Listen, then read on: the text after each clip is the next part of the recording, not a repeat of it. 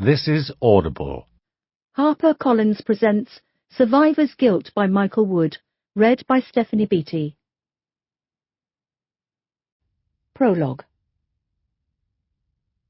Wednesday, 25th of March, 2015, Door, Sheffield. The white Mercedes Sprinter van had seen better days. Its bodywork was dented, the windscreen wipers didn't work, a couple of the wheel trims were missing, the back door was a different colour to the rest of the van, and it was caked in mud. This was all intentional. The van was relatively new and would be returned to its showroom condition within 24 hours. It was parked at the bottom of the driveway to a rather grand-looking house with perfectly manicured lawns. The engine was turned off, and the two occupants sunk in their seats. "What time have you got?" the man in the front passenger seat asked. He tried to angle his wrist to catch the light from a nearby lamppost, but it was no use. He couldn't see a thing. "Just gone 11:30, the driver whispered. Both didn't take their eyes off the house. The curtains were drawn in every room. It appeared to be in total darkness, apart from a chink of light at the corner of a downstairs room, which they took to be the lounge. Someone was obviously still up, probably watching a film. "Right, here's what we're going to do," the driver began. "The moment we're inside and the door is closed behind us, I'll grab the old woman, you tie her up. While I'm getting the kid, you bring the van to the door. We'll be out in 3 minutes tops. Understand?" The passenger looked to the driver, taking his eyes off the house for the first time. Even in the dull light of the spring night, it was evident by his wide-eyed stare he was nervous. "Yeah." "You okay?" "Fine." "Not having second thoughts?" "Of course I'm having second fucking thoughts. I'm having third and fourth thoughts too." The driver sighed. "We've been over this again and again." "I don't want to go back to prison," the passenger said, a catch in his voice. "You won't. As soon as we get the money, we'll leave the country, start over somewhere else. Now, are you ready before some nosy bastard walking their dog spots us?" The passenger took a deep breath. "I'm ready." "Good man." They both left the van quietly, closed the doors carefully, and made their way as professionally as they could up the paved driveway. The house was elegant and simple in its red brick design. It sat in its own grounds, but was open to its surroundings in an affluent part of Sheffield. It was easily 5 bedrooms, several ensuite bathrooms, huge dining room, utility room, and a couple of reception rooms. This was a property that would sell for way over $1 million. It was obscene that a couple with one small child would be rattling around in this space when some families were cramped into shitty council houses not a 5-minute drive away. The men reached the doorstep. They took one last look at each other and nodded. Game on. The driver rang the doorbell. Annabel Megan was curled up on the Chesterfield sofa with a blanket around her shoulders. She had a glass of wine on the coffee table in front of her, and an open box of chocolates on her lap. She was watching her favourite film, Brief Encounter. She stifled a yawn. She wasn't tired, but playing with an energetic 7-year-old all evening took its toll on a woman who was 13 months shy of the dreaded 70th birthday. After watching Toy Story 2, and more episodes of The Simpsons than she could count, not to mention the endless games of Mousetrap, Kaplunk, and the aptly titled Frustration, she was enjoying the quietness of the night. Her grandson Carl was in bed and fast asleep, and she was enraptured in one of the greatest love stories of all time. The doorbell rang. Annabel reached for the remote and paused the film. She looked at the clock on the mantelpiece. 11:37.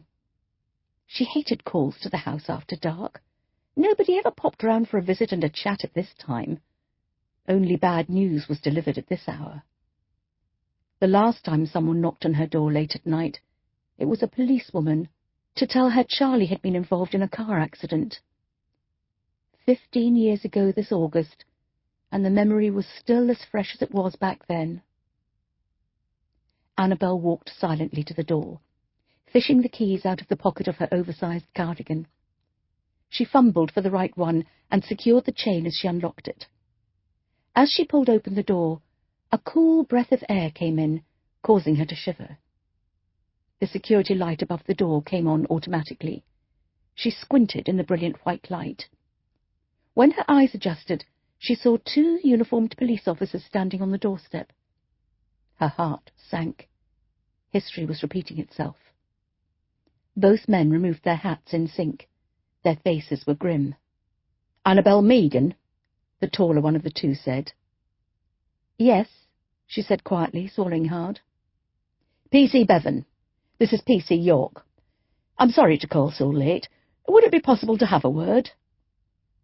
Annabel's bottom lip began to wobble. "Oh, my God. Something's happened, hasn't it?"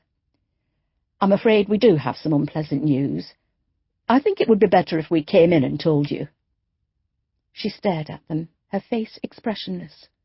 Her eyes darted from one to the other as if committing their faces to memory. "Mrs. Megan?" the taller one prompted when she didn't move. "Of course, sorry." Annabel stepped back. She closed the door, removed the chain, and opened it. "Come on in." The 2 men in police uniform slowly entered the house. They wiped their feet on the mat and stood in the vast hallway, taking in their surroundings. Annabel closed the door, locked it, and pocketed the key. "I'm in the living room watching a film," she said, leading the way. She didn't notice the men in uniform place their hats on the hall table. She didn't register one of them walking so closely behind her as she entered the living room. She picked up the remote from the coffee table, pointed it at the television, and turned it off. In the reflection of the blank screen, she saw, over her shoulders, one of the men raising something high above his head. That's when she realized she hadn't seen any identification. Annabel Megan, who had been widowed for 15 years, an independent woman with a sharp mind and a blue belt in karate, turned on her heels and with as much energy as she could muster, kicked the man hard between the legs. His cries could have woken the whole neighborhood. He dropped the truncheon, bent double, hands between his legs. "Who the hell—" She didn't get time to finish her question. The second man, truncheon raised in his left hand, stepped forward and hit her on the side of the face. She stumbled backwards, lost her balance and fell, banging her head hard on the edge of the glass-topped coffee table. She was dead before she hit the floor. "Fucking bitch!" the first man said through gritted teeth as the pain from the kick rose up his body. He felt sick. "Shit, Rob, she's not moving. Who cares?" "Rob, look, there's blood," the other man said, pointing to Annabel. "Fuck, look at all that blood coming from her head. Jesus Christ, Rob, I think I've killed her." "Who gives a shit?" he wheezed. "Look, go and bring the van up to the door. I'll go and get the kids." The man stood still, staring down at the lifeless woman. The pool of blood around her head was growing as it leaked out of the gaping wound. "Now, for fuck's sake!" the first man said in a loud whisper. "Right, yes, sorry, Rob." "And stop using my name!" he shouted quietly. Rob was left alone in the house. He took several deep breaths, but the feeling of sickness wouldn't go away. He looked down at the woman. He laughed to himself. He had known the boy would be looked after by his grandmother tonight. He expected a grey-haired, frail old woman. When he saw the taxi pull up earlier and spotted the slim woman, no taller than 5 foot, step out, he assumed she wouldn't take much to overpower. He never expected her to be so feisty. The other man came back into the house. "Haven't you got him yet? Have you ever been kicked in the bollocks? It's fucking painful. Want me to show you?" The man jumped back. You said you'd only be 3 minutes maximum. It's been more than 5 already." "Yes, well, I didn't expect the door to be answered by Batman's grandmother, did I?" "Are you all right?" "No, I'm in fucking agony," he seethed. "Shit, what are we going to do?"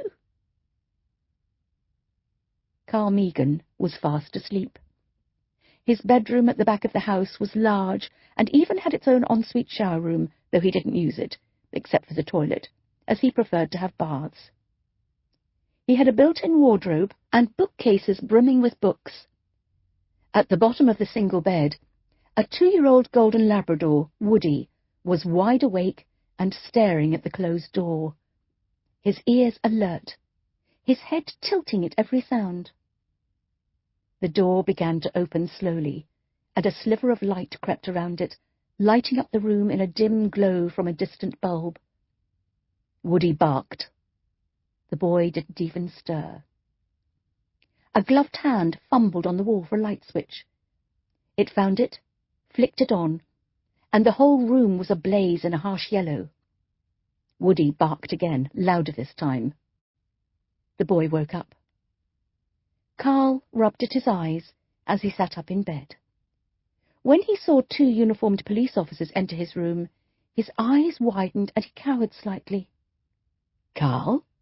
It is Carl, isn't it?" "Who are you?" he asked quietly. "I'm P.C. Bevan. This is P.C. York. I'm afraid there's been an accident and you need to come with us." "Where's my gran?" "She's downstairs in the police car. She's coming too."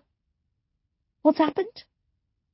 "There's been a crash involving your mum and dad," he said in a mock calming tone. "They're all right, but they want to see you." A tear escaped Carl's eye. He didn't brush it away. "Where?" The man swallowed hard. "They're at the hospital. Come on, we don't have much time." He stepped forward and pulled back the duvet. Carl swung his legs out of bed. He looked from the kindly-faced policeman stood over him to the nervous-looking one by the door. He slipped his bare feet into slippers, then went over to the chest of drawers by the window on the opposite side of the room. "What you doing?" "Getting dressed." "We don't have time for that, Carl. Just put your dressing gown on. Your mum won't mind." "But I'm not wearing any pants." "For fuck's sake, Rob, just grab him and let's go," the man by the door said. Woody barked. Carl's face filled with fear. The kindly-looking police officer rolled his eyes. The comforting smile dropped as he stormed towards Carl, picked him up and threw him over his shoulder. "What are you doing? Get off! Put me down! I want to get dressed first." "Shut up, you little bastard." Woody barked and followed as Rob took huge strides across the landing towards the stairs and ran down. Carl struggled to break free. He beat the man's back with his fists, but it was no use.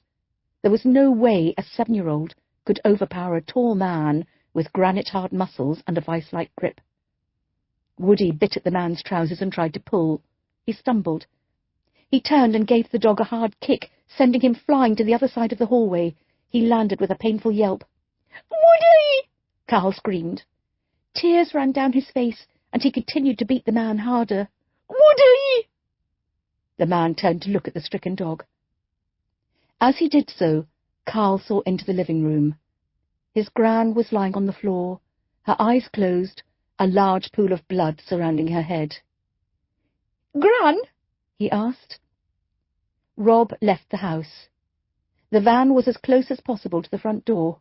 The side door was open. He threw Carl onto a mound of blankets and jumped in after him. The tools he needed were already waiting. He tore off a strip of duct tape and sealed it across his mouth. Using plastic ties, he secured his ankles and wrists together. "One sound from you, and I'll do to you what I did to your gran. Understand?"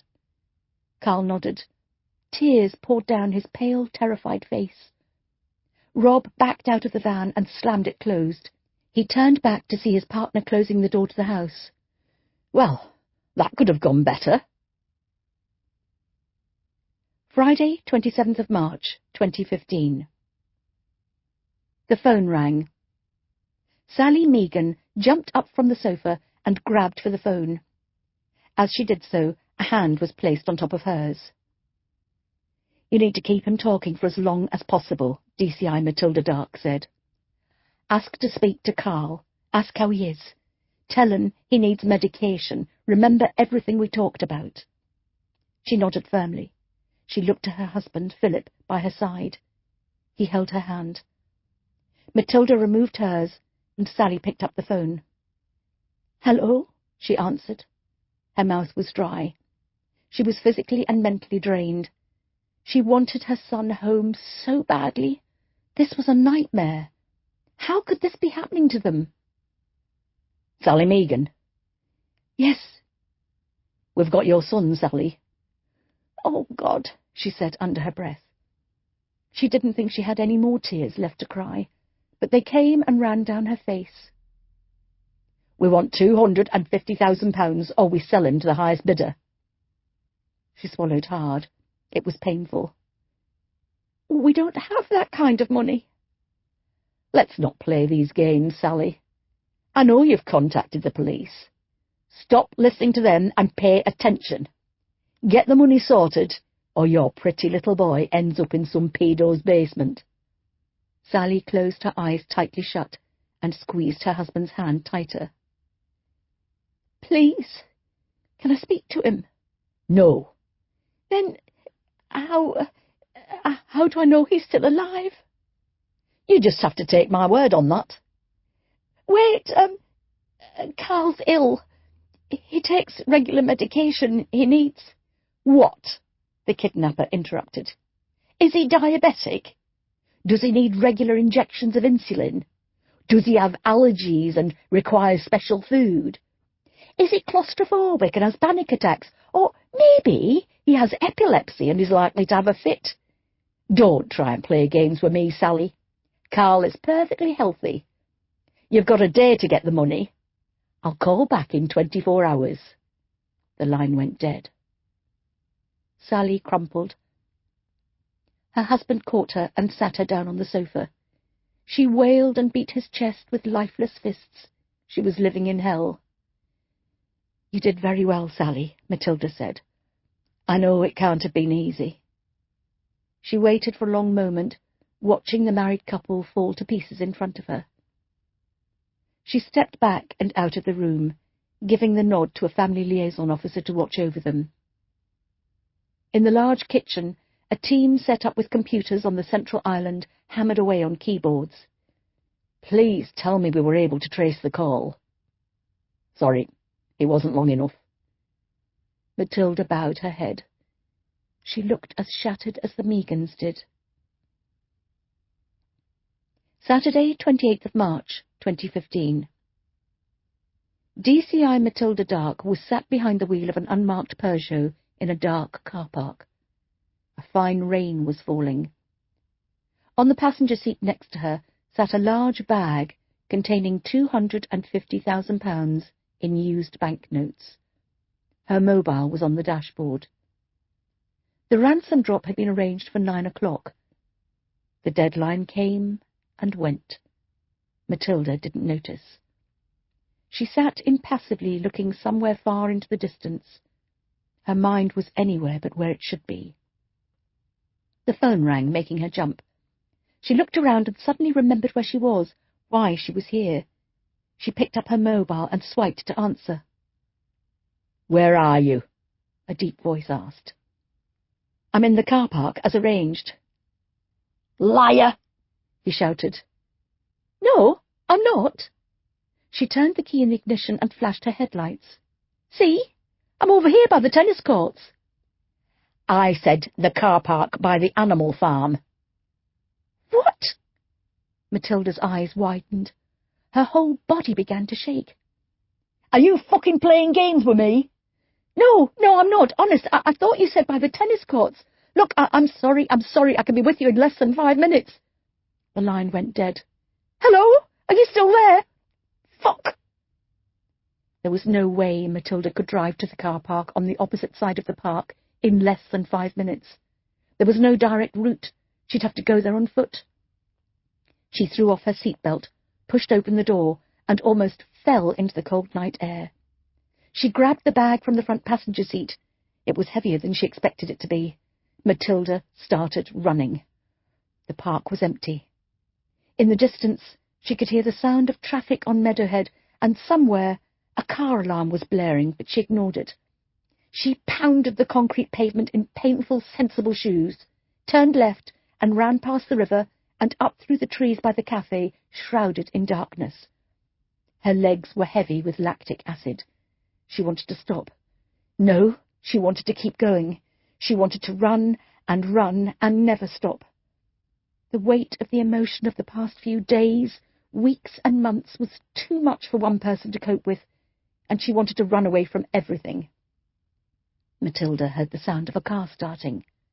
Tyres crunched over gravel. Surely there wouldn't be another car in the park at this time of night. She tried to run faster, but felt as if she was slowing down. A 7-year-old boy was relying on her. She came out from under the trees and saw the car park up ahead. It was empty. She could smell petrol in the air. "Carl!" she called out. She rotated 360 degrees to look for the small, blonde-haired, blue-eyed boy. "Carl!" she called. "Carl!" Her mobile started ringing. She grabbed it out of her inside pocket and looked at the display. Her boss was calling her. Shit! The kidnappers had gone. Carl was gone. Chapter 1. Monday, 21st October, 2019. Rutland Street, Sheffield, 2100.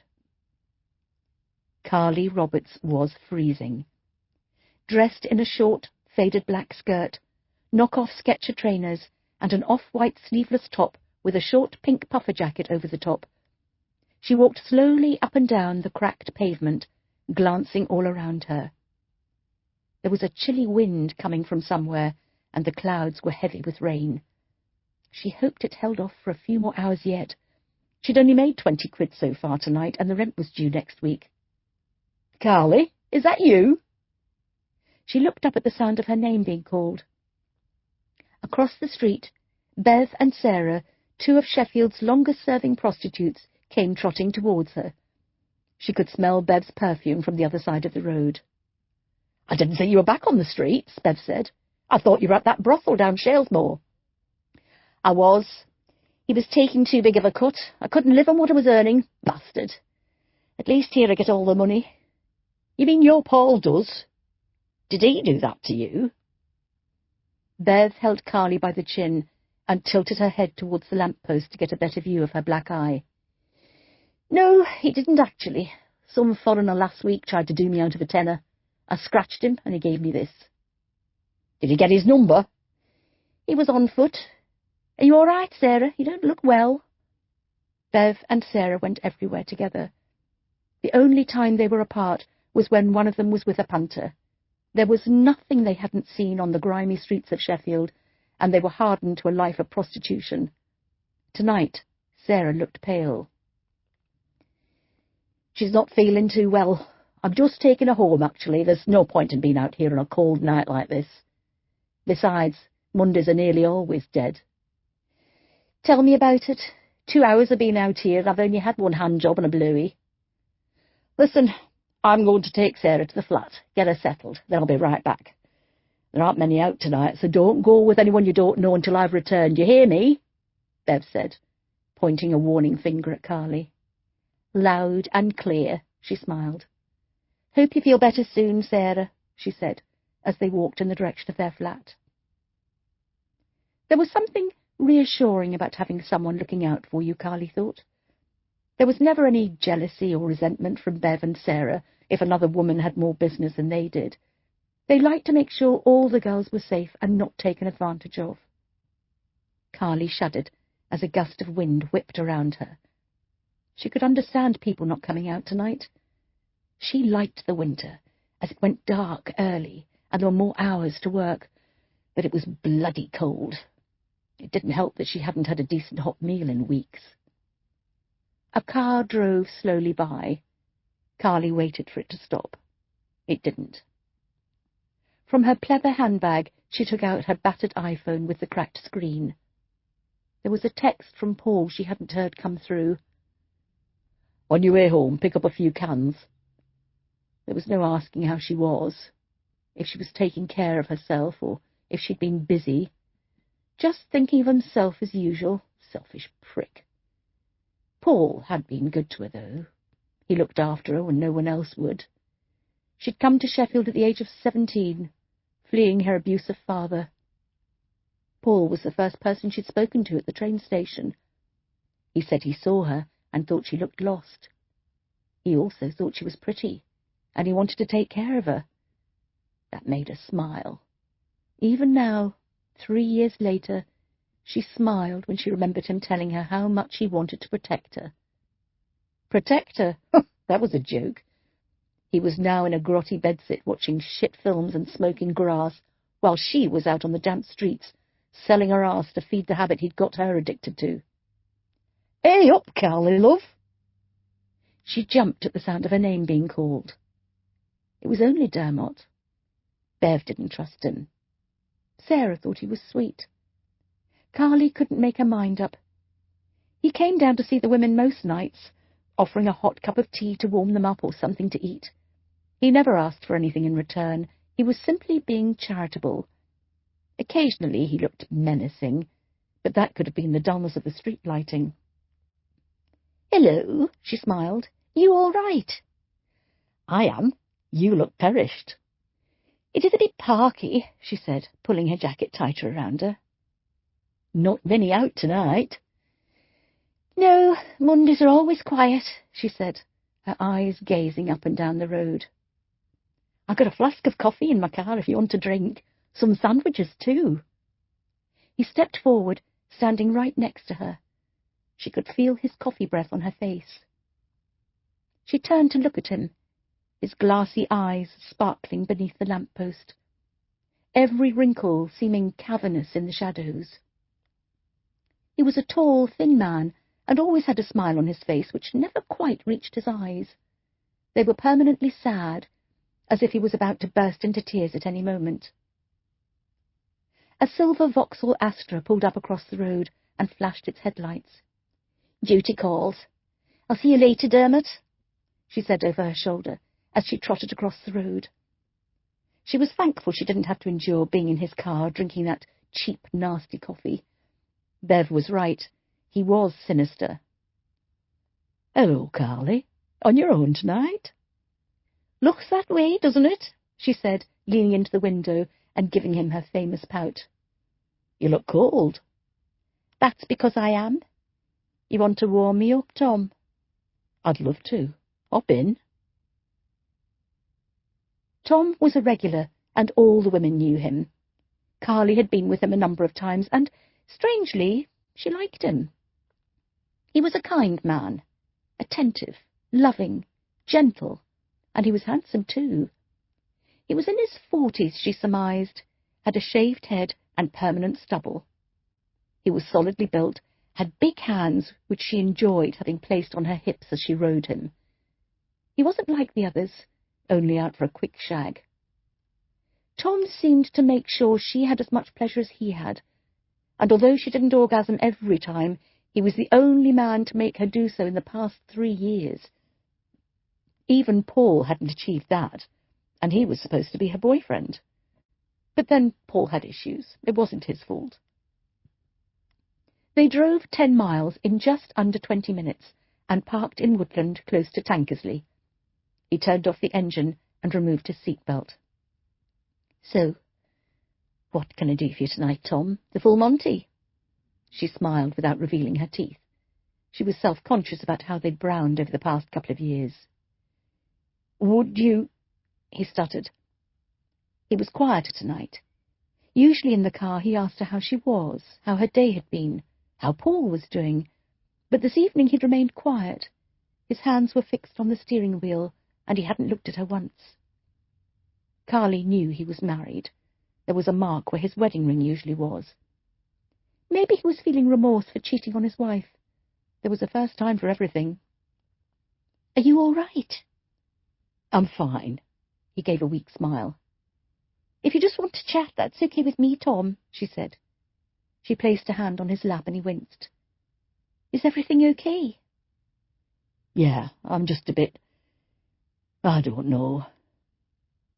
"Do you know what you need?" she asked playfully. "What's that?" A cuddle? How about I sit on your knee and we have a bit of a cuddle? It might make us both feel better. I'd like that, he smiled. Carly took off her seatbelt, and Tom pushed back his seat. She climbed on top of him, sat on his muscular thighs, and rested her head on his chest. It felt warm, cosy, comfortable. She felt safe. This was how she should have felt with Paul, except she couldn't remember the last time he'd touched her, let alone given her a cuddle. "This is nice," Tom said. "It really is," she replied. She could hear his heart beating as she snuggled into him. As much as she enjoyed it, she wanted him to relax, turn him on. Tom was a good payer, and always gave her extra if they had full sex, and she needed the money. Tom wrapped his arms around her. He brushed her greasy hair with his large hands, and slowly ran them down her back. "I like being with you, Tom," she said, and surprised herself that she was telling the truth. "I'm glad." "You make me feel like a woman." "That's what you are." She sat up and looked him in the eye. "To most men, I'm just a piece of meat." "I don't think that at all." Carly leaned forward and kissed him on the lips. She tried to avoid kissing wherever possible, but she genuinely liked Tom. "You look after me. You're a good man." His smile dropped. "And you're a dirty cunt." His huge hands wrapped themselves around her throat and started to squeeze. Her brain didn't have time to realize what was happening. She started to choke. Her small hands tried to pull Tom off her, but his was so big and muscular that she couldn't get hers around his wrists. Her vision began to blur as the oxygen supply to her brain was cut off. She expected her young life to flash before her eyes, but it didn't. Nothing happened. A warmth began to spread over her, and for a moment she was relieved, as she'd been cold ever since she left the flat. But then she realized it was the slow release of death enveloping her. Her tragic life was ebbing away. Despite her hating what she had turned into, she wasn't ready to die just yet. "Tom, please!" she squealed. The look on Tom's face was alien to Carly. She had never seen him look so cold, so heartless, so evil.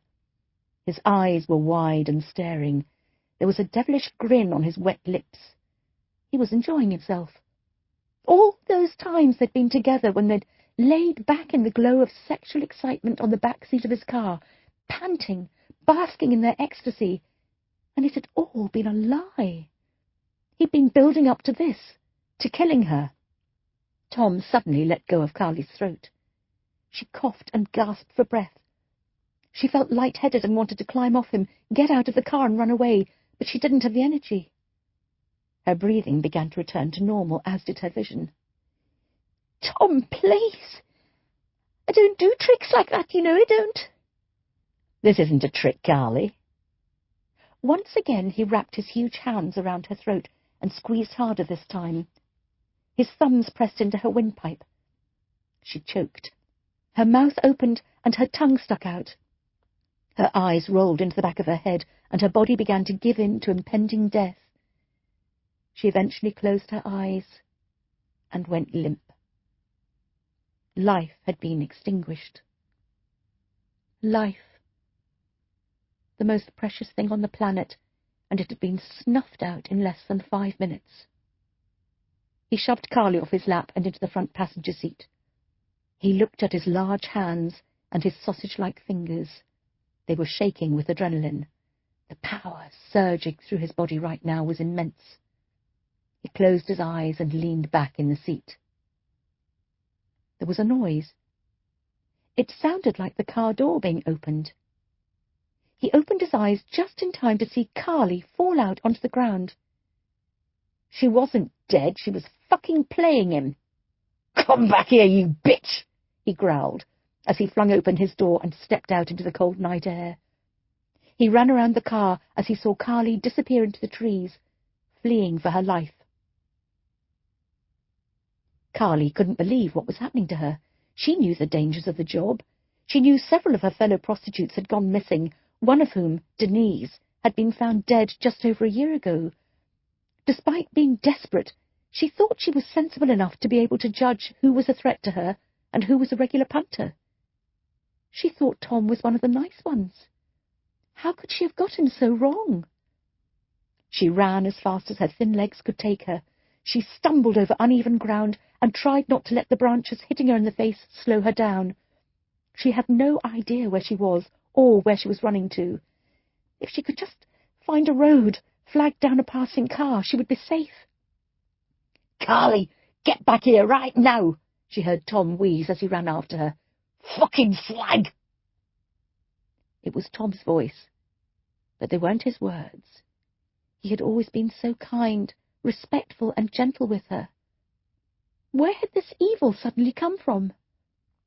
Ahead, she saw the safety of a road. It wasn't much further. She found the energy from somewhere to thrust herself through the thicket of trees. Out in the open, she took one last glance over her shoulder to make sure there was enough distance between her and Tom before taking a risk by stopping to wave down a car. He was still in the trees. She almost made it to the road when she felt a hand grab a handful of hair and pull her down to the ground.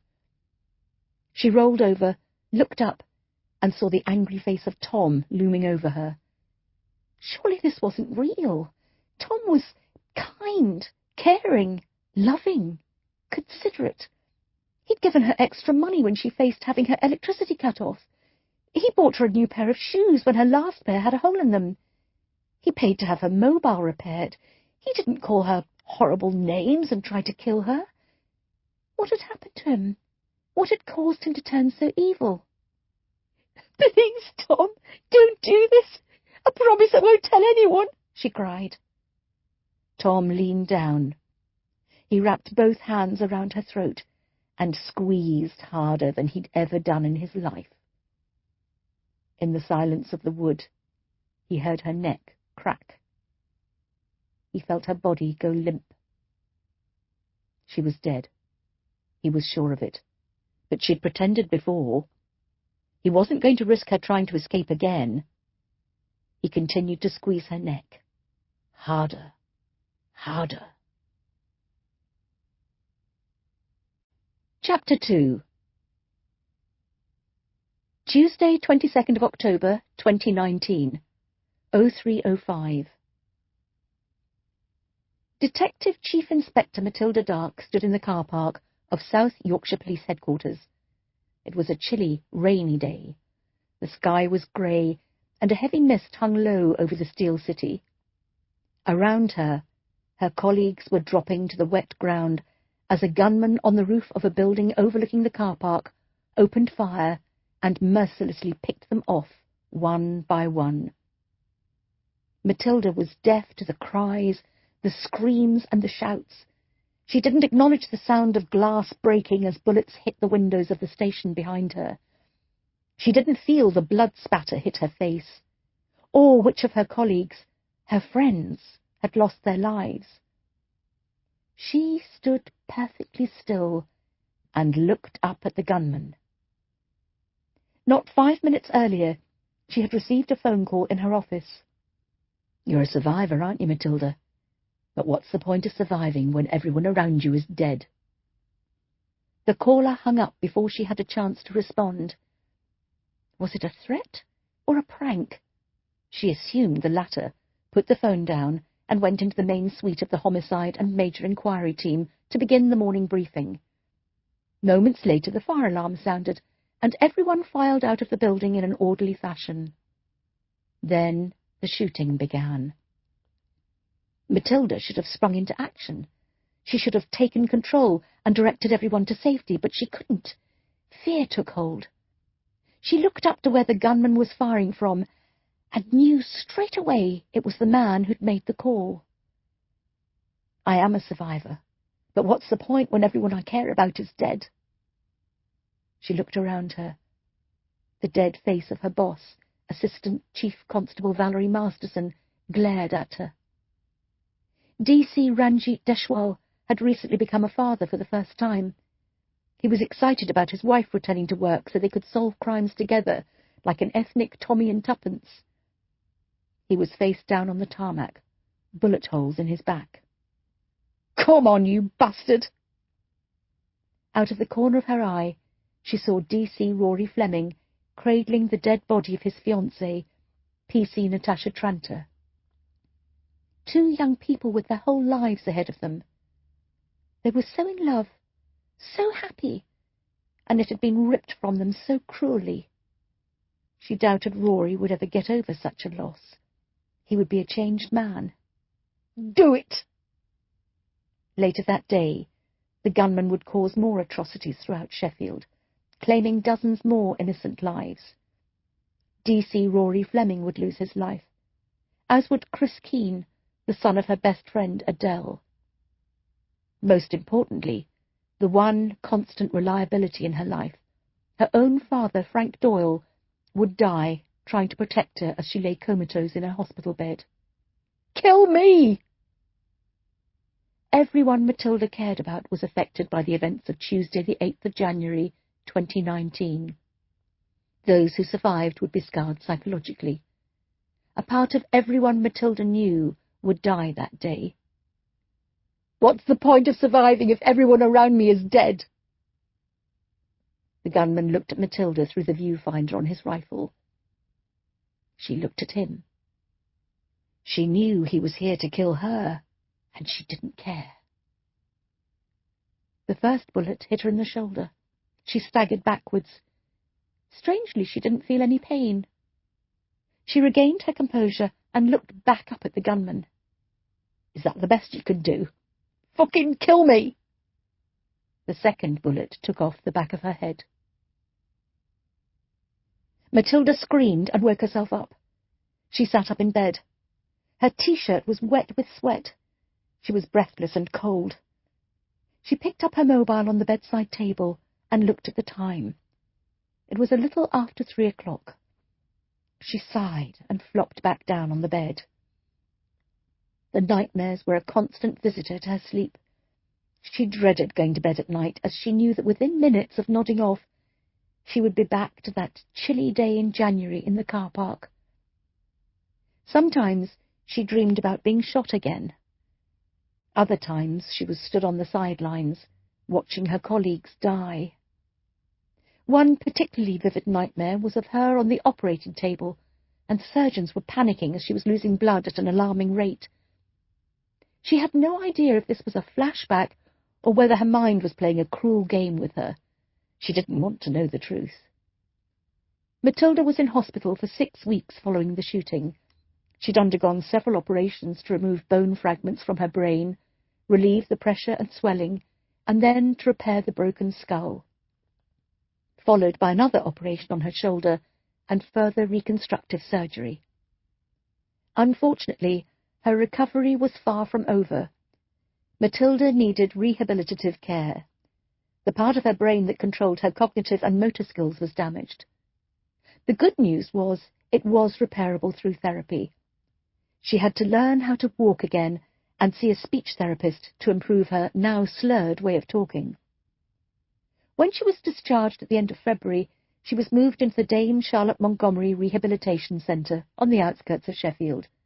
She spent 8 weeks there, and, despite seeing Dame Charlotte Montgomery's severe face looking at her from a framed photo in almost every treatment room, she still had no idea who the woman was. Every day she was in the gym or the pool, trying to strengthen her body. When she wasn't having physical therapy, she was working on her speech and seeing a psychotherapist to talk through her trauma, to try and make sense of how she was feeling and how she would cope with normal life, whatever that was. By the time she left, her body was stronger, and she'd never felt fitter before in her whole life. She had even returned to the target weight she had been longing for, and would once more be able to fit into her designer size 10 clothing she had been clinging on to. Her priorities, however, had changed. She no longer cared that she could wear her Armani suit. All her woes before the shooting seemed somewhat insignificant and baseless now. People whom she loved and cared for were dead. And, what, she should smile because she could now wear a designer jacket with ease? Matilda left the rehabilitation centre on the 18th of April. Surprisingly, it was an emotional event. She wanted life to return to normal, but there was a sense of safety and comfort in living in such a place. She returned home for the first time since she left it on that fateful morning in early January. It was a sombre affair, and as soon as the car turned the corner and her house was revealed, she burst into a flood of tears. She was relieved to be home. She was sad she was able to go home when so many people she knew and loved had died. Survivor's guilt was Matilda's main issue, and one she downplayed most of all. The gunman, the brother of a former police officer turned serial killer, had come for her. She was his target, yet he wanted the glory and horror of a spree killer. He'd mercilessly shot at random, not caring whom he murdered, and while Matilda was seriously injured, she had survived. So many hadn't. She shouldn't have either. She would happily give up her life so that Rory would be back, or Chris, or Ranjit, or Valerie, or her father. Matilda's bedroom door was flung open, and her sister Harriet entered. She was wearing a dusky pink dressing gown that was hanging off her shoulders and a pair of Winnie-the-Pooh pyjamas. Her hair was a mess, and her eyes were half open. "I heard a scream. Are you all right?" "Bad dream. Sorry. I didn't mean to wake you." Matilda's speech had more or less returned to normal. When upset, she often stumbled over her words, but apart from the nightmares, the flashbacks, the psychological torment, she was physically dramatically improved. "That's okay." She went and sat on the bed next to her. Harriet was 2 years younger than Matilda at 43 years old. She'd been married to Brian for 17 years, though the divorce was almost finalised following her discovery he'd been seeing a hairdresser called Beatrice for 7 years, and they'd had a 3-year-old daughter together. Upon Matilda being shot, Harriet had moved to Sheffield to help with her older sister's recuperation. Her 2 sons, Joseph, 17, and Nathan, 15, had stayed in Grimsby while they finished their education. They both had important exams coming up. Once they were over, they planned to leave their father to his new life and move to Sheffield to be with their mother. Hopefully by then, Matilda would be able to live on her own again, and Harriet would have found somewhere for the 3 of them to live. That was the plan, at least. "Do you want to talk about it?" Harriet asked. She sighed. "Oh, I'm tired of talking. That's all I do." "Didn't your therapist say it was important to talk about things?" "She did, but I'm starting to piss myself off, so I'm sure it's not helping." She ran her fingers through her close-cropped hair. They came away damp with sweat. "Cup of tea and a bourbon?" Harriet asked with a smile. "Sounds good to me." While Harriet set about making a pot of tea, Matilda slipped on her dressing gown and went into the living room to make a fire in the wood-burner. She turned on the light and saw the mound of cards and letters from well-wishers on the coffee table she hadn't got around to replying to.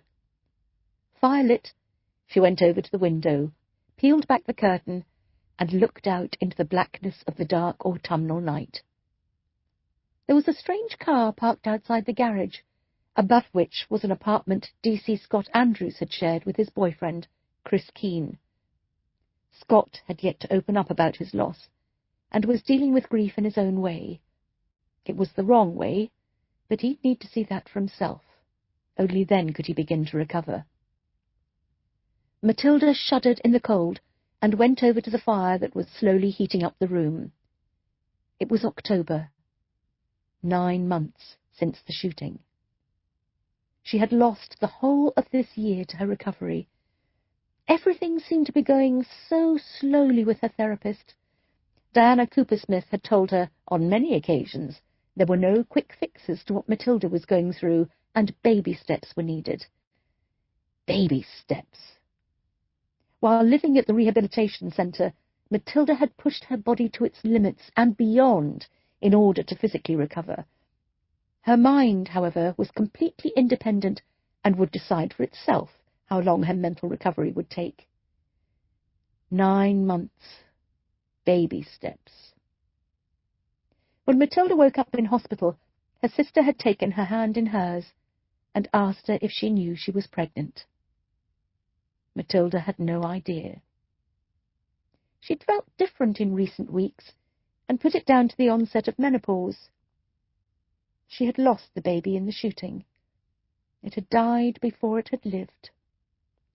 Matilda shuddered.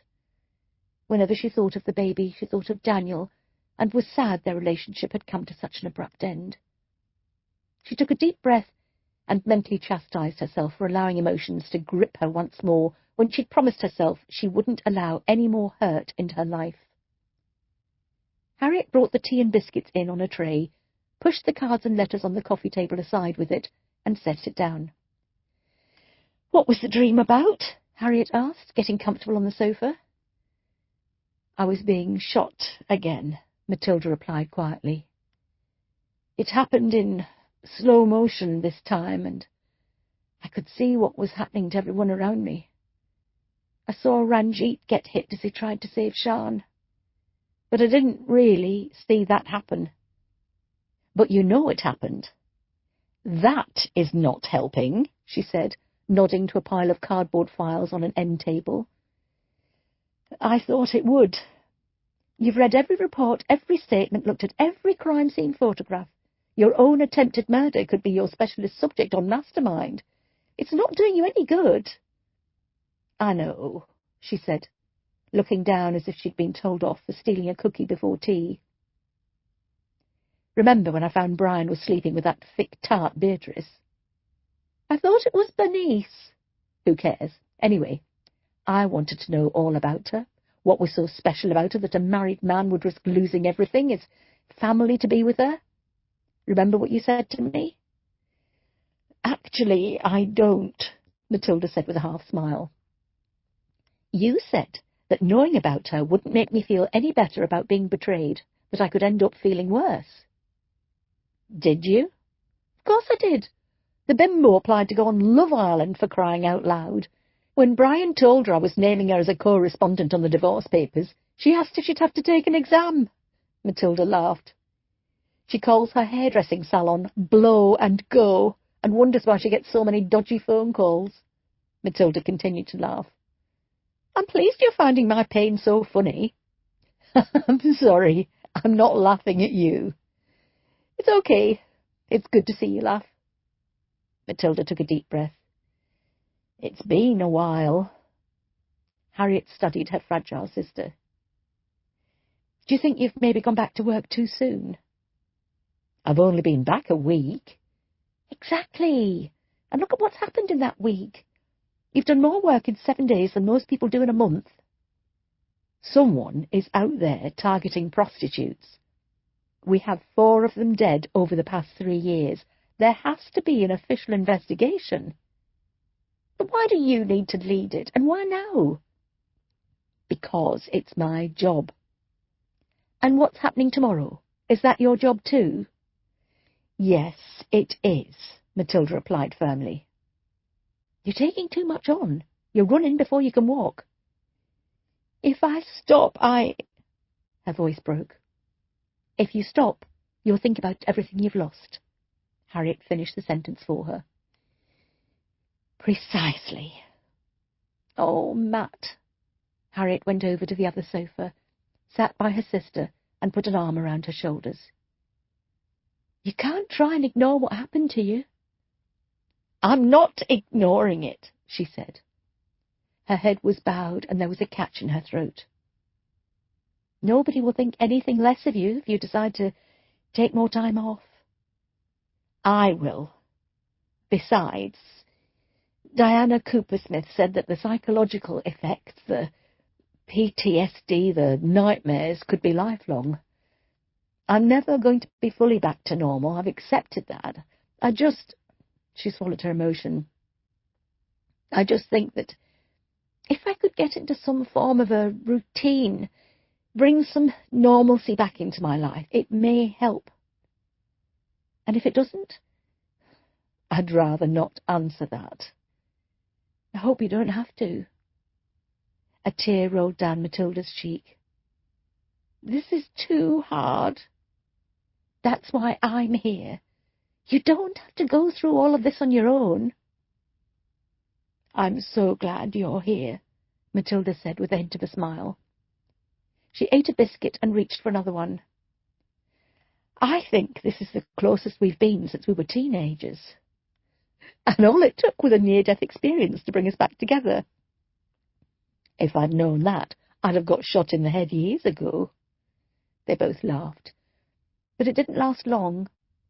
Matilda was never able to laugh for long before she realized there were people she loved who wouldn't be laughing again. She felt guilty for being able to enjoy the freedom of living when others hadn't survived. Diana bloody Coopersmith was helping her with survivor's guilt, among other things. Matilda hadn't told Harriet or anyone outside of her therapy sessions exactly what she was going through, and she had no intention of doing so either. Chapter 3. D.S. Sean Mills and D.I. Christian Brady pulled into the car park at South Yorkshire Police HQ at the same time. "You're early," Sean said, stepping out into the cool, bright air. She tucked her red hair behind her ear and buttoned up her coat. "So are you," he replied, beanie hat pulled down low, resting on his eyebrows. "I've hardly slept." "Me neither." "We don't get many success stories, but this one really is the best news ever, isn't it?" A light was dancing in Sean's eyes. There was a genuine smile on her face. She was excited, like a child on Christmas morning. "I never thought this day would come," Christian said. Sean linked arms with Christian, and they headed for the entrance. "I bet you know the whole itinerary for today, don't you?" Christian said. "It's emblazoned on my mind." She looked at her watch. "They'll be at Charles de Gaulle Airport right now. The EasyJet flight leaves at 10:07, and they'll land in Manchester at 11:32. You wish you were there, don't you? If I had my way, we'd have a huge welcoming committee at the terminal, but we need to be practical about these things. And we have a press conference at 10:30. True, she shuddered. I hate press conferences. It's all right for you. You're on the sidelines watching. It's me that'll have the lights flashing in my eyes and the journalists shouting questions at me, and we all know what the first question will be. He held the door open for Sean. She entered the building and began unbuttoning her coat as the warmth of the station enveloped her.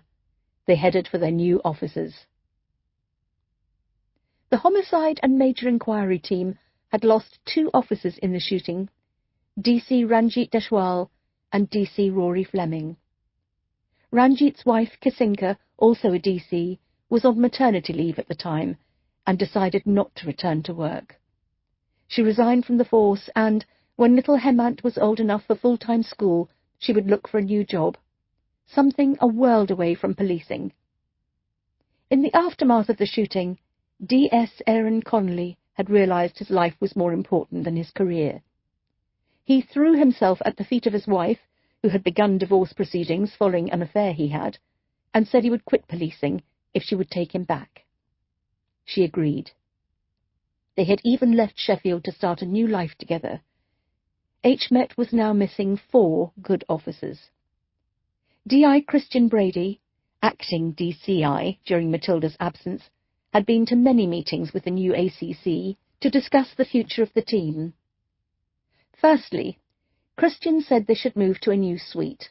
There were too many ghosts in the existing one, and although it was a superficial change, a new name should be given to the team. Start afresh. The Homicide and Major Inquiry Team was now the Homicide and Major Crime Unit. Sean pushed open the glass doors and stepped in. I think Matilda's right, there is a smell. It's just your imagination. You didn't notice a smell until Matilda brought it up. I think it's damp, she said, as she flicked on the overhead lights with her elbow. It's not damp. The suite was half the size of the previous one. The walls were painted a sickly yellow colour. The lighting was too bright and intrusive, and the carpet tiles were so old their colour had faded beyond all recognition. The team had adapted and got used to their new surroundings. When Matilda returned to work 9 months later, she hated it on sight, and she picked up on the smell straight away. "I'd open a window, but it's cold this morning," Sian said. She pulled open the bottom drawer of her desk, grabbed a can of air freshener, and began spraying liberally around the room. Christian coughed. "That's just making it worse. What is it?" "Verbena and water lily, apparently," she said, looking at the can. "What the hell's verbena?" "I haven't a clue. Smells better than fragrance of damp." "It's not damp!" Christian exclaimed. "I'm going to get a damp meter from Stuart, and then we'll know for sure. Coffee?" "Please." He nodded before going into Matilda's office, which had been his office until last week. D.C. Finn Cotton was the next to arrive. He stood in the doorway and pulled a face. "What's that smell? It's like someone's trying to mask a nasty fart with cheap perfume." "It's verbena and water lily," Sian said. "Am I supposed to know what that means?" "Sod it. I'm opening a window." Christian came out of the small office and pushed a window wide open, letting in a cold draught of air. "I bought a big box of Mars bars for the snack drawer, Sian, but I left them at home. I'll bring them in tomorrow," Finn said, taking off his coat and squeezing between Scott's desk and Sian's to get to his own. "No worries." "Big day today, isn't it?" He smiled. "I can't believe this is happening." "Yes, well, it's a big day for us too," Christian said. He glanced out of the window. "Journalists are arriving already. Bloody vultures." "They can smell a big story brewing," Sian said. "I wonder if it smells like verbena and water lily," Christian smiled. Chapter 4. Harriet was driving Matilda's Range Rover. Matilda was usually protective over who drove her car. However, since the shooting, her reactions were somewhat reduced. It could be a while before she was cleared to drive. The worst-case scenario was that she'd never be allowed to drive again. When going to work, she had Scott to drive her there and back. It was handy with him living above her garage, but at the weekends, if she wanted to go anywhere, she had to rely on her sister or be at the mercy of taxis. In the back of the car sat retired Detective Pat Campbell. She was a good friend of Matilda's and had helped her with this cold case when Matilda was consumed with active cases. It was only fitting she should join her on the journey. "So, how is it being back at work?" Pat asked. The trip to Manchester was due to take just over 1.5 hours. They left Sheffield behind them and were driving through the stunning scenery of the Peak District National Park, a large area of natural beauty that separated two of Britain's larger cities. "It's wonderful," Matilda said, only half lying. "I was going crazy at home." "Thank you very much," Harriet butted in. "I didn't mean that. I hate not having anything to do. I had to get back for my own sanity." "Again, thank you," Harriet said. Pat laughed. "I'd stop talking if I were you, Matt. You're only digging a bigger hole for yourself." "You know what I mean, though." "I do." She watched the scenery pass by in a blur for a few moments. "I still can't get over what happened back in January.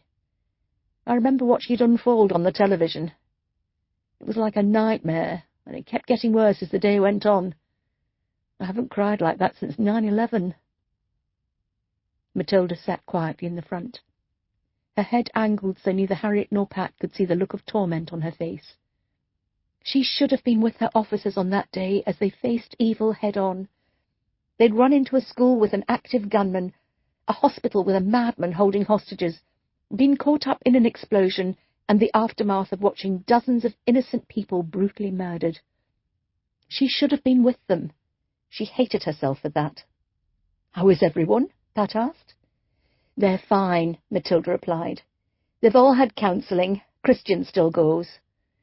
Only once a month now, but he says it helps to talk about things, even if he's talking about nothing in particular. Sian didn't go to many sessions, but she's got her Stuart. They've always shared everything." Is Stuart the tall bloke, built like a rugby player? Harriet asked. Yes. Oh, I like him. If Sian ever gets fed up with him, she can send him my way. Harriet, your divorce isn't even final yet. So, I'm not dead. I still have urges. I can't remember the last time I had an urge, Pat said. Actually, I tell a lie, I can. But it certainly wasn't for my Anton. Matilda laughed. Still getting on your nerves? The man's impossible. Next April is our 38th wedding anniversary. 38 years. Once I got over the shock that I'd have served less time if I'd blown up Parliament, I said we should do something special. I mean, neither of us are getting younger, and in this day and age, who knows what's around the corner? We may not make our 40th. Anyway, I suggested a long holiday, somewhere we've never been before.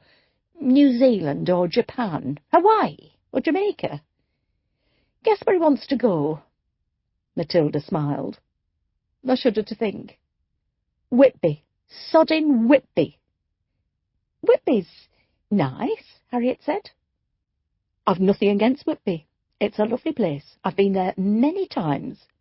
But it's not somewhere you go to commiserate being married to someone for 38 bloody years, is it? Whitby's a day out. I've told him it doesn't have to be as far away as New Zealand, but it's got to be a plane journey or I'm filing for divorce. I know a very good divorce lawyer, Harriet said. I know plenty myself. I've been Googling them since I retired. The lightness of the conversation made Matilda relax. She was looking out of the window, watching the countryside in its gorgeous autumnal colours glide by, and she was content. It was only when the talking stopped that her brain reminded her of what she had been through in the past 9 months. Shot twice, almost dying on the operating table, a miscarriage, months of rehab, the nightmares, the dark thoughts, the flashbacks, the ongoing battle with survivor's guilt. Daniel.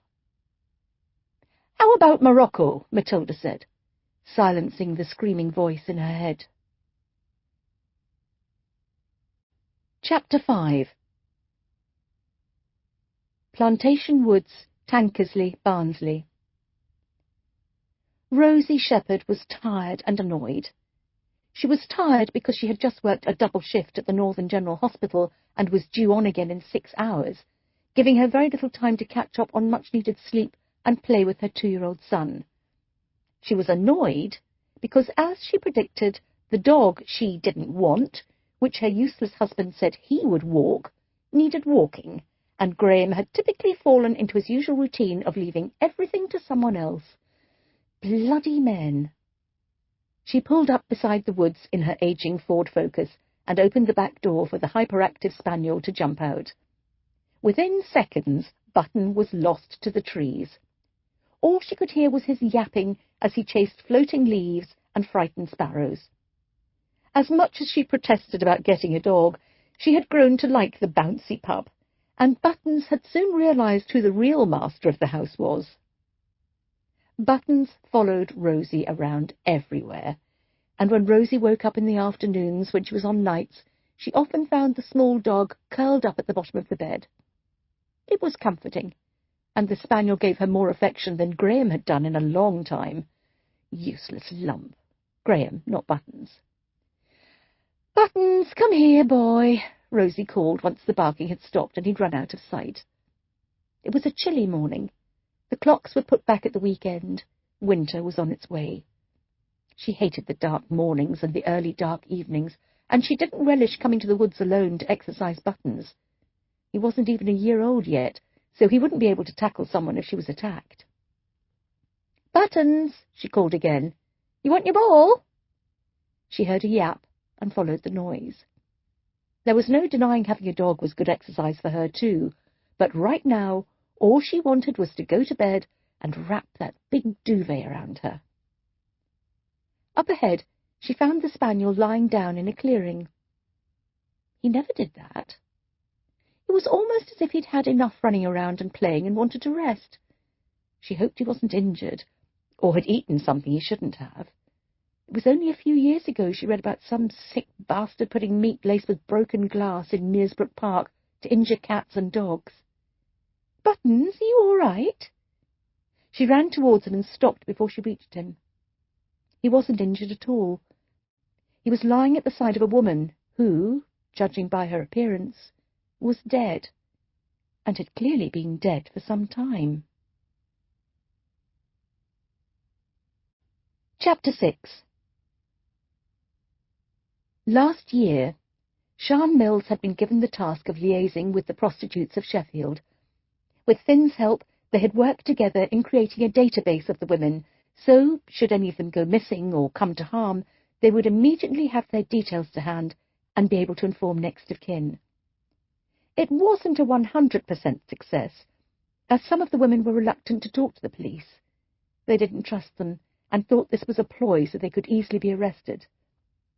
No amount of reassurance from Sian, Finn, or the charities the police worked with would help change their mind.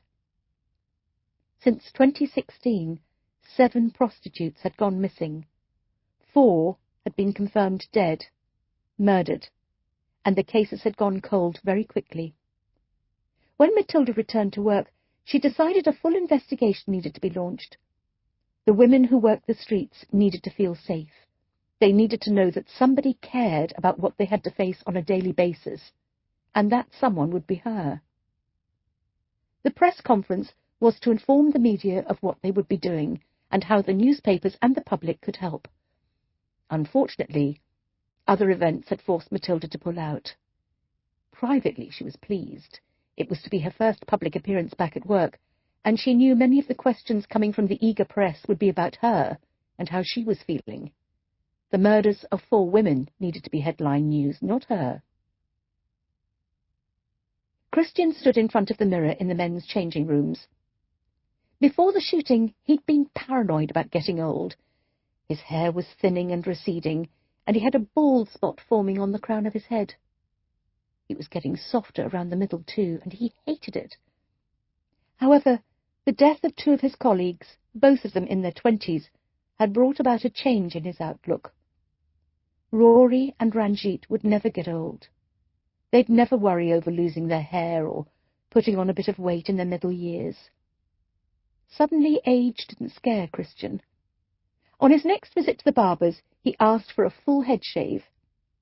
Surprisingly, he liked what he saw looking back at him, and so did everyone else. Sian even commented that it made him look younger. He should have done this years ago. He washed his face, straightened his tie, and smoothed down his jacket. He didn't mind speaking in front of a room full of people. It was the questions the journalists would ask that he didn't like, especially if he couldn't answer what they wanted to know. The door opened, and Scott poked his head around. "Are you ready?" "As I'll ever be." "I have some news for you. Do you want the good or the bad first?" "Oh, God," he said, his face paling. "Give me the bad first." "The press conference is going to be shown live on the BBC News channel." "Please tell me you're joking." "I'm afraid not." "Jesus Christ," he exclaimed. "What's the good news?" "Sian told me to tell you that she's managed to book us a table at the Mercure for our teen Christmas meal." "And that's supposed to cheer me up, is it?" "Well, it's better than a piss-up and a kebab." Christian glanced at his reflection one more time. In the space of less than a minute, he'd gone from looking like a confident DI to a rabbit caught in the headlights. He rolled his eyes at Scott, pushed past him, and out into the corridor where Sian was waiting for him. "Here you go," she said, handing him the prepared statement. "I've increased the font and line spaces so you don't have to squint. You know what those bright lights are like, and the flashes from the cameras can make your eyes go funny." "Thanks." "Remember, speak slowly, calmly, and clearly." He took a deep breath. "I wish Matilda was doing this. Bloody journalists." They turned a corner and entered the small anteroom where the ACC was waiting for him. Assistant Chief Constable Benjamin Ridley had enormously tiny shoes to fill. His predecessor, Valerie Masterson, was only a small person, just over 5 feet tall in heels, but her personality was titanic. She was liked and respected by everyone at South Yorkshire Police HQ, and her loss was greatly felt. Ridley had taken the job as promotion, moving across the Pennines from Manchester, bringing with him his wife and 3 children. He was in his late 40s, tall, slim, black hair trimmed into a military buzz cut, deep dark brown eyes, and an expressionless face which made reading his mood almost impossible. Maybe he was nervous about taking over the role from such a formidable woman. Maybe he was worried about joining a grieving team and not feeling their emotions. Maybe he was a stern man with strong principles and moral rectitude that made him unapproachable on a personal level. It didn't help that he kept himself hidden in his office, rarely appearing amidst the action. "Good of you to step into the breach at the last minute, D.I. Brady," he said, his voice deep and smooth. "Not a problem," he said, smiling nervously. "It's a packed room. I'm afraid the news of an urgent investigation, mixed with the return of DCI Dark, has brought the reporters in their dozens." "I suppose it's for the best that Matilda isn't here, then. We don't want the focus to be on her, do we?" Christian said. "No. Well, when you're ready." Ridley opened the door and stepped out into the press room. Sian and Scott wished him luck. He looked down and checked his trousers were zipped up before following the ACC onto the stage. The cameras began to flash immediately and stopped just as quickly when they realised DCI Matilda Dark wouldn't be putting in an appearance. "Ladies and gentlemen, thank you for coming," Ridley began. "Today, South Yorkshire Police is launching a major investigation, reopening several cold cases the Homicide and Major Crimes Unit believe are connected. We require the help of the nation's press and the public in order to solve these crimes. I shall now hand over to Detective Inspector Christian Brady, who shall provide the details." Christian's mouth had dried. He swallowed hard, but it hurt.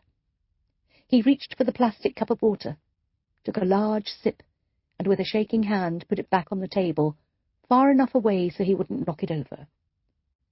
He looked up and smiled into the camera glaring at him. There was a sea of expectant faces, eagerly awaiting his words.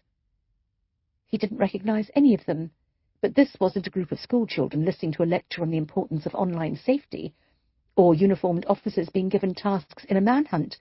This was a room full of hardened journalists who were trained to spot every twitch, shake, stumble, and hesitation, and read more into it than just a nervous DI who didn't want to be there. He cleared his throat, which, through the microphone, resounded around the room. "Today, the Homicide and Major Crime Unit is launching an investigation into the deaths of 4 women in Sheffield over a period of 3 years. D.I. Christian Brady spoke calmly and professionally into the microphone. "These women all had one thing in common. They worked as street prostitutes. In a recent cold case review, we have concluded that all women were killed by the same individual, and we are working hard to establish a timeline of events leading up to each woman's death, so a suspect can be identified and apprehended." On the large screen behind Christian, the faces of 4 women were brought up. "The dead women are identified as Ella Morse, Rachel Pickering, Deborah Munro, and Denise Jones.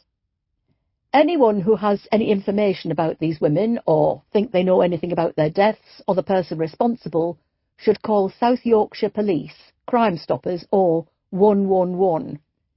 Calls will be taken in strictest confidence. Details of each of the women, including dates and times of when they disappeared and were found, will be available at the end of this briefing. We are also seeking the whereabouts of 3 women who also work as prostitutes in Sheffield." Behind Christian, on the screen, the faces of the 4 dead women were replaced with photographs of the 3 missing women. "Lucy Fletcher was last seen in December 2016. Fiona Bridger was last seen in January 2018, and Jackie Barclay was reported missing in April 2018. We have no information on whether these women are dead or alive. However, we know they worked in Sheffield, and they may simply have moved on. Again, if anyone knows where these women are, please contact us. I will now take a few questions."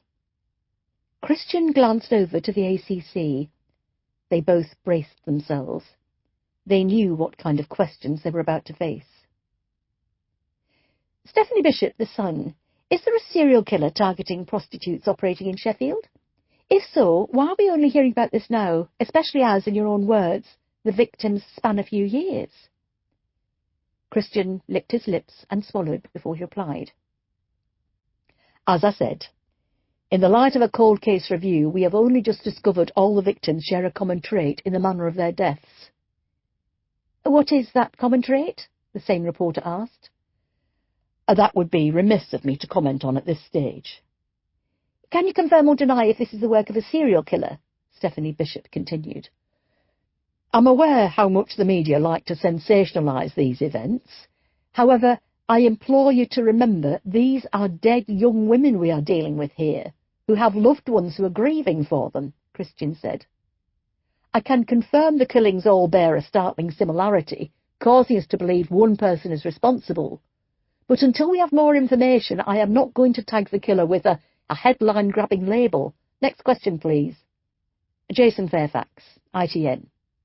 What year was the first victim killed? And why has it taken until now for you to realise one person has been killing throughout this whole time? The first victim was Ella Morse. She was found dead in October 2016. I am aware that 3 years is a long time. Also, Ella's death was extensively investigated, and although the trail soon went cold, it was never forgotten. The remit of the Homicide and Major Crime Unit is to investigate active murders and cold cases. We are launching this investigation today in the hope new evidence and witnesses may finally reveal the person responsible. Clara Edwards, Sky News. What steps are being taken to protect the women working as prostitutes within South Yorkshire? We have dedicated officers who have been working alongside the women over recent years. We're also working with Sheffield City Council and various local charities to make sure the women are as safe as possible. Anna Pritchard, Daily Mail. It was reported in the summer that following the shooting at South Yorkshire Police earlier this year, you are several officers down. Have those officers been replaced, and are you equipped to deal with an investigation into serial murder at this time?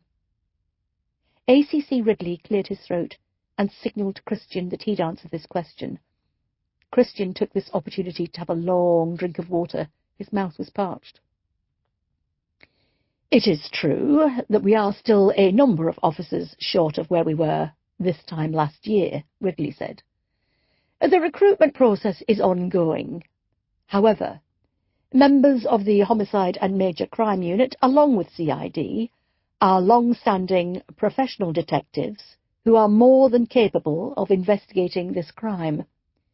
Should we need more officers, we will draft others in from neighbouring forces. We are not too proud to ask for help, he said with a smile. A man towards the back of the room stood up. He was tall and broad, with a stylishly messy mound of jet-black hair. He wore a navy-blue sweater with a white shirt beneath. I have the names of 7 women who worked as prostitutes in Sheffield who have gone missing all since 2016, 4 of whom you didn't read out the names of. Do you know the whereabouts of these women? Do you presume them to be dead? If so, that would make 11 dead women over a space of 3 years. If that's not the work of a serial killer, I don't know what is. The room fell silent, and all eyes were turned to the handsome young man at the back of the room. Christian squinted in the bright lights. He couldn't make out the man asking the question. I didn't catch your name and the organisation you work for. Danny Hanson, BBC News. Christian's heart sank. Danny had been a thorn in the side of the unit for a number of years when he was a journalist on the local newspaper, The Star. When he'd broken out into broadcast journalism and started working for the BBC, they all thought they'd heard the last of him. Obviously not. I wrote a piece last year about the long-lasting effects of austerity Britain and the lengths people have gone to in order to make ends meet. While interviewing a number of prostitutes on the streets of Sheffield, I discovered 7 women who have gone missing, only 3 of whom you've named. Christian hoped his expression wasn't giving away what was running around his mind. Could this possibly be correct? That would make for a very prolific serial killer. He wished Matilda were by his side right now. He couldn't speak.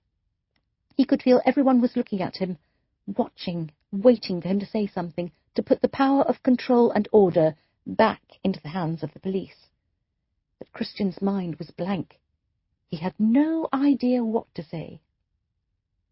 "Mr. Hanson," Ridley spoke up, "we would be more than happy to discuss your research with you if you'd like to stay behind at the end of this press conference.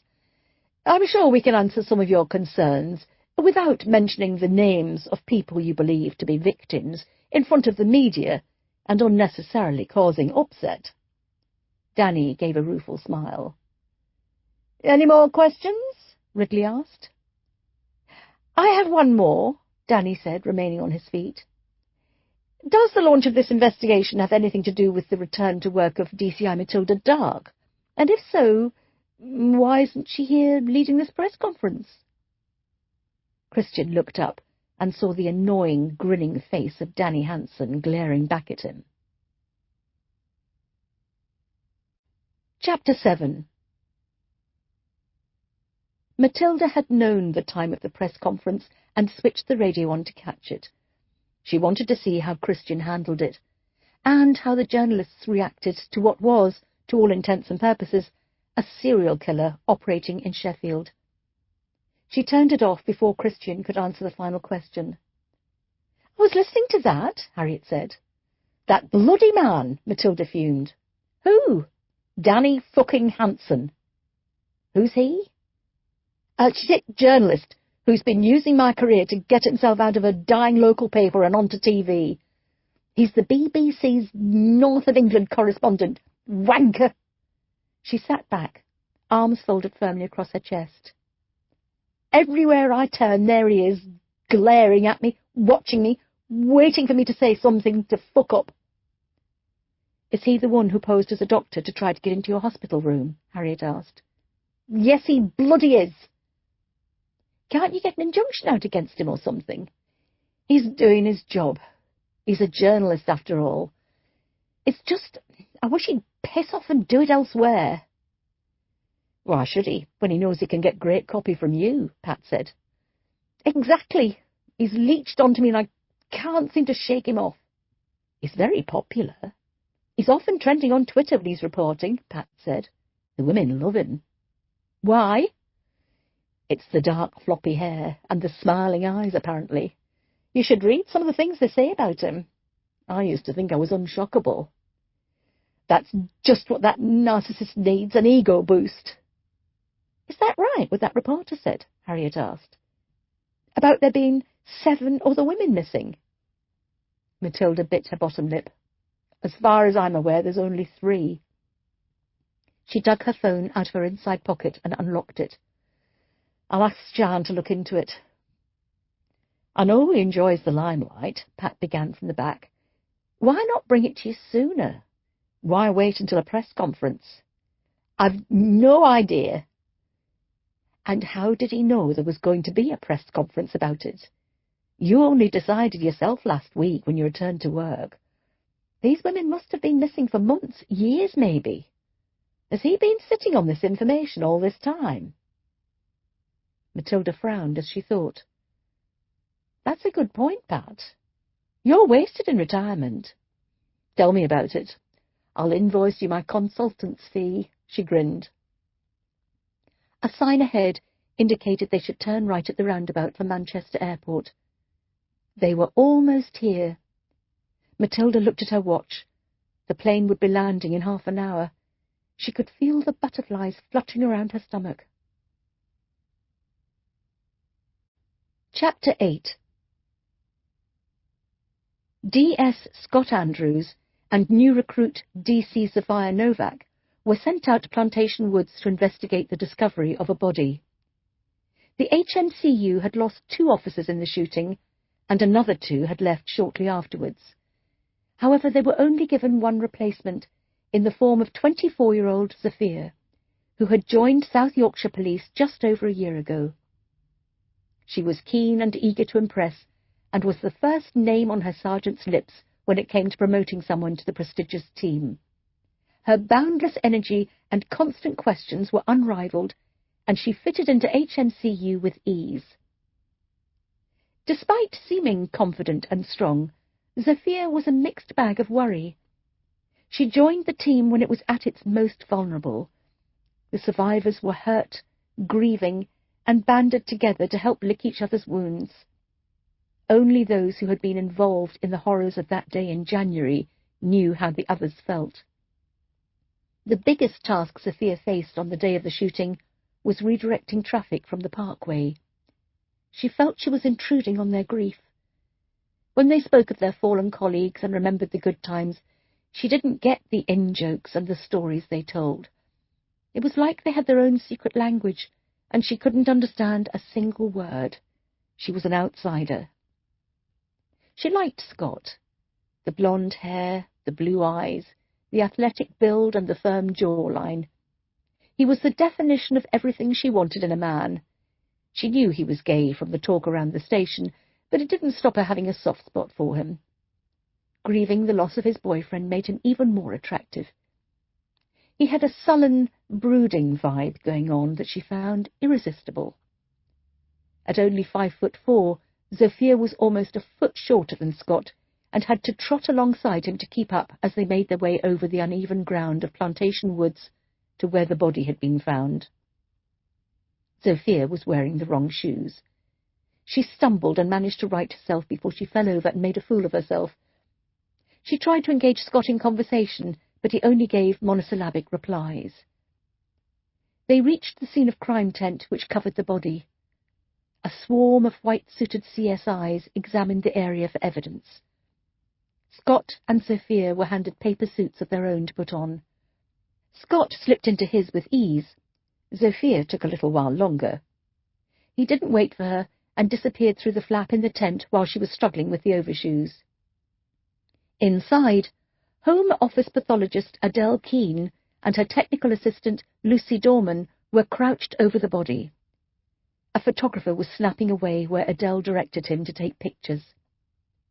Adele and Scott had a personal connection. Scott's boyfriend was Chris Keane, Adele's son. He was killed in the shooting at Stannington Secondary School when he put himself in the firing line to protect a group of students. Scott was there. He watched the man he loved die. He and Adele had never spoken about that day, and they were each dealing with their grief alone and in their own way. For them both, it was the wrong way. "What can you tell me?" Scott asked. His voice was low and quiet, a world away from the cheery, dedicated detective of old. "A young woman, early 20s, evidence of regular drug use," Adele said, pointing out the track marks on a bare left arm. "She was manually strangled. There are finger-shaped indentations and bruising around her neck. No skin samples under her nails, but she bit them, so I can't tell if she tried to fight back. She was strangled from the front as the thumbprint was pressed hard against the trachea." "Was she killed here, do you think?" "Sorry, I couldn't get the overshoes on," Zofia said, bursting into the tent. "Adele, Lucy, have you met DC Zofia Novak?" Lucy smiled, but Adele didn't acknowledge her. "We've already met," Zofia said. "I attended a post-mortem a few weeks back." "You were saying, Adele?" "I think she was murdered here. The ground beneath her is dry, and there's evidence of a struggle around her. Then again, a dog bounded all over her, so he could have caused most of this." "Any identification on her?" "Nothing at all. No bag, no purse, no mobile." Scott turned to Zofia. "Call the station. Ask if anyone matching her description has been reported missing." "Will do. Nice to see you both again," she said with a smile, before leaving the tent. "She's very willing, isn't she?" Lucy asked. "It's like being followed around by a puppy," Scott said. "It could be worse. She could—" "Are you two finished?" Adele asked, standing up. "I only ask because I have a great deal of work to do and don't particularly enjoy kneeling on the ground in a cold wood for hours on end." There was an iciness to Adele's tone. "Sorry, Adele," Scott said. "What else can you tell me about her? Was she Sexually assaulted. It doesn't look like it, though she doesn't have any knickers on. She's also very poorly dressed for the time of year, if you ask me. Scott looked down, taking in the short skirt and bare legs for the first time. Maybe she was wearing tights and pants and the killer stole them for whatever reason. And put her shoes back on her. Scott looked at the dead woman's feet. She was wearing well-worn Sketcher trainers. The laces were done up. Maybe not, then. We'll take her prints and run them through the system. If anything comes up, we'll let you know. I could do the PM this afternoon if anyone wants to attend. We're a bit short-staffed at the moment. Still, I thought Matilda would have found extra officers by now, Adele said, snapping off her latex gloves. If only it were that easy. Besides, Matilda's away for the day too now. Why? She only came back last week. Hasn't she told you? Adele made eye contact with Scott for the first time. She quickly lowered her gaze, tore off her mask, and left the tent. Is there something I should know about? Lucy stood up. Matilda and Adele haven't spoken to each other since the shooting. What? Well, that was months ago. I know. But why? They're best mates. Not any more, by the looks of it. Lucy left the tent, leaving Scott alone with the dead body. He hadn't heard of Matilda and Adele falling out. Why weren't they talking to each other? Scott shuddered as he opened the car door and climbed inside. It's getting colder out there. I've just got off the phone with Shan. Nobody's been reported missing, matching the woman's description. I can't say I'm surprised. OK, Zafir, answer me this one. A young woman with a history of drug use, out and about in the woods, wearing skimpy, inappropriate clothing for the time of year. No tights and no knickers on. Who is she? Sophia thought for a moment. Her eyes darted round the car. She blew out her cheeks. I don't know. Maybe she's a prostitute. That's what I thought too. So you think she was out here with a punter who killed her and robbed her of her mobile and what little cash she had on her? Possibly. But didn't Adele say she wasn't sexually assaulted? Wouldn't a punter have had sex with her first or raped her before killing her? Maybe he didn't want to kill her for sex. Maybe he just wanted to kill her, Scott said, starting the car. Surely the sole purpose of killing a prostitute is sexually related. Someone just out to kill someone can kill anyone. You only target a prostitute if sex is involved. Don't you? I've no idea. But I've got a strange feeling this young woman might be one of the missing women that Danny Hansen was talking about. Chapter 9. Have you dressed up? Of course, it's a special occasion. Pat Campbell had been to the hairdressers yesterday to ask them to do something with the white mound that was growing in wild abandon on the top of her head. She'd pressed her best black trousers and bought a new cream sweater. She had a light black jacket over the top, and, unusually for Pat, she was wearing a touch of makeup. She looked elegant and fashionable. "Are you expecting photographers?" Matilda asked, as she noticed Pat looking around her as they stood at the entrance to the gate where the flight from Paris was arriving. "No," she said, almost disappointed. Matilda had decided to soften her image. There was nothing she could do about her hair. It was growing back slowly, and the scars from the gunshot and subsequent operations were strikingly visible. When she went out to the shops, she put on a hat, but for work and occasions like this, a hat wouldn't do. She often received lingering stares from strangers, but she was getting used to them, and hopefully it wouldn't be long before her hair grew back completely and covered up the scars. Out of sight, out of mind. Matilda usually wore black, charcoal grey, or navy. There was a dark, heavy colour to her wardrobe. Today, the severe look was inappropriate. She wore black trousers and a white shirt open at the neck. They both stood there, impatient, surrounded by the melee of airport noise. Around them, people were welcoming home relatives from holiday or business trips, or they were dashing to catch their flights. Little did they know they were mere inches away from an event that would be splashed all over the front pages of the newspapers tomorrow morning and the following days to come. "I feel nervous," Matilda said. "So do I. It makes you wonder how he feels, poor sod. How did he sound to you on the phone?" Matilda's tensed face relaxed into a warm smile. "He said he felt like he knew me. He's read all the stories about the case, and he's read all about me. He even knew about me being shot and asked how I was feeling." "Bless him." "He has a very old head on his shoulders." "He's had a lot of growing up to do." "He's nervous, obviously, but that's only to be expected. He said—" Matilda stopped when she saw the first people begin to come through the gate. She took a deep breath and waited. People in business suits with laptop bags, the young and old returning with overnight bags after a mini-break in Europe, and the absolutely shattered, for whom the flight from Paris was the final leg in their long journey home, all dragged themselves past Matilda and Pat and on their way to collect their luggage. "He's not here," Pat said, disappointed, when the trickle of people stopped. "Please tell me we've got the right airport." "Of course we have." She looked at her watch. A dog barked somewhere. Matilda turned as something caught the corner of her eye. Her heart skipped a beat. "Oh, my God," Pat said. Matilda's throat dried. She began to shake and couldn't take her eyes from what she was seeing. She thought this day would never come. She tried to smile, but her face was frozen in shock. "DCI dog?" a woman with a thick Swedish accent asked. "That's right." "And you know who this is?" "I certainly do." Matilda held out a hand. "It's lovely to finally meet you, Carl." Chapter 10.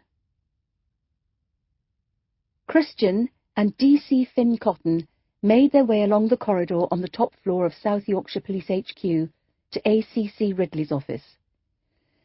"I've done some digging," Finn said, reading from his iPad. "Danny Hansen may work for the BBC, but he's classed as freelance. Anything that comes up in this neck of the woods he's used. However, since his reporting on the shooting earlier this year, his stock value has risen. He's written articles for The Guardian, The Sunday Times, and he's had a couple of features published in The Observer.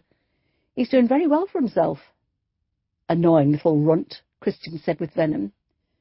"He was shortlisted for an award this summer for a feature he wrote about the MP Vanessa Maitland. Remember her?" "Vaguely."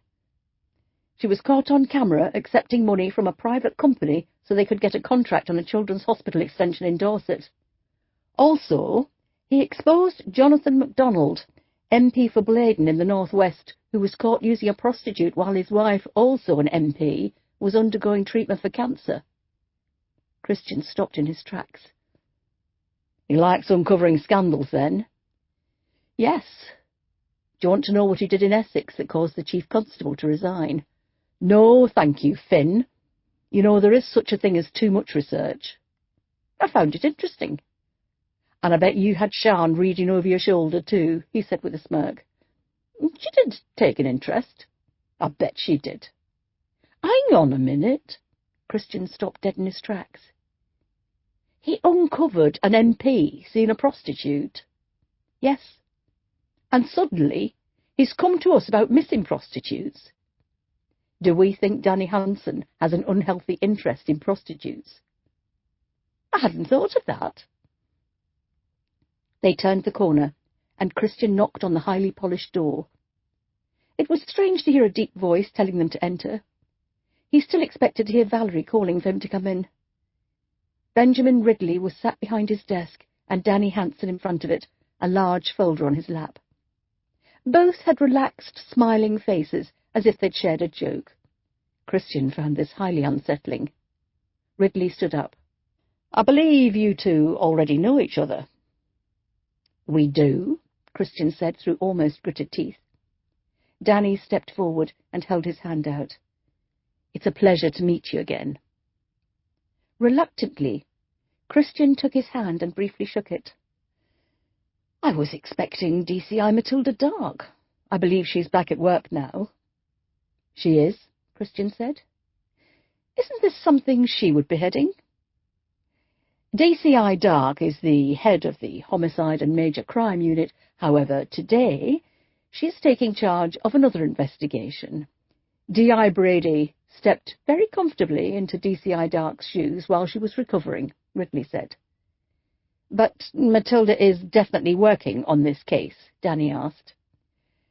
It's DCI Dark to you, Christian said. And yes, she is. Maybe I could speak to her when she gets back. Why? She's in charge. Danny, why the theatrics? I'm guessing it's taken a while for you to compile your list of missing women. Why not come to us before now? Why wait until there's a press conference? Danny cleared his throat. I'm aware that I'm not well respected among the team, D.I. Brady. I'm also aware that as a journalist I'm seen as something akin to pond life by the police. You think very highly of yourself? Christian smirked. Danny gave him an icy glare. If I'd tried to contact you, I'd have been ignored. You really do have a chip on your shoulder, don't you, Danny? Christian asked. If you'd approached us with legitimate information, we would have given it the respect it deserved. The reason you stood up in front of the nation's press was because you wanted the limelight on you. You wanted to show off in front of your contemporaries. That is not true, Danny smiled. You thought DCI Dark would be leading the press conference. All eyes would be on her. And you thought she'd be scared, nervous, her first big case since the return, and you wanted to show her up with your research. Danny slumped back in his chair, his face reddening. That is so not true. It so is. Look, I think we're getting away from why we're here, ACC Ridley said, stepping in. I'm guessing there is some history between you both. However, we all have one common interest, and that is seeking the truth in an investigation.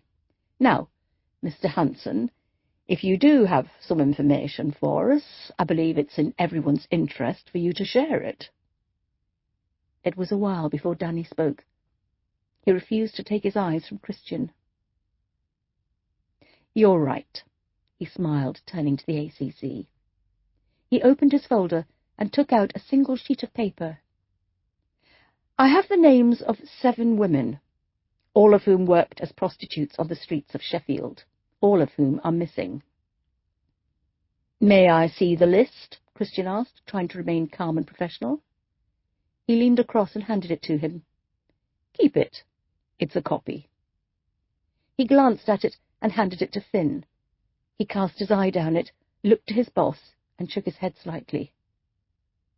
Where did you get these names from? Christian asked.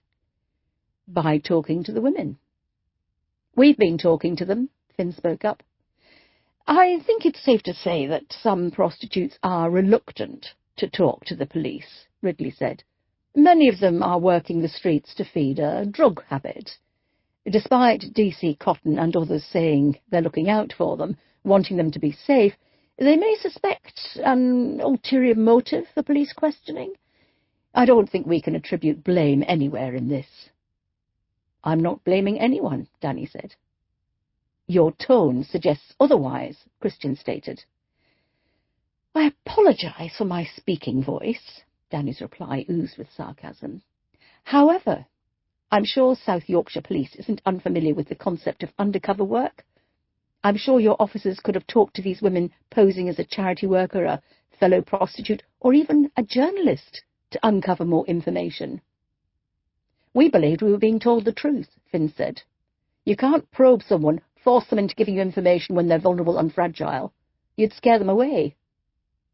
Christian looked at Finn and smiled. No, you can't, Danny agreed, which is where undercover work comes in. If you go undercover and your cover is exposed, that will make them mistrust the police even more, Finn said, his voice growing in volume, clearly angry with Danny questioning the work he had done with Sian over the years. Look, I think things are getting a little heated here, Ridley said. Mr. Hanson, I thank you for bringing this matter to our attention, and we will, of course, investigate the names you have given us. I'd like to sit in on the investigation, Danny said, staring directly at Christian. Out of the question, he said firmly. Why? I have never had a journalist shadowing me, and I refuse to start now. I won't be shadowing you, merely observing the investigative process. No. Danny looked to Ridley. It's DCI Dark and D.I. Brady's investigation, Ridley said, removing himself from the debate. Maybe I should speak to DCI Dark when she returns. Danny, you do not have the ability to sit in a room full of detectives for an 8-hour shift and remain quiet while they work around you. It's not in your nature. I also won't have you commenting on, instructing and belittling my officers. We're a highly skilled and dedicated team. We work together and we get results. We're searching for a serial... He stopped himself dead. Danny grinned. So now you admit you have a serial killer on your hands. Christian cleared his throat a couple of times. He needed a drink, and not necessarily water. He stuttered.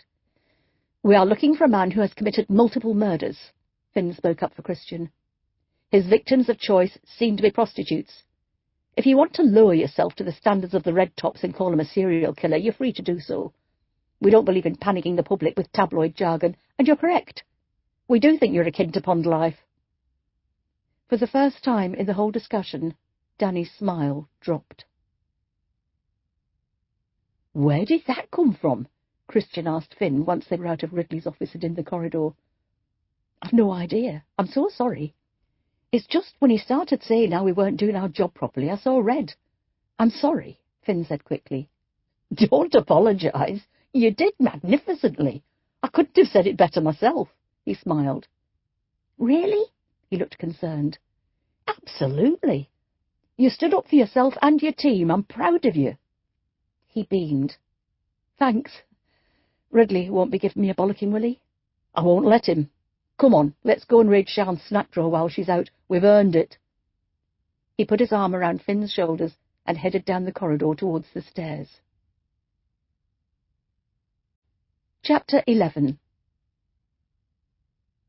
Adele Keene was sat in her small office, her head in her hands.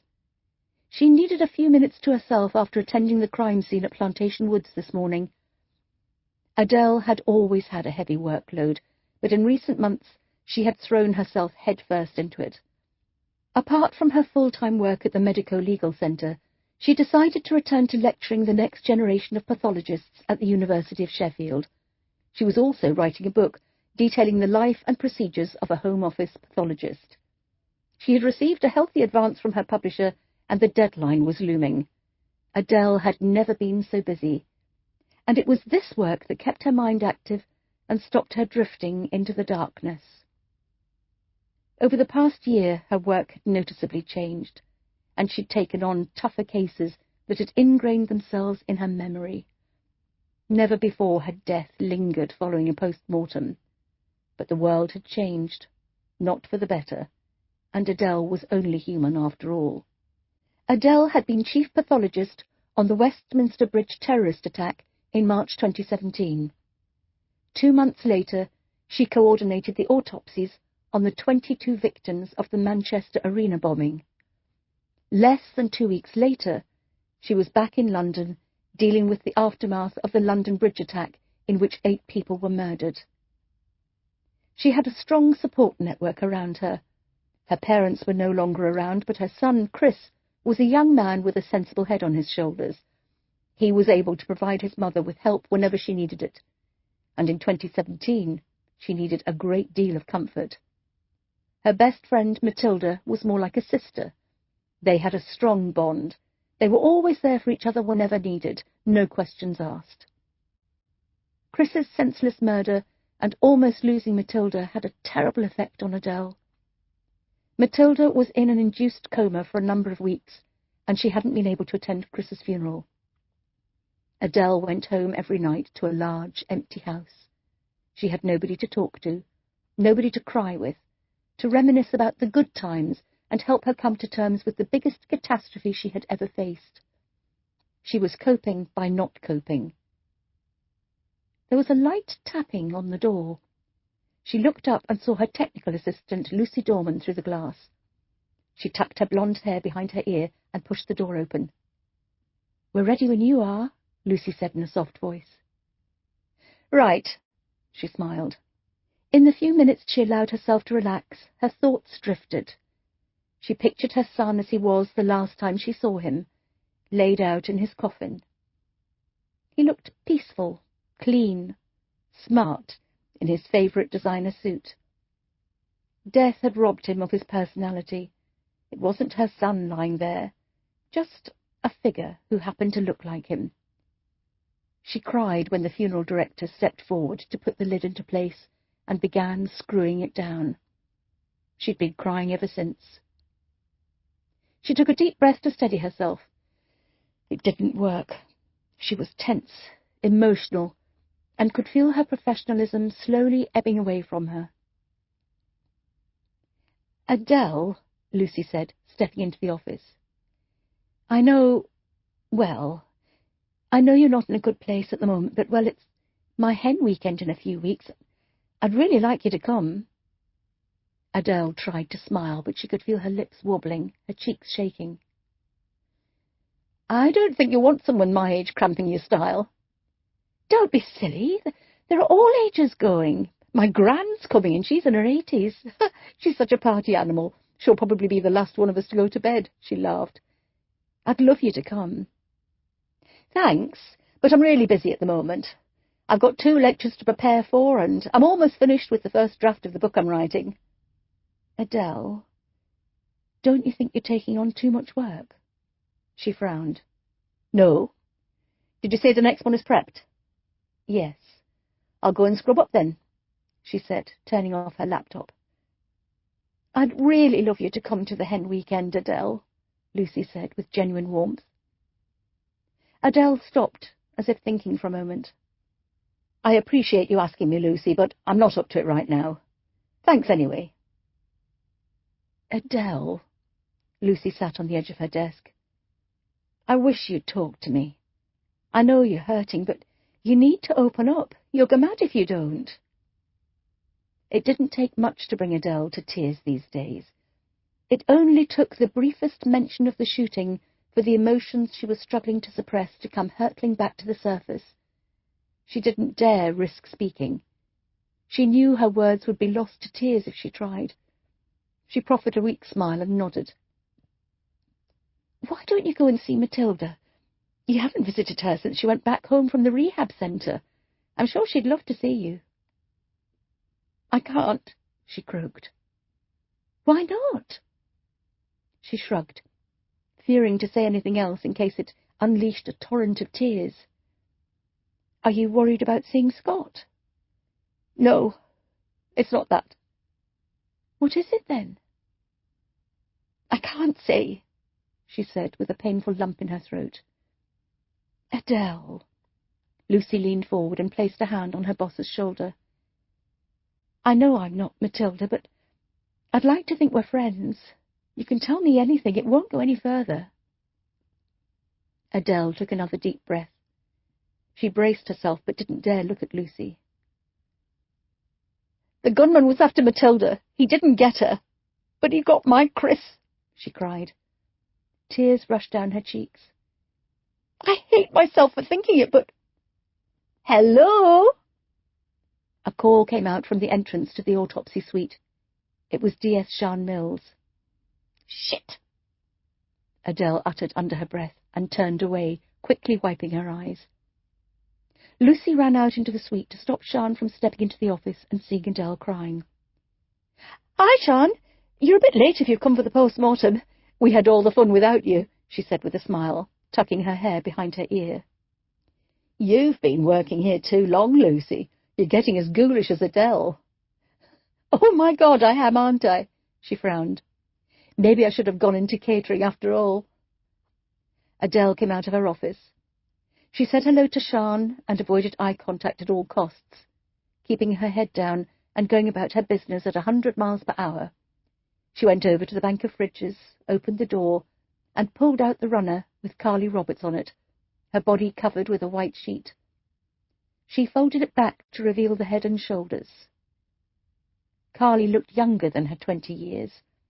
She was pale, clean, and her dark brown hair was neatly combed. Cause of death isn't easy to determine, I'm afraid. She was strangled, as you can see, by the bruising around her neck. But have a look here. Adele pushed the sheet down lower to reveal her naked torso. It was a map of bruises. She was severely beaten. By the shape and size of the bruises, I'd say she was kicked. There are a few broken ribs which resulted in a pneumothorax in both lungs. However, you'll be more interested in the neck. As you can see, there are thumb marks on the front of her neck, and her windpipe was bruised. There are also fingernail indentations in the back of her neck. Her attacker had a very tight grip. Not once did Adele look at Sian, preferring to keep her eyes on Carly. Her voice was a tired monotone. Any guess as to male or female? Male. His hands wrapped around her neck and his fingers overlapped around the back. I've never seen a woman with such big hands. She has the beginning of petechial hemorrhage in the skin on her face and the lining of her eyelids. Was she raped? I don't think so, though she had performed oral sex not long before she died. I swabbed around her mouth and found traces of semen between her teeth, at the back of her mouth, in the trachea and upper esophagus. Enough for a DNA sample? I'm not sure yet. I've sent it off for analysis. I'll have to get back to you on that one. Any drugs in her system? Adele pushed the white sheet further down the body to reveal Carly's arm. Several needle marks, old and new, on the inside of both arms. Is there anything else you can tell me about how she died? Sian asked, not taking her eyes off the young woman. No. However, I can tell you something about the killer. Go on. I was doing some research for the book I'm writing, and my publisher asked for a chapter about unsolved murder cases and how often we re-look at forensics and post-mortem results as technology advances. I had a look back through my reports, and I was using Rachel Pickering as an example. I'm not sure if you recall, but she was found murdered in Graves Park in June 2017. She was a prostitute working in the red light district. Of course I remember. I have her details on my desk, Sian said. Looking at the injuries to Carly's neck and those to Rachel's neck, I would say the same person inflicted both sets of injuries. Really? They also match the injuries which killed Ella Morse and Deborah Monroe. Oh, my God, Sian said. How sure are you? Let me show you. Back in Adele's small and chaotic office, she put her hands straight away on what she was seeking among the mess of folders, files, and textbooks. This is a photograph of Ella Morse, Adele said, placing a coloured picture of Ella on the table. It had been taken before the post-mortem began and showed a close-up of the young woman's neck. She'd been missing for 2 months before she was found, so obviously the marks around her neck aren't as clear as Carly's. But we were able to see bruising where the killer had pressed down on her throat. Thumbprints on the windpipe, fingerprints around the back of the neck, and fingernail indentations overlapping each other. Exactly the same with Carly Roberts this morning. Can you get fingerprints from the skin? Not in these cases, I'm afraid. Shame. However, you can link Carly Roberts to your 4 women with the positioning of the fingers. I doubt you'd find 2 killers with an identical way of murdering the victims. The door to the suite opened, and Lucy came back in carrying a supply of latex gloves. Lucy, have you got a minute? Sure. I forgot to ask, Sian said. How long until the big day? 2 months, 2 weeks, and 4 days. Not that I'm counting or anything, Lucy said with a huge grin on her face. Lucy, come over here. I want to strangle you, Adele said, remaining on topic. I'd rather you didn't. I spent a fortune on this wedding already, she laughed. Adele rolled her eyes. Let me show you how the killer gripped his victims, she said to Sian. Lucy, just drop to your knees. I think it's safe to say that the killer will be much taller than his victims. Adele placed her cold hands around Lucy's warm neck. She pressed her thumbs against the windpipe and removed them, showing a slight reddening where they'd been. See, that would have caused the bruising. Also, Notice my fingers on the side of her neck as they wrap around. Now, my fingertips won't go all the way around Lucy's neck, but if I show you how the killer's would have looked—" She interlocked her fingers at the tips and pressed them to the back of Lucy's neck, where Lucy had pulled her hair up out of the way. Adele pressed her fingers firmly into the skin. "Ouch!" Lucy exclaimed. "Sorry, I didn't mean to press so hard. But if you see the fingernail indentations, it gives you some idea of how much longer and bigger the killer's hands are. He was able to wrap both hands quite comfortably around each victim's neck." "So, he's a powerful man?" "I'd say so. I take a size medium glove, so just imagine how big his hands are." "Jesus!" Sian muttered. "Can I get up now?" Lucy asked. "Yes, thank you, Lucy." "I'd say you're welcome, but I think you might have enjoyed that a little too much." She turned and left, rubbing at her neck. "If she goes on any more about this sodding wedding, I may have to throttle her for real." Sian laughed. "Why do people seem to think their good news is something everyone wants to hear about over and over?" "I know. Anyone would think she's the first person ever to marry." "Well, thanks for this, Adele. You've confirmed what I was dreading, but at least we know where we stand." How's Matilda getting on?" Adele asked hesitantly. "Fine. Hasn't she kept you up to date on things?" "No. We haven't spoken much since... Well, we haven't spoken at all, really." "What? Since when?" "I went to see her in the hospital just after she'd come out of the coma." "You haven't seen her for 9 months?" "No." "Why not?" "It's complicated. No, it doesn't matter. I'd better be getting on." With her head down, Adele turned and went into her office, closing the door behind her. Sian followed. "Adele, is everything all right?" "Yes, fine," she said, her back to Sian. "We both know that's a lie. You haven't seen Matilda since she was in hospital in January.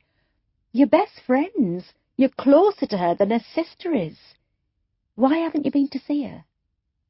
"I've been busy," she said, picking up a stack of files and wondering what to do with them.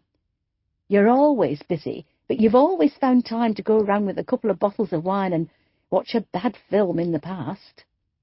"I'm writing a book, Sian. Do you have any idea how time-consuming that is? Now, I'm sorry, but I must get on." Sian studied the pathologist. There was so much pain in her expression, but it was hidden behind a stony facade. "Right. OK, well, thanks for all this." Sian stepped back, turned, and headed for the doors. She stopped and looked back. Through the slats of the Venetian blinds in Adele's office, Sian could see the stoic pathologist was crying. Chapter 12. Carl Megan was incredibly important to Matilda Dark. At the time he was kidnapped, Matilda was struggling to cope with her husband, James, dying from a brain tumour.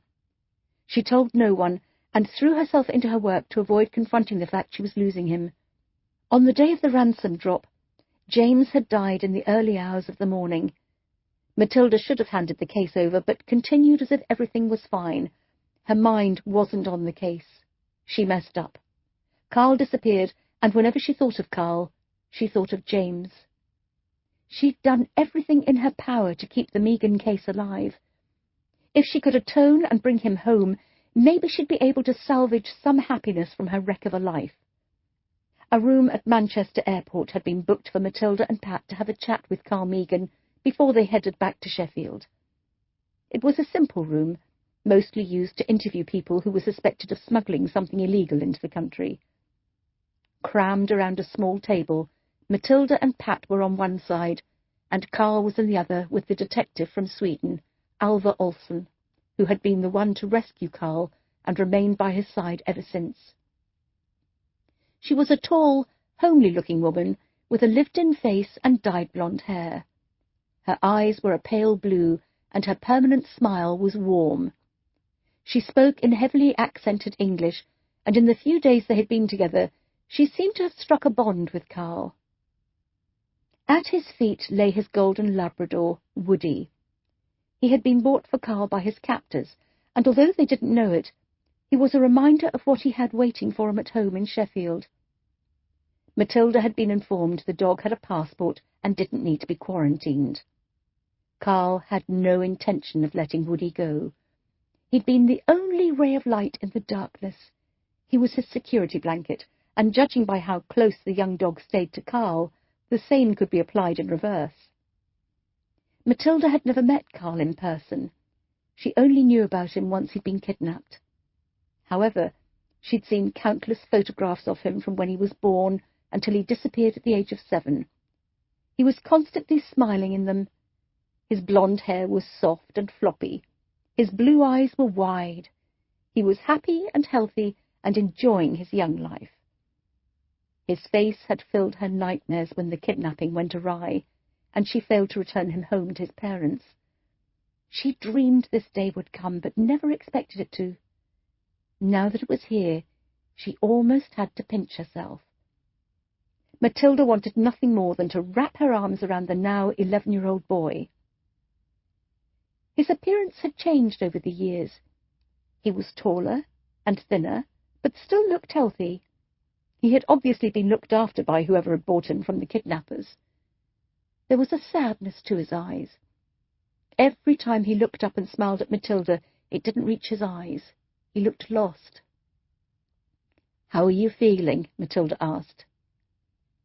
"I'm fine. Tired," he said. His voice was quiet, and there was a Nordic hint to his Sheffield accent. "Carl, this is Pat.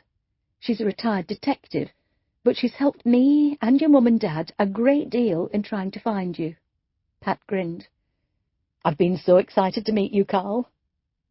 Carl gave his eyeless smile again. "Carl," Matilda began, "Alva informed me that you've read all about your disappearance and the investigation. You know what happened to your gran, but when you were taken, what happened to you?" Carl looked to Alva. She smiled and tilted her head to one side.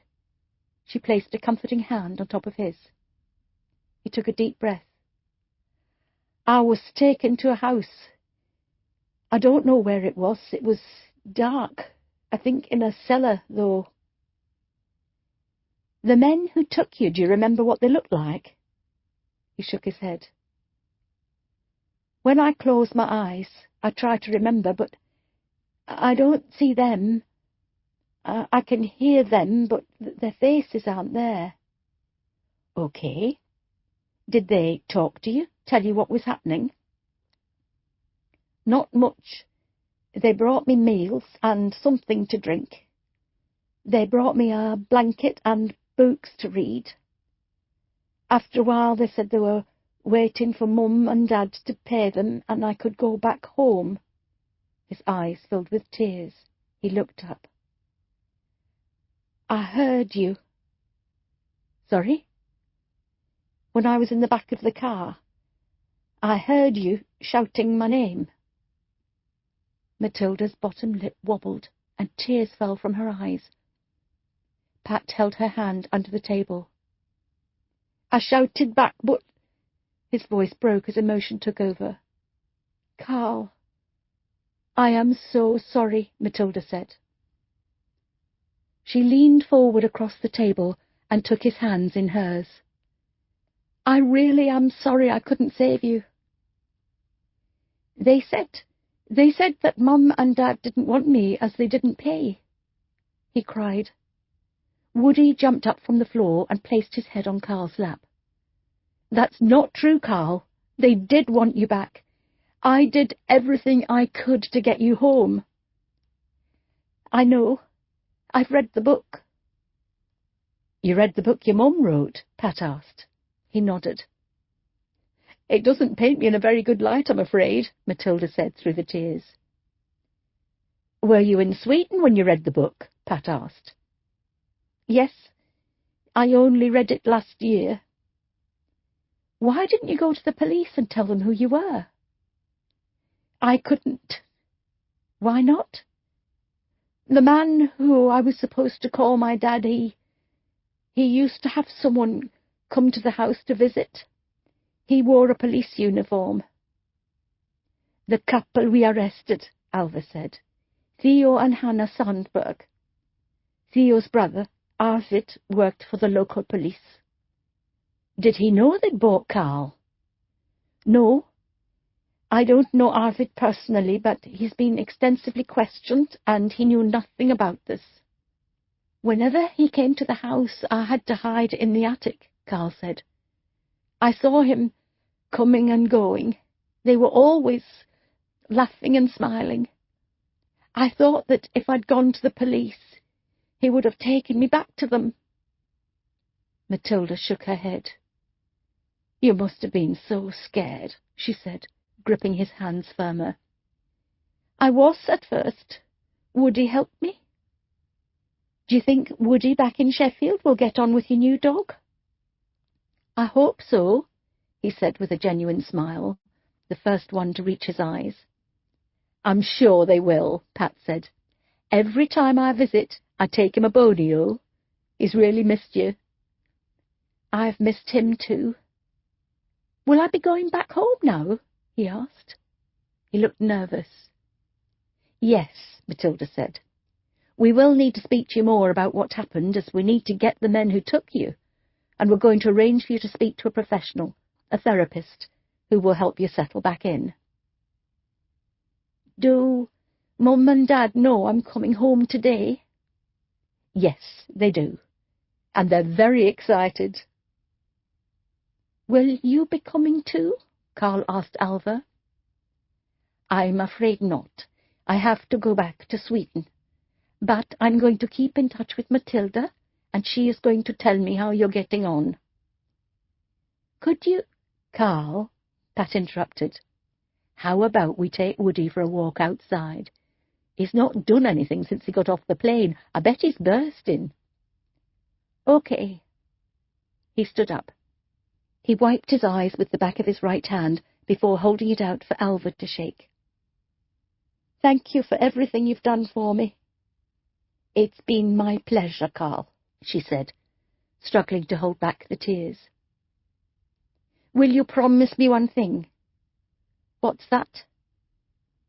To go back home, enjoy your life, and make all those who love you proud. He smiled. I will. Pat led the way, taking Carl and Woody out of the room. She closed the door firmly behind her. Matilda wiped her eyes. He was going to ask you to keep in touch. He already has done, several times on the plane over here. What did you say? I told him that it would remind him of what happened, and it would be better if he tried to move forward. Did he mind? At first, but he's been through a great deal. He just wants some stability. He'll get that at home. Did you know it was Carl when you went into the house? No. A neighbour said she'd seen a young boy in the garden a few times, but knew they didn't have any children of their own. She said she'd vaguely asked about a child, but they denied that one was there. That's when she contacted us. We watched the house for a few days and decided to swoop in. When we realized who he was, we couldn't believe it, she grinned. And he's fine? No physical injuries or anything? Nothing at all. 2 doctors have looked him over. He's fine. He hasn't been mistreated. Hannah Sandberg had 6 miscarriages. All she wanted was a child. What about adopting? Surely you have children in Sweden who need adopting. Many. Their ages went against them. They felt this was the only way. Matilda suddenly felt sympathy for Hannah Sandberg. She had suffered a miscarriage earlier this year. She had never wanted children and often wondered how she would have reacted had she found out she was pregnant and not been shot. And there was Hannah, desperate for a baby at any cost. Have they given a description of the men they bought Carl from? Not great descriptions. We have a mobile number that no longer works. Any help you require, just let me know. I think these men are likely to be local. They knew the Meagans were going to be out that night. I want them caught for the murder of his grandmother." Alva stood up and went over to the window. Outside, Pat had found a patch of grass. Woody was sniffing at a tree before he cocked his leg. She was chatting to Carl, and he was chatting back. It looked a picture of normality. "He was preparing to run away, you know," Alva said. "Really?" "He'd been stealing the odd can of food and money from Hannah's wallet. When he had enough, he was going to try to go back to England on his own." "Oh, God," Matilda said, slapping a hand to her chest. "Who knows what would have happened to him?" "He had more than enough money under his bed for a plane ticket. I think he was scared." "I suppose he thought he was doing something positive." "Probably." "How do you think he'll cope with returning home?" Alva asked. Matilda thought for a while. "I have absolutely no idea." Chapter 13. Sian entered the HMCU suite. Her hair was windswept and her cheeks red from the cold breeze that had picked up outside. "Any news from Matilda?" "Not yet," Finn answered. "It's a shame we couldn't have all taken the day off and had some kind of party." "I know I wasn't on the original investigation or anything," Finn said, leaning back in his seat, "but I've got a special bottle of wine at home that I may have to crack open tonight. A mini celebration, just me and Stephanie." "That's a good idea. I may have to do something special with Stuart. He'll be just as pleased, after all the crying I've done over that little lad these past years. Anyway, getting back to topic," she said, shaking off her coat and flicking the kettle on. "We have an ID on the dead body found this morning." "Really? Who?" "Carly Roberts." "She's one of our prostitutes," Finn said. "I know. And she's not listed as missing either, which means our killer has struck again." "My thoughts exactly. Christian!" she called out. Christian was in Matilda's office. He stuck his head out of the door. "Yes?" "Any chance of rallying the troops for a briefing?" "I've been researching the 7 names Danny Hansen gave us," Sophia said. "We know about 3 of them going missing, Lucy, Fiona and Jackie, so that only leaves 4. 2 of them have turned up. Julia Forsyth is working as a prostitute in Bradford, and Angela Whittaker is working at a brothel in Leeds." "Who are we left with?" Finn asked. "Caroline Richardson and Monica Yates." "So that's 5 missing, and if we add the woman found dead this morning, Carly Roberts, that makes 5 confirmed murdered prostitutes," Sian said. "Bloody hell! 10 potential victims," Scott said. "Before we get ahead of ourselves," Christian said, standing up. "We have 5 murdered women. Let's try and keep those who are missing separate until we know otherwise. It's bad enough they're missing without us writing them off as being murdered. 2 have turned up in other cities. Maybe the others will too." "I should probably go and talk to Bev," Sian said. "Who's Bev?" Sophia asked. "She's been working the streets longer than anyone. She knows all the women." "How reliable is she going to be, though?" Christian asked. "She didn't tell us about the 4 we didn't know about." "Maybe she didn't know." "You just said she knows all the women." "Then I'll ask her about them. Now, back to Carly. Scott, anything from the scene?" "No," he said. "Forensics are still out there, but we all know what an outdoor crime scene is like when left overnight to the elements. They're not very hopeful." "No houses nearby?" "None." "Has she been reported missing?" "No," Sophia said. "Well, she has a record for 2 assaults last year. I'll check out the address we have for her, see if she still lives there," Sian said. "Can we go over these murders again?" Finn asked. "I want to try something." When Finn teamed up with Sian in liaising with the prostitutes, he took an interest in the 4 they knew had been murdered over the past 3 years. He wanted to understand what kind of a person they should be looking for. There was no forensic evidence and no eyewitness to the killings. The only way to try and catch this killer, Finn surmised, was from a psychological point of view. He took it upon himself to enroll in a criminal psychology course with the Open University. He'd been working hard at it for over a year, but kept it quiet in case he failed.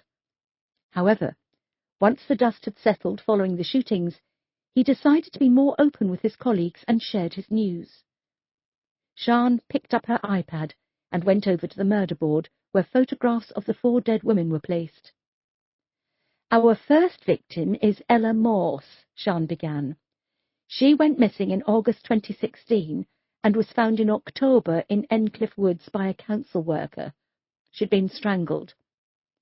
She lived in a council flat in Pittsmore with Lucy Fletcher, who also worked as a prostitute. She went missing in December 2016 and is still missing." She moved along the board and pointed at a photograph of a young woman with dark hair and a dark complexion. "Victim number 2 is Rachel Pickering. She was reported missing in February 2017. She was found in June, partially buried in woodland in Graves Park. Again, she'd been strangled." "Victim number 3 is Deborah Monroe. She was reported missing in July 2017 and found in November.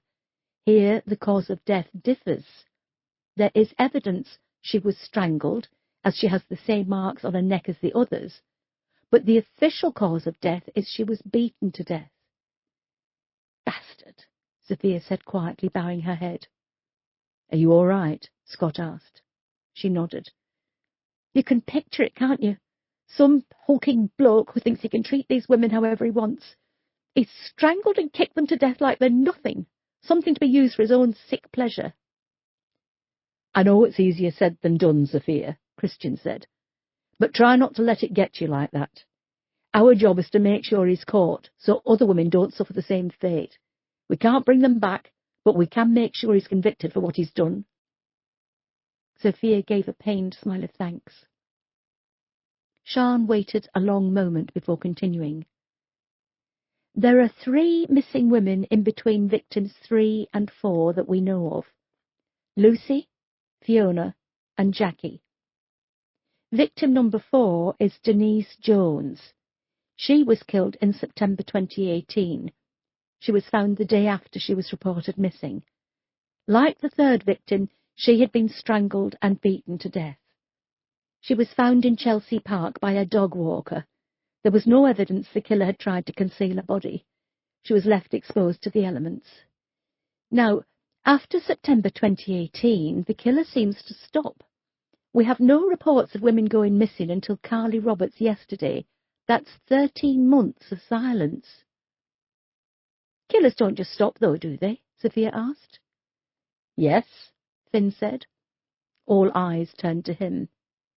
"Serial killers commit their crimes as an outlet for something. It's possible that their circumstances changed for whatever reason, and they were able to get the same gratification elsewhere. Dennis Rader, the BTK killer, murdered 10 people from 1974 until 1991. He wasn't captured until 2005. That's 14 years without committing a murder. He simply stopped." "Why?" Sophia asked, genuinely interested. "Well, if memory serves me correctly, the reason Rader gave for stopping was that he turned to, autoerotic activities to quench his thirsts." "And he got the same buzz from that as from killing?" she asked. "Yes." "But in this case it was only 13 months. Surely that isn't long enough to find another outlet, only for it to not give him the same kick as killing." "Not necessarily. Say this killer turned to autoerotica. Maybe the high didn't last as long. He gave it a good try and, after 13 months, decided to go back to killing. Or maybe he was sent to prison for a lesser crime, was released and decided to pick up where he left off. There are many reasons why a killer stops and starts again." "It's like having Robyn Gigl in the room with us," Sian said with a smile. "Who?" Sophia asked. "You're showing your age, Sian," Christian grinned. "How many women are listed simply as missing again?" Scott asked, looking back at the murder wall. "We know of 3. Danny Hansen has given us potentially 2 more, Christian said. I'll update the board in a bit, Sian said. How can a man murder so many people, and we're only just putting all this together, Scott said. Ask Fitz, Sian said, nodding towards Finn. Who? Sophia asked. Oh, my God. The majority of people who are killed by serial killers come from 5 groups, Finn began, counting them off on his fingers. Prostitutes, babies, and small children, the elderly, young people leaving home and moving to another part of the country, say to go to university or something, and, he looked over to Scott, gay men. Why those people? Sophia asked. They all have one thing in common. They're vulnerable, Finn said. They're easy targets. A killer will go for a victim who is easy for them to get access to. And this killer has chosen prostitutes.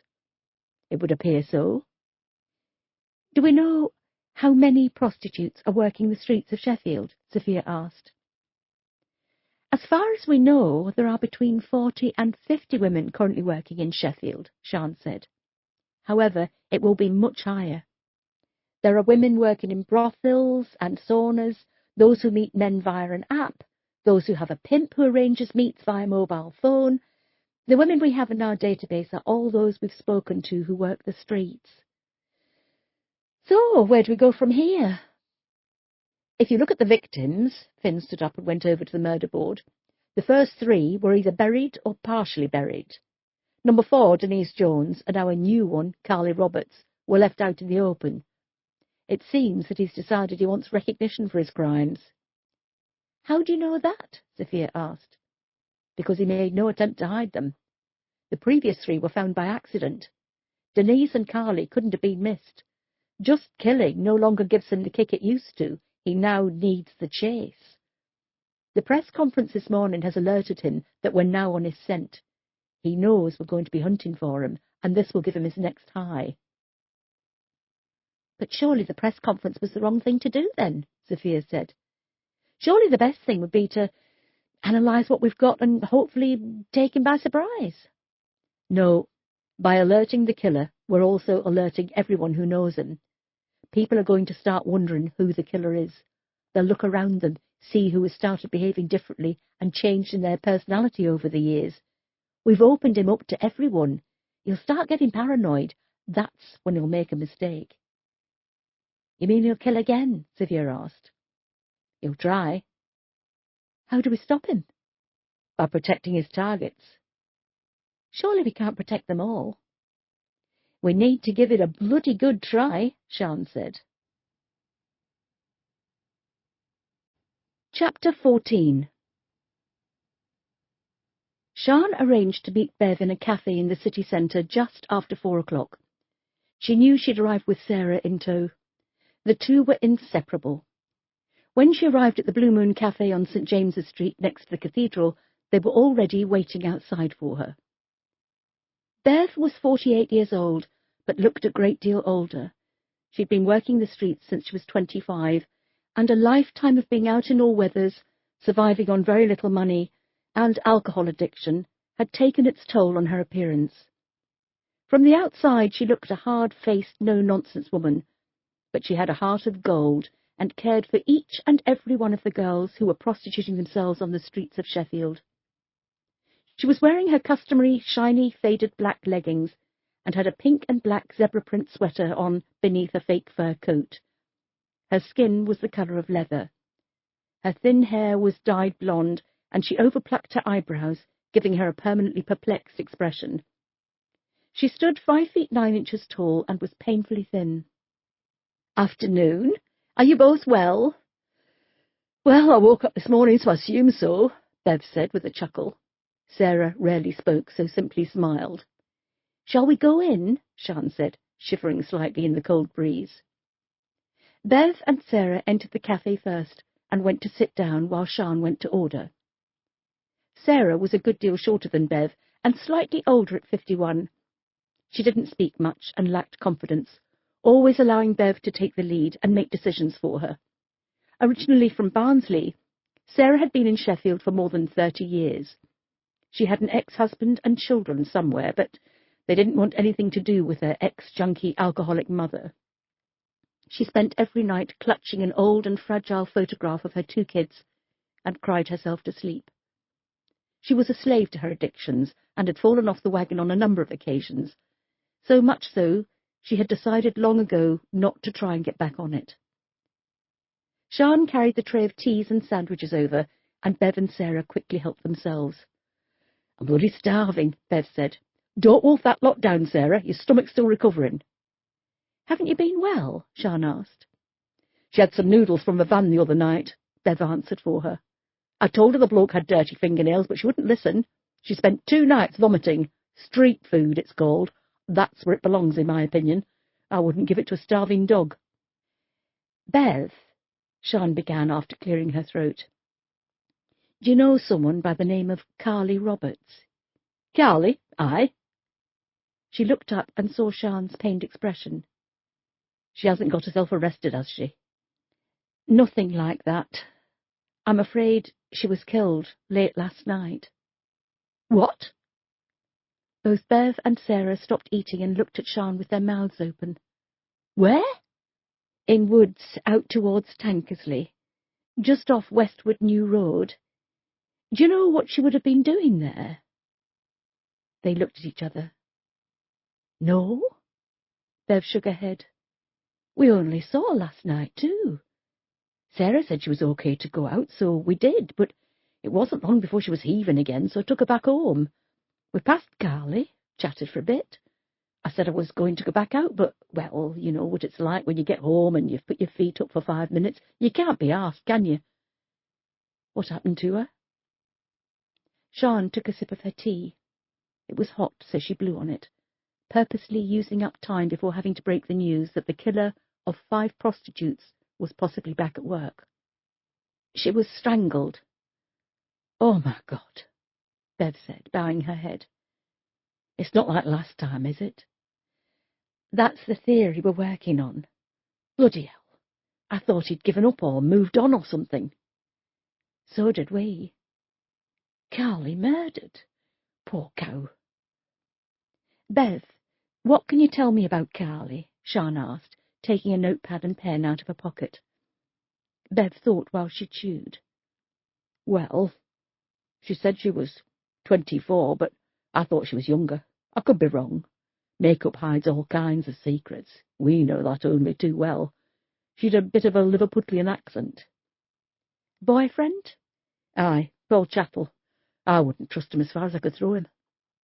Sian made a note of his name in her notebook. "Why?" "He's a shit. Takes all Carly's money off her to buy drugs and leaves her with nothing. Many a time she's come out and she's practically fainted, she's been so hungry. We've often had to buy her something to eat, haven't we, Sarah?" Sarah nodded. "I kept telling her to leave him," Bev continued.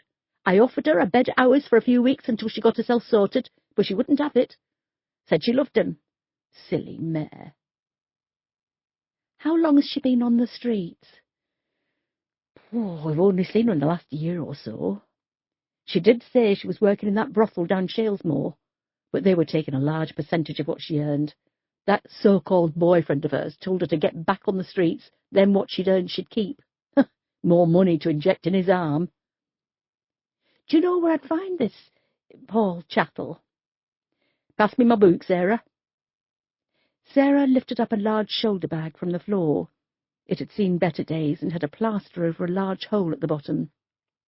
She rummaged around inside it, dumping items onto the table. Hairbrush, makeup, a little bottle of mouthwash, a packet of condoms. Sian looked around her, embarrassed. Sarah handed over the battered notebook and swept the rest back inside. "I keep this to jot down registration numbers of blokes we've not seen before, and anything else that might come in useful." Bev turned to Sarah, tapping a page in the book. "We never got the money for those straighteners from Abby. Remind me." "Here we go." She handed the book to Sian for her to copy down the address. "Do you know why she came to Sheffield in the first place?" Sian asked. "She said her father threw her out. They all say that, though, don't they? She didn't go into it, and I didn't ask. They'll tell you when they're ready. She did mention that her mother died when she was 12. "Bev, Does the name Danny Hanson mean anything to you? No, she said instantly. Who is he? He's a journalist. He said he was working on a story about prostitutes in Sheffield last year. Oh, him. I remember him. He wasn't calling himself Danny Hanson. Hang on. Bev licked her fingers clean, then flicked through her book again. Here we are. Alistair Tripp. She snapped the book closed and handed it back to Sarah. Sian frowned. Can you describe him? Bev thought for a moment. Tall, thin, mousy hair, blue eyes. Sian looked on her phone and Googled for a photo of Danny Hanson. She showed it to Bev. No, that wasn't him. Sian's frown deepened. And this guy definitely said he was a journalist. Yes. He said he was researching about why women turn to prostitution. Did you talk to him? Yes, I'm not shy. She gave a throaty laugh. He was offering £10 and a cup of tea for anyone who'd talk. Do you know who else spoke to him? A few of them. He took a shine to Denise. Really? Yes.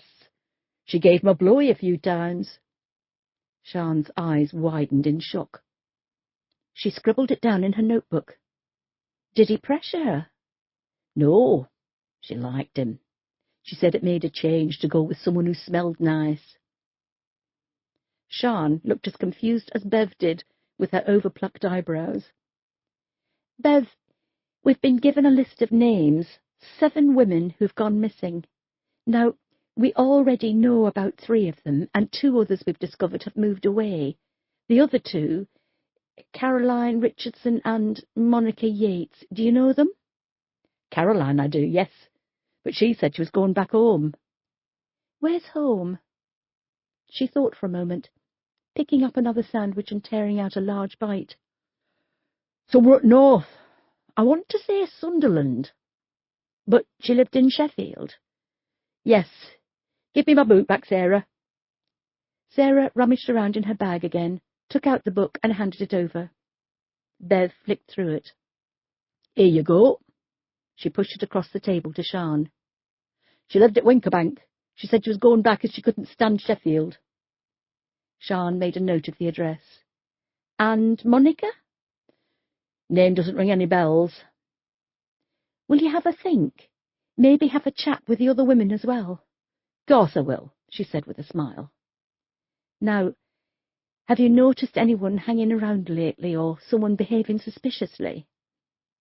Bev thought for a moment, slurped her tea, and wiped her mouth with the back of her hand. No. What about any of the regulars? Have they... I'm not sure how to put it, Sian said, almost blushing. Turned kinky, Bev suggested. If any of them had started putting their hands around our throats while shagging us, I'd know about it, and I'd have told you. Sian could feel herself blushing. Bev didn't lower her voice when talking, and people from the next table were glancing over at them. Right, she said, making a note and bowing her head. Anyway, how are things with you, Sian? Family all right? Bev asked, her tone brightening. They're fine, thanks. Kids grown up fast. Too fast for my liking, she smiled. Anyway, I'd better be getting back. Thanks for all your help, Bev. I'll go and order a couple more teas, get them to send it over. Thanks, Sian, you're a love. Let me know if you hear anything, and take care of yourselves, won't you? Of course we will. Don't worry about us. We've got bigger balls than most of the blokes round here, haven't we, Sarah? Sarah blushed and smiled. Sian left the cafe and hunted for her mobile in her bag. She pulled it out and dialed a number. Homicide and Major Crime Unit, Detective Constable Novak speaking. Can I help you? Bloody hell, Sophia. Take a breath, Sian said. Sorry, I'm still trying to get my tongue round what to say. Just say homicide and major crime. It doesn't matter who you are. Sorry. What can I do for you? Is Scott or Finn there? No, Finn's popped out and Scott's left early. Right. Well, I suppose it can wait until the morning, although... She thought for a moment. Actually, pop along to CID and have a word with D.S. Cleves. Tall bloke, grey hair, bad teeth. I know him. Ask him to send a couple of DCs around to Carly Roberts' flat. She lives with her boyfriend. I'm guessing he won't know she's dead yet, so they need to deliver the death message. I'd also like to know why he hasn't reported her missing. Then, tomorrow morning, you and I can pop around to question him about Carly.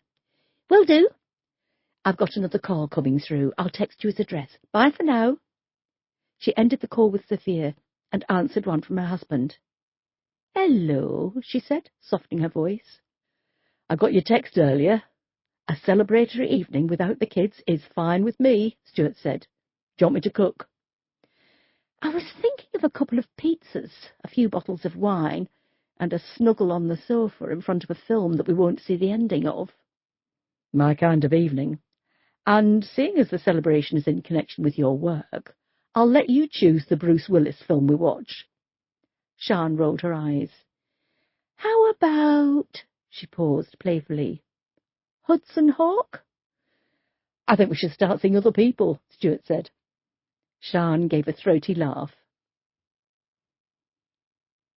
Sophia was clearing up her desk when her phone buzzed an incoming text. It was from Sian, the address of Carly's boyfriend. She scribbled it down on a post-it note and was about to leave the suite when an idea came to mind. She looked at the address again. It wasn't close by, but it was on her way home. She could pop along and see this Paul Chattel herself, break the news and get his alibi and some background information on Carly in the process. She hadn't had the chance to show her initiative yet, and she'd been with HMCU for 4 months now. It was about time she proved what she was capable of. Chapter 15. Philip and Sally Megan were different people from who they were before their only child was kidnapped in 2015. They worked long hours building up their restaurant empire, and when it came to opening a new site, they worked even harder. Both came from humble backgrounds and both wanted to create a future and a comfortable lifestyle for Carl. It was important to them that he had all the advantages growing up that they didn't. When he was kidnapped, they realized they'd been wrong. What Carl needed was family. Sally gave up working in the restaurant to focus on finding Carl.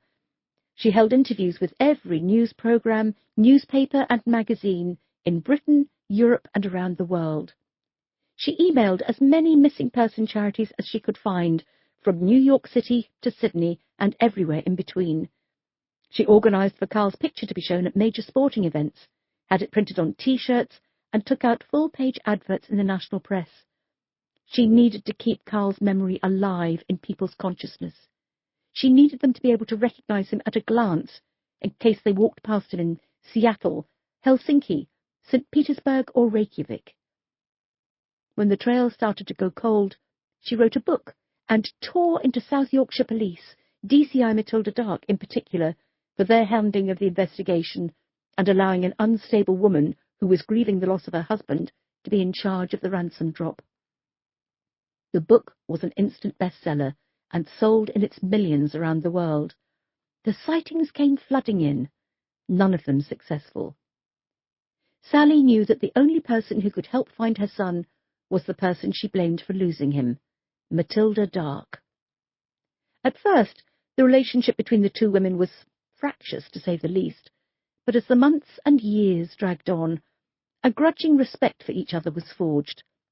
They were both fighting for the same cause and, with the help of retired detective Pat Campbell, they worked together to formulate a plan to keep Carl at the forefront of people's minds.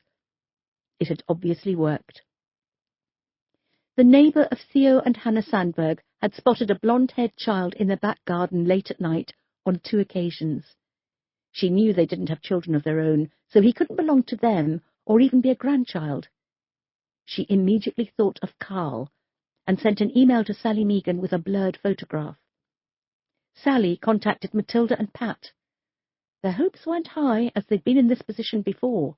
However, there was something about this photograph that Sally fixated on, and she couldn't put her finger on what it was. She called the neighbour and asked her immediately to contact the police. Less than 24 hours later, Matilda came round to bring her the good news. Carl was safe. He was coming home. Sally sat at the island in the kitchen. There was an untouched mug of coffee going cold in front of her. She was dressed in jeans and a deep red sweater. She'd hardly slept. As much as she wanted Carl to come bursting through that front door, she wouldn't believe it was actually happening until she saw him. Her right leg was jiggling involuntarily. She kept biting her bottom lip, and her stomach was performing somersaults. Around her, Woody was pacing the kitchen. He could sense something was wrong, but didn't know what. He'd only eaten half of his breakfast. He'd been bought for Carl as a gift for his 5th birthday. The two were inseparable. When Carl was kidnapped, Woody became despondent. He hadn't barked once in the 4 years he'd been away. "What time is it now?" Philip asked as he came into the kitchen. He was informally dressed in jeans and a white shirt. He'd lost a great deal of weight since Carl disappeared, from worrying and trying to single-handedly keep the business afloat. "I don't know, Philip," she almost snapped. "Probably about 2 minutes later than when you last asked me." "I'm worried," he said, pulling out a stool next to her and sitting down. "What about?" "In my head, he's still 7 years old. I still see him how he was the last time we saw him, and he's not, is he? He's 11. He'll have grown, changed. What if—" "What?" "What if he doesn't fit back in?" he asked, his eyes darting around the room. "Fit back in? This is his home. We're his parents. He doesn't need to fit back in. He's as much a part of this house as we are. We'll just continue as before." "That's just it. We can't, can we? It's 4 years later. He's changed. We've changed. Everything's going to be different." A heavy frown formed on Sally's face as she thought. Philip was right. Did she honestly expect things to be how they were before? She wouldn't walk him to school with Woody, as he was no longer 7. Would he still enjoy Toy Story and The Incredibles? She used to read to him at night when he was tucked up in bed. That was no longer necessary. Would he still want to be a fireman when he grew up? "What if he doesn't like us?" Sally said. "Sally? Like you said, we've all changed. We might not get on any more. He might not like who we are now." "Oh, my God. What if we don't like him?" She slapped a hand to her chest. The tears came and ran down her made-up face. Philip jumped off his stool and put his arms around his wife. He rested her head against his chest and held her close. They had both dreamed of their son coming home, but had no idea how wrong everything could go. The nightmare had always been the unthinkable, what had happened to him in the aftermath of him being kidnapped. But what if the real nightmare was his return? "We should have gone to the airport to meet him. This is agony," Sally said, pushing herself out of her husband's embrace. "Matilda explained we wouldn't have seen him straight away, as he'd need to be interviewed. We'd have just been hanging around. Someone would have seen us, called the press, and it would have been a frenzy. This is the best way. We don't want our first meeting with him to be captured on camera, do we?" "No. Bloody journalists." She looked at her watch. The buzzer to the video entry system sounded throughout the house. They both froze. Carl was home. Slowly, they walked over to the monitor in the corner of the kitchen. Sally pressed the accept button. The small screen lit up. They could see Matilda's car at the gates. "I feel sick," she said. She watched as the gates yawned open and the car began to slowly climb the drive. "Remember," Philip began, taking his wife by the shoulders and looking deep into her eyes. "He's our son. Whatever's happened to him, however he's changed, he's still our child, our Carl, and we love him." "We do," she replied firmly. As Philip moved to open the front door, Sally could feel the tsunami of emotions rise up inside her. She wanted to cry. She felt sick and dizzy and didn't think her legs would hold her up. She was in the vast hallway, facing the double front door, Woody by her side, pining and looking up at her, wondering what was going on. She needed to be strong for Carl. She had no idea how he was feeling right now, but she needed to reassure him, show him that everything was going to be all right. The front door opened. Sally felt the cool autumn air hit. She heard the heavy tires crunch over the gravel driveway, and eventually the Range Rover came into view. Pat was in the front passenger seat. She guessed the woman driving was Matilda's sister, Harriet. That meant behind the tinted windows in the back was Matilda and her son. She swallowed hard, but it was painful. She tried to smile, but her lips were quivering and wouldn't stay still. Pat climbed out of the car. She said something to Philip, but Sally didn't hear. Her attention was fixed on the door at the back. Matilda came around the front of the car.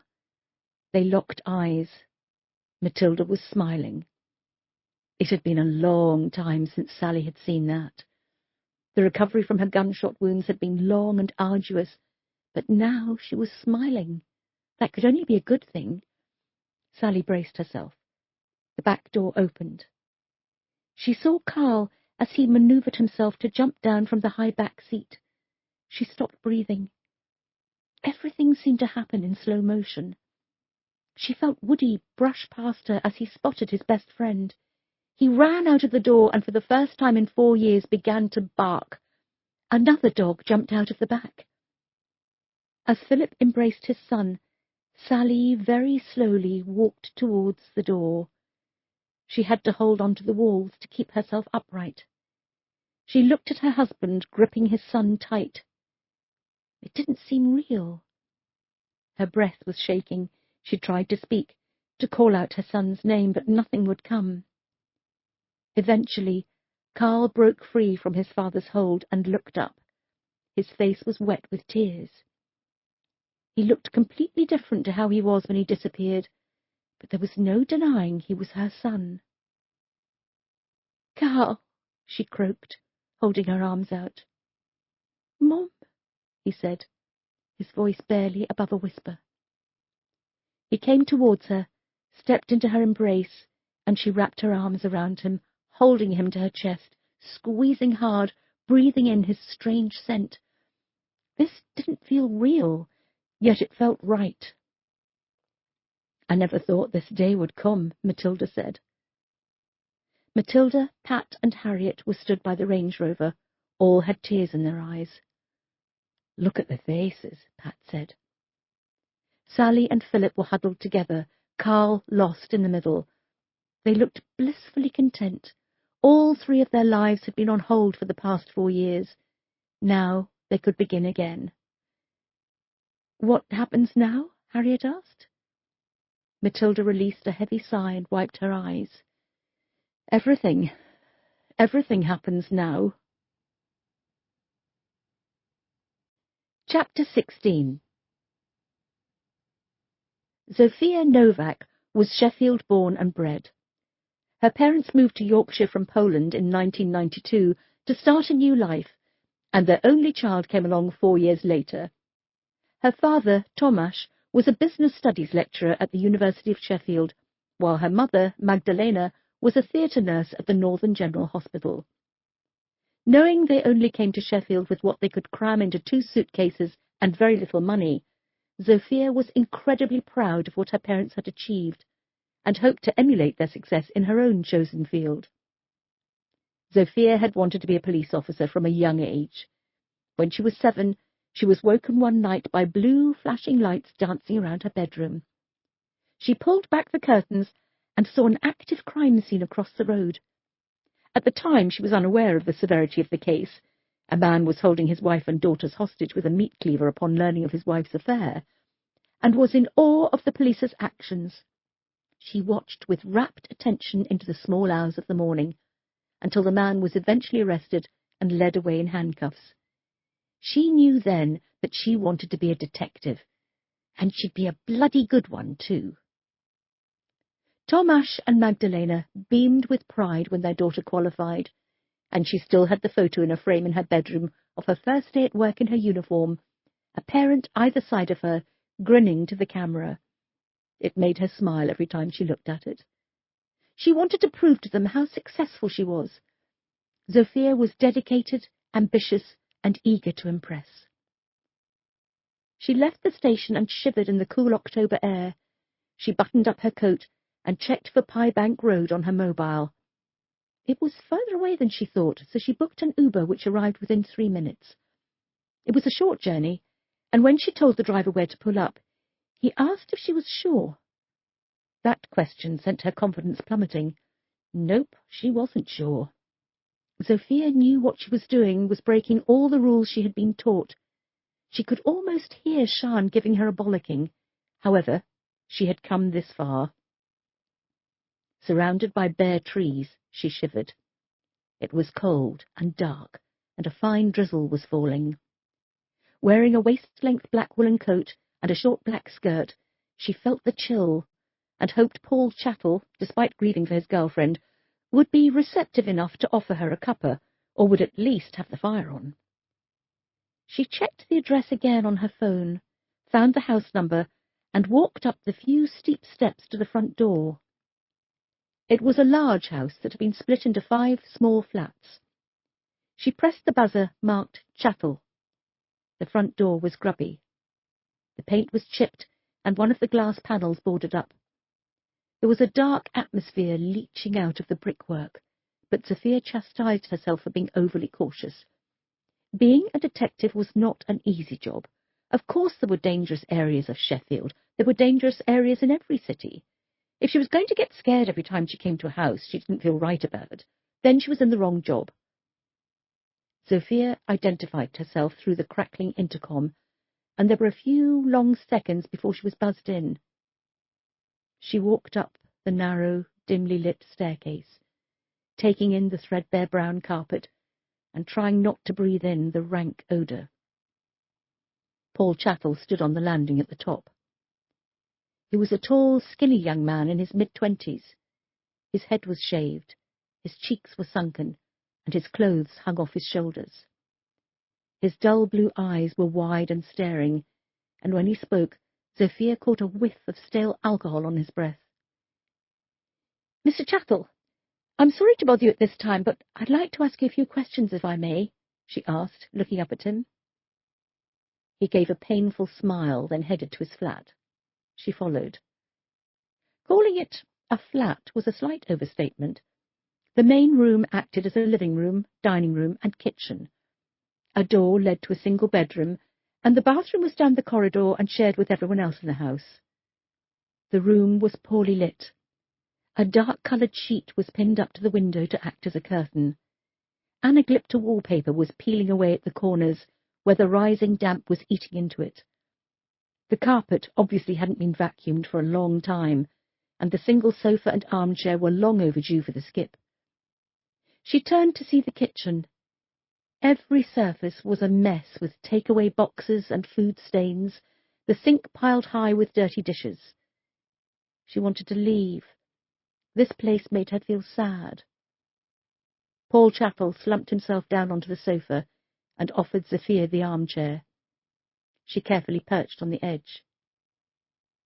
"Mr. Chattel, do you know a woman by the name of Carly Roberts?" He looked up at her with heavy eyes. "Carly?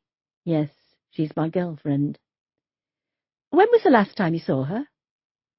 "Last night. She went out. Were you expecting her back?" "Yes." "But she didn't." "No." "Is that unusual?" His eyes darted around the room. No. She sometimes slept out overnight with a friend or someone." Zofia swallowed the painful lump in her throat. She could taste the rank smell from the flat. "Mr. Chattel, I'm afraid I have some bad news. A body of a woman was found in woodland out towards Tankersley. We took her fingerprints, and they're a match for your girlfriend. I'm so sorry." Paul remained impassive, as if he hadn't heard what Zofia had said. "Mr. Chattel," Zofia prompted. "Sorry, I'm just... Carly's dead." "I'm afraid so." "How?" We think she may have been murdered. If I could ask you some questions about Carly." "Murdered?" He looked up at her. His eyes were wide, the tiny pupils darting around the room. "How? Who by?" "We don't know yet. We're still in the early stages of the inquiry. Mr. Chapel, do you know of anyone who may have wished to do her harm?" "This is unbelievable," he said, standing up and moving over to the window. "I only saw last night You know what she did for work?" "We do, yes." "Was it a punter who did this?" "Did Carly mention any punters who she felt were threatening?" "No." He went back over to the sofa and slumped into it. He placed his head in his hands. "I loved her," he said, his voice muffled. "Was she working as a prostitute when you met?" He shook his head. "You didn't mind what she did?" He sat up, sniffled, and wiped his nose on his sleeve. "It helped pay the bills," he said with a shrug. "What do you do for work?" "I don't. I'm on disability with my back." "Oh, I'm sorry." He didn't limp when he walked or seem to be in any pain with his back. She guessed it was probably a condition that came and went whenever the benefits office needed proof of his injury. "Mr. Chattel, do you know if Carly had any enemies or people who didn't like her?" "No. Everyone liked Carly. She was a good lass," he said. He picked up a scratched and battered tin from the stained coffee table and began to roll a slim cigarette. "Had she mentioned any unwanted attention she'd received lately?" "No," he replied quickly. "Any punters who had been aggressive or threatening?" "You've already asked me that," he said, his voice hardening. "Sorry." She quickly searched her brain for another question. "How did she get on with the other women who worked the streets?" This time he looked up. His stare looked straight through her. "You mean prostitutes?" "Well, yes." "You can say it, you know. She was a prostitute, a hooker, a whore, a slag. "Mr. Chattel." She let men use her body for a few quid. They fucked her, had their fun, then dumped her. She was the lowest of the low, but you know what? She was my girlfriend, and I loved her," he said with a catch in his throat. "And what are you going to do about it?" "We're making extensive inquiries." "For now, yes," he interrupted. "But you'll soon come up against a brick wall, and you'll stop looking, because why should you waste resources on a whore?" "Mr. Chattel, it's not like that at all." "Isn't it? Do you know how many prostitutes have gone missing in Sheffield in the last few years? There are women dying out there, and you lot are doing fuck all about it." "Mr. Chattel, please, I know you're upset." "Do you?" he snapped. "I saw your face when you came in here. You looked around, saw the state of the place, and turned your nose up. We can't all live like you in your fancy apartments with your open-plan living and ensuite bathrooms, your big fuck-off TVs, and those fancy boiling hot water taps. Don't think you can come in here and try to pretend you understand what I'm going through." Sophia swallowed hard. She knew it had been a mistake to come here alone. She should have listened to her inner voice and the Uber driver. "I should probably go," she said, standing up. "No, don't go, I'm sorry." Paul jumped up from the sofa and stood in front of the doorway, blocking her exit. "I shouldn't have said those things. I really am sorry. It's just I don't know how I'm feeling right now. Yesterday we were sat on the sofa watching a film and everything was fine. We knew we didn't have much, that life wasn't easy, but we had each other. And that made things a little bit more bearable, you know? Now she's gone. I don't know what I'm going to do without her." He started to cry. He collapsed back onto the sofa and held his head in his hands as he sobbed.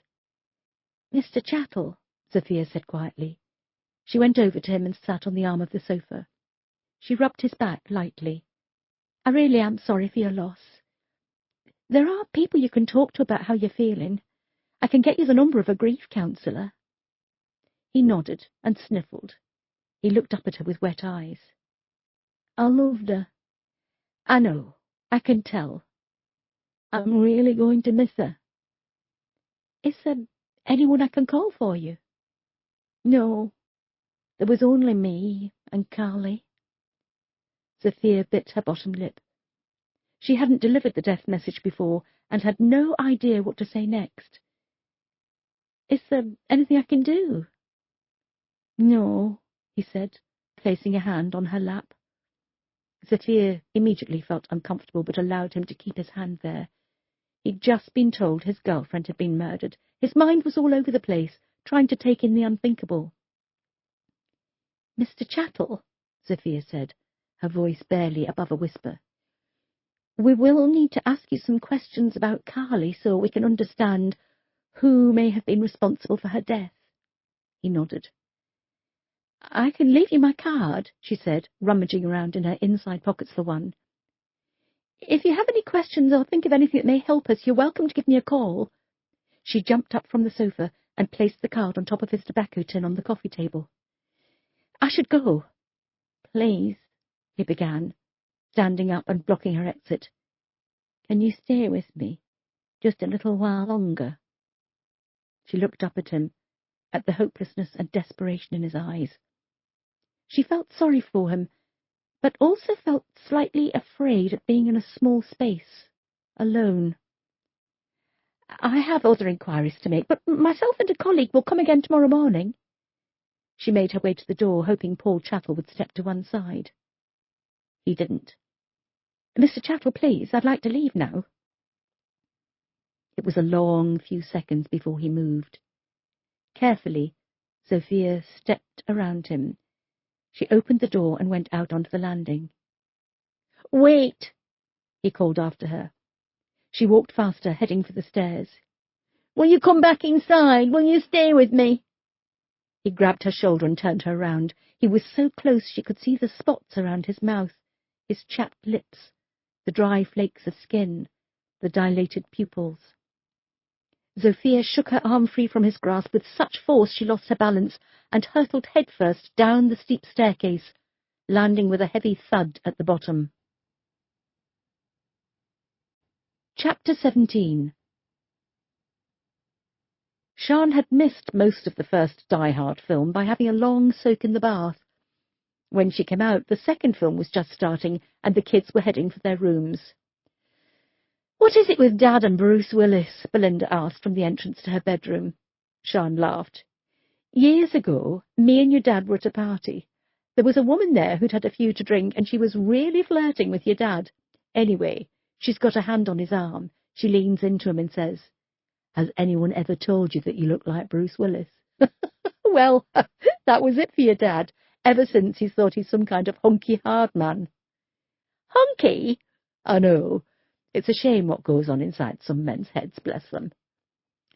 I'm going to FaceTime Tina. If Dad comes up, tell him not to sing when he passes my room. Will do.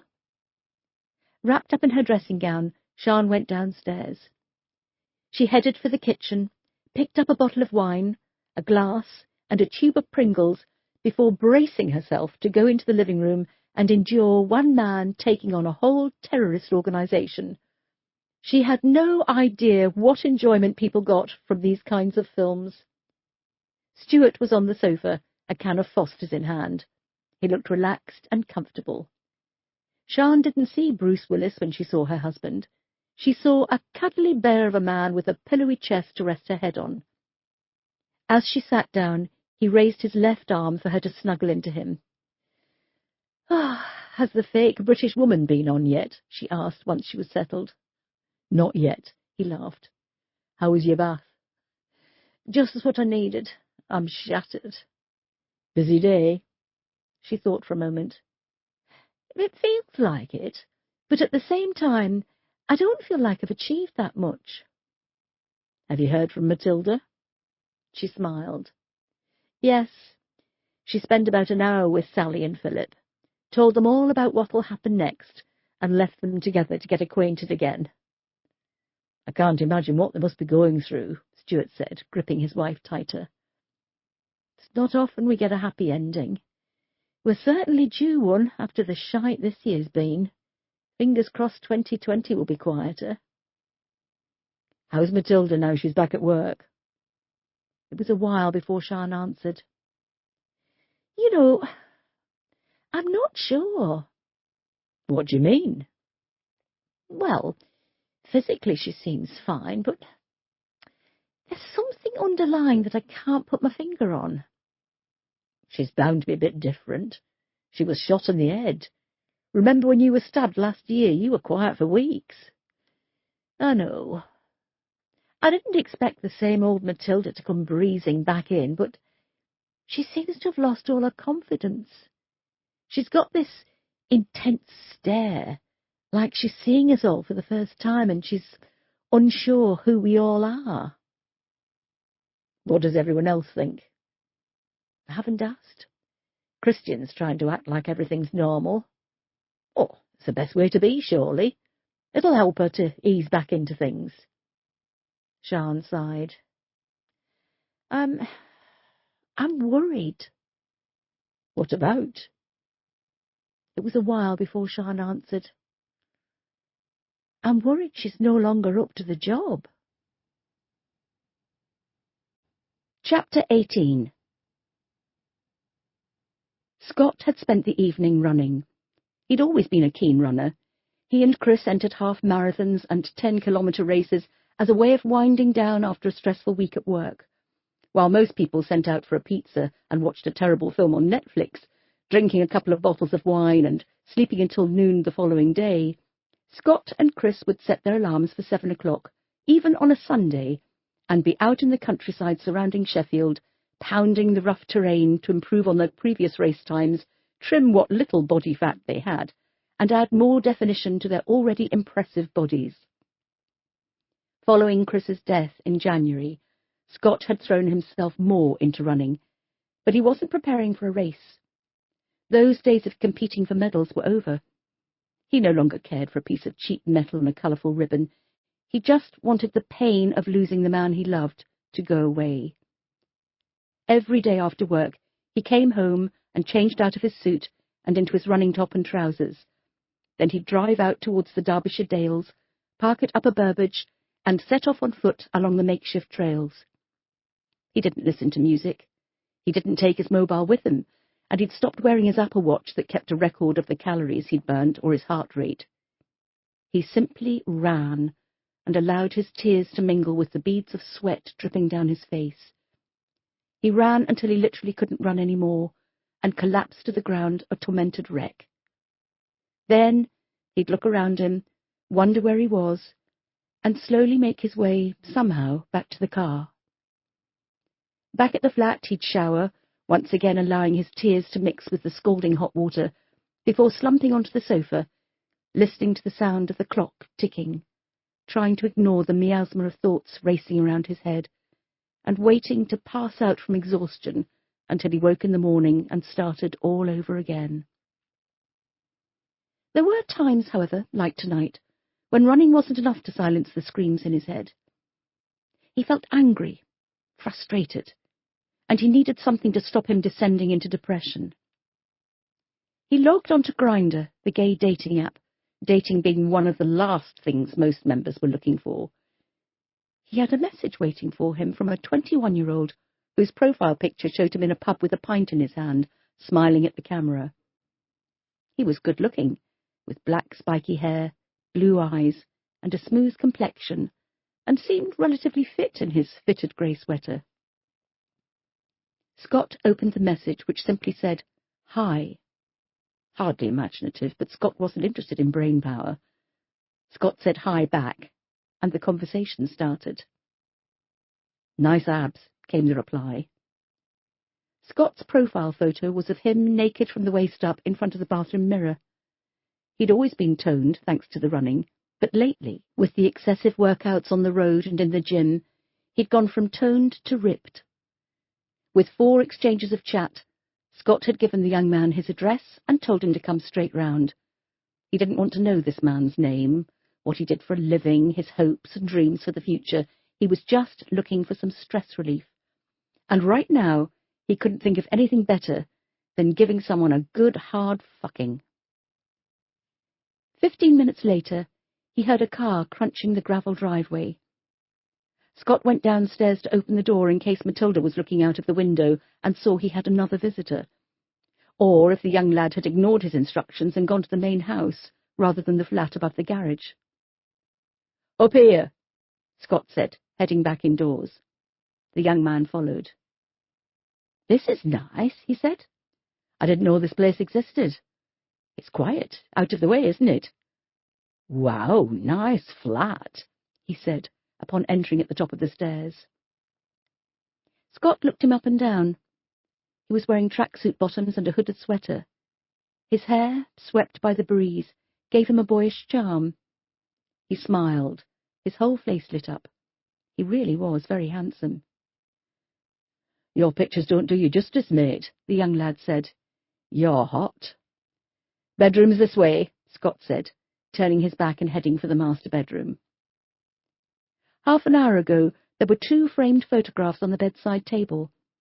One held a picture of Chris on his own. The other was of the 2 of them on a beach in Devon. They were now face down in the drawer. Scott began removing his T-shirt while kicking off his trainers and undoing his jeans. The young man stood in the doorway.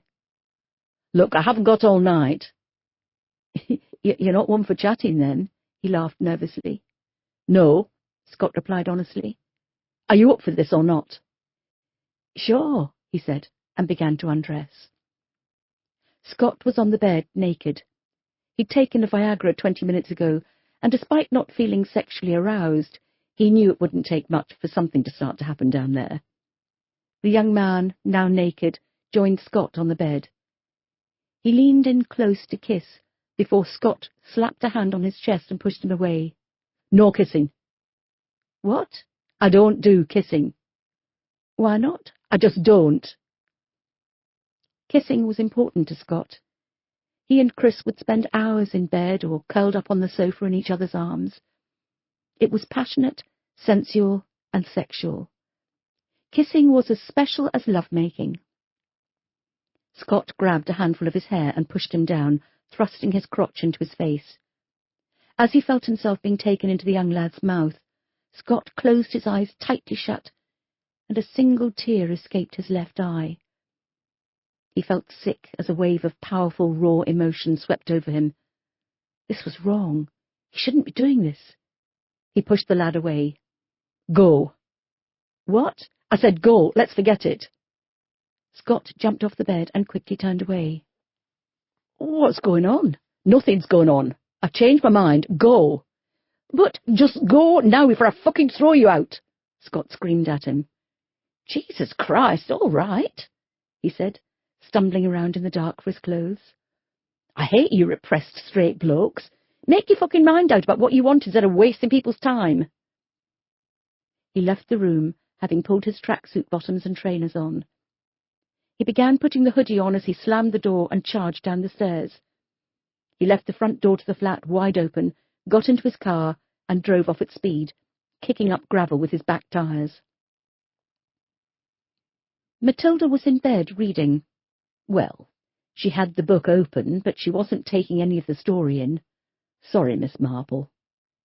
The brief nap she had when she came in had completely thrown out her sleeping pattern. Not that she had much of a pattern. It was irregular at the best of times. She heard the sound of a car pulling away at speed and got out of bed to investigate.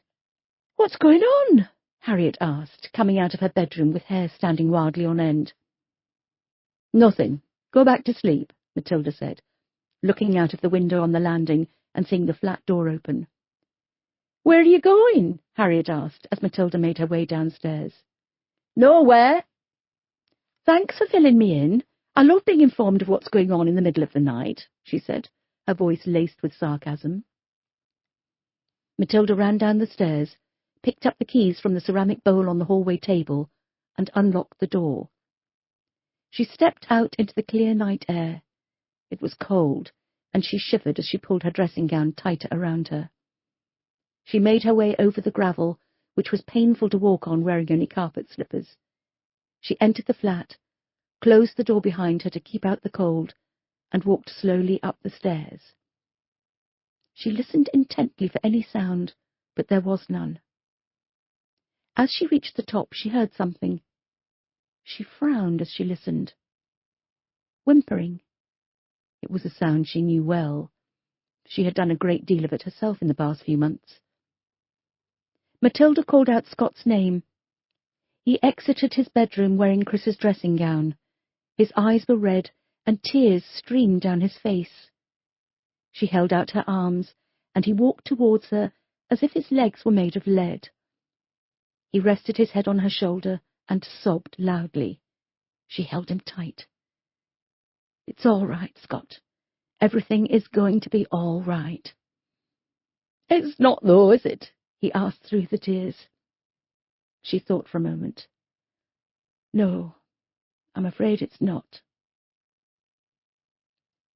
In Matilda's living room, the fire roared, the room was warm, and the DCI on hiatus and the newly promoted DS sat on the sofa with a glass of wine each. "You should delete that app," she said. "I already have done." "Good, that's the first step." "How many steps do I have to take?" "You never stop taking them." "I'm missing Matt." "I know you do." Scott looked up at the framed photo of James Dark on the railway sleeper above the wood burner. "How long was it before you could think of James without crying?" She blew out her cheeks.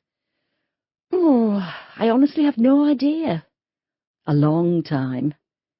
I still get upset now when I think about him. Not all the time, obviously, but occasionally. Like you with Chris, I loved James so much that it physically hurt. When he was gone, well, it was like I'd lost a limb. I had no idea how I was going to function without him. But Adele told me that I have people around me to help. There was her, my parents, you guys at work. And she was right. It's not the same. No way is it the same. But being surrounded by people I knew were genuine and cared for me made me realize that I wasn't alone. I was hurting and in pain, but knowing there were others out there who were willing to help me through the grief was the first hurdle. Scott took a deep breath and gave a weak smile. Usually, when things have gone bad, I've had Rory to turn to. And when I remember that he's not there either, I hate myself for grieving more for Chris than for him. I knew Rory much longer than I knew Chris. Don't beat yourself up, Scott.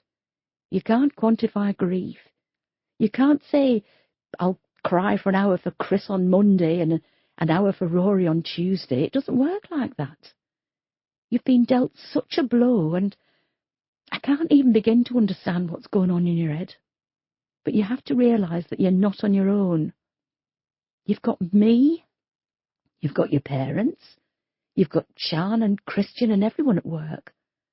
I will always be here for you, Scott, always. He tried to say thank you, but his emotion wouldn't allow it. She pulled him towards her, his head on her shoulder once again. I wish I were dead, he said, his words muffled in her dressing gown. Matilda pretended she hadn't heard. She knew exactly how he felt. Chapter 19. Wednesday, 23rd of October, 2019. After chatting with Scott into the small hours of the morning, when he returned to bed in the flat above the garage, Matilda had gone upstairs, yet sleep had eluded her. She tried reading but couldn't concentrate. She must have nodded off at some point, because she woke with a start and a feeling of fear deep within. She couldn't recall what she had been dreaming about, and she was glad of it.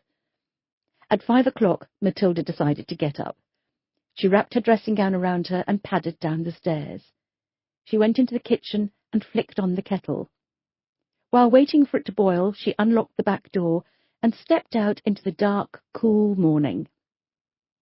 Despite her house being on the edge of the countryside, no neighbours around for miles, cut off during a harsh winter snowfall with a feeling of isolation and loneliness, Matilda loved it. Standing in the doorway, looking up at the black sky with countless twinkling stars and a sharp crescent moon, she felt content, and all the problems she had rattling around her mind were silenced. Briefly. A smile spread on her face when she thought of the Meagans. She wondered what kind of a night they'd had. They were in for a busy time, as a press release was being issued this morning. Then the vultures from the media would descend. Matilda had promised to help, and so would the press team at the station. "You're a survivor, aren't you, Matilda?" She caught her breath as Jake's voice came into her head from somewhere deep in her psyche. She wished she knew of a way to silence these thoughts for good. "But what's the point of surviving when everyone around you is dead?" She heard the gunshot and closed her eyes, screwing them tightly shut. "You're a survivor, aren't you, Matilda?" "Leave me alone," she said to herself, as she clamped her hands around her head, squeezing it hard. There was a bang. She opened her eyes, looked up and out into the dark morning. The bang wasn't in her head, it was real. She stood in silence and waited for it to happen again. Her heart was pounding in her chest, the blood rushing around her brain. Another bang resounded through the darkness. It was a familiar sound. A gunshot. Is this real? She could smell cordite. It must be real. There was a rustling in the distant trees. Someone was coming for her. Matilda practically fell into the house. She slammed the back door closed, locked it with the key, and turned out the light. "Harriet!"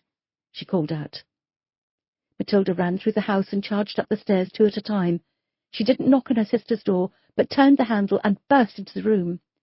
"Harriet, Harriet, wake up!" she said, shaking her sister's sleeping figure. What is it? What's wrong?" she asked, dazed at being woken up. "Jake's outside." "What?" "He's out there. He's shooting at me." "Oh, who is?" "Jake. Who else?" Harriet sat up and turned on the bedside light. "Matilda, calm down. Jake's dead. He can't be shooting at you." "Then someone else is. It's Steve. He's paid someone to shoot me." "Matilda, it's just a dream." "It's not. I was outside." "Outside? What time is it?" "I don't know. I couldn't sleep. I went to make a drink. I opened the back door for some air. Someone took a shot at me." Harriet, more alert now, looked worried. "Are you sure?" "Of course I'm sure," she shouted. All right, calm down." She threw the duvet back and swung her legs out of bed, shoving her feet into her slippers and picking up the dressing gown from the bottom of the bed to wrap around her shoulders. "What are you doing?" Matilda asked. "I'm going to have a look." "Are you crazy? There's someone out there shooting at me. We should call Christian. He can get an armed response round." Harriet held Matilda by her shoulders and looked into her wide, staring eyes. All she saw was worry and fear. "Matilda, listen to yourself. You live on the edge of the countryside. It's only natural for you to hear a gunshot from time to time. If someone was going to shoot at you, do you think they'd hang around in the middle of the night on the off chance you'll get up to make a cup of tea?" "Well, I suppose," she said, calming down slightly. "It was probably a farmer warning a predator off his sheep or something, and it was probably miles away. You know how sound travels at night." "Do you think?" Matilda asked, not looking convinced. "Yes, I do. However, if you want to make yourself a laughing-stock at the station, by all means give Christian a call and get him to send a squad of armed officers to tear through the countryside." "Oh, my God," Matilda said, her face reddening in embarrassment. "I overreacted. It's only natural after everything you've been through." "Oh, I feel so stupid." "Don't. There's only me who knows. I don't think you're stupid at all. Look, write it down like that Coopersmith woman told you to, and discuss it with her at your next session." Matilda took a deep breath. "I will. You're right. I panicked. I heard the shot and thought, it's perfectly normal. I'm the same whenever I see a bottle-blonde bimbo hairdresser. I just want to smash her face in with a hairdryer." Matilda smiled. "Do you want to get in with me until it's time to get up?" "No, thanks. I think I'll go and read a book or something." Matilda slowly walked out of Harriet's room, closed the door, and stood on the dark, silent landing. She couldn't believe she thought someone was outside shooting at her. It was preposterous. My God, what if that had happened at work? She shook the thought from her head. There were bound to be cases involving guns at some point. Hopefully she would be in a better frame of mind by then. Or maybe she should rethink her future before it reached the stage when she lost the respect of her colleagues. Was there a place within the police for someone so physically and mentally damaged? She had reached the rank she always wanted to. The Carl Meakin case was finally solved. What was there left for her here? Chapter 20.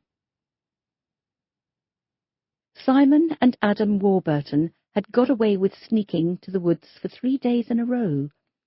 They were pushing their luck to make it 4, but having to spend half-term with their grandmother, who spent most of her days nodding off in front of interminably dull repeats on ITV3 with the volume on high, was not their idea of fun.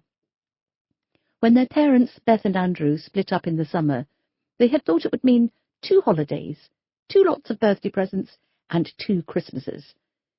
Unfortunately, Andrew hadn't been heard of since he slammed the door on that hot Friday night in July, and Beth was left with a full-time job at Sainsbury's, 2 children under 10, and a mortgage to pay by herself. It was a logistical nightmare. Her aging mother helped where she could, and her home was a haven for the kids during the school holidays, but she didn't have a clue how to keep an 8- and 10-year-old entertained. After breakfast, she gave them a £10 note each in case they wanted to buy something to eat or drink, then said they could go out, providing they didn't stray too far from the house. Once they heard the theme tune to Heartbeat blasting from the living room, they knew their Gran would be settled in her recliner and wouldn't be getting up any time soon. They headed for Plantation Woods. The trees were dense, and the woods were often cool in summer under the canopy of leaves that were blocking out the sky and the heat from the sun's rays. In autumn, the ground was a carpet of leaves, all in different stages of decomposition. They crackled underfoot as the boys, inappropriately dressed, headed on an adventure. They walked for miles, picking up fallen branches, stripping them of their bark, fighting as if they were swords, breaking them against trees, kicking leaves, and daring each other to see who had the guts to climb a tree the furthest. Simon, being the oldest, always won. Sitting 10 feet in the air on the creaking branch of an oak tree, they surveyed the woods. It was quiet. The only sound came when a breeze rustled the leaves and branches clacked together. "Do you think Gran's rich?" Adam asked. "Probably. I heard her saying to Mum that when she dies the house would be hers. She said it was all paid for, so she could do what she wanted with it." Adam pulled a face. "Does that mean we'll have to move into it?" "I hope not. It smells upstairs." "No, Mum will probably sell it." "Who'd buy it? It's horrible." "Someone's bound to buy it. It's big." "I think it's haunted," Adam said, shuddering. "You're scared of everything." "I am not." "You are." "I'm not." "Prove it." "How?" Simon thought for a moment. "Jump to the ground from here." "What?" Adam exclaimed. "It's miles to the ground." "It is not." "I could break my legs." "Not if you land properly." "How do you land properly?" "Well, aim for those leaves over there, and as you land, you roll onto your side so your legs don't take the impact. It's called tuck and roll." "How do you know that?" Simon shrugged. "I dunno, I just do." "Show me." He rolled his eyes. "You're going to get eaten alive when you move schools." "That's years away. I'll have grown up more by then." "Right, watch me, okay?" Simon spat on both hands and rubbed them together. He took a deep breath and braced himself, all the while keeping his eyes on the patch of leaves on the ground. 1, 2, 3. He lunged off the branch, landed, grabbed his knees, and rolled over several times as he came to rest in the mound of dry leaves. He looked back up to the tree. "Piece of piss! Your turn." Adam looked scared. His eyes were wide, and his heart was thumping loudly in his chest. He'd jumped from a tree before, but never this high up. "We go back to school on Monday, Adam. Hurry up," Simon called. "Don't rush me." He copied his older brother by spitting on both hands and rubbing them together. He counted to 3, much slower, and before he threw himself off the branch, he closed his eyes. As he landed, Simon grabbed him and helped him to roll. "I did it," Adam said, a huge grin on his face. "I did it." Simon began to kick the leaves over his brother, burying him under the mound. Adam spat. "Give over! They're going in my mouth." He scrambled to free himself, arms and legs flaying widely. He reached for a stick, but it was stuck on something, so had to yank it harder. It eventually broke free, and he used it as a weapon to threaten his older brother. He looked up and saw Simon glaring at him, his eyes wide, his face pale. "What's up?" Adam asked. "Where did you get that?" "What?" Adam looked at what he was holding in his hands. It wasn't a stick. It was a bone, and there was a hand dangling off the end of it. Chapter 21. Matilda was the first one to arrive at the HMCU. Scott dropped her off early, then went to the gym for a quick workout before the day truly began. There was definitely a fusty smell in the room, and she was sure it was coming from the grubby carpet tiles. She opened a window and shuddered as a cold breeze enveloped her. She flicked on the kettle and returned to stand by the window. She'd had less than 2 hours' sleep and needed the cold air and a strong coffee to get her through the day. Less than an hour and 2 cups of coffee later, Sian breezed into the suite, a huge smile on her face. "I'm so pleased you're in early. Tell me everything that happened with the Meagans yesterday. I've hardly slept, I was so excited." The kettle was turned on again, and Matilda filled her in on all the gossip. Sian grabbed a tissue from the box on her desk and wiped away the tears as she heard the story of the reunion. "I'd have loved to have been there. They've been through so much, bless them. I hope they can try to put it all behind them and move on." "I hope so too," Matilda said, a slight smile on her face. "When is the press release going out?" "About 10 o'clock-ish. We're going to arrange for there to be an exclusive interview so they can just tell the story once and that's it. I don't think any of them want to be paraded in front of the cameras for weeks on end." "If there was ever a sign to never give up hope, this is certainly it," Sian said. "It's given me a lovely warm feeling. I think we can all say this year has been one of the worst for a long time. But when something like this comes along, it puts things into perspective, doesn't it?" "I suppose it does," Matilda said, turning to look out of the window at the grey, dank view over Sheffield. "What are you thinking about?" Sian asked. "I just thought for a moment that if the shooting had never have happened, I wouldn't have lost the baby. Who knows what would have happened between me and Daniel? And I'd have been a mother by now." "Would you have had the baby?" Matilda took a deep breath and held it while she thought. "I don't know. Probably." "Did you hear from Daniel?" She shook her head.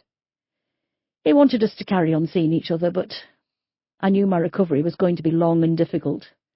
I didn't want to put him through all that." "But he loved you." "I know. But I didn't love him. Not enough, anyway." Her eyes filled with tears. "Oh, Matt," Sian said, leaning down and giving her a hug. "Why is life so difficult for you?" "I certainly don't help myself. I dwell on everything too much. I keep everything stored up here," she said, tapping her temple. "I can't let things go. I've got James, Carl, Ben, and the guilt from—" "You are not to blame for the shooting, Matilda. You need to believe that." "I'm trying." Sian pulled a chair closer to Matilda and sat down. She reached out and held her hands. "When you were in the coma and we didn't know if you were going to survive or not, me and Stuart were at home and I was in pieces. Stuart said to me that, despite being emotionally fragile, you were tougher than you gave yourself credit for. You've been through so much in the past few years, more so since James died, and you've always survived." There was no doubt in his mind you'd survived this, and he convinced me of the same. He's right. You're the strongest person I know, yet you don't believe it. Matilda smiled. "I never realised your Stuart was so wise." "No, he surprised me too," she laughed. "It's true, though. You're incredibly strong, and if anyone can survive being shot twice, it's you." "Thanks, Sian.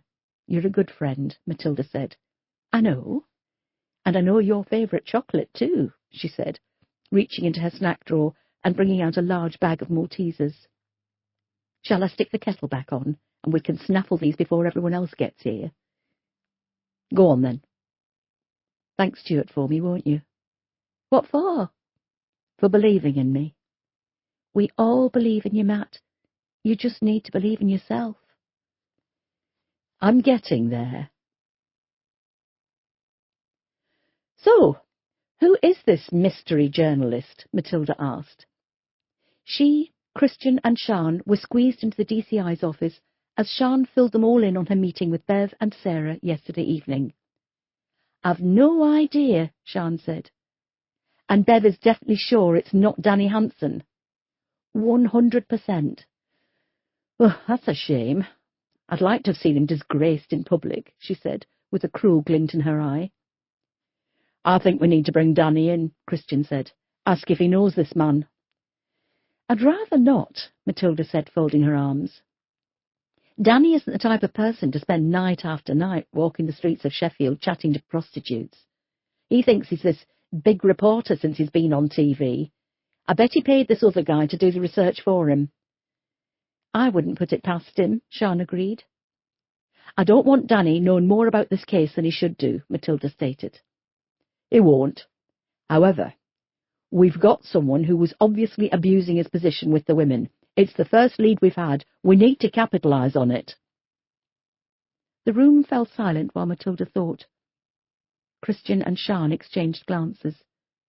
Christian was clearly frustrated and was struggling to hide it. "Has anyone looked online for this Alistair, what is it?" "Tripp. I have. I can't find anything," Sian said. "There are several on Twitter and LinkedIn. I agree with Christian. We should bring Danny Hansen in." It was a while before Matilda replied. "Fine," she said, with as much hatred and bile as she could attach to one word. "By the way, I requested the files of the 4 women be sent up yesterday. They should be around here somewhere," Christian said, looking around at the mess of the office. There didn't seem to be an area free for anything in such a cramped space. "I found them, thanks." There was a knock on the glass door. Scott opened it and popped his head in. "Sorry to interrupt, though I'm not going to mention being hurt that I'm the same rank as Sian and haven't been included in this private meeting, but Sophia has just arrived, and she has a black eye." They all filed out of the room. "You were at the gym when we started," Sian said, tapping Scott's firm stomach as she passed him. Sophia was sat at her desk. Her head was bent over her keyboard as if she was seeing it for the first time. "Sophia, is everything all right?" Sian asked. "Yes, fine. Sorry I'm late. The bus didn't turn up." "Sophia, look at me." It was a while before she did. Slowly she lifted her head. Her left eye was bruised and swollen, and she had a cut along the bridge of her nose. "Oh, my God, what happened?" "I slipped on a magazine and fell," she said. "And the truth?" Christian asked. Sophia started to cry. Sian went around to her side of the desk and hugged her.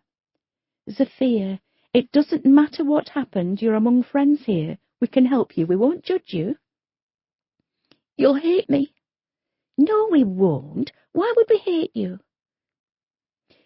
"On my way home last night, I went to see Paul Chattel." "Paul Chattel? Who's he?" Christian asked. "You did what?" Sian asked, her voice stern. "Who is he?" Matilda asked.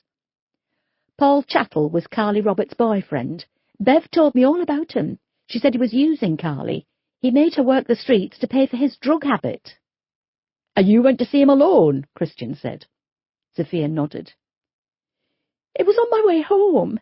I thought that I'd break the news to him and find out more about Carly.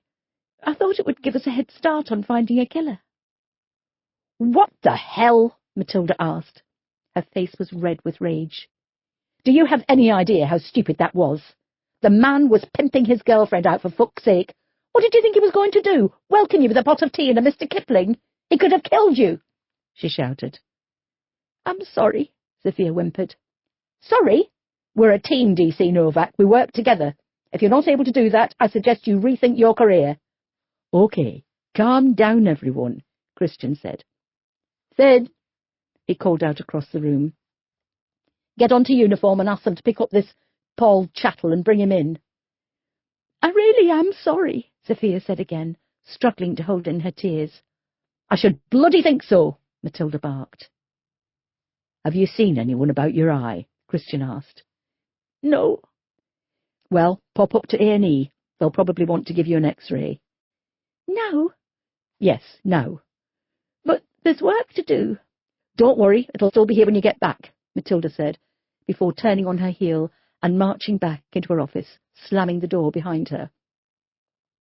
As Sophia left the suite, her head down, tail between her legs, a phone rang. Scott answered. I can't believe how reckless she was being, Sian said. We've all been there, Sian, said Christian. She's young, That was the control room, Scott said. We've just had a phone call from a member of the public. 2 bodies have been found in Plantation Woods. Chapter 22. It was decided that Christian, Sian and Scott would head out to Plantation Woods, while Matilda and Finn, who worked closely with Sian on building the database of Sheffield's prostitutes, would see what Danny Hanson could tell them and why he felt he needed to so publicly reveal his information. Plantation Woods wasn't easy for a team of forensic officers to work in. Trees were very close together, the ground was uneven, and lighting was dull. It took a few hours for them to carry the equipment they needed from the road to where the bodies had been found. By the time Scott pulled up behind a car he recognized as belonging to Adele, work on the bodies was already underway. I'm wearing the wrong shoes, Sian said, as she trod carefully over a carpet of fallen leaves. I thought you always kept a pair of walking shoes at work, Scott asked. I had to throw them away. I've had them that long they were falling to pieces. I meant to get a new pair, but never got around to it. Would you like me to give you a piggyback? Yes, please, Scott laughed. You'd let me as well, wouldn't you? As they turned a corner, they saw the white forensic tent up ahead.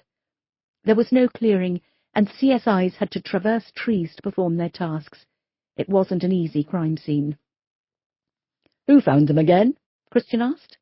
2 brothers, Sian said. Shouldn't they have been at school? Scott asked. It's half-term. Oh.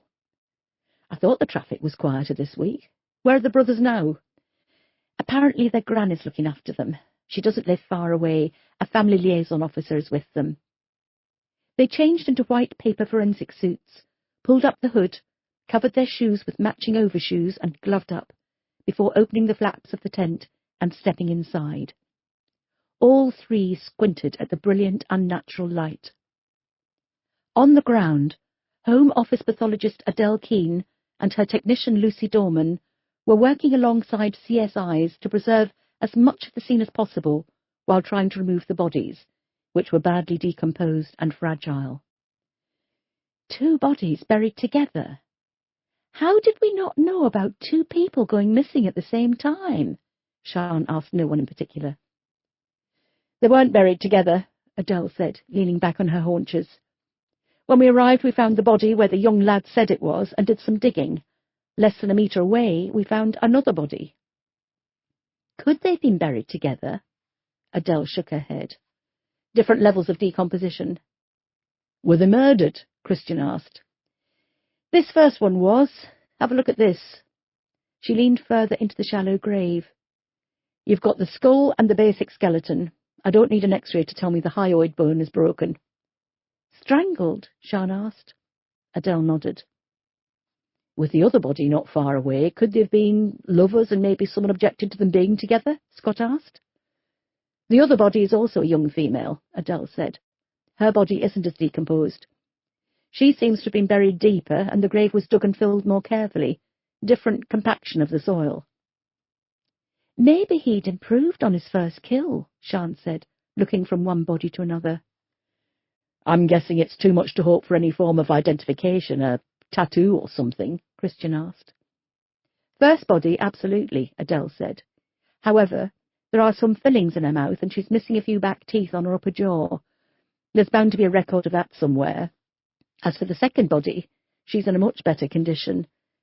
I need to get her back to the lab, get her clothes off her and see what we can get under a UV light or X-ray. There is one significant piece of information you might be interested in now. The second body has dirt in her mouth. Meaning? Meaning she wasn't dead when she was buried. Chapter 23. Danny Hansen is in interview room number 1 and Paul Chattel is behind door number 2. Who would you like to chat with first? Finn Cotton asked. I love it when I have a choice, Matilda smiled. Let's leave the scumbag to stew for a little longer. You're going to have to narrow it down. Matilda gave a genuine laugh. She slapped Finn on the arm. You've really come out of your shell over the last few months. I'm loving the new Finn. Knowledge is power, isn't that what they say? So I've heard. Let's chat to the journalist. Danny Hansen hadn't been told why his presence was requested at South Yorkshire Police HQ. When Matilda opened the door and entered, Danny stood up and held out his hand. He had a huge grin on his face, like he was the one with all the answers, as if he held the key to the mystery of the missing women. DCI Dark, it really is a pleasure to see you once again. You're looking well, he said. Matilda had no intention of shaking the man's hand. She pulled out a chair and sat down. Those scars are still quite prominent, Danny said, as he returned to his seat and leaned in to get a better look at Matilda. How many operations was it? 3? 4? Mr. Hansen, we'd like to know where you got your information from regarding the missing women, Matilda began. Good old-fashioned journalism, Danny said with a smile, looking from Matilda to Finn and back again. You'll be surprised how much people are prepared to talk to you once you've been on TV. I couldn't shut some of them up. It's strange, but I can't picture you hanging around the red light district in all weathers chatting to prostitutes. Journalism isn't a glamorous job.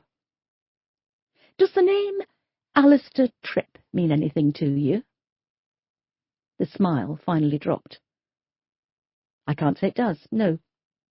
Tall, young, messy, mousy hair, blue eyes? Nope. You see, this Alistair character was seen hanging around the women last year, asking all kinds of questions, posing as a journalist. When we showed some of the women your photo, they didn't recognise you at all.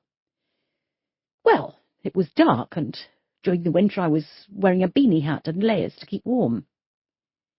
Even when I told them you were the insufferable prick on the TV news, they didn't remember you, so you couldn't have gathered all this information yourself. My theory is that you paid someone to do the legwork, and you'll take all the glory if anything comes of it. Am I right? Absolutely not, Danny said, sitting back in his chair and folding his arms. So, you're stating that you did all the research yourself? Yes. Fine. Finn? Matilda turned to DC Cotton. We've looked into the list of names you gave us, Finn said, opening the slim file in front of him. 2 of the women have been found safe and well. They're still working as street prostitutes but have left Sheffield. 3 others we already knew about and are looking into as part of this new investigation. The remaining 2 are new names to us, and we will be opening new inquiries. Danny looked crestfallen. Oh, that still leaves you with 5 missing women, all working as street prostitutes. Do you believe they're dead? Do you mind if I ask you a question? Matilda asked. Go ahead. Does the name Denise Jones mean anything to you? Yes, she's one of the dead women. And you spoke to her during your research? Yes. What did she speak about? He blew out his cheeks and looked up as if searching his memory. He loosened his posture and tried to act nonchalant. She told me all about herself, why she became a prostitute, what the job was like, about some of her regular punters, the usual. Did you like her? I can't say I formed much of an opinion. Finn opened the file once more, took out a photograph and placed it on the table in front of Danny. She's pretty, isn't she? He asked. He didn't reply. Obviously, this photo was taken some time before she died, Matilda chipped in. This is before the prostitution and drug addiction had ravaged her body. Finn's right, though. She was pretty. Bright eyes, cute smile, dimples. She's very sweet-looking. I'm not sure where you're going with this, Danny said, frowning. We've been informed that Denise was attracted to the journalist hanging around. He raised an eyebrow. She spoke many times with you, told you a great deal. I'm guessing she flirted with you. If she did, she wasn't very good at it, as I never picked up on any flirting. Really? Not even while she was deep-throating you? Matilda asked. What? Danny asked, his eyes widening as if in shock. Did you have to pay for the blowjobs, or were they free? What are you talking about? She said she enjoyed being with you as you were clean and smelled nice. He does smell nice, doesn't he? She asked Finn. Yes, very nice. What is that, Jean-Paul Gaultier? Danny gave a hollow laugh. So, because she said she liked me and talked about going with a man who was clean and smelled nice, you assume that's me? Well, Matilda said, leaning forward, I was told that Denise was sweet on the young journalist who was asking a lot of questions and was seen blowing him off a couple of times. I used my detective brain to guess that she was talking about you, seeing as you're a journalist and claim to have spent time with these women. Danny pursed his full lips. He seemed to be running his tongue around his mouth. His eyes wouldn't settle as they darted around the room. Okay, he eventually said, I admit, I didn't spend all my time with the women. I'm sorry, but, well, it's horrible down there. I was chatting to this one woman when she got a text. She looked at her phone and said she was needed, and off she went. I thought I'd follow, see what she was up to, you know, the life of a street prostitute, nothing sordid. Anyway, she went around the back of this office in a badly lit car park, and there was this big bloke waiting. They didn't talk, he just unzipped and she dropped to her knees. He wasn't exactly gentle with her, and it didn't take long for him to finish. She turned, spat it out, he flung a note at her and went off, zipping himself back up. I felt physically sick just watching it. Would you recognize the man if you saw him again? Matilda asked. No, it was pitch dark. It's really badly lit down there. Did you talk to the woman any more? No, I couldn't, not after I'd seen what she'd done. Look, I know I come across as this wanker journalist to you, but I'm really not. Yes, I want to get on in this job. I want the big stories. I want to uncover corruption and write about the reality of life in 21st century Britain. But the truth is, I don't have the bloody stomach for it. I couldn't get out of there quick enough. Danny's entire body language had altered since Matilda entered the room.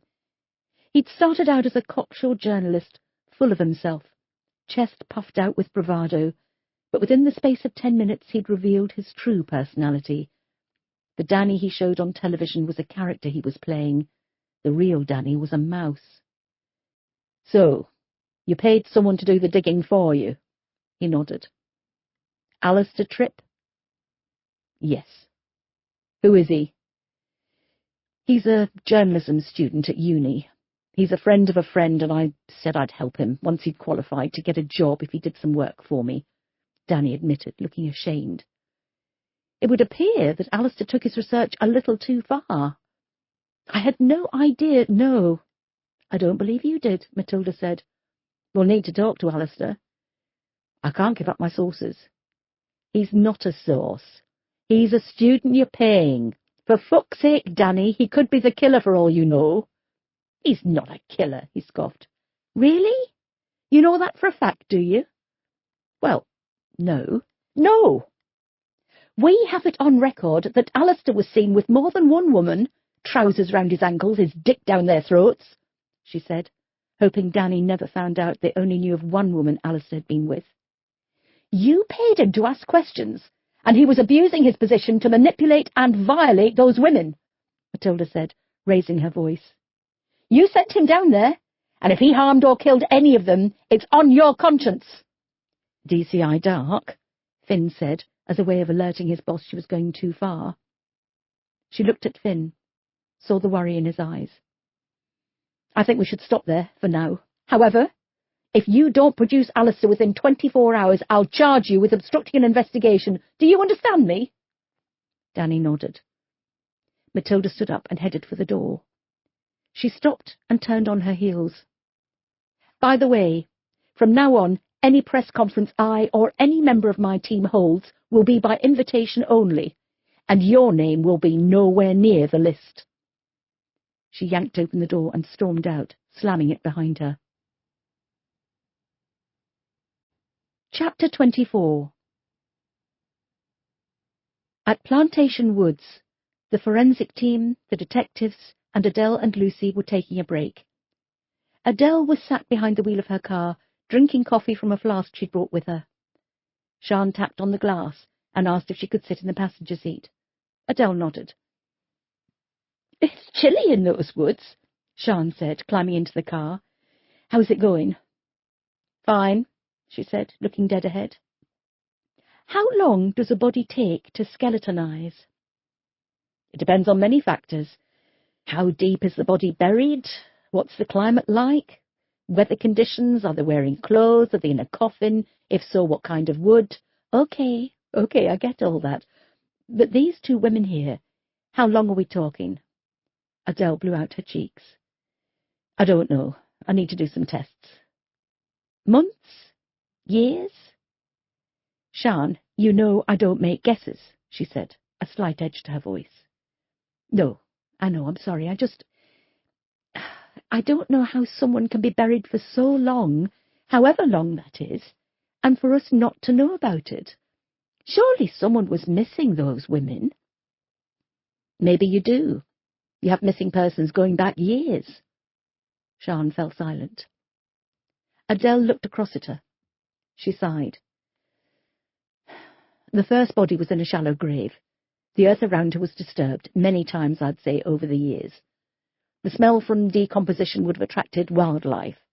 The fact she's buried in a densely packed area shows that few people went there, probably only inquisitive kids and animals. Any rain will have soaked through the soil and aided the decomposition process. I'd estimate a couple of years, but that's a wide estimate. Thanks, Adele. They both fell silent, and Adele went back to looking at her phone. I see the news has been leaked about Carl Megan being found, she said, holding up her phone. Yes, we issued a press release this morning. Excellent news, isn't it? It is. I'm sure Matilda's on top of the world, she replied in a flat monotone. Well, I'd better be getting back. Christian was stood by his car, a worried frown on his face. What's wrong? Sian asked. Did you notice how Matilda kicked off at Sophia this morning? I've never known her go into such a rage like that before. No, it was... I don't know. Frightening. Really? She flipped in a matter of seconds. I was watching her. I saw the change happen like a switch had been flicked. Her entire face just changed. Christian, Sian began, sidling up next to him, leaning on his car. Do you think Matilda should be back at work? He took a deep breath and exhaled slowly as he thought. I love having her back. I've missed her, but I don't think she's ready. I've been thinking the same. What are we going to do? I'm buggered if I know. He looked around him and into the woods at the hive of activity taking place as the two bodies were lifted out of the ground. I'm worried about these two as well. What about them? They're found in a wood where Carly Roberts was found a day ago. What if they are two of our missing prostitutes? How many more bodies could be buried in there? You think this is the killer's dumping ground? She asked, looking back at the innocuous-seeming woodland. It's possible. We can't dig up the whole wood. We won't need to. I'm having someone come out with a couple of cadaver dogs to have a sniff around. Also, I'm thinking of sending a drone up so we can film the woods from above and then zoom in on certain areas. I'm sure there's a way you can tell if there's a buried body. I know grass discolours if one is buried in a field or something. We should probably get an expert in. Should we seal the woods off? Not yet.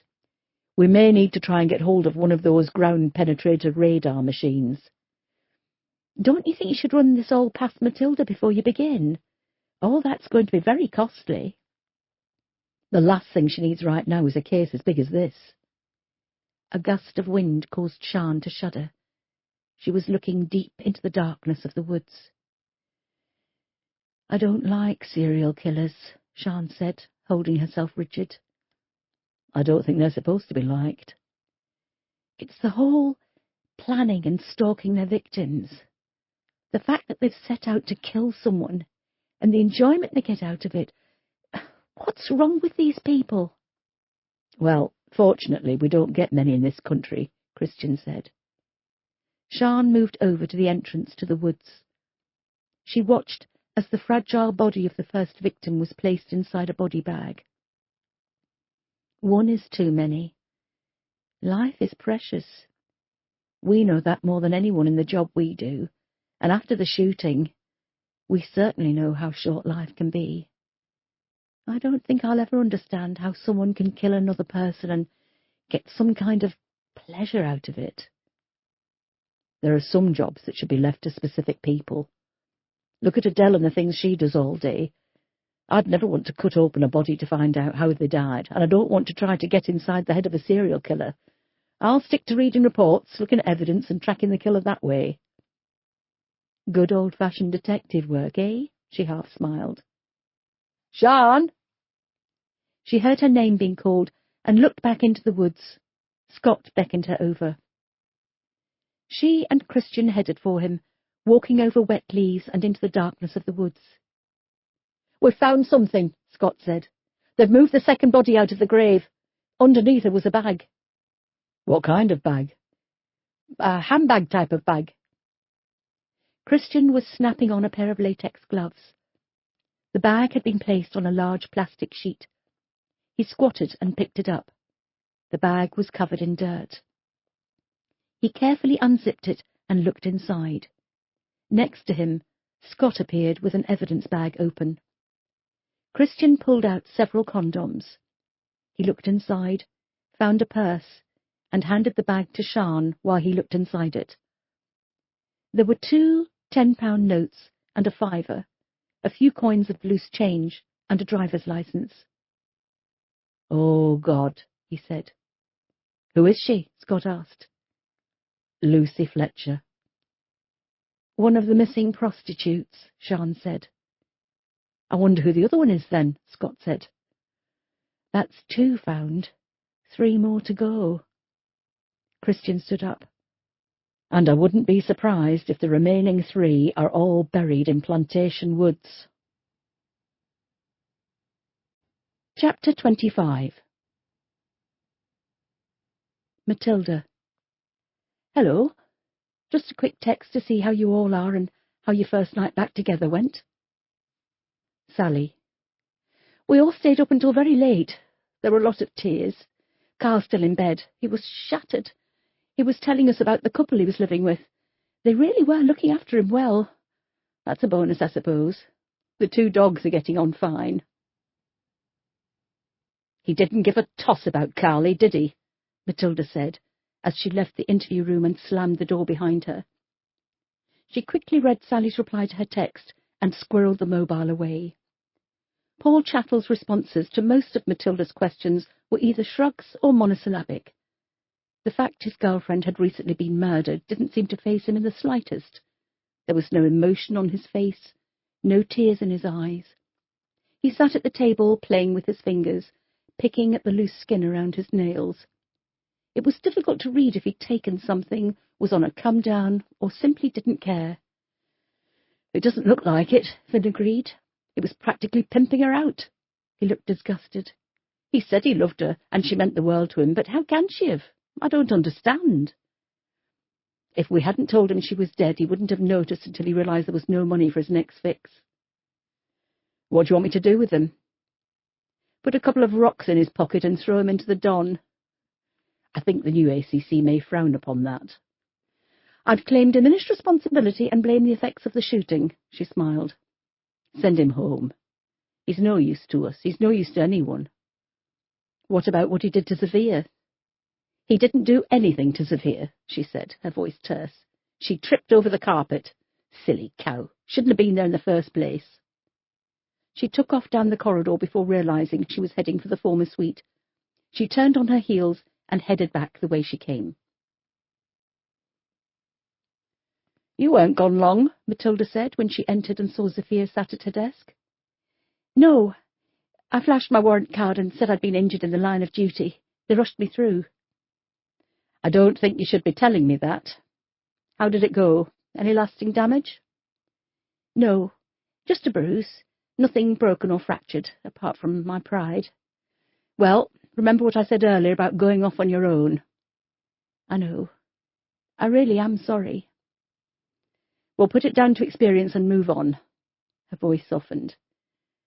"We've just been chatting to Paul Chappell downstairs. Charming man, isn't he?"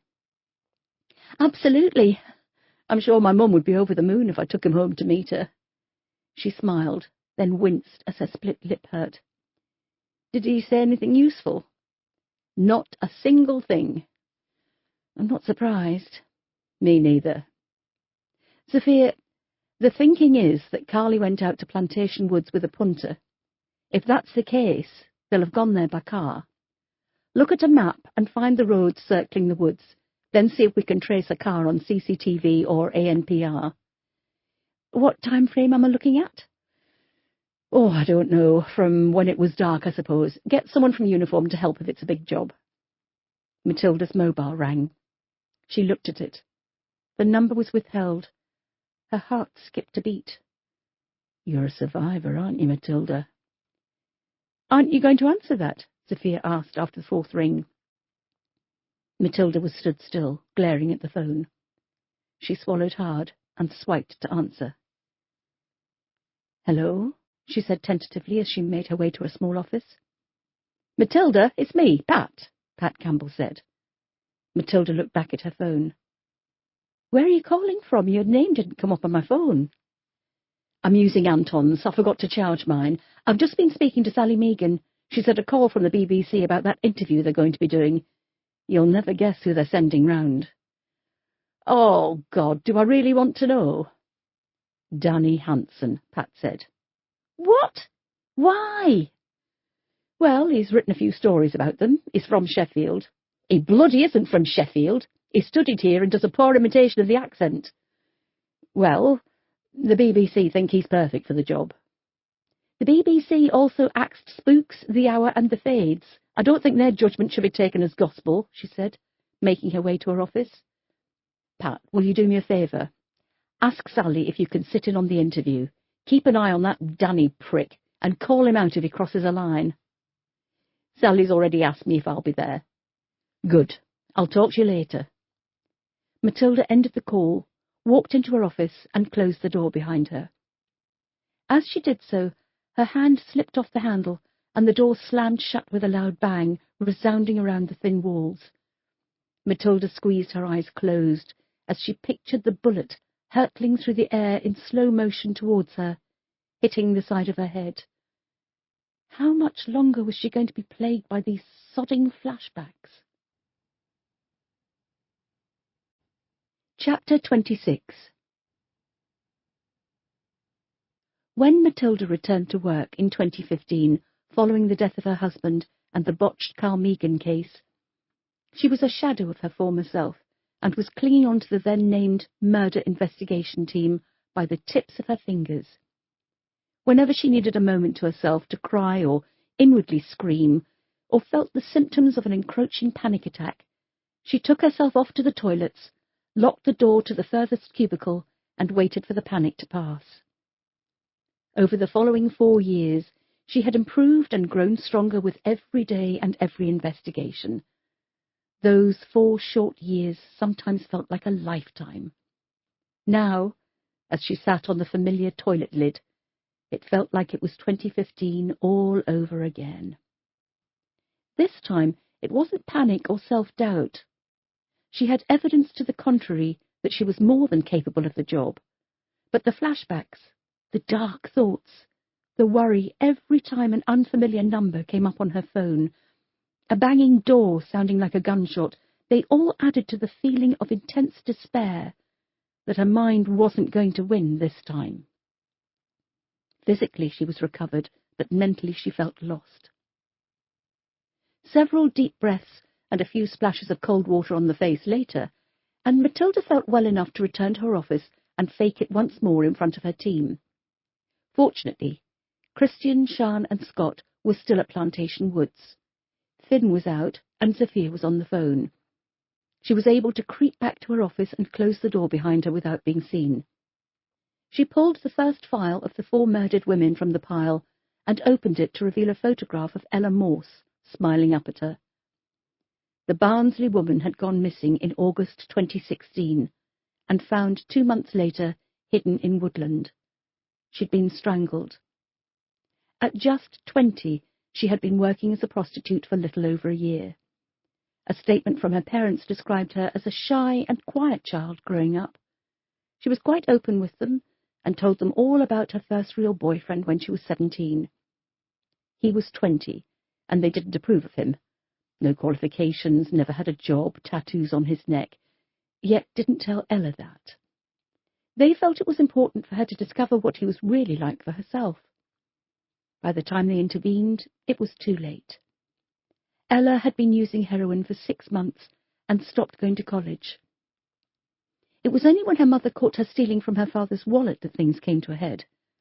Ella stormed out, and, despite returning now and then, begging for money, they didn't see her alive again. According to the police report, Ella's mother was inconsolable when given the news of Ella's death. Her father, calm and staid, had been expecting it. Matilda looked back at the photograph supplied by Ella's parents. She was a beautiful young woman, with blonde, straight hair, blue eyes, a fair complexion. Nobody had forced her to take heroin, but she had been won over by the charms of one man who had used her naivety to introduce her to a dangerous world she knew nothing about. Whoever strangled her needed finding and punishing for what he did. But the man who introduced her to this lifestyle should take some responsibility for her untimely death. Matilda read the witness statements and post-mortem and forensic reports. The case had been investigated as fully as possible, but it quickly went cold. The man with the tattooed neck had a perfect alibi for the night of her disappearance. He was in a cell at a police station in Doncaster.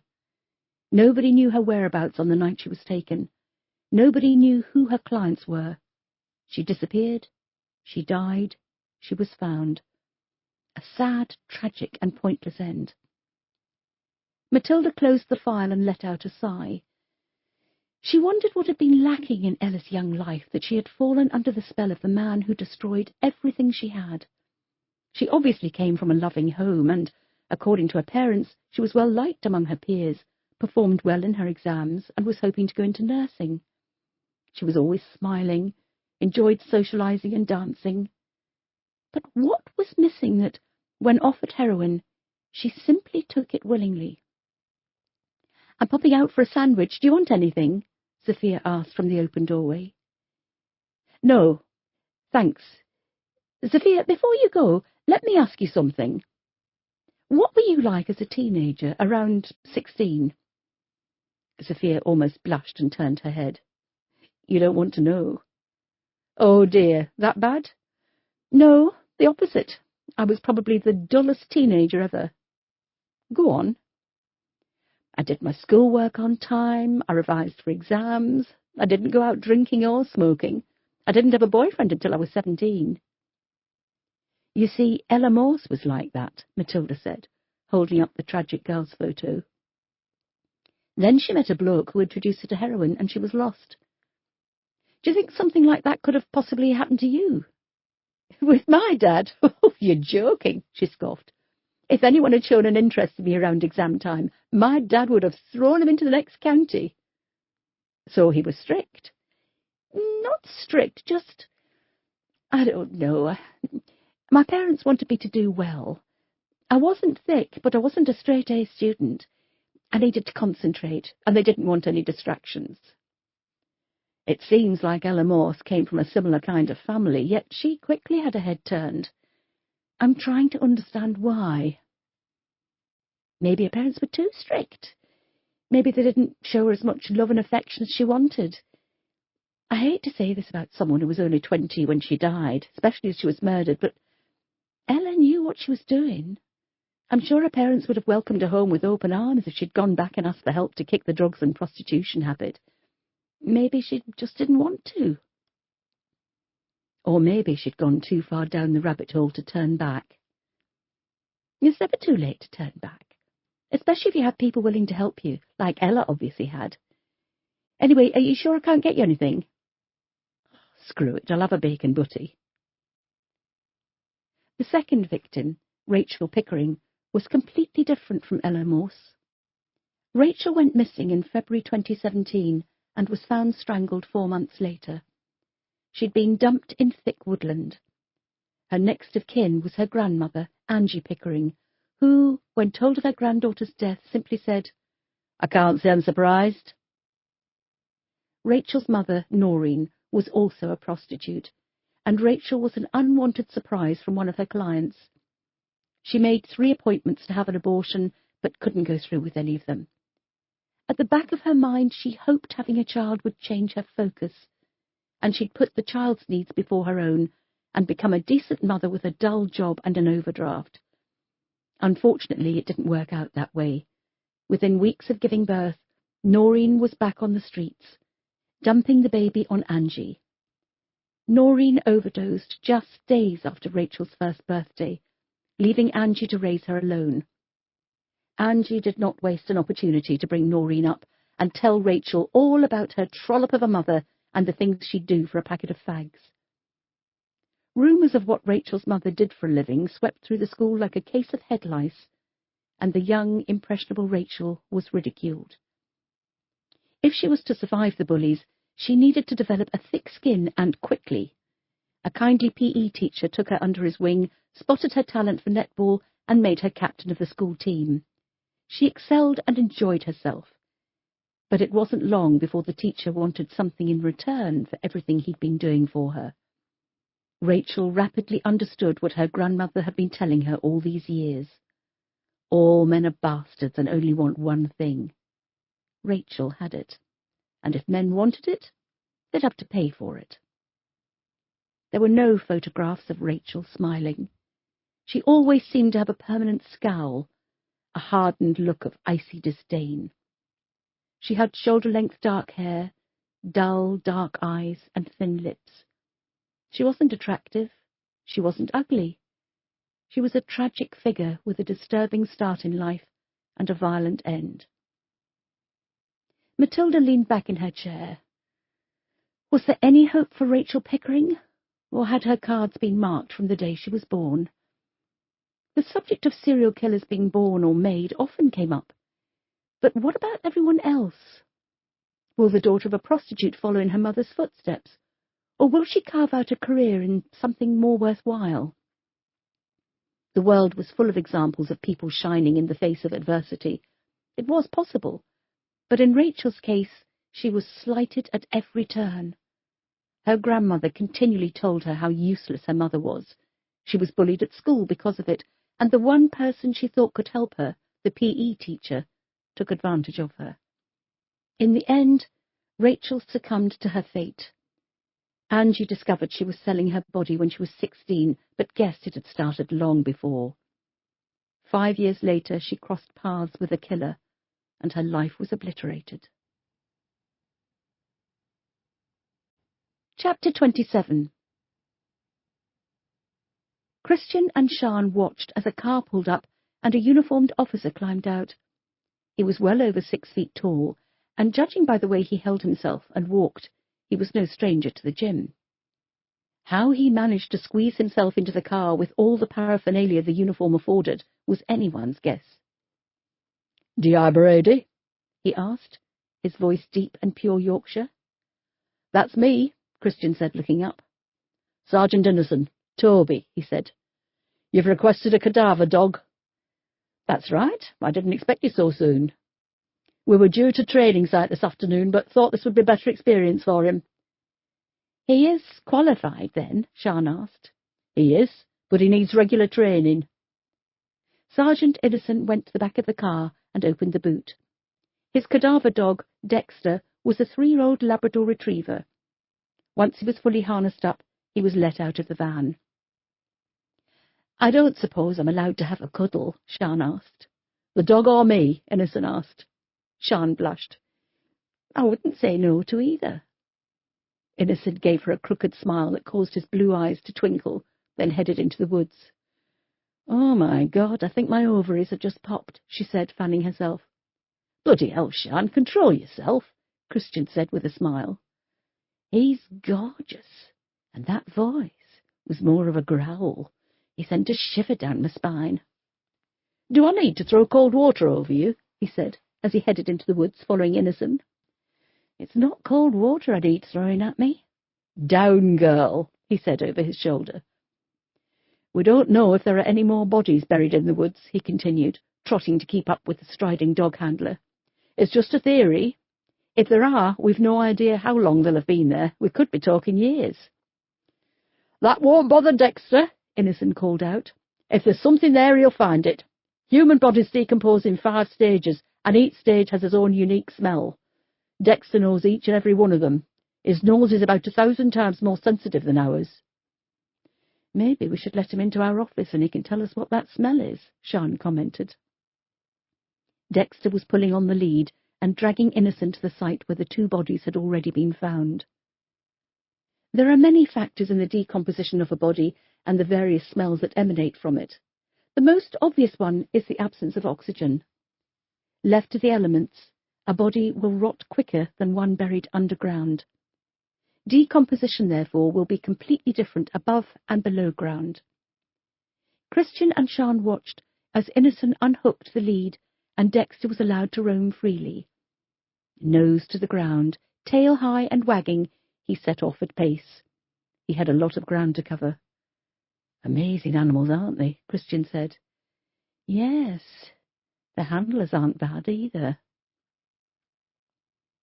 With bacon butty consumed and washed down with a mug of tea and 2 fun-sized packets of Maltesers, Matilda returned to the files of the dead women.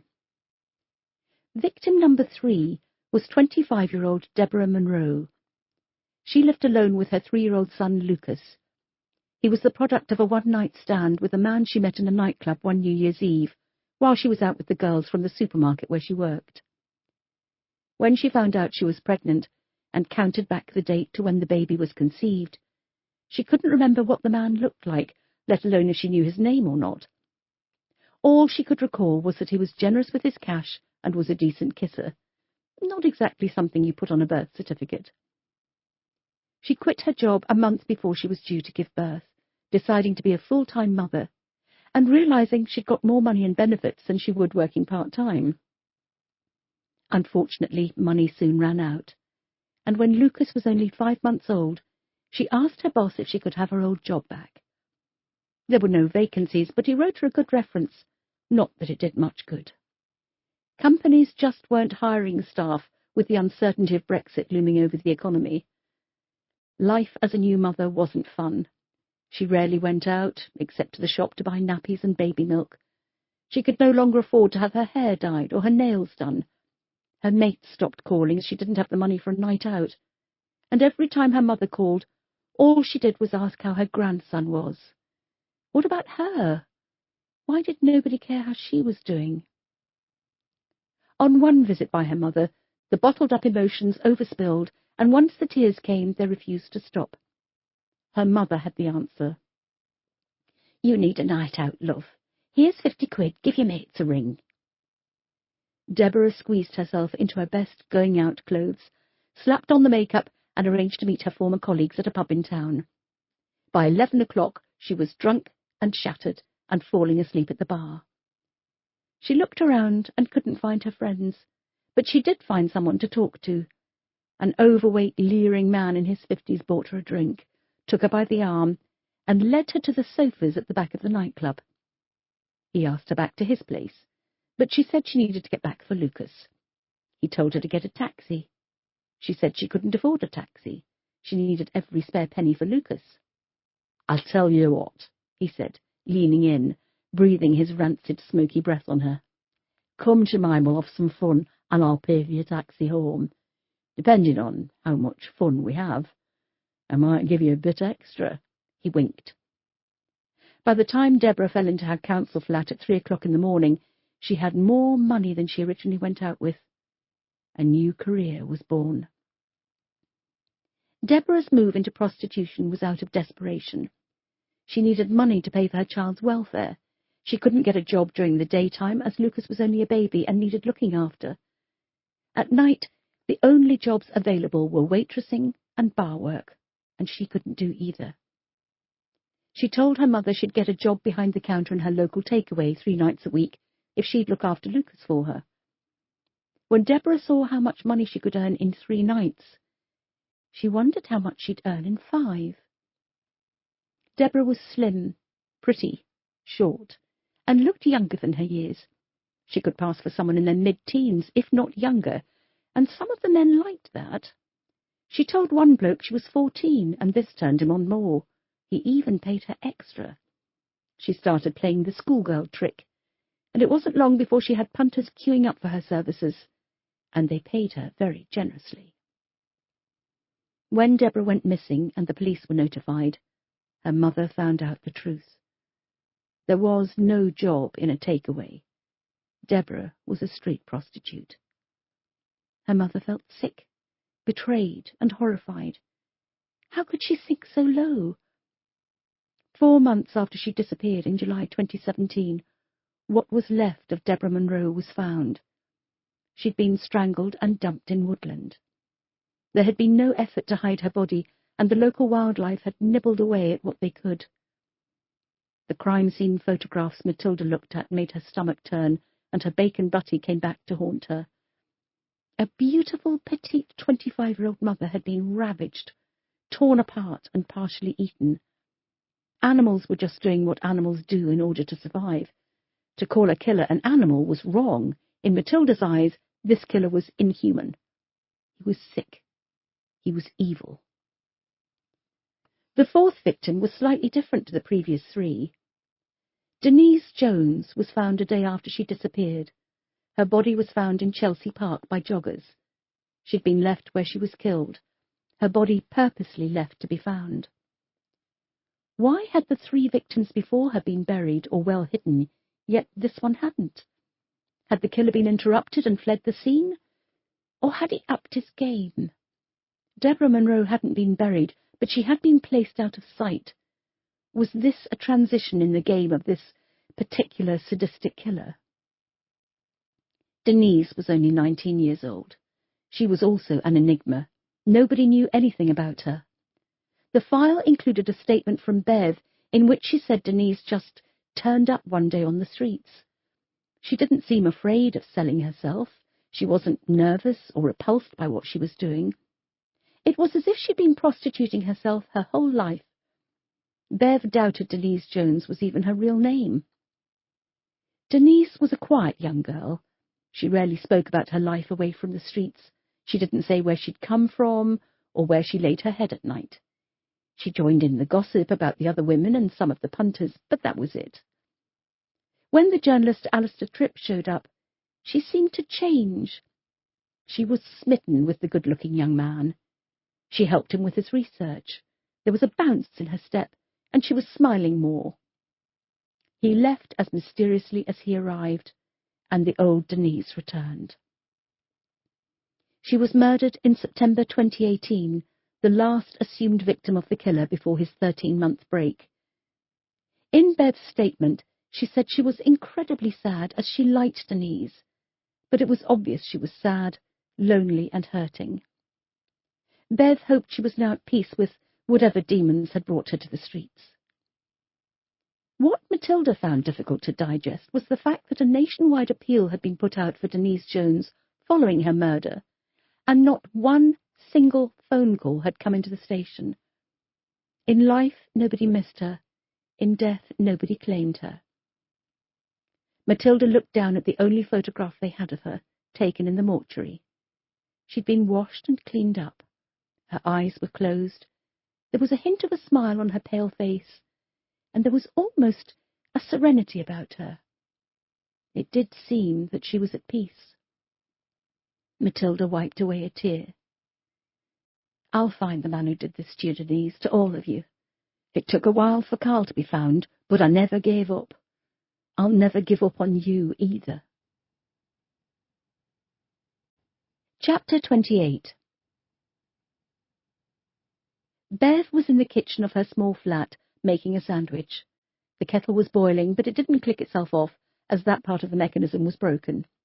She unplugged it and poured the hot water into 2 mismatched mugs, one for her, one for Sarah. She placed the mugs on a tin tray stolen from a nearby pub, along with her sandwich, and went into the living room.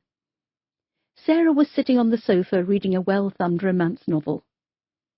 "Are you sure you don't want anything to eat?" Bev asked. "No, I'm not hungry." "Are you all right? Ever since you had that food poisoning, you've hardly touched anything." Bev sat on a brown armchair, crossed her legs, and tucked into the potted meat sandwich. "I had a big breakfast. Besides, I'm trying to lose weight." "I thought you'd have lost 20 with all that vomiting and shitting you were doing." "I did, and I'd like to keep it off." "Are you coming out tonight?" Sarah sighed and closed the book. "Better had. I'm skint." "Well, I've had a couple of texts, so I should make about 60 quid tonight," Bev said. "Then there's anyone else who's out and about on top of that. I can always let you have some if you're short." "I'm worried about the heating," Sarah said. "It cost a bomb last winter. If we have another cold one, we won't be able to afford it. I was thinking maybe if we went halves and got some heavier curtains, especially in here. There's a right draft coming through the gap in the window." "Do you have any idea how much decent curtains cost? Even going halves, it won't be cheap." "Well, maybe we could ask Brandon to—" "No," Bev almost snapped. "He is our landlord." "Yes, and we're paying way less than we should be doing for this place. If I ask him to do all the things that need fixing, he'll put the rent right up." "He gets plenty out of us," Sarah said, a look of disgust on her face. "I hate it when he comes round here, pawing over us like he does. He could at least have a wash first." "I was thinking—" Bev was interrupted by the doorbell ringing. She placed her plate on the coffee table, dusted her hands, and got up to answer the door. She looked through the spy hole. "Shit! It's Paul Chattel," she whispered. "What does he want?" "How do I know?" "Pretend we're not here." "He'll know we're here. Where else are we going to be at this time of day?" The doorbell rang again, followed by a loud hammering on the door. "Maybe he wants to ask us about Carly," Bev said. "You know, who she was with on the night she died." "Come on, Bev, open up. I can hear you through the door. I know you're in there." "Fuck," Bev mouthed. "Hang on," she called. "I'm just getting dressed." She motioned to Sarah to keep calm and relaxed. She took the security chain off, turned the Yale lock, and pulled open the door. Paul barged his way past and into the flat. "Come in, why don't you?" Bev said, closing the door after him. "Which one of you two has been joined to the police?" "What are you on about?" Bev asked, standing her ground. She stood by the door, her hands on her hips, while Sarah cowered on the sofa. "I'm not thick. I know you two talk to the police. You think you're doing good by being all pally and friendly with them, thinking they'll look after you in return. Well, they won't. You're scum to them. They're just using you for information. So, which one of you slags has told them about me? Excuse me. When you've done calling us names, perhaps you'd like to tell us what you're talking about. I've been at the station all morning answering questions. Did I know Carly was a prostitute?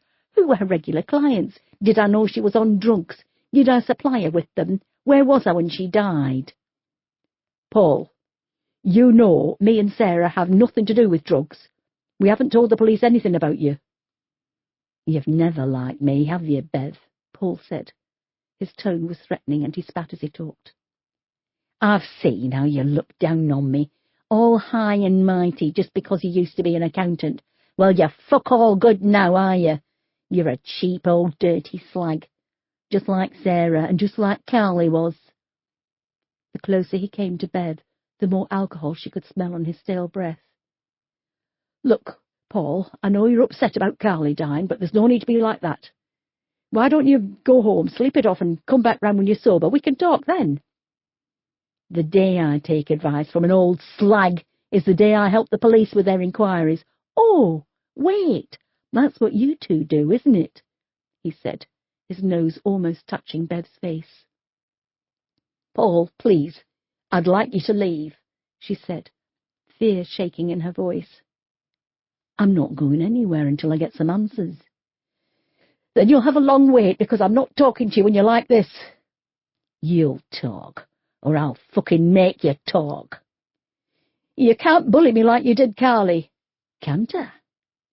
Paul grabbed Bev by the throat with his left hand and wrapped his dirty fat fingers around her neck. He pinned her up against the wall and started to squeeze tight. Bev used both hands to grab his wrist and tried to pull him off her. It was no use. His grip was like a vice. She choked and gasped for breath. Paul, leave her alone, Sarah called out, tears in her eyes. She hasn't told the police anything about you. We wouldn't do that. You know us. You're a pair of fucking slags who'll do anything for a few quid. If the police flashed a tenner at you, you'd sell your own mother. That's not true. Paul, please, you're hurting her, Sarah pleaded, tears filling her eyes. Good, dirty bitch tried to turn Carly against me, tried to get her to leave me. She didn't say anything like that. We liked Carly. We were looking after her. She didn't need you. She had me to look after her. That lot of good it did. You made her go back on the streets. She got kicked, punched, battered, bruised, bitten, spat at and raped, just so you could buy your fucking drugs, Sarah shouted. You didn't look after her. You used up your own ends. Now, let go of Bev now, she screamed. Paul turned to look at her. His whole face had changed. There was pure evil staring back at her. Sarah backed off. She had found the courage from somewhere to scream at him when her best friend was in danger, but it was all she had. He could kill Bev and come for her. He could kill them both right here, right now. Paul released his hold on Bev. She dropped to the floor with a heavy thud, not moving. Bev, Sarah whimpered. You've killed her, she cried. One less whore in the world. There'll be another one in a few minutes. Sarah backed up, her legs hitting the flat-pack sideboard they'd bought from a charity shop and carried between them all the way home from Attercliffe. Bev and Sarah sometimes brought men back to the flat, if they didn't have a car or if the weather was bad. However, they always thought one step ahead and were prepared for any eventuality in case one of the punters turned violent or refused to pay. Sarah lowered herself down the wall and reached behind the sideboard, where a wooden rounder's bat was waiting to be used to defend herself with. She swallowed hard. She'd never used it before. She'd never had anyone be violent with her in the past, and always worried if she had the guts to stand up for herself if anyone did. She was about to find out. She wrapped her small hand around the thin end of the bat and pulled it out of its hiding place. As soon as it was free, she raised it, and with one swing she smacked Paul around the head with it. Chapter 29. Christian entered Matilda's office without knocking. He pulled off his beanie hat. I'm absolutely bollocking— Oh, hello, sir, he said, when he noticed A.C.C. Ridley standing by the door. Matilda stifled a smile. Good afternoon, D.I. Braidley, Ridley said. You have cadaver dogs out at Plantation Woods, I hear. That's right, sir. One of the bodies found had the ID belonging to one of the missing prostitutes on her. Obviously, we don't know if it is really her until we can get a positive ID, but we need to know if Plantation Woods is a dumping ground or not. Matilda, how do you want to play this? Ridley asked, turning to her. Christian turned his back to take his coat off. He rolled his eyes and inwardly sighed. I suppose we wait and see if the cadaver dog tells us anything. If so, we dig. It might be worth contacting a specialist to take a look at the woods as a whole. When I was in Manchester, we frequently looked for Keith Bennett, the missing victim of the Moors murderers. I was invited to visit the so-called body farm in Tennessee to look at how plant growth and ground depressions differ when a body is buried. It was fascinating, as well as being macabre. Plant growth is suppressed for around 1 year after the body is buried. After 3 years, when the soft tissue has broken down and enriched the soil, plant growth thrives, and you get a rich abundance of plant life. The human body is made up of 70% water after all. That alone will feed the soil as the cadaver decomposes. I'm sure there are some gardening experts who can help. I was thinking of sending a drone up, sir, Christian said. If we film the woods from above, we can zoom in on specific areas. We'd still need to send an expert into the woods to have a close-up look at the vegetation, Matilda said. We may as well miss out the drone stage completely. It's a needless expense. As I was saying, sir, Matilda turned to the ACC, the first victim that we know about was Ella Morse in 2016. She was found, but we have 5 women who went missing after that time. If they're buried in Plantation Woods, the vegetation should stand out, don't you think? It's possible.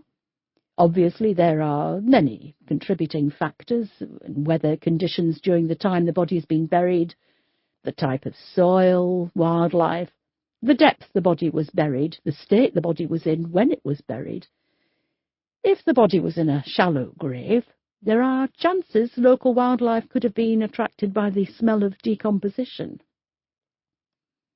Adele did say the first body had been disturbed, Christian said.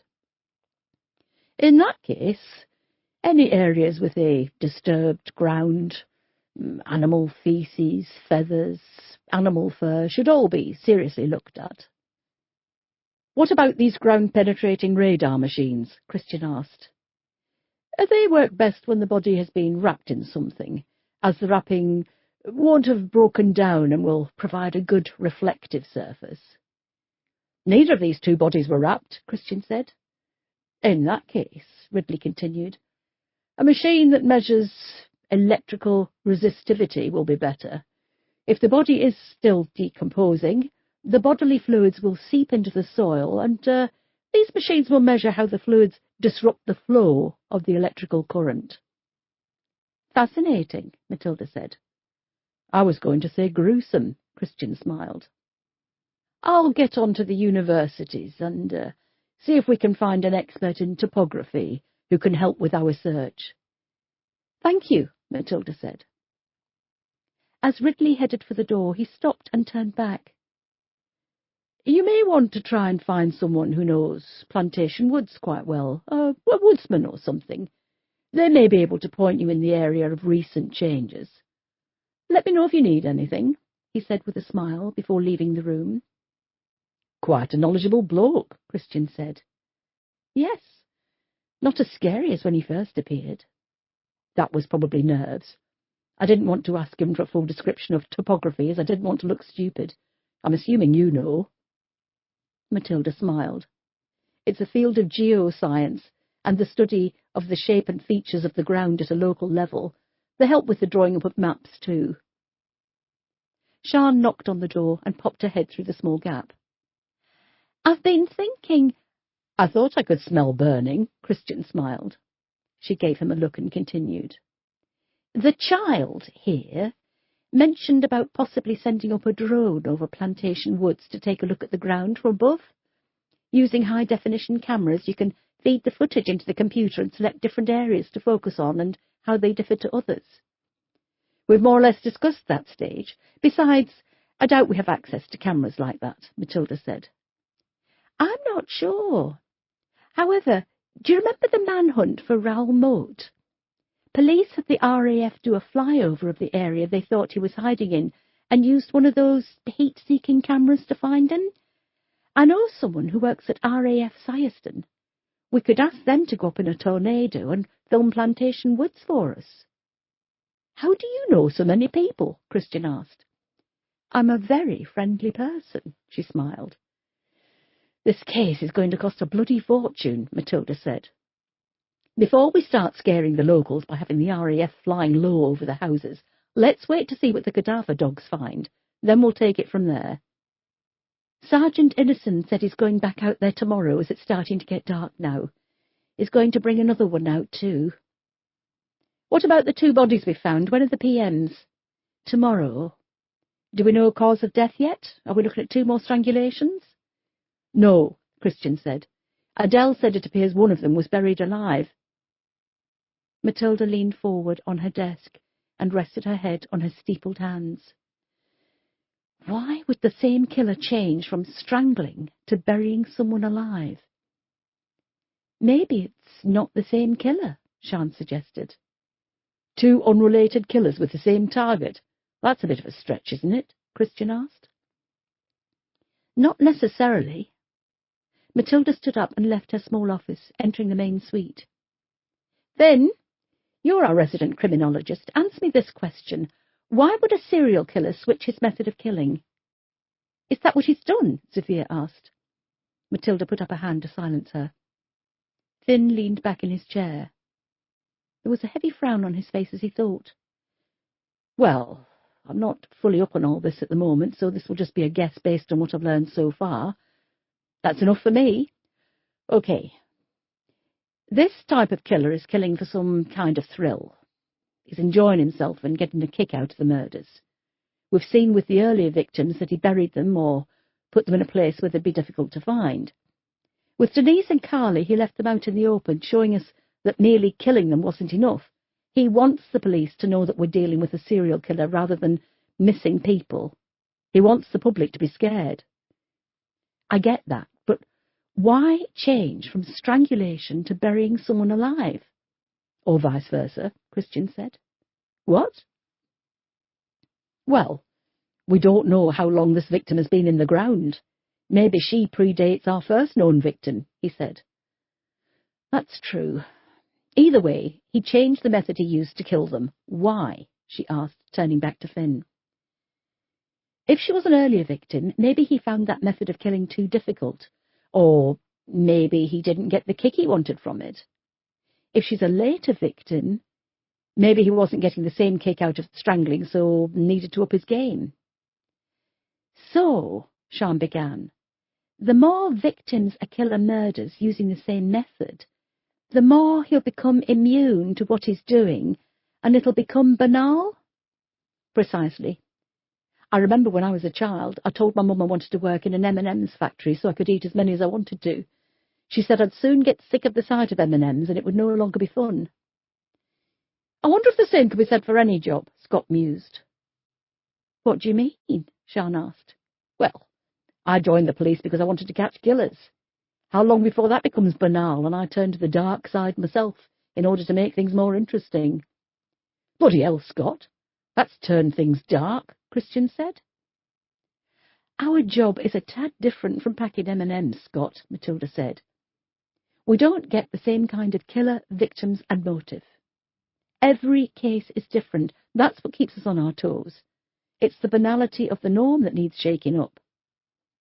So, what does all this tell us about our killer? Sophia asked. Is he easily bored and that's why he's changed methods? Matilda turned to the murder board. We need to discover what order the killings came in.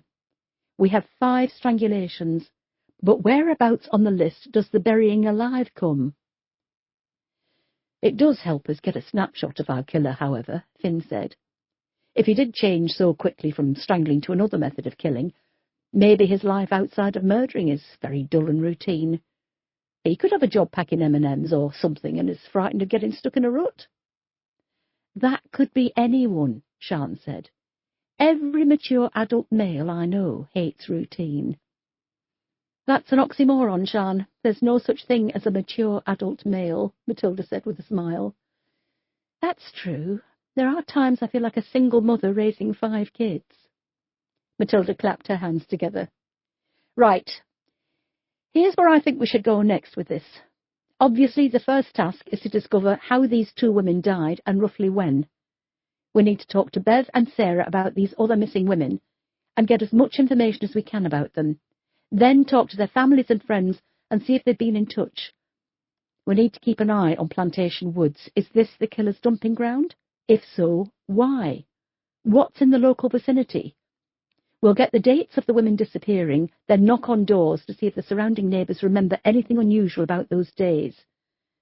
This is going to be a huge investigation, but I know we're all capable of succeeding here."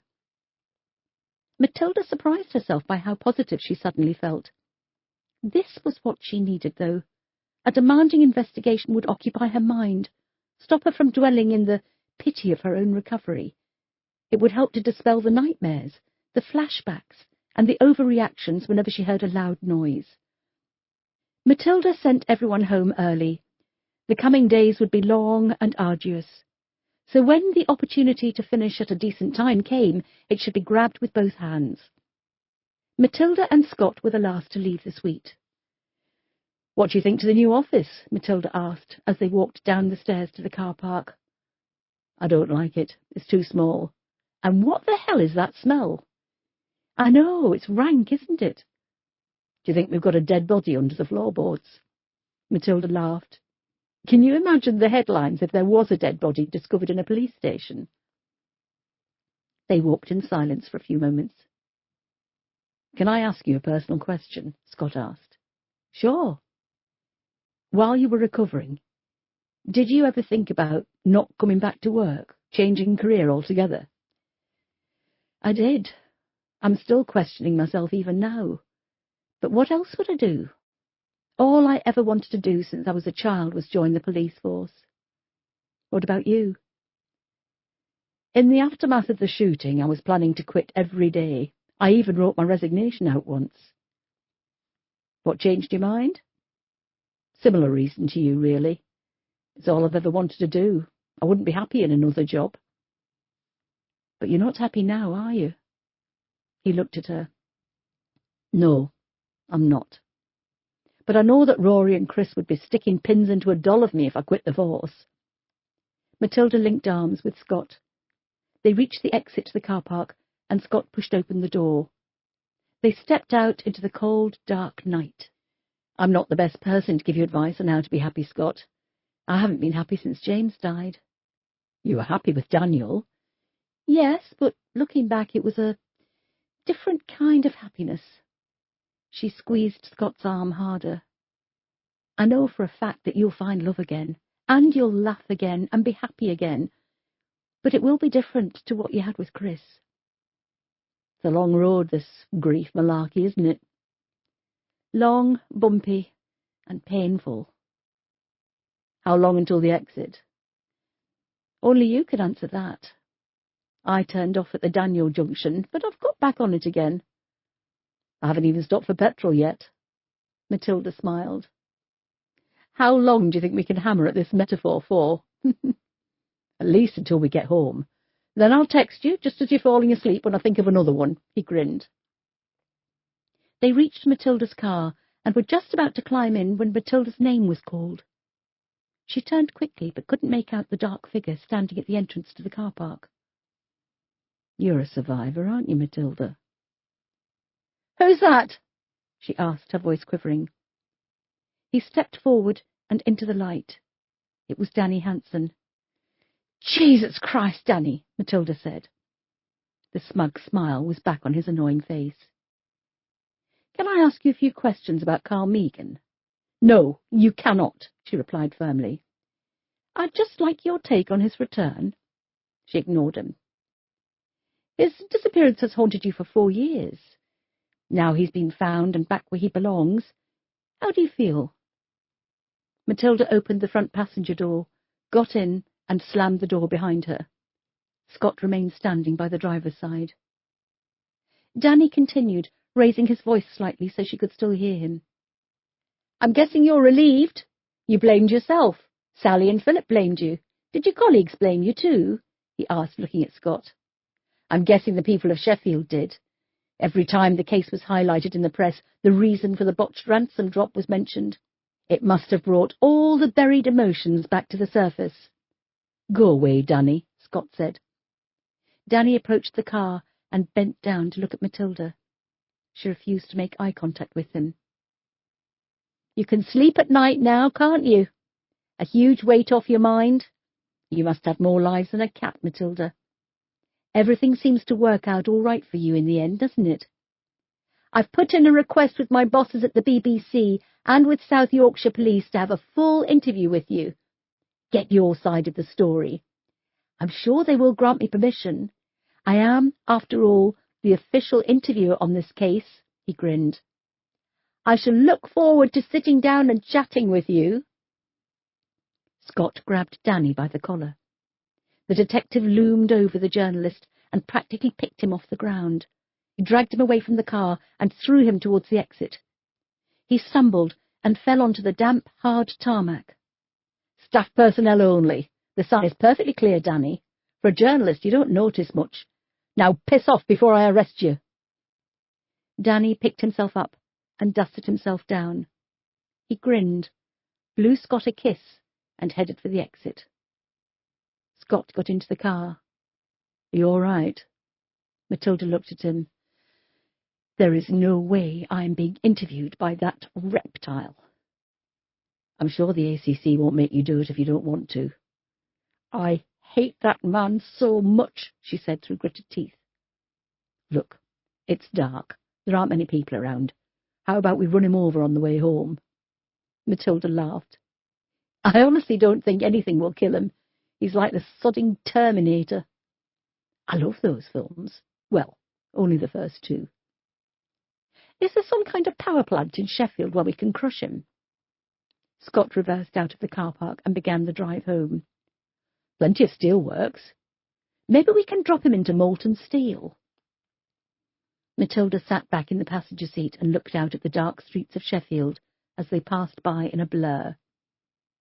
She wondered if this was what the killer of the street prostitutes did, plot and think of new and ingenious ways to kill his victims. Strangulation had become the norm after a while, so he switched to burying one alive. Had he sat in his car, watching the women work, and imagined how he was going to end their lives? She shivered. Was it so easy for a normal, upstanding member of society to descend into being a killer? If Matilda could get away with it, would she kill Danny Hansen? She honestly couldn't answer that question, and that scared her. Had this killer thought the same about killing prostitutes? Chapter 30. Pat. I went to visit Sally this afternoon and see how Carl is. I had both dogs jumping all over me. Loved it. Carl's hardly left his room. He's very quiet. Matilda. Understandable. Hopefully when his therapy starts he'll open up more. Matilda opened the front door and kicked it closed behind her. She'd asked Scott if he wanted to join her and Harriet for tea, but when she identified the strange car as belonging to her mother, he politely declined. It felt strange coming home after a long day at work to a warm house and the sound of conversation rippling through the rooms. Usually it was cold, and all she could hear was the humming of the fridge and a ticking clock from the living room. She had never thought of herself as being lonely, but looking back, she supposed she was. When Harriet found a house and moved out, would the loneliness return? Would she feel worse than before? Maybe she should contact Adele, try and repair some bridges. She went into the living room. Harriet and their mother Penny were on the sofa. The coffee table was a mess of get-well letters and cards Matilda hadn't got around to answering yet, as well as a plethora of newspapers. Penny stood up, went over to her eldest daughter and gave her an awkward hug and a kiss on the cheek. Since the shooting in January, which resulted in the death of her husband, Penny had changed from being a harsh, stubborn woman to a more relaxed one. In the immediate aftermath, she sank into a depression, she lost weight, and there were days she refused to get out of bed. It was only the breakdown of Harriet's marriage and relocating to Sheffield that made her realise the family was falling apart and needed a matriarch to pull it back together. She sold the cottage in Bakewell that was littered with memories of her marriage to Frank and returned to Sheffield in a beautiful stone-built two-bedroom cottage in Grenell. When Matilda lost James, Penny had a lot to say about coming to terms with her grief and moving on. Now that Penny was on the receiving end of losing the man she loved, she understood what Matilda had gone through and how the grieving process was far from simple. She felt she had a great deal of ground to cover in repairing the fractious relationship with Matilda. Like grief, it was a long and slow process, but it was one she was prepared to commit to. "Hello, sweetheart. Have you had a good day?" Penny asked. "Fine, thanks. Busy," Matilda said, shrugging off her jacket and slumping down on the opposite sofa. "The papers are full of Carl Megan being found. You must be ever so pleased." "I didn't find him myself." Matilda glanced at the front pages and the famous image of the smiling 7-year-old glaring up at her. The press had obviously not managed to get an updated picture yet. If it wasn't for a vigilant neighbour, he'd still be missing. "True, but you've kept the case in the spotlight. This is a good result for you." Matilda glanced to her mother's overly made-up, grinning face, then back down to the papers. "Am I mentioned?" "Yes, briefly." "What happens next?" Harriet asked. "Well, his parents are doing an exclusive interview with the BBC. There'll be counselling and therapy offered to them all. It's a big shock for them." "Will you keep in touch?" Penny asked. Matilda shrugged. Harriet and Penny exchanged glances. "You've had some lovely cards and letters," Penny said after a lengthy, awkward silence. "You'll be replying to all of them, I hope." "Of course I will. I'm a bit preoccupied at the moment with 2 dead bodies and 4 missing women," she almost snapped. "Matilda, I'm showing an interest. Isn't that what you wanted?" Penny asked. Matilda rolled her eyes. "A natural interest?" "What does that mean?" "You should ask about things because you actually want to know, not just because it's something you think I want to hear. If you genuinely want to know how my day has been, then I'll tell you in glorious technicolor.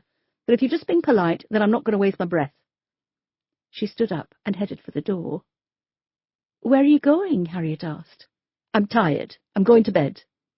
"But you've only just arrived home. Have you eaten?" "I'm not hungry." Matilda had to use the banister to get her upstairs. She was tired. Her body was tired, and she didn't have the energy to get up them on her own. As much as she was grateful for Harriet moving in and helping her with her recovery, she knew that it was partly for selfish reasons that Harriet had agreed in the first place. She had left her husband and was living in a grotty flat with 2 teenage boys. It wasn't ideal, whereas a 5-bedroom house in Sheffield was. Matilda went over to the window and sat on the armchair where she sometimes read in the evenings. The view, in daylight, was sprawling, and took in the splendour of the Sheffield countryside and the Peak District National Park. There wasn't a house in sight, and Matilda could pretend she really was in the middle of nowhere. Just her and the wilderness. In darkness, all she saw was her own spent reflection looking back at her. She looked old, grey and listless. Everything had fallen apart with the shooting. She had lost many people she truly cared about. "You're a survivor, aren't you, Matilda?" She kept hearing Jake's voice when he called her, threatened her, on that cold January morning. Yes, she was a survivor. She had been through a great deal over the years and had always managed to bounce back. Even being shot in the head hadn't killed her. She was a survivor. "What's the point in surviving when everyone around you is dead?" Matilda couldn't answer that question. People had told her that you honour the victims by surviving and continuing to live your best life. That is the only way to defeat the Jake Harrisons of this world. The problem was, Matilda had no idea how to live. The raw pain was agony. "You bastard, Jake! Why didn't you just kill me?" she cried. Chapter 31. "Mom, will you tell that lizard if he ever goes in my room again, I'm going to break his fingers?" Sian was in the kitchen dicing chicken breasts for their tea. In the background, competing with Radio 4, were her 4 children. Anthony was home from university, having broken an ankle playing rugby, and wanting the round-the-clock attention he wouldn't receive in the halls. Danny was struggling with his revision and shouting at Gregory to keep the noise down, while Gregory was riling Belinda, who was trying to get ready for a date. "Belinda, please don't threaten to break your brother's fingers," Sian said. "Mum, I'm trying to put my makeup on, and I can't concentrate with him gawping at me all the time." "Gregory, I've warned you about going into your sister's room. It's out of bounds to you," she said, pointing at him with the carving knife. "Are you threatening me with a knife, Mum?" "No," she said, quickly putting it down. "Just keep out of your sister's hair. It's not fair. I want my own room." "Not this again." Sian rolled her eyes. "We don't have the space for everyone to have their own room. I hate sharing with Danny." "Do you think I enjoy sharing with your dad?" "I heard that," Stuart said, entering the kitchen. He had just had a shower and smelled clean and fresh rather than of grease and oil. "Dad, can you give me a lift to Tina's? I'm going to be late thanks to this reptile," Belinda said, looking daggers at Gregory. "Remember all those baby books we read when you were pregnant with Anthony?" Stuart asked Sian, leaning on the counter. "Yes," she said, wondering where this was going. "Did any of them ever mention that being a parent is basically being a taxi or a cash machine?" Sian smiled. "Not to my recollection." "Oh, that reminds me," Belinda said. "Dad, I don't think I've got enough money. Can I borrow 20 quid? "And when did the word borrow change its meaning into you'll never see this money ever again?" "Please." Belinda went over to her dad and gave him a hug, resting her head on his chest. "I'll love you forever, and I hope you wash the car this weekend." He reached into his back pocket, took out his wallet, and handed Belinda a £20 note. She took it, reached up to kiss him on his stubbled cheek, and ran out of the room. "Hang on," Sian called out. "You told me you were going on a date. Now you've said you're going round to Tina's. Which is it?" She came back into the doorway. "Both." "A double date?" "No. Me and Tina are going on a date together." "Oh," Sian said. "You don't mind, do you?" Belinda asked, looking from one parent to the other. "No, we don't mind, as long as you're happy." "Cool. I'll be ready in about 10 minutes, Dad." Belinda ran up the stairs. "Did I hear that correctly?" Stuart asked. "Did Belinda just tell us she's gay?" "I think she did, yes," Sian said, looking stunned. "And we're really not bothered about it, are we?" "No." "Wow, look at us two. Modern parents," he said, smiling and putting his arms around Sian. Adele Keene had converted the dining room into a study. It was only used as a dining room on special occasions such as birthdays, Christmas, and for a celebratory meal. Since Chris's death, there was nothing to celebrate, and Adele couldn't imagine cooking a full Christmas meal just for herself. It would look sad, sitting at a table for 6 with the turkey and all the trimmings. The room would be much better used as a place for Adele to write her lectures and her book. The table was covered with textbooks and notepads.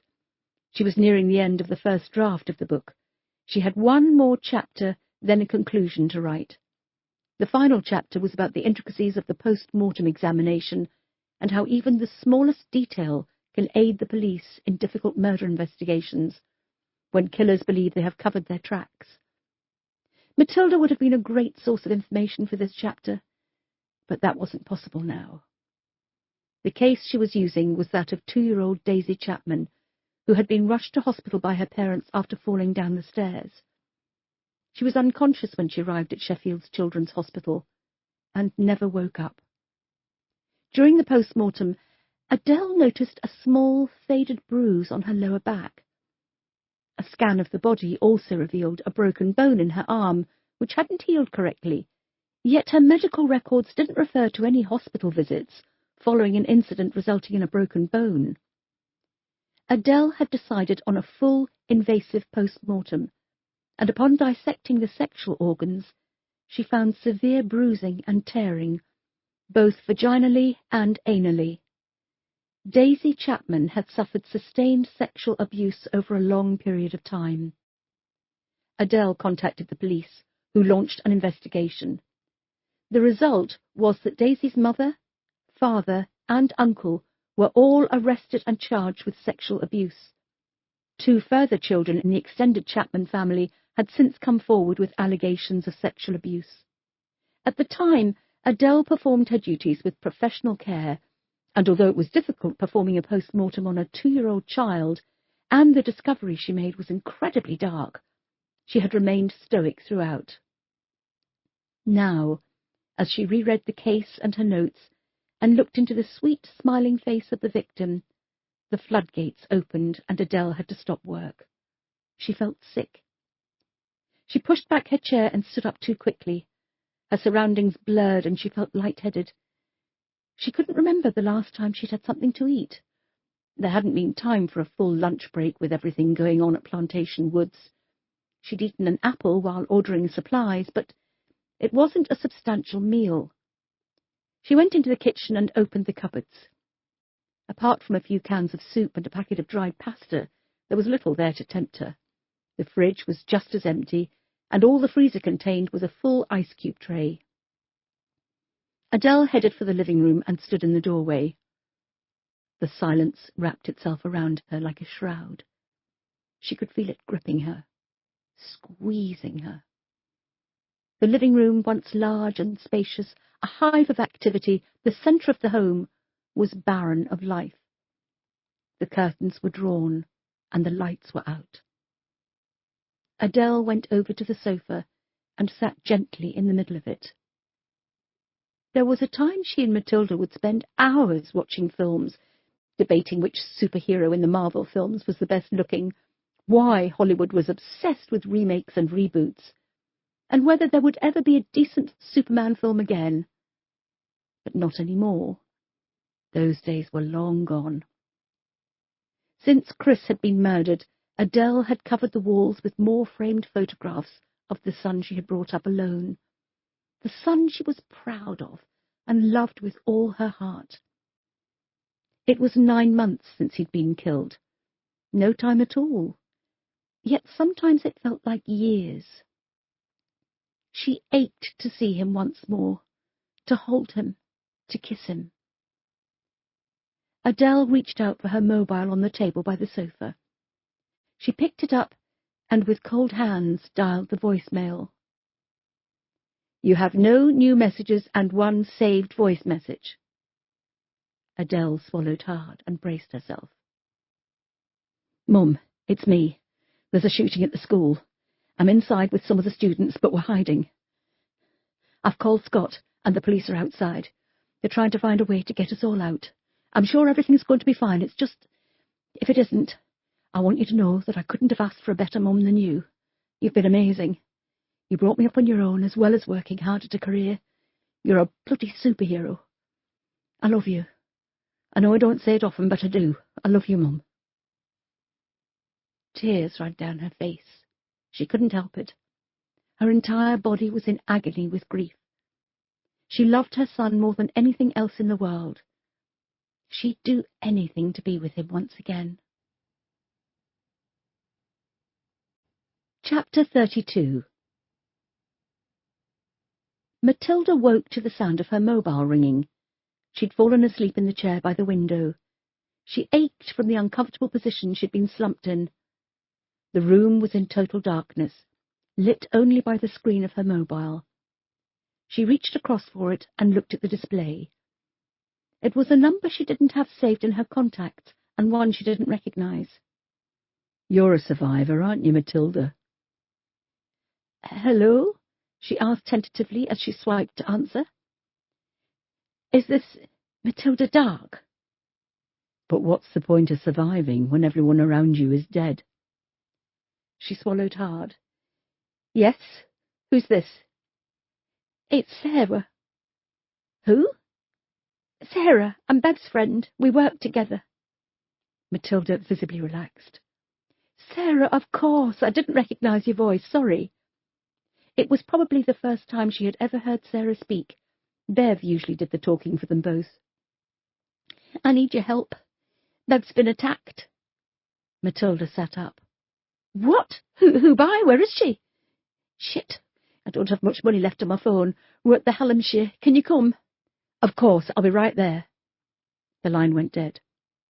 Matilda didn't know if Sarah's phone had cut out, or if she'd simply ended the call now she knew Matilda was on her way. It was a little after 11:30. Matilda had been asleep for 5 hours. That was more sleep than she sometimes had in a whole night. She left her bedroom and was halfway down the stairs when she realised she was unable to drive.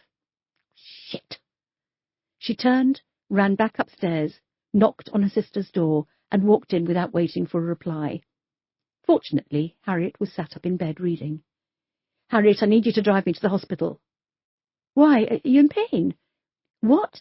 No, it's not me. Look, I'll explain on the way. Please, it's important.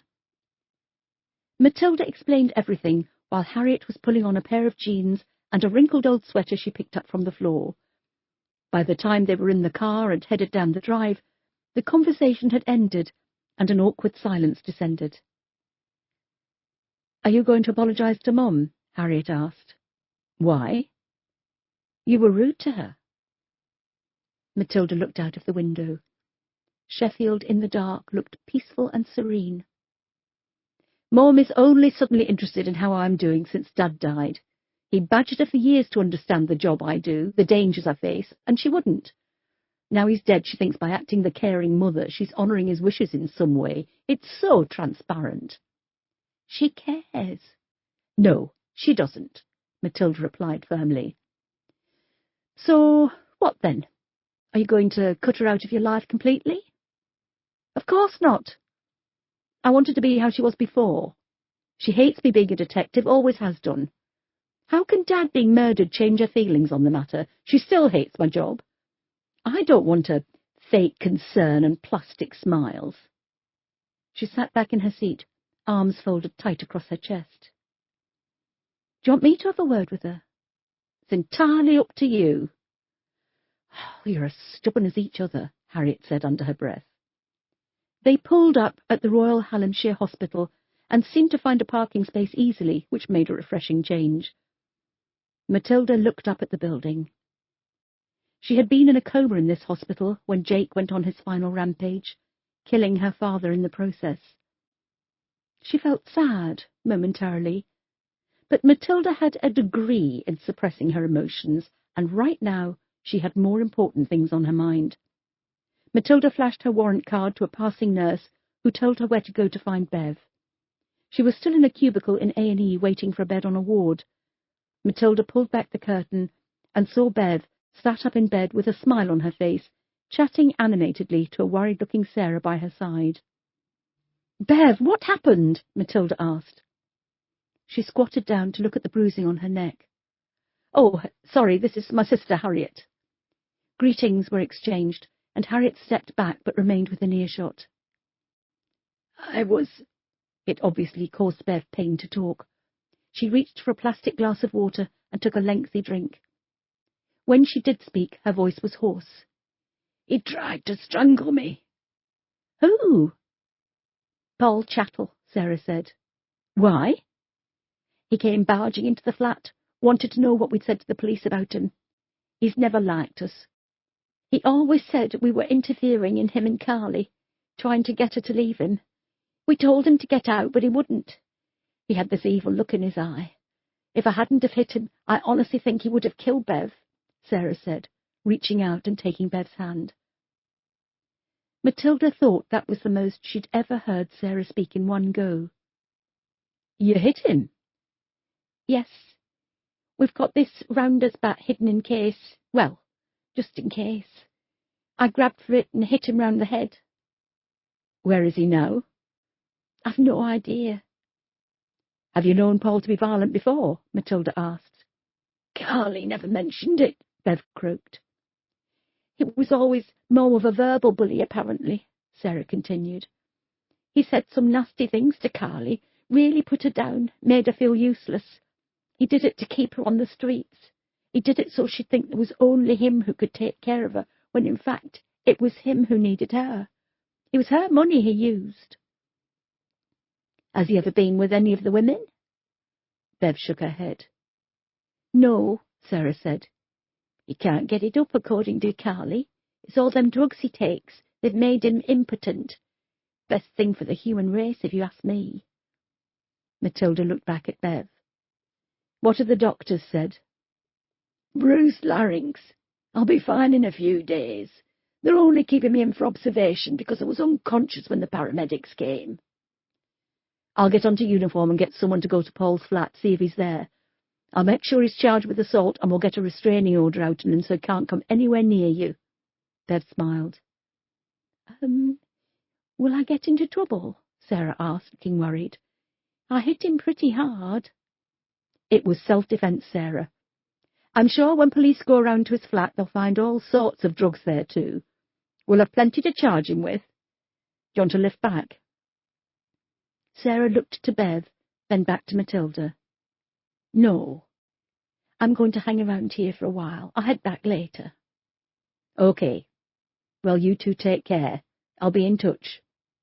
Before you go, Bev began. I meant to phone Sian earlier, but obviously I didn't get a chance. She asked me if there was anyone suspicious I could think of hanging around the women. I don't know why I haven't thought of it before. Who? Matilda asked. Dermot Salter. Who's he? Dermot Salter isn't suspicious, Sarah chimed up. He's a harmless old man. Bev waved her quiet. He's been hanging around for years off and on. He never uses any of the women, but he lets them use his house for a safe place to sleep, or if they want a hot bath. When it's cold, he'll bring flasks of soup and old clothes. At first I thought he was some kind of religious nut wanting to save our souls, but he's never mentioned God once.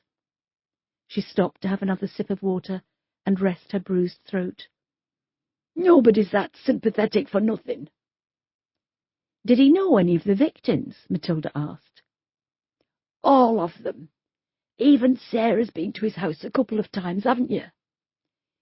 I went once when our heating packed in and I wanted a decent shower.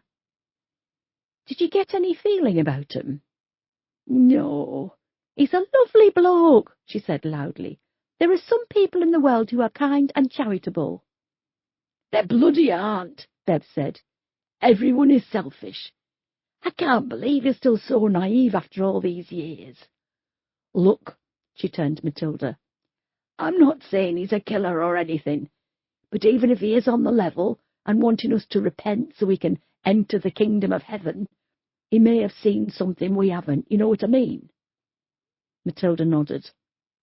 I'll look into it. I don't suppose you know where he lives. Bev looked to Sarah and nodded for her to answer. He's got a big house out near Bradfield, she said, almost reluctantly. It's quite private, big garden. In the middle of nowhere is what she's trying not to say, Bev said. Perfect place for luring women back to and strangling them. OK, well, you get some rest and I'll be in touch. Take care, both of you. She left the cubicle, pulled the curtain to, and rejoined her sister. Sarah's going to stay here all night, isn't she? Harriet asked, her voice barely above a whisper. I think so. Are they, lovers? Matilda smiled. No, they're practically family. They only have each other. They began walking towards the exit. Why do they do it? What? Prostitution. What made them think that was all there was for them? I've no idea. You've never asked? If they want to tell me, they will. The thing is, Harriet, it's not something you choose to do.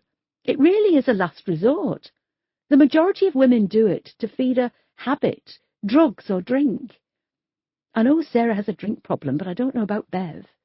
I don't know what happened to her that caused her to lose everything. You think she lost everything? She used to be an accountant.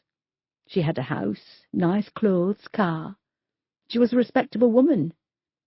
She showed me a photo of herself once when she was in her mid-20s. I didn't recognize her. Didn't you ask what happened? I tried to, but it was difficult for her to talk about, so I didn't push it. Poor woman, Harriet said, as they left the hospital and stepped out into the cold night air. So, what now? I need to make a phone call, put out an arrest warrant for Paul Chattel, and then I need to get something to eat. Sausage sandwich. Oh, lovely. Matilda linked arms with her sister, and they headed for the car park. Chapter 33. Hello, Robert. Long time no see, Lisa said, as she leaned down to look through the open car window. I've been working away, he replied. Anywhere nice? It depends how you feel about Durham. Better than this dump, I'm guessing. You look cold. Are you getting in? Lisa smiled. She pulled open the door and climbed into the car, making a show of her long legs. She sat down on the heated leather seat and put on her seatbelt. Another new car? You must be doing well for yourself, she said with a smile. He smiled back, put the car into first, and headed down the road, turning left at the junction. He'd liked using Plantation Woods. It was out of the way, and it didn't matter if he was there to kill or fuck. He was never interrupted. It was a shame it had been cordoned off by police. Still, it had to happen at some point. He'd used plenty of other woods in Sheffield over the years. That was the beauty of the Steel City. It was right on the edge of the countryside and had some amazing parkland, perfect for hiding his crimes from the public, but right under the noses of the police. Earlier, during his lunch break, he'd popped into town to go into the bank and past Plantation Woods. He saw the police presence and, for the life of him, he couldn't remember who he'd buried in there. Was it 2 women or 3? What were their names? When had he killed them? Oh, he gave himself a headache racking his brain. Then he realized it didn't matter. They were dead. Who gives a flying fuck what they were called? So, the police were obviously onto him. It was about time. 3 years he'd been killing, and not once had he been questioned. He did think police would have come to his work to interview staff, especially after his 3rd victim had been found, seeing as it was close by where he'd dumped her. But no. He was very disappointed. He'd loved to have been questioned by police about his whereabouts on the night of the murder. He'd have enjoyed lying. They'd have bought it too, of that he was in no doubt. As he couldn't use Plantation Woods, he headed for Grenoside Crematorium and pulled off at Cote de Uterbridge. It was called the Burley Stone until the Tour de France got their hands on it and decided to ride through Yorkshire. He parked clear off the road. He hadn't passed another vehicle for a while. Should one come around the corner, he doubted they'd be able to see where he'd parked. Lisa took off her seatbelt and unzipped her jacket. She turned towards Robert and smiled.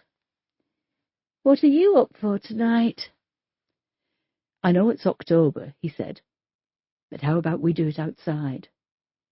Really? It's cold out there. I'll soon warm you up. Her smile dropped, but soon spread across her thin lips again. Okay. The sky was black and clear. An infinite number of stars pierced the darkness. It was cold, and they could both see their breath in front of them. Lisa shivered beneath her thin layers of clothing. Robert was warm and comfortable in his North Face padded jacket. Once in the woods, away from the sight of the road, Robert stopped. He grabbed Lisa and pushed her against a solid oak tree. She smiled at him, trying to hide her stained teeth. "You're a very handsome man, Robert," she said. He'd heard that many times in the past. When his wife said it, he knew it was true. When a prostitute said it, he knew they were hoping for a bit of extra cash. He held her by the chin and angled her head to the moonlight. "How old are you?" he asked. "You should never ask a lady her age," she said with a smile in her voice. He chuckled. "You're no lady." The smile disappeared, and momentarily she looked hurt. "How old are you?" he repeated. 22, she answered quickly. "And the truth?" "I'm 22. She looked away. "And I'm Father Christmas." He ran his calloused hands down her neck. It was so thin and narrow he could probably have snapped it with one hand. But where would the fun have been in that? "You're one ugly bitch, do you know that?" "What?" she asked, tears pricking her eyes. "And when did you last have a bath? You're ripe." "You don't have to insult me, you know." She tried to walk away, but he grabbed her and slammed her against the tree. The sound of her head hitting the trunk echoed around the wood. "Oh, Robert!" "Look, are we doing this or not? If not, can you drive me back so I can make some money tonight?" Robert laughed. "You're unbelievable, you women. Do you know that? I've insulted you. I've hurt your feelings. Yet you're still offering yourself to me so you can earn a few quid. And you wonder why people have no respect for hookers," he spat. "What's got into you tonight?" He squeezed her neck hard. He could feel the blood rushing to his fingers as they clamped around her throat. Her bony fingers grabbed at them and tried to prise them off her, but she was no match for him. It was an unfair contest. He let go and she dropped to the ground like a stone. She coughed and spluttered and gasped for breath as Robert took a step back and watched as she came back to life. "Oh, my God! Are you trying to kill me?" she asked as she gulped in the cold air. "Trying? No. Succeeding? Yes." "Shit! You're him, aren't you? You're the one!" He smiled at her. "The penny finally drops." He grabbed her by the throat once more, pulled her up, and squeezed. When her eyes rolled back and the eyelids began to flutter, he let go once more, and she dropped to the ground. She was losing her fight for life. She was on the brink of death, but somehow she managed to pull herself back. She coughed, dragged herself onto her hands and knees, and braced herself on the cold, hard ground as she gasped for fresh air. Robert leaned down, wrapped her lank hair around his huge hand, and pulled her to her feet. It must have hurt, but she didn't scream. He lifted her up off the ground, then threw her like a piece of rubbish. She landed at the foot of a tree. She groaned as she moved and tried to stand up. She immediately fell back down. Lisa didn't look back. She didn't waste a moment before he came back and finished what he started. She began to drag herself along the woodland floor, dirt under her bitten fingernails, dead leaves and twigs catching her clothes, tearing at her bare legs. With every movement she hurt that little bit more as her broken body struggled. Robert followed and watched. He kept looking around him to see if there were any late-night dog walkers or fitness fanatics jogging through the woods. But there was nobody there. He had the whole place to himself. He looked down as Lisa struggled to get away from him. She hadn't got far. He wondered how she was feeling right now. Scared, petrified, fearful, panicked, all of the above. From his back pocket he took out a £10 note, leaned down, and rammed it in her mouth. She almost choked as his thick fingers found the back of her throat. Tears ran down her face. She tried to beg and plead with him, but she couldn't speak. Robert had had enough now. She was boring him. He looked down at his feet. They were size 11, and he was wearing heavy steel toe-cap boots. He pressed his right foot down on Lisa's back, trapping her like a spider. He increased pressure, slowly at first, but as the bones began breaking, he pressed harder, squashing her underfoot. She coughed, and blood shot out of her mouth. He'd broken her ribs, which had obviously punctured a lung. He continued to stand on her until she no longer moved or made any sound. He stepped off her and looked down at her stricken body. He decided not to bury this one, and he was sure forensic officers would get a good sample of his footprint, so he'd have to throw the boots away, which was a shame, as they'd been good boots. He headed back for the car, hands in his pockets, a spring in his step, as if he'd just stopped on his journey home for a quick pee among the trees. As he reversed out of the woods, he wondered if he'd pass a McDonald's drive-thru on the way home. He'd missed his tea and was feeling peckish. Chapter 34. Thursday, 24th October, 2019. Matilda. Don't take any crap from Danny Hansen in the interview. You don't have to answer his questions. You can stop it at any time. Sally. Thanks. Pat's been here since first thing. Between us, we'll be able to handle him. An email pinged on Matilda's laptop. She read the message. Paul Chattel had not been found, but uniformed officers had discovered more than enough drugs in his flat to charge him with intent to supply once he was found. She stood up and went over to the doorway leading into the main suite. Is everyone here?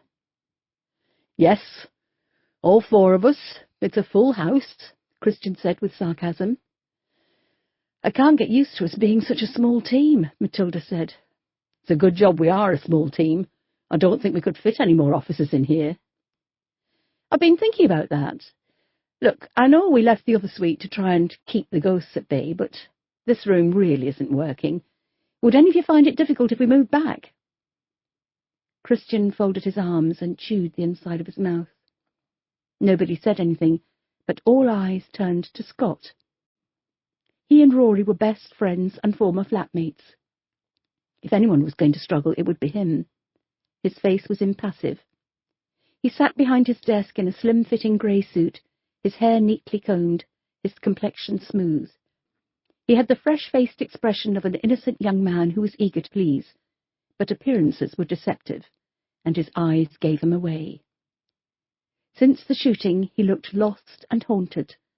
The sparkle had gone, and at times he looked as if he would burst into tears if someone said the wrong thing. I think we should move back, Scott said quietly. We need the space. Besides, this office reeks. There was a ripple of laughter around the room. Christian sighed and shook his head slightly. I'll have a word with the ACC. Right then, let's get the morning briefing started. How are things going at Plantation Woods? Any news from the dog handler? You'll want to ask Sian, Christian said. She's got a crush on Sergeant Innocent. Sian? And you're a married woman, Matilda joked. You should see him. He's like an action hero and a supermodel rolled into one. And the way those trousers tighten around his bum, wow. You do realise what you just said could be construed as sexual harassment in the workplace, Finn said. Could it? He nodded. Oh, my God! She looked genuinely worried. Have I offended anyone? He's joking, Sian, Matilda said. Sian turned to Finn, who had a grin on his face. You sod! I was scared I'd actually said something offensive then. Do you need anyone to go out to Plantation Woods in case the cadaver dogs uncover something? Zafir asked. Are you volunteering? I might be, she blushed. I'm sure you'll make a great impression with that shiner, Christian said. It's fading, and I've put concealer on it. You can hardly tell. I'm sure if this hunk finds anything, he'll let us know, Matilda said. In the meantime, our main concern is finding Paul Chattel. I didn't have him marked down as our killer, but he did try to strangle Bev, and strangulation seems to be a favourite of our killer. He can't be ruled out. Chat to his neighbours, friends, if he has any. I want him found now. Christian, can you sort that out? Sure, he said, downbeat, not looking up from his notepad. Also, Bev told me about a man who seems to like taking care of the working women on the streets, a bloke by the name of Dermot Salter, who lives out towards Bradfield. Sarah says he's a harmless old man. Bev disagrees.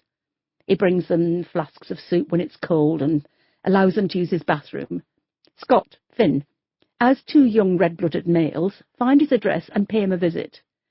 Don't treat him as a suspect, just find out what his deal is, if he has been with any of the women sexually, and if he's seen anything suspicious around the time of the murders. Will do, Scott said, making a note on his pad. Sophia, where did you get with the traffic cameras around Plantation Woods? She rolled her eyes and reached for her pad. Oh, that was a task and a half. Do you have any idea how many cars drove around those woods that night? I've managed to extract all the registration numbers, and as soon as I've got all the contact details, me and a few of the uniforms are going to pay them a visit. The ones in Sheffield, anyway. Thank you, Sophia. I know it's a shit task, but we can't all be ogling dog handlers. She winked at Sian. Finn, when you've finished with this Dermot bloke, I'd like you to pop along to Watery Street and see how the post-mortems are going. I want the two victims identified as soon as possible. Scott, I'd like you to... Matilda's phone rang, cutting her off. She answered and said a cheery hello when she found out who was calling, but it wasn't long before the smile dropped. Shit! Thanks for letting me know. She ended the call and composed herself. Another body has been found, she said, her voice respectfully low. Where? Christian asked. In woods close to Grenoside Crematorium. Sian, let's go and take a look. Do you want me to go out? Christian asked. No, I'll take it. Christian leaned back in his chair. Fine, I'll stay here and guard the stationery cupboard. Matilda had been caught off guard. She hadn't expected another victim to be found, especially so soon after Carly's murder on Monday night. The killer had left a gap of 13 months, and suddenly he's killed twice within 2 days. As Sian drove towards the crime scene, Matilda thought of the other victims, all young women, all driven to prostitution by circumstances beyond their control. As if they didn't have enough problems to contend with, now they had a killer targeting them. Sian pulled up behind a car that Matilda immediately recognised. It was Adele's. Her heart sank. Are you okay? Sian asked, when Matilda made no effort to get out of the car. Yes, fine.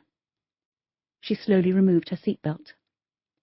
As Matilda walked around the front of the car, she couldn't take her eyes from Adele's. What's happened between you two? Sian asked. Sorry? She answered absent-mindedly. You and Adele. You were best mates. You were closer to her than you are to Harriet, yet now there seems to be this frosty atmosphere between the two of you. I know for a fact she doesn't call round to the house anymore, and now you've gone pale just looking at her car.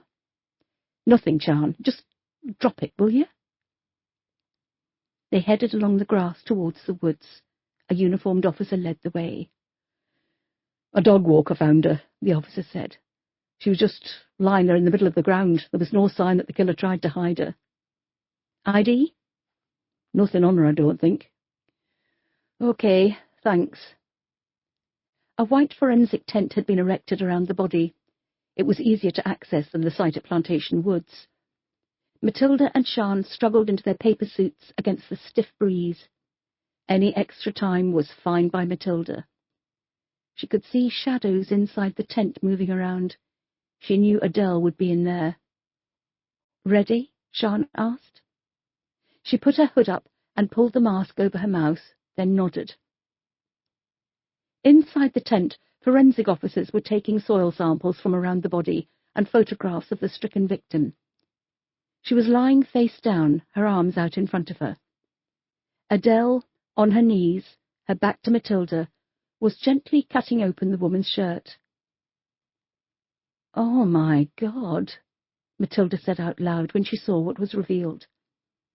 Adele looked up. Her eyes widened when she saw Matilda, then turned back to the body. Opening the shirt had revealed a large and detailed footprint on the woman's back. Can you take a photo of that, please? Adele asked.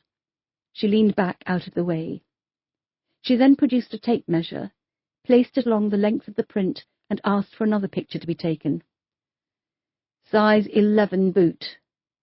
Not a shoe? Sian asked. The tread is very deep. You're looking for a heavy work-type boot, probably with steel toe caps. she said with solemnity in her voice. Why would he stand on her? She asked. To kill her. She wasn't strangled, Matilda asked. She was. Adele reached for a torch, turned it on, and aimed it at the woman's neck. You can see finger indentations around the neck, similar to the others, but I'll get a clearer look back at the lab. However, that's not what killed her. Every single one of her ribs is broken. He stood on her while she was still alive. The ribs punctured her lungs, and she choked on her own blood. Jesus, Lucy muttered, turning away. Would she have been in pain? Sian asked. Yes, a great deal of pain. Adele leaned back. She didn't look up at the detectives. She also had a screwed-up £10 note in her mouth. Adele held up an evidence bag. Sian took it from her. Why would he do that? To show his contempt for her profession, Matilda said. She's a prostitute. He's disgusted with them. That's why he's killing them. By ramming the money down her throat, he's showing how little respect he has for them as people. Isn't killing them enough? Obviously not. Have you seen enough? Adele asked, still not looking up. I'm ready to move her if you have. Okay, Matilda said. She backed away out of the tent. The exchange between Matilda and Adele had been cold and harsh. Sian and Lucy exchanged glances. Lucy shrugged. Matilda was peeling off her gloves and unzipping the paper suit when Adele came out of the tent. DCI dark, she called out. Everyone stopped and looked. They all knew how close Matilda and Adele were. To hear the pathologist use her title rather than her name was alien. I have the report on the 2 women found at Plantation Woods yesterday. I was going to email it over first thing, but this came through. I can give you the ID on the second victim now, if you like. Sure. Adele headed for her car, with Matilda following at a distance. Adele tore off her gloves and pulled down the hood of her oversuit, revealing hair that badly needed a trim and the roots touching up. She removed her iPad from the back seat and flicked through it. I found a match almost straight away from dental records, Adele said, glancing up at Matilda and quickly looking away. Fiona Bridger. The address she gave the dentist is a flat in the Wicker. Thank you. Do you know cause of death yet? Yes, manual strangulation. The trachea was practically crushed. My God, he has superhuman strength. He could just be very angry. He's certainly looking for a strong man. The other victim buried alongside her. We've identified her through dental records, even though she did have a driving licence with her. It was Lucy Fletcher, and her cause of death wasn't strangulation like all the others. Oh? No. She suffocated. There is evidence of manual strangulation, but there was soil in her mouth and throat. When he buried her, she was still alive. Jesus! Would he have known that? Adele thought for a moment. I'm not sure. The soil down her throat suggests she choked, so maybe he did. He could have thought she was already dead when he was burying her, and she came to during the burial. The man's a sadist, Matilda said, almost to herself. I'll do the PM and your latest victim this afternoon. I have a lecture at 1, she said, opening the car door and climbing in. And how are things going with the new job? Matilda asked. Fine, she replied icily. Adele, could we PM around 2:30 then? She slammed the door closed, started the engine, and roared away at speed without looking back. Matilda remained impassive at the side of the road. Her father was dead, her best friend hated her, and she didn't trust Harriet enough to open up to her in case she told her mother everything. She needed someone to talk to laugh with, to unwind with, and she had nobody. And it was all her own fault. Chapter 35. Scott sometimes felt like a chauffeur, ferrying Matilda to and from work every day, so when the opportunity arose, he liked to take the passenger seat and let someone else do the driving. Finn didn't mind. He was happy to get out of the office. They headed for Bradfield to interview Dermot Salter and uncover the cause of his strange obsession with the street prostitutes of Sheffield. Bradfield is the largest parish in England and occupies 1/3 of the land covered by Sheffield City Council. It's a picturesque, rural part of the city on the cusp of the Peak District National Park, and features the grand Church of St Nicholas, with an imposing medieval window which contains fragments of glass dating back to the 15th century. It was this building Scott was marvelling at when Finn broke the silence. "Have you noticed a change in the atmosphere back in the office?" "You mean that smell?" "No, I meant between Matilda and Christian." Scott turned quickly to look at the DC. "No? In what way?" "There seems to be something between them. I was thinking about it in bed last night when I couldn't sleep. It's like Matilda is undoing all the things Christian has done in her absence, like she's putting her mark back on the team." "How?" "Well, she wants us to move back to the old suite, and when the ACC came in yesterday and they were all talking in Matilda's office, Christian was coming up with ideas and Matilda just cut him off. She wouldn't have done that before." "You think she's trying to undermine him?" He took a breath. "Remember a couple of weeks before she came back to work, and you brought her in for a meeting with the Chief Constable, and she came into the office to see us all?" "Yes." "Well, she was asking me what we'd been working on. I was telling her about the cases in the past 9 months, and she kept asking how Christian was coping, how he was as a boss, whether I thought he'd been a good DCI. "What did you say?" "I told her the truth. Christian's coped brilliantly while she's been away. The thing is, I'm wondering if she's worried he'll try and go for a job, so she's finding a way to make him seem not as capable." "Matilda would never do that. We're a team. She's always said that." "I'm not saying she's consciously doing it." "Are you going all psychological on me again? I don't think this course is such a good idea if you're going to start analysing the people you work with." "Maybe I'm reading too much into it." "No shit. Turn left here. Hang on, though. What are you thinking about me?" Scott asked, wide-eyed and worried. "Nothing," Finn replied quickly. "I'm not quite sure I believe you." Finn turned off the tarmac road and went down a single-lane track that had been well worn over the years. Tall trees either side loomed over them, their thick, gnarled branches tapping on the roof of the car. A mile along, the road opened up into a makeshift driveway, at the top of which was an old, neglected-looking double-fronted farmhouse. Dark stonework, a tall, dull green front door with stained glass in the windows. At each side of the front door were impressive church-style windows, the white-painted oak chipped and peeling. It would make the perfect front cover for a haunted house ghost story. Finn parked, and they both looked up at the house. "I'd love to live here," he said with a smile. "It looks like it's about to fall down." "It's lived in." "It's fucked." Despite it being mid-morning, the surrounding trees made it dark and gloomy. Lights were on in the downstairs rooms. They entered the open porch. Finn rang the bell, and they stepped back. They were surrounded by silence. Traffic from the road could no longer be heard down here. Just the sound of the bare branches striking each other in the stiff autumnal breeze. "Do you think it's haunted?" Scott asked, looking up at the building. "By the ghosts of all the prostitutes he's murdered?" Finn asked with a sly grin. The front door opened before Scott could answer. A man in his early 70s stood in the doorway, lit by the light from behind. He was tall and very slim, with a thick mound of light grey hair. He was clean-shaven and wore a charcoal grey cardigan over an off-white shirt open at the neck, beige trousers and carpet slippers. There was a panicked expression on his face, as if the sound of the doorbell ringing had come as a shock. Living this far out in the middle of nowhere, it probably had. "Dermot Salter?" He nodded.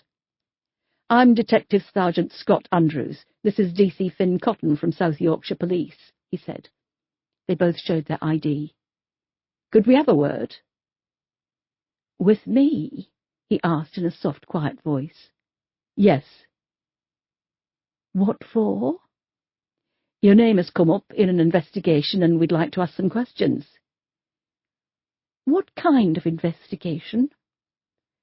We're investigating the murder and disappearance of a number of street prostitutes working in Sheffield, and we've been given your name as someone who is well acquainted with the women. Oh. We won't take up much of your time. Do you need me to come down to the station? No, we can talk inside. Oh, he said again, looking over his shoulder at his house. I haven't vacuumed this morning.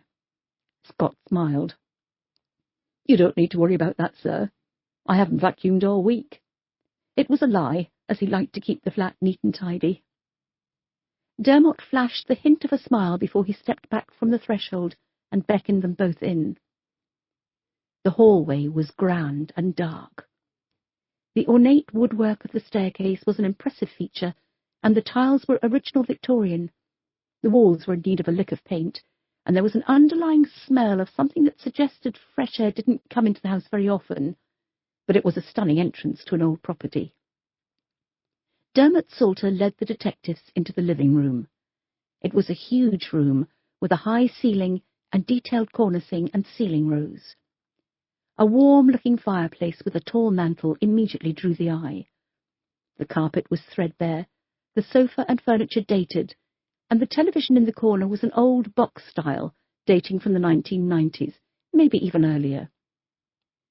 Despite the ceiling light being on, it was dim inside the room. Dermot indicated they should both sit down and took his place on the armchair in front of the television. Can I offer you a tea or coffee or something? I haven't done a shop this week, but I think the milk should be okay. They both declined. Mr. Salter, Scott began, I don't know if you've seen any news lately, but we've launched an inquiry into the unsolved deaths of 5 women who work as prostitutes in Sheffield. We've also identified a further 5 women who are missing. We've been told you see them on a regular basis. You give them soup in the winter and allow them to come to your home to use your bathroom. Is that correct? Dermot looked lost in the large armchair as his slight frame sat in the middle. He pulled his cardigan tight around his chest. It was a while before he replied, and he glanced towards the framed photograph on the wall before he did. It is correct, yes. Can I ask why you do that? Because they need looking after, he said incredulously. Do you know any of the women? Are you related to them? No. Then why'd you do it? Because it's the right thing to do, he said firmly. Do you have sex with these women? Finn asked. Certainly not, he replied with severity. Then what's in it for you? Scott asked. I'm helping them. Women who work as prostitutes are the forgotten members of society. They're looked upon with scorn and revulsion, but they're still people. They still have feelings like you and I do. If I can make them feel better by giving them a hot meal or a nice clean bathroom to use or a fiver to top up their phones with, then it makes them feel better. Finn looked around the desolate room and took in the impersonality of it all. Are you married, Mr. Salter? Widowed, he replied flatly. Any children? I had a daughter. She died. I'm so sorry, Scott said. Was your daughter a prostitute, Mr. Salter? Finn asked with sympathy. Certainly not. She had a very good career in banking, a lovely flat in Derbyshire, and she changed her car every 2 years. She was doing very well for herself until... He tailed off. What happened to her? Nothing that need bother you. Look, I'm on my own and I don't have any friends left. I didn't think helping our fellow man was a crime. It isn't. Then why do I feel I'm being accused of something? Mr. Salter, as I'm sure you can understand, some of these women have been through a great deal in their lives, and they have a lot of mistrust. When they see someone being kind to them and expecting nothing in return, it makes them suspicious. Nobody is accusing you of anything, but we wouldn't be doing our job properly if we didn't follow up on their concerns, Scott said. This seemed to resonate with Dermot Salter as he began to thaw and relax into his armchair. You're going to want to know my alibi for the dates the women were killed, aren't you? That would help. I'm afraid I can't tell you. I get up, I potter around the house, have my meals, watch television, read and go to bed. When I go out, it's to do some shopping or to talk to the women on the street. I haven't done anything since my Kath was taken. Finn looked around the room again. There was a solitary photograph on the wall by the television. It was black and white and in a cheap frame. It showed a young woman smiling to the camera, wearing a flowing ankle-length dress. Is that Kath? Yes, he smiled. How long has she? 2002, he interrupted. Breast cancer. She was 2 weeks away from her 60th birthday. I'm sorry, Finn said. She was my whole life, he said, tears welling up in his eyes. Finn looked to Scott and raised a questioning eyebrow. Scott frowned in reply. Mr. Salter, when you've been visiting the women, have you noticed anyone strange hanging around, or have the women mentioned someone they're frightened of? Someone like me, you mean? No. An aggressive punter, perhaps? No. They don't talk about their work. They mention that they're cold or have no money. I think some like to have someone to talk to occasionally. Look, if the women want me to stop visiting them, I will. I don't want to scare anyone, and I don't want them to be uncomfortable around me. Well, I suppose I'm lonely. I'm sure they appreciate your kindness, Scott said. Should I stop going to see them? He asked, looking at the detective with glassy eyes. It was your wife, wasn't it? Finn asked. I'm sorry? Your wife. She was a prostitute, wasn't she? Finn! Scott exclaimed. A small smile swept across Dermot's face. Yes, she was. I'd never been confident with women, so I paid to go with one. I went with Kath twice, and then a few months later she turned up and told me she was pregnant. I asked her how she knew I was the father, and she said the condom had burst. I had a feeling it had at the time, but embarrassment got the better of me, and I couldn't get away fast enough. It was only after she died that I plucked up the courage for me and Linda to have a DNA test. I told her I was her father, but I wasn't. I didn't mind. Kath saw me as someone who could love her and help raise the child. I was, and I did. She had her demons, but she stopped doing what she did after we were married. We had a happy life together, of sorts. For the first time since Scott and Finn had arrived, Dermot looked relaxed, almost serene as he spoke. And you've been visiting the women because you want them to be safe? Finn asked. Yes. I'd never harm them, never. How did you know it was his wife who was a prostitute? Scott asked, as they made their way back to the car. There was only one photograph in the whole room, the one of his wife, but none of his daughter. Despite him saying he loved her, I think if she'd been his real daughter, he would have had her photo up. Look at you, Miss Marple, Scott teased. This psychology course is really going to your head, isn't it? So, are we crossing him off our list then? Finn asked as they climbed into the car. Yes. There's no way he could have strangled them. Did you see his hands, all bony and thin? I doubt he'd be able to overpower any of the women. I felt sorry for him, Finn said, as he performed a tight three-point turn and headed down the bumpy lane.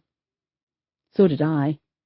It's strange, isn't it, how people turn out? I mean, you don't start out in life thinking you'll marry a prostitute and raise her illegitimate daughter as your own, yet there he is.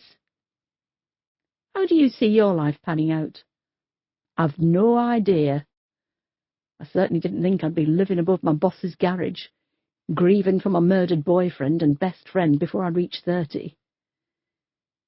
I suppose if we know the end, it spoils the surprise. There are some surprises I can do without.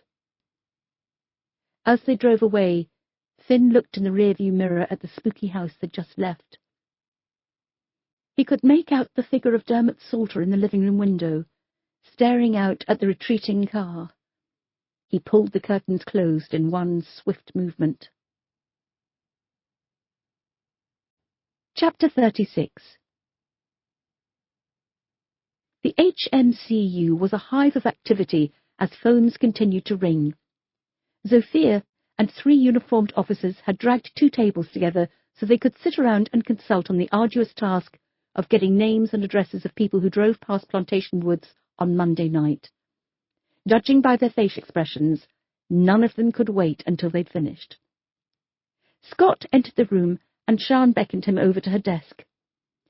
He smiled and helped himself to a Mars bar from the snack drawer. "What's going on between Matilda and Adele?" she asked in a loud whisper. "That's funny. I was going to ask you what's going on with Matilda and Christian." "Matilda and Christian? What are you talking about?" "Nothing. Just something Finn was testing his psychological skills on. Go on." "Well, we ran into Adele at Grenoside. Adele could hardly look at Matilda, and the atmosphere was frosty. She even called her DCI dark." "Bloody hell," Scott said, sitting on the edge of Sian's desk. "There's definitely something going on between them. Adele hasn't been to the house once since Matilda was discharged from that rehab centre." "What? That was in March." "I know." "It's now October." "I'm aware of the month." "So, what's going on?" "You tell me. I've tried asking Matilda a couple of times, but she's always changed the subject, although Harriet did tell me that Adele visited her once in hospital just after she'd come out of the coma. Whatever was said between them was not pleasant, as Harriet said Matilda was crying her eyes out when she came back from the toilet. Adele hadn't stayed more than 5 minutes. "They've had a falling out then?" Sian asked. "It looks like it. Not sure how, though, unless something happened before the shooting." "But if it had, then surely it would all be forgotten. The shooting would bring them closer together." "I've no idea. Ask Finn. He's the one hoping to take Jeremy Kyle's place," he sniggered to himself. Sian thought for a moment. She looked past Scott and saw they weren't being overheard before continuing. "Scott, while you're here, could I ask you a personal question?" "Sure." "You know, when you told your parents you were gay, what did you actually say?" He frowned, wondering where this was going. "I just told them I was gay. Why?" She picked up a framed photo of her family and handed it to him. "Last night, Belinda told us she was going out on a date with her friend Tina. She just said it all nonchalant, as if it wasn't such a big deal." "Which one's Belinda?" he asked, looking at the photo. "There are 2 women in that photo, Scott, and one of them is me. Which do you think is my only daughter?" "Oh, yes, sorry." "You've really earned the promotion to DS, haven't you?" she asked, snatching the picture back from him. "Well, is it a big deal if she's gay?" "No, not really." "What did Stuart say?" "He was fine with it. He drove Belinda over to Tina's. I was going to ask him about it when he got back, but I must have fallen asleep. Oh, I was bloody shattered last night. The thing is, I thought Belinda would have sat us down and we'd have had this deep conversation about it." "Would you want such a conversation?" "God, no. I worked myself into such a frenzy talking to her about periods, I thought I was going to have a stroke." Scott laughed. "The thing is, Sian, people of Belinda's age don't see sexuality and gender as an issue. It's just accepted with them. Belinda discovering she fancies girls is the same as you discovering a new flavour of Kit Kat. Over Scott's shoulder, Sian saw Matilda enter the room. She went straight up to the murder board. "Thanks, Scott," she said, placing a hand on top of his. "And I'll try to do some digging about Matilda." "Can I have everyone's attention, please?" Matilda asked. She waited while the room settled down. "I've been going through the forensic and autopsy reports of the 2 women found in Plantation Woods, and although time of death cannot be accurately estimated, we can put our victims into some kind of order and try and look for a pattern." She looked at the faces of her team and the assembled uniformed officers. She had their rapt attention. Picking up a marker pen, she wrote a list of the victims. Ella Morse, August 2016, strangled. Lucy Fletcher, December 2016, buried alive. Rachel Pickering, February 2017, strangled. Deborah Monroe, July 2017, beaten and strangled. Fiona Bridger, January 2018, strangled. Jackie Barkley, missing since April 2018, ? Caroline Richardson, missing since June 2018, ? Monica Yates, missing since July 2018, ? Denise Jones, September 2018, strangled. Carly Roberts, October 2019, strangled. ? October 2019, crushed. Matilda stood back and looked at her shaky handwriting. The list was lopsided, but she'd get someone to type it out for her when the briefing was over. "We have 3 women unaccounted for: Jackie, Caroline, and Monica. All 3 were reported missing in 2018 and haven't been seen since. Are they dead and buried in Plantation Woods, or somewhere else, or still alive and well? Any news?" "Nothing," Finn said. "I've contacted the parents for Jackie and Monica. They haven't heard from their daughters since before they were reported missing. I can't find any information for Caroline yet." "Scott, how did it go with Dermot Salter?" Scott told her all about him. "So he doesn't have hands like monkey's paws, then?" She smiled. "Sorry. I was watching old Miss Marple in the early hours," she said, looking at the blank faces staring back at her. "I know it's a little far-fetched, but how sure are we that these are the work of the same killer?" Scott asked. "I mean, say they're all dead. 11 victims is a lot for one person, especially for us not to know about it before now." Matilda sighed. "We can't be sure. So we're just putting them together because they all worked as prostitutes?" She nodded. "If you take Lucy and our latest out of the list, you're left with 6 women who've been strangled. They were mostly buried or dumped where they'd be difficult to find, but Lucy and Fiona were buried almost in the same place. Why weren't the others buried in Plantation Woods if it was such a good spot for Lucy and Fiona?" Scott asked. "Please don't expect me to answer that," Finn said. "All I'm wondering," Scott continued, "is if it's possible we have 2 killers. One who is strangling his victims and is now leaving them out in the open for us to find, and one who's burying them." "Sian, I need a chocolate fix," Matilda said. Sian reached into her snack drawer, pulled out a couple of packets of Maltesers and tossed them to her. "I'll be honest," Matilda admitted. "I hadn't thought of that. I was looking at the victims and assuming we had 1 killer." "If we are looking for just 1 killer," Finn began, "it could be possible that Ella Morse isn't victim number 1. He's targeted prostitutes as they're an easy group to target, but so are the homeless, for example.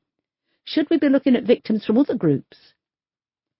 Matilda emptied what was left of the first bag of Maltesers into her mouth and chomped down on them hard. "OK," she said. "We need to put together a list of all cold cases. We're looking for any murder victims who've been strangled or who fit into any vulnerable group. I also want a list of anyone who is missing who fits the same demographic. I want everyone working on this. Any news on Paul Chattel?" "No," Christian said. "Keep looking," she almost barked at him. Matilda turned to the board and looked at the faces of the victims. She wanted them and those they'd left behind to be at peace, and knew they wouldn't be until she found their killer. "If Finn's right," Christian said, coming up beside her, "we could be looking at, I don't know, another 10 victims, maybe more. I know. This could be bigger than anything we've ever dealt with before." Matilda folded her arms tightly, hugging herself. "It already is. The press will roast us for not seeing this until now." "Well, fortunately, the press is busy with Carl Megan, and let's hope it stays that way for a few more days. By the time he falls off the front pages, maybe we can have this solved, or at least a person of interest in for questioning." "Should you be working so hard this soon?" he asked, concerned. "It's the only way I know how to work," she snapped, shooting him a daggered look before retreating to her office and slamming the door behind her. Chapter 37. The call had come through the second Matilda sat down at her desk. Danny Hanson was in reception, and he'd brought Alistair Tripp with him. She rallied Finn, and they both went to see what the journalist in training had to tell them. When she opened the door to the interview room, she found Danny and Alistair sitting at the table with a cup of tea each.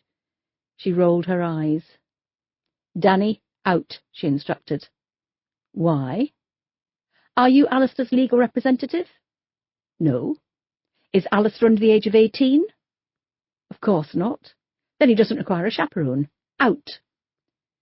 "I want to hear what you're going to be accusing him of." "Then he can tell you all about it in the pub afterwards. Out." Reluctantly, Danny stood up. He made a point of taking a lingering sip of his tea before putting the cup down on the table and breezing out of the room. Once clear, Matilda slammed the door behind him and sat down in front of Alistair. She gave him a weak smile. Alistair Tripp was in his early 20s. He was tall and slim, with bony features and pale skin. His hair was an untidy mound of mousy curls. He wore an oversized sweater and skinny jeans. He had the lived-in look of a student. "How do you know Danny?" Matilda asked. "There's a closed Facebook group for Sheffield journalists." "Are you qualified?" "I will be next year." "So why are you in this group when you're not qualified?" "I'm doing my work experience on the Star. One of the reporters on it got me invited." "How did you and Danny start chatting?" Matilda asked, sitting back and folding her arms. He stuck out his bottom lip as he thought. "I'm not sure. I probably commented on something and he commented back and it went from there. I don't remember." "OK. So, who brought up the subject of the story around the prostitutes first?" "That was me," he said, leaning forward on the table. "I've got a twin sister. She's studying English in Lincoln. She texted me to tell me a girl on her course had turned to prostitution to make some extra money, as there were no jobs available and it's not cheap being a student. She said there were a few at her uni who were doing it. I asked around at Sheffield, and some had heard of girls here doing it too. I mentioned it to my editor, and he said there's a story there if I was interested in doing some digging." "It would be my first investigative piece," he said with a grin. "I didn't know where to start, so I posted on the closed Facebook group and asked for some advice." "That's when Danny Hanson got in touch?" Matilda asked. "Yes. He said he'd written an article for The Guardian about women turning to prostitution due to 10 years of austerity thanks to the Conservative government. He said me looking into students turning to prostitution was an after effect of their cuts."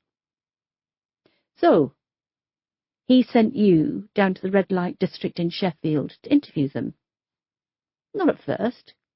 He said he'd go, as the women were more likely to talk to someone they knew, and they'd know him as he was on television." Matilda rolled her eyes. "Yeah, I thought the same thing. Being on telly has really gone to his head.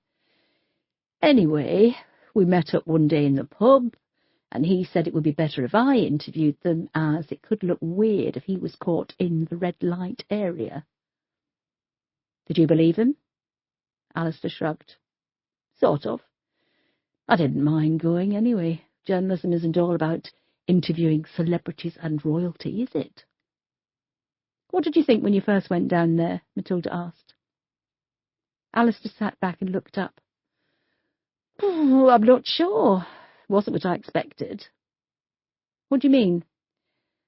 I think I expected the women to be hard, bitchy and nasty, but they weren't. Not at all. They were quiet, reserved, sad. Most of them looked like they wanted to burst into tears. I found it upsetting. Matilda nodded to Finn. He opened the folder and took out a photograph of Denise Jones. Do you recognise this woman? Finn asked. Alistair nodded. She's dead, Matilda said. I know. He shook his head and looked genuinely upset. Denise told a fellow worker that she liked you. A smile crept along his face. We chatted a few times. She was sweet. I liked her. She also said it made a change to go with someone who smelled nice for a change. Alistair started to blush. She sucked you off, Matilda finished his stuttered sentence. You make it sound sordid. Whereas dropping your trousers at night in public and allowing a prostitute to blow you off is romantic. That's not what I meant. She was pretty, she was sweet and kind, and she wasn't like the others. She was naive, vulnerable. She shouldn't have been out on the streets. And you thought you'd take advantage of her naivety and vulnerability for your own sexual gratification. Matilda was losing patience with him. No, it wasn't like that at all, he shouted. He jumped up from the seat which clattered to the floor. I liked her. She hated what she was doing, but there was nothing else for her. I was offering £10 to the women to talk to me. I gave her a little more. She came on to me. And you let her. I'm only human, for crying out loud. He turned to Finn. Are you telling me that if you were offered sex, no questions asked, you wouldn't take it? No, I wouldn't, for two reasons. One, I'm happily married, and two, you were working while chatting to these women. You said yourself that Denise hated what she was doing, yet you still took advantage of her. You're only saying that because your boss is right next to you. You'd have dropped your trousers within seconds. You're a bloke. And we all know what blokes are, Matilda said. Daniel immediately popped into her head. He was one of the good ones. She missed him. Mr. Tripp, where were you on September the 14th last year? Why? He asked, hands on his hips. Just sit down and answer the question. Reluctantly, he picked up his chair and sat back down. He took a battered iPhone with a cracked screen out of his jeans pocket and began to scroll through the calendar. September the 14th was a Friday. I don't have lectures on a Friday. I was probably in bed. Alone? I can't remember. What's so special about that date, anyway? That was the date Denise Jones was murdered. And you think... Oh, for fuck's sake, you really are clutching at straws if you think I could have killed her, and all those others. Why am I? OK, I will admit that it doesn't look good, and I suppose, in a way, I did abuse my position, but just because we slept together doesn't mean I killed her. Matilda allowed the silence to grow. What? Alistair asked. You slept together? No, it's a figure of speech. I don't think it is. Matilda folded her arms once again. Why don't you unburden yourself and tell us everything? Alistair took a deep breath. He ran his bony fingers through his knotted hair a few times. We had sex. I gathered that. How many times? Twice. Where? Alistair closed his eyes and shook his head. There is a field behind where the women work, just over the train track. We did it in there. Classy. It wasn't a date. We weren't making love. It was just sex, that's all. Moving on for a moment, how long did your research take? A few weeks, I think. And after these few weeks, how did you leave things with Denise? How do you mean? Oh, my God, Finn said. You just left, didn't you? You didn't say goodbye or thank you for your help with my research or compliment her on her oral skills. You just stopped going down there, didn't you? Reluctantly, Alistair nodded. Well, you're certainly doing the reputation of journalists the power of good, Matilda said. Denise liked you, Finn added. She told the other women that she genuinely liked you, and she thought you liked her too. The others commented on how brighter she was while you were around, how much more she smiled. Then you just disappeared. Do you have any idea how that made her feel? Alistair swallowed hard. His face paled. I didn't know. Of course not. Why should you? She was just a prostitute. Her feelings didn't matter, did they? As long as you got what you wanted, Matilda said. I'm sorry. No, you're not. Matilda took the folder from Finn. She opened it and took out a single sheet of paper and almost threw it across the table at Alistair. This is a list of dates all the women went missing. I want you to go away, remember where you were, and let us know. We've wasted enough time talking to you. She stood up and went to the door. With her hand on the handle, she turned back around. If you don't want to turn into a twat like Danny Hansen, you need to remember that the people you interview are actual people with feelings, and you need to treat them with the respect they deserve. Danny is going to grow up into a lonely old man. By the time he's 50, he'll be an alcoholic and suddenly realise he's missed out on marriage and a family. Now is the time for you to decide what kind of a person you want to be. You only get one chance. Don't fuck it up. Her voice almost broke. Matilda stormed out of the interview room, slamming the door behind her.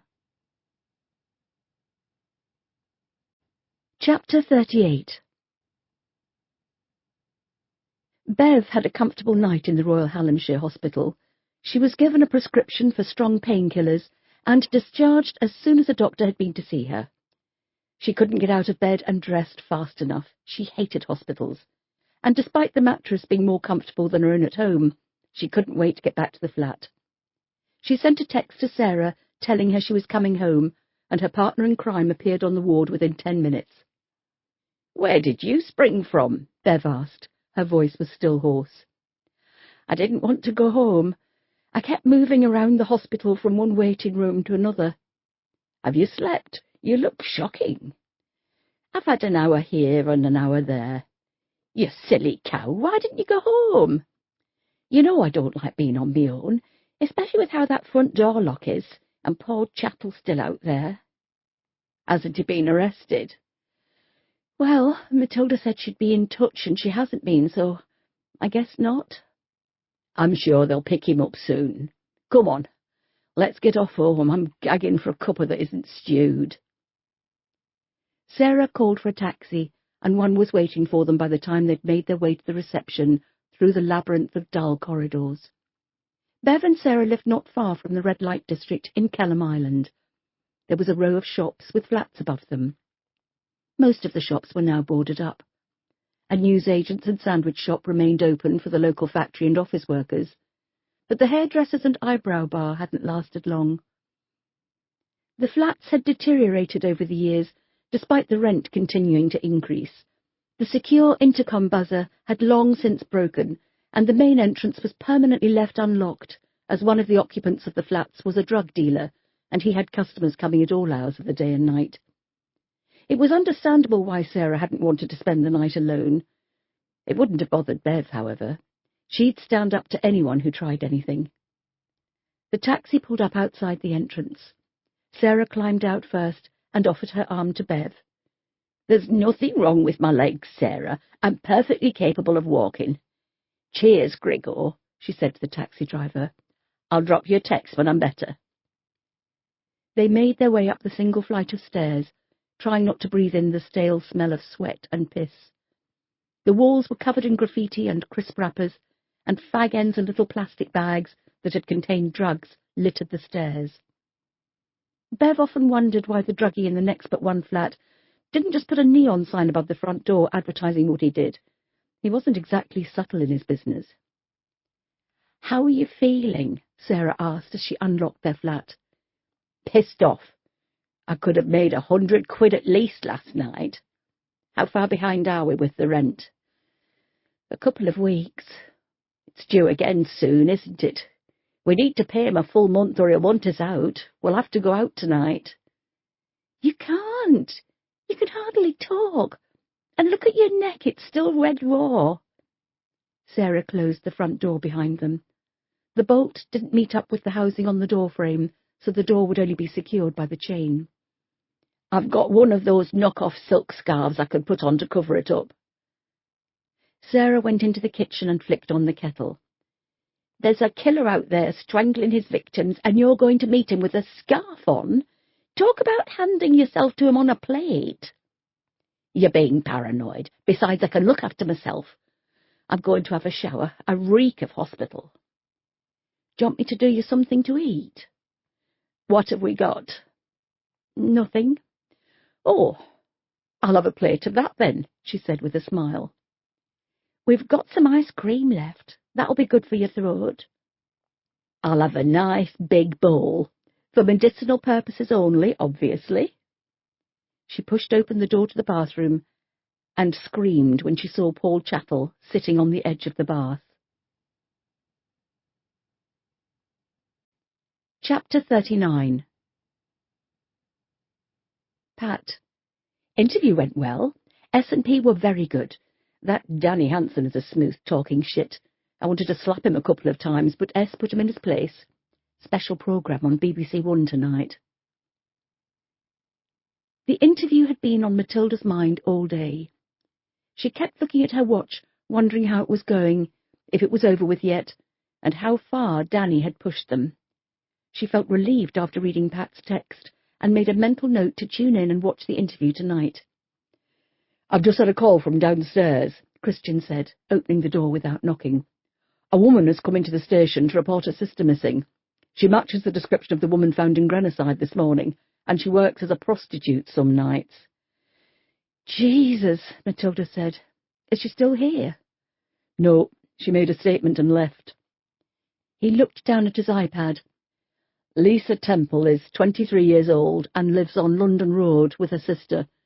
She has a 7-year-old daughter, Belle, and works at a supermarket in town."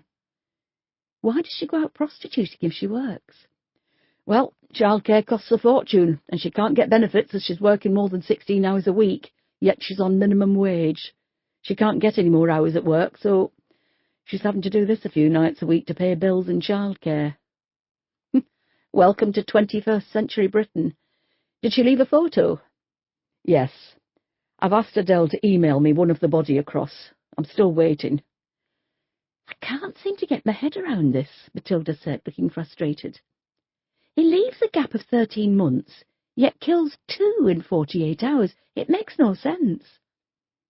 "Maybe Finn's right, and he was in prison for a lesser crime. Is there a way to check to see if anyone in Sheffield has been released from prison recently?" "I don't know.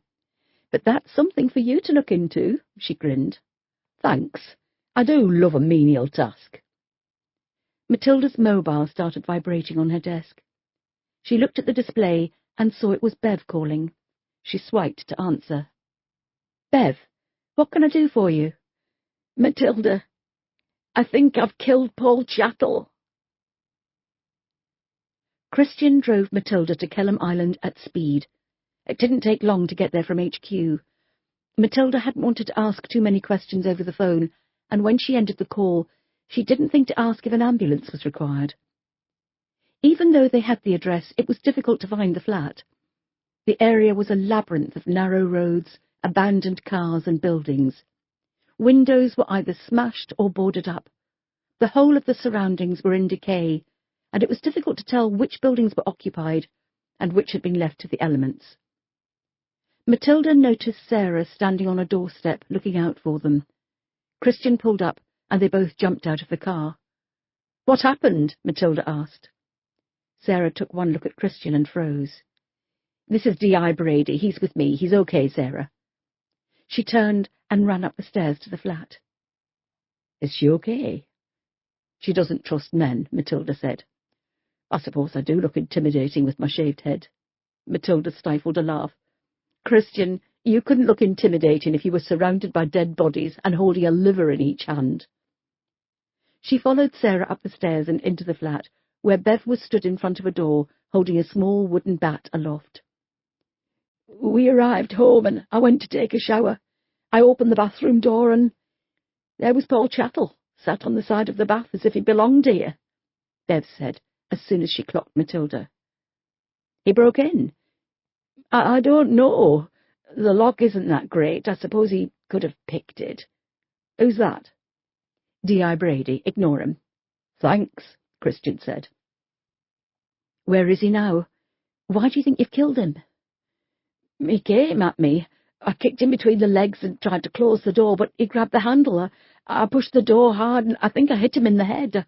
I heard a bang like he'd fallen against the toilet or something. I haven't heard anything since. I didn't dare open the door."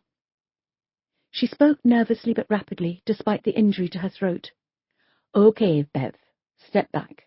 We'll deal with it." Matilda eyed Christian and nodded for him to take over. Christian tentatively made his way to the bathroom door. He knocked on it. "Mr. Chattel? My name is Christian Brady. I'm a detective inspector with South Yorkshire Police. Are you hurt?" He listened intently but couldn't hear anything. "I'm going to open this door now." He looked to Matilda and nodded. He placed his hand on the plastic handle and slowly pushed it down. He eased the door open carefully. There was no resistance. When it was open enough for him to peek around, he leaned in. "Fuck," he said to himself. "What is it?" Matilda asked. He closed the door on the bathroom and seemed to take a while to compose himself. "Matt, take Bev and Sarah, go downstairs and stay there, all three of you," he said firmly. "What? Why?" she frowned. "Just do it. Then call Sian and have her ring my mobile." "Christian, what's going on in there?" she said, defiantly putting her hands on her hips. He closed his eyes and took a deep breath. "He's got a gun." Matilda's face paled and her eyes widened. She took a step back. "Matt, go downstairs, please," Christian said slowly. There was an urgency to his voice, despite it being low and quiet. Matilda didn't move. She was frozen to the spot. "You're a survivor, aren't you, Matilda?" Bev stepped forward. She put her arm around Matilda's shoulder and eased her towards the door. "I'll get Sian to ring you." "Thank you." Christian waited until all three had carefully made their way out of the flat before he pushed open the bathroom door again. Paul Chattel looked shocking. His eyes were barely open, and there were thick dark circles beneath them. His face was sallow, and he had at least 3 days of rough stubble. His hair was a mess, and he was giving off an odour of sweat and desperation. He was sitting on the toilet seat, his legs jiggling, both hands wrapped around a handgun, the barrel pressed firmly under his chin. He was wearing dirty, ripped jeans and an old Adidas jacket. There was a sheen of sweat on his forehead. Christian surmised he was suffering withdrawal symptoms from his illegal drug of choice. "Paul, there's nobody else in the flat. It's just you and me. Now why don't you put the gun down and we can have a chat? Tell me what's on your mind." It was a while before he answered. His eyes were darting left and right as if unable to focus. "I didn't kill Carly." "I know you didn't, Paul. Them 2 bitches were trying to get her to leave me. They said she could do better than me." A tear rolled down his cheek. "I loved her." "I know." "It's drugs. You start taking them and you think they're amazing, and they are, but you get addicted. And when you don't get any, you look around and you see what they've done to you. Do you have any idea of what we've had to do to get money for drugs?" he asked. His voice was shaking with emotion and the effects of going cold turkey. "Carly's pulled all kinds of tricks for a £5 here and a £10 there. There are people out there into all kinds of sick shit, and they think because they're paying for it they can do what they want. Carly's had all kinds of shit rammed inside her. She's been spat at, beaten, pissed on, gang raped, and it's like it's fine because she's just a drugged-up whore." "We'd never think that, Paul. You should have come to us and told us." "What's the point? What is the fucking point? You don't care about us. Nobody does. We have to look out for each other in this world because nobody else will." "There are people who are trained to help you, Paul. We can get you into a drugs program to help you kick the habit." "I don't care about any of that now. If Carly was still here, I'd say it was worth it. Without her, I don't give a toss. I loved her. I'd have died for her." His eyes were like pinholes, and he could hardly focus. He was swaying side to side. "Paul, what happened to Carly was terrible. We are moving heaven and earth to find her killer, and we will find him." "I miss her," he said through tears. He didn't wipe them away. "I know. I lost someone earlier this year. It's painful, isn't it?" Christian asked, edging slowly into the bathroom.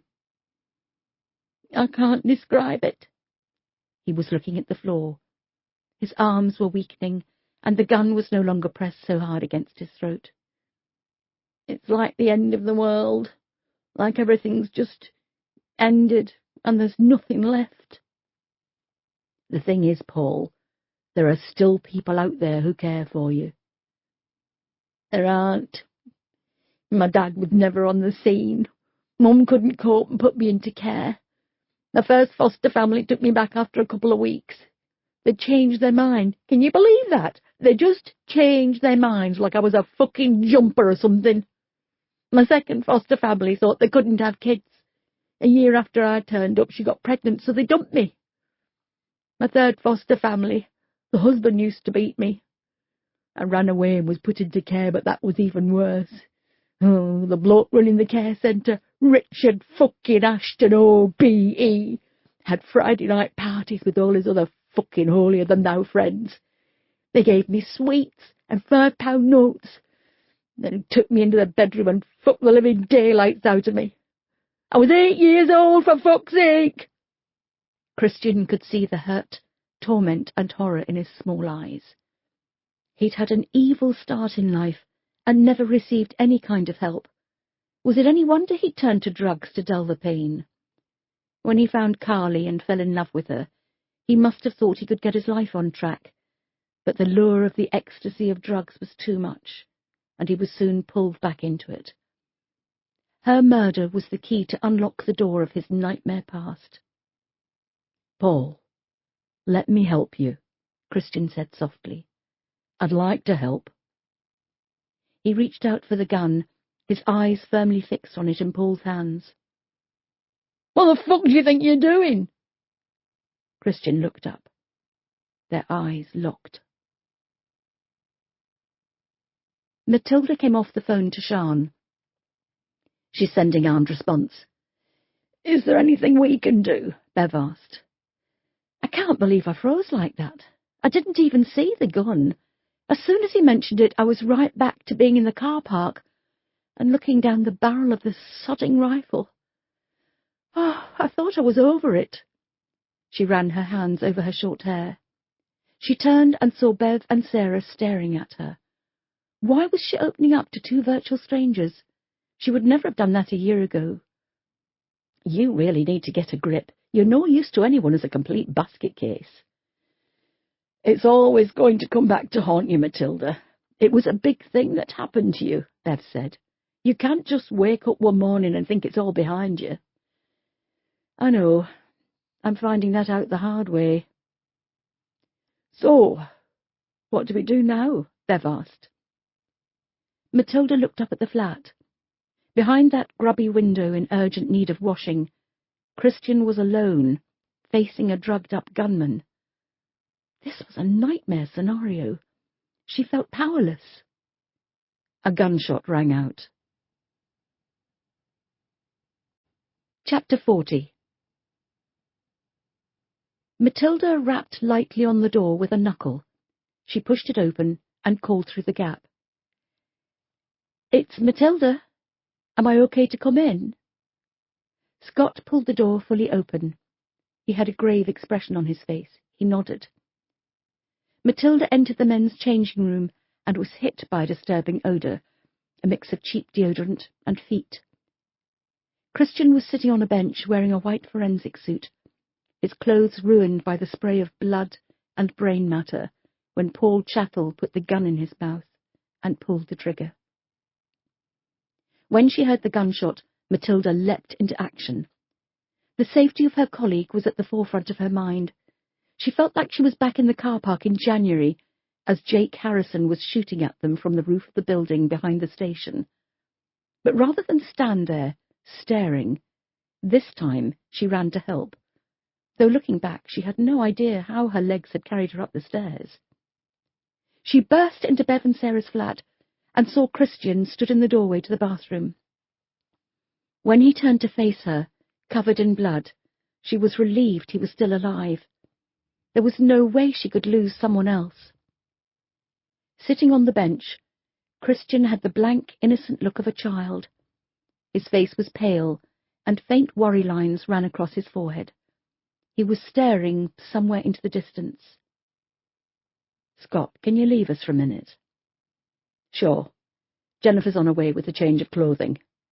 "Okay, cheers." She waited until Scott had left before she sat next to her DI and took his hand in hers. It was freezing cold. She rubbed at it hard. "Richard Ashton," he said. "Sorry?" "Richard Ashton, OBE. "Who's he?" "He ran a children's home. Paul went there for a while when he was young. He abused him." Christian's voice was a monotone, and he continued to stare at the back wall, not once turning to face Matilda. "He told me all about his life. Abandoned by his parents and foster parents, getting beaten and abused right, left and centre. Drugs were the only thing that dulled the pain. Then he met Carly. He genuinely loved her. They needed each other. With her dead..." He trailed off. Matilda didn't know what to say. She put her arm around his shoulders and he fell into her. "Why didn't they seek help?" Christian asked. "There are all kinds of drug rehabilitation programs and therapies they could have used, but they tried to sort it all out between them. It doesn't work. You have to talk to people." "We all deal with things in our own way." "But they were ignoring it. You can't do that." There were many unresolved issues Matilda had from the aftermath of the shooting. She hadn't warmed to her therapist, Diana Cooper-Smith, and often held back for fear of being judged, or potentially being placed on a sabbatical. She had snapped at her mother only last night. Where had all that resentment come from? Christian was right. Burying emotions caused more damage. Her long chat with Scott the other night seemed to have helped him. He had a positive air about him recently. Should she give in to her misgivings and open herself up to Diana Cooper-Smith? Or maybe try to repair the bridges with Adele? "Are you all right?" she asked. He looked at her. His eyes were red and full of tears. "I will be," he said with a hint of a smile. "Talking to Jennifer helps. And I see a therapist once a month to have a sort of debrief. I'm not given breathing exercises or told to write a journal or anything. It's just talking, but I always feel lighter after each session." "You're doing everything right." "I like to think so. It's a shame others aren't, or can't. But then..." "What?" "Well, I think people have to want help. Maybe Paul was embarrassed to talk about being abused with a professional. Maybe he thought drugs would permanently help him to forget one day. I'd like to track down this Richard Ashton OBE and show him what damage he's done." "We will." Christian swallowed hard. "The thing is, Scott poked his head around the door and told them Jennifer had arrived. "This can all wait, Christian," Matilda said.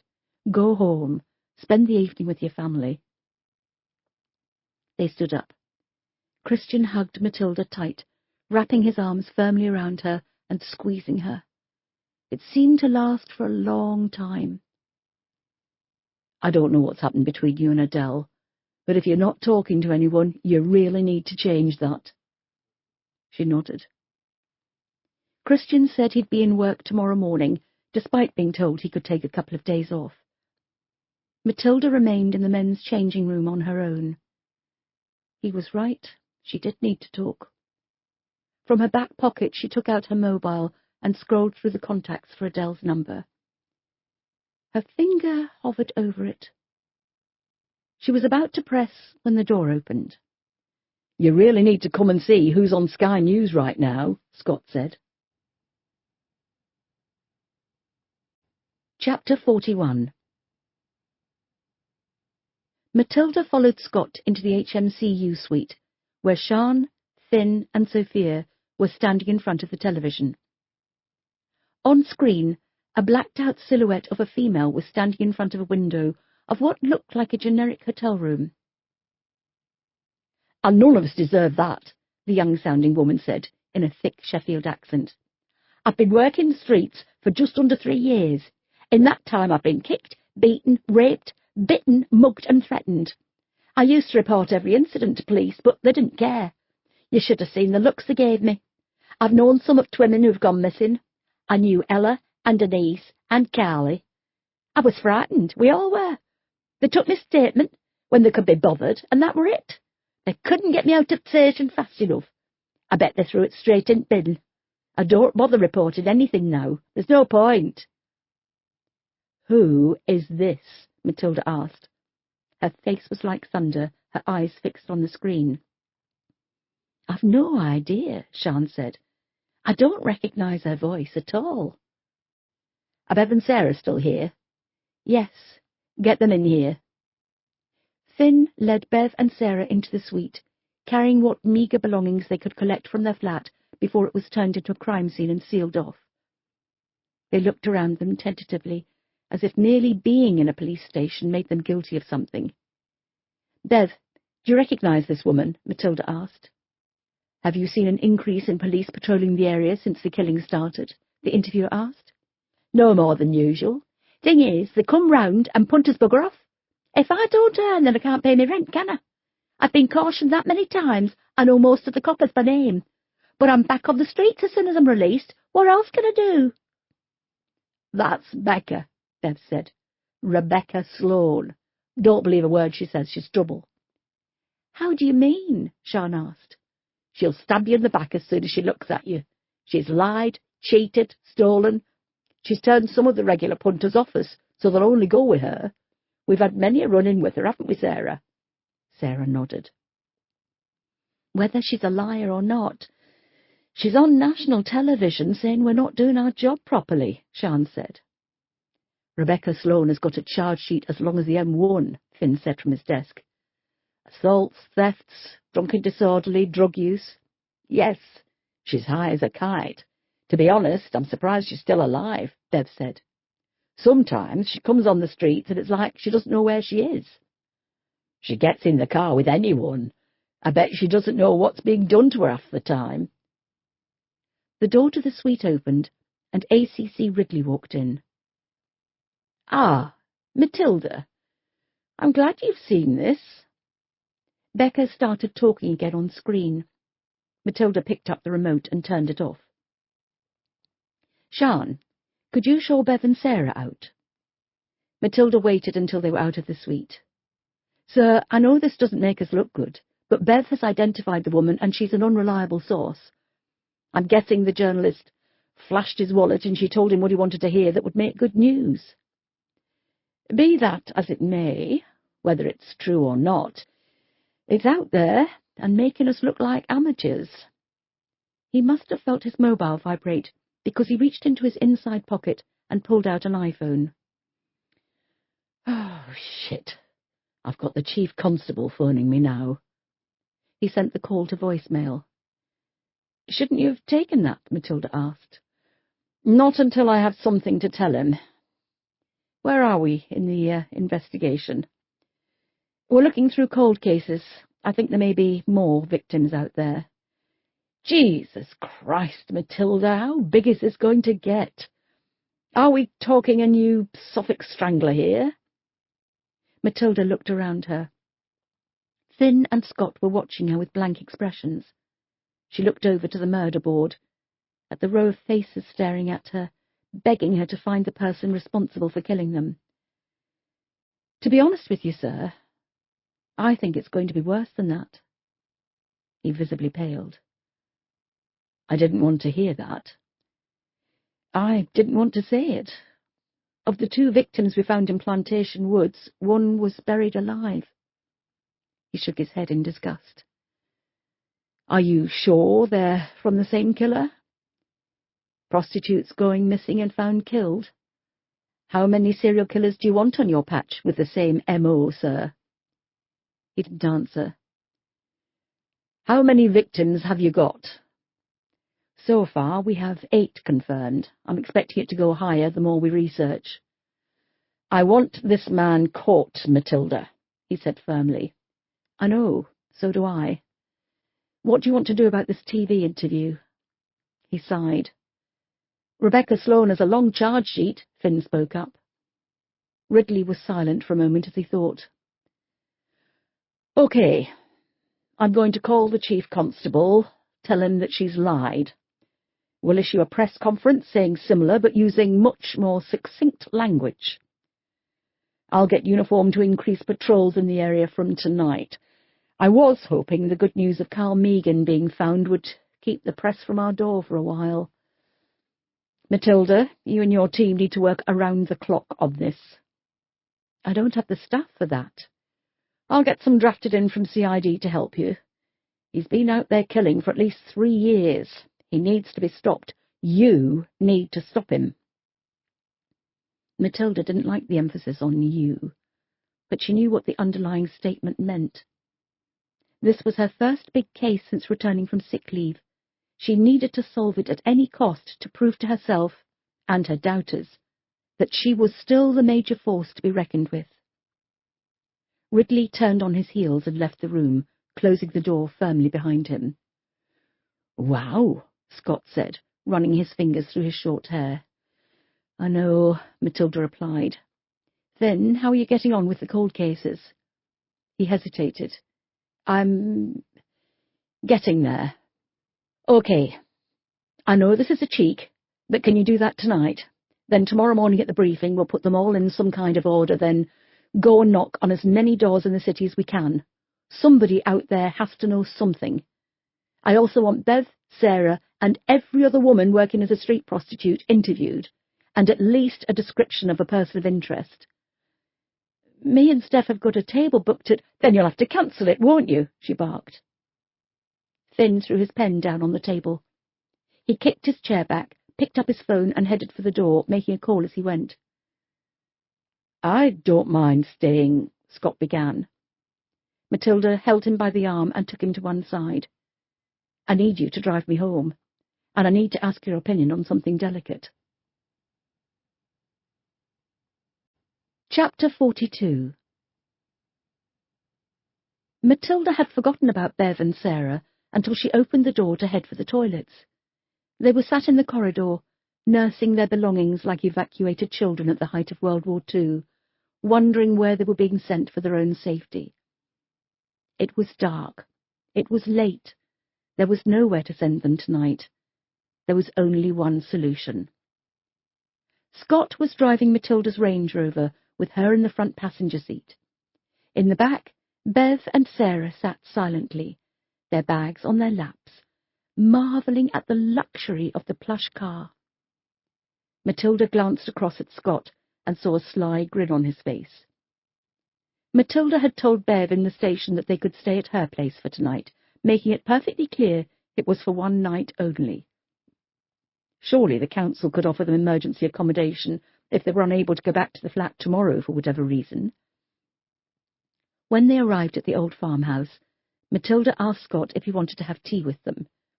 He politely refused, wished them all a good evening, and headed for his flat with a bounce in his step. The house was warm and well lit. Bev and Sarah stood in the hallway, gazing open-mouthed around them as if they'd never been in such a beautiful home before. Matilda had sent a text to Harriet on her way home, informing her of the situation, and she was there to greet them. "Kettle's on, and I've made the beds in the spare rooms," Harriet said. "I'm afraid I'm not much of a cook. I can follow a recipe, but we don't have much in the house, and I'm no Mary Berry where I can whip up something amazing out of an avocado, a couple of tomatoes, and a bag of pasta. So I thought we'd order in."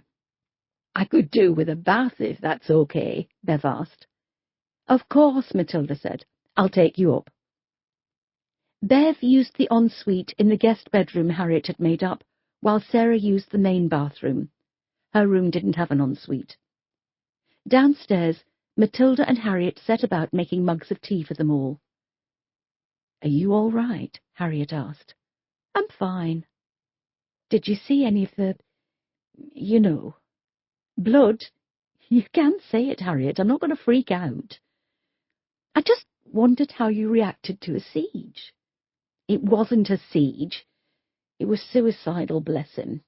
Besides, it was Christian who witnessed it all. I was outside.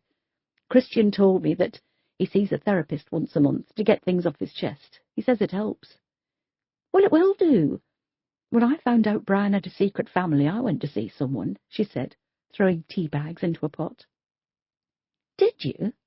You never said." "I wanted to speak to someone who didn't know me or Brian. Besides, I knew that whatever advice you gave me wouldn't be impartial." "Did it help?" She thought for a moment. "Yes, it did. It gave me the confidence to leave him. I don't get that with Diana Coopersmith." "Whose fault's that?" "What's that supposed to mean?" "Well, is it because you resent her because of what she might represent, or because you're not telling her everything?" She sighed. "A bit of both, I think." "There you go, then. On your next session, either end it and find another therapist, or sit down, open up, and let it all pour out." "Then she'll need a therapist," Matilda smiled.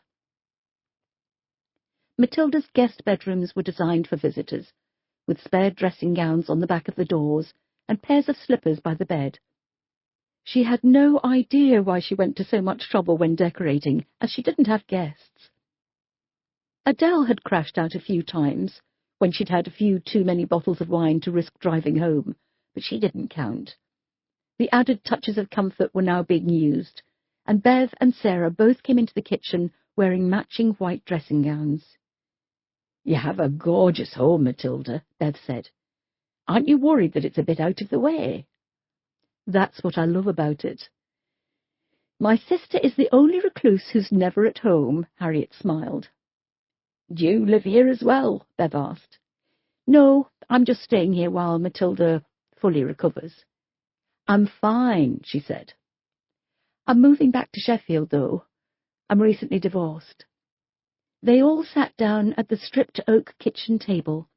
Harriet brought over the teapot, a tray of mugs, and a biscuit barrel, while Matilda laid out a pile of takeaway menus and asked them to pick their favourite.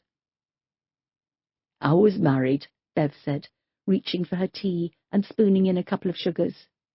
"No kids, though." "I've got 2 boys," Harriet said. Bev smiled, though it didn't reach her eyes. "We tried, but it didn't happen.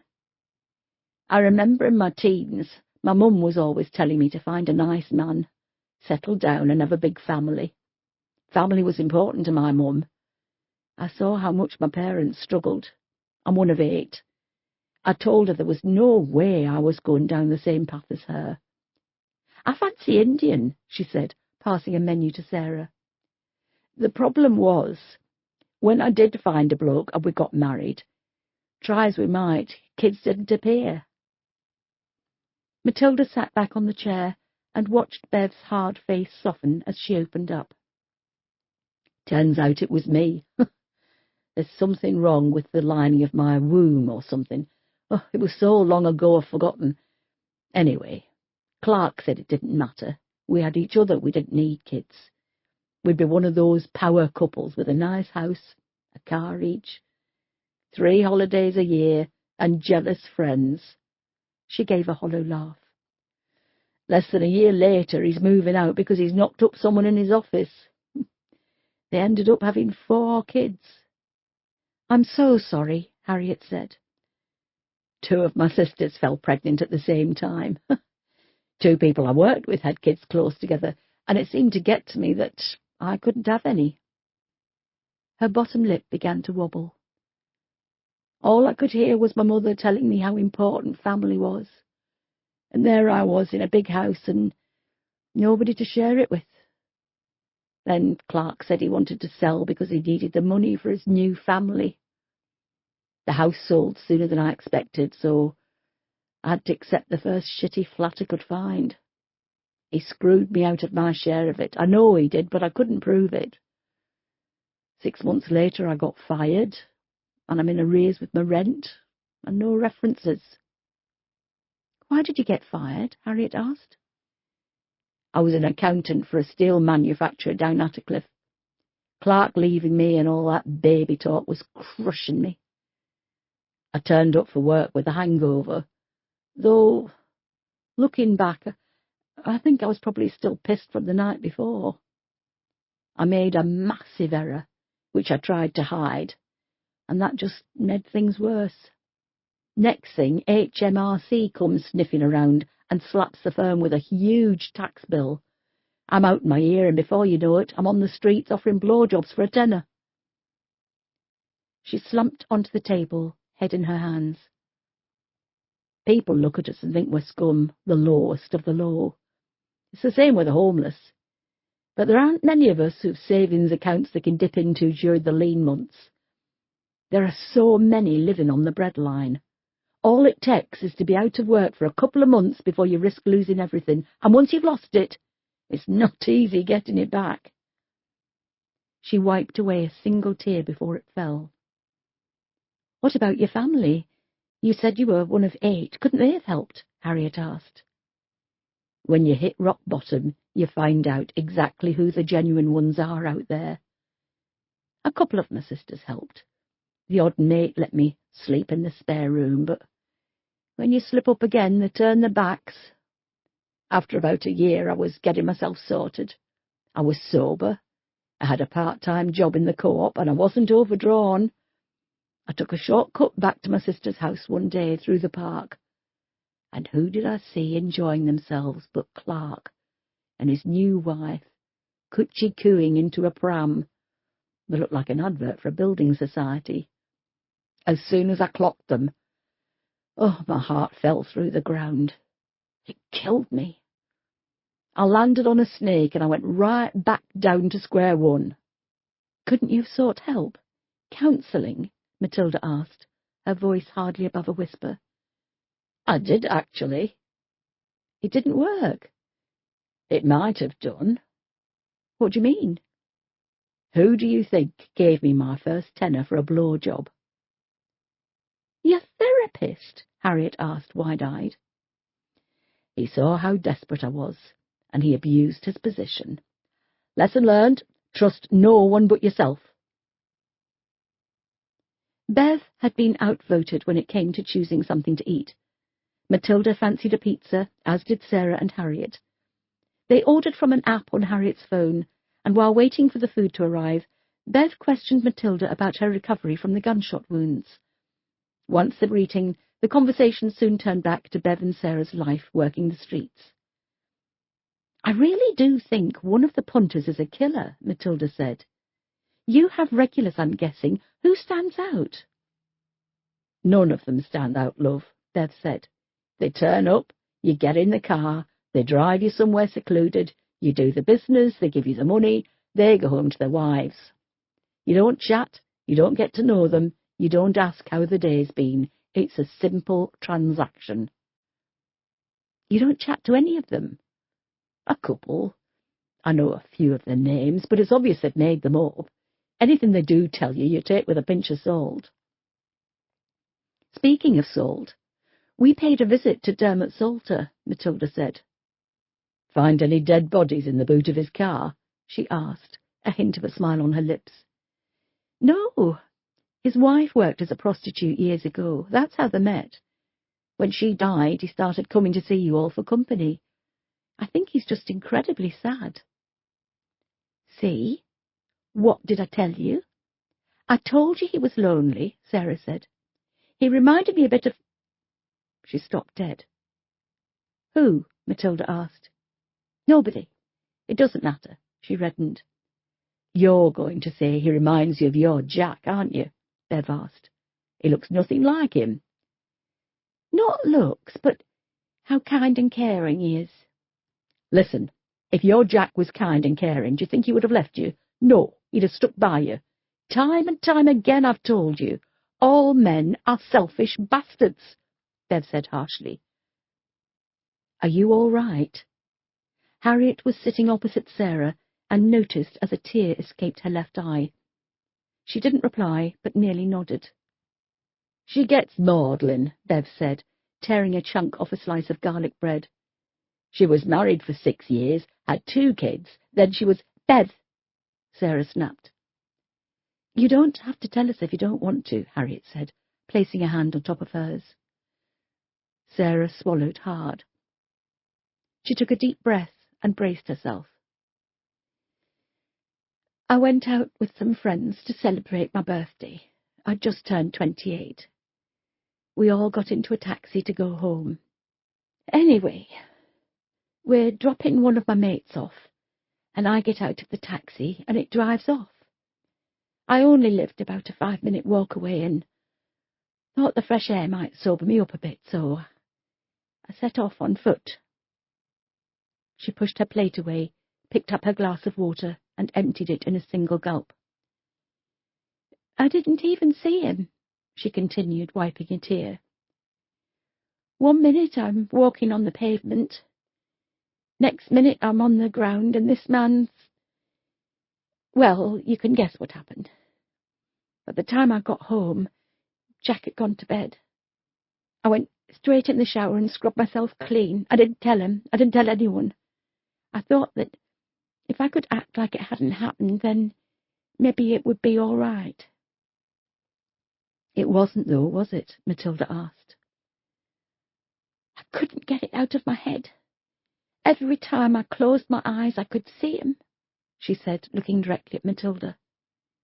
He was there, constantly, looming over me, breathing, panting. I could feel his warm breath on me, smell the stale fags. I felt sick. I stopped going out for drinks. I stopped going out on my own, and started being scared of the dark. Jack kept asking me what was wrong, but I couldn't tell him. I should have done, I should. It wasn't your fault, Bev said, placing a hand on her shoulder. I started drinking.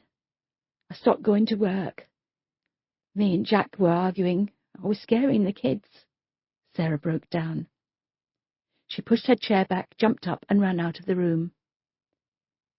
Shouldn't you go after her? Harriet asked Bev. She just needs a few minutes to gather herself. She's permanently sad. She'll have a few good days, then it seems to just flick like a switch and she bursts into tears. She misses her kids so much. They don't want anything to do with her? Harriet asked. Their mother is an alcoholic who sells her body. Would you? I'll go and check on her, Bev said.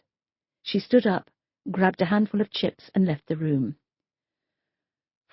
You don't realize what other people are going through, do you? Harriet asked. You see people in the streets and you have no idea of their personal lives. It's like when you see homeless people in shop doorways, you assume it's their fault they're there, but it's not always, is it? If only Sarah had told her husband about the rape, Matilda said. If is such a small word with a huge meaning. Matilda took a deep breath. It quivered as she let it out. When I next go to see Diana Coopersmith, will you come with me? She asked. Chapter 43. Matilda was in bed, but she was unable to sleep. The house was dark and silent. It seemed strange for it to be so full. There was, however, a feeling of safety and security in having 3 other people under the same roof. What was the point in living in such a large house if only one person was going to be rattling around in it, every breath and footstep resounding off the walls, like a security guard walking around an empty museum in the dead of night? Giving in to her insomnia, Matilda sat up and turned on her bedside light. She might as well utilize the time and do something she enjoyed, read, rather than stare at the ceiling, willing sleep to come. Despite being declared physically fit for work, Matilda was still taking medication, and each little pill of varying shape, size, and colour was neatly arranged in a plastic weekly organiser. She always associated them with the elderly, and begrudged having one by her bed, reminding her constantly of what had happened. Not that she needed a physical reminder. She pushed the box out of view and picked up the paperback Agatha Christie novel she was enjoying. She hadn't even read a page when her phone beeped the signalling of an incoming text. The time on the alarm clock said 1:18. Who would be texting at this hour? She looked and saw it was from Pat Campbell. It had been sent 5 hours ago, but had not come through, thanks to the intermittent signal which came from being surrounded by trees. "Did you see the interview? What did you think? Ring me. I need to tell you something." Matilda had forgotten all about the interview with Sally and Philip Meagan. She had been caught up in Bev and Sarah telling their life story. By the time they'd finished, and the pizza had been eaten, they were all drained. She put the book down and picked up her iPad. The interview would be on the BBC iPlayer. She grabbed her earbuds from the top drawer and settled down to watch it. As soon as she heard Danny Hanson's annoying voice, she could feel her blood pressure rising. She wondered which coloured pill calmed her down. She could do with a handful right now. In 2015, every parent's worst nightmare was realised for Philip and Sally Meagan when their 7-year-old son, Carl, was kidnapped for ransom from the safety of their home.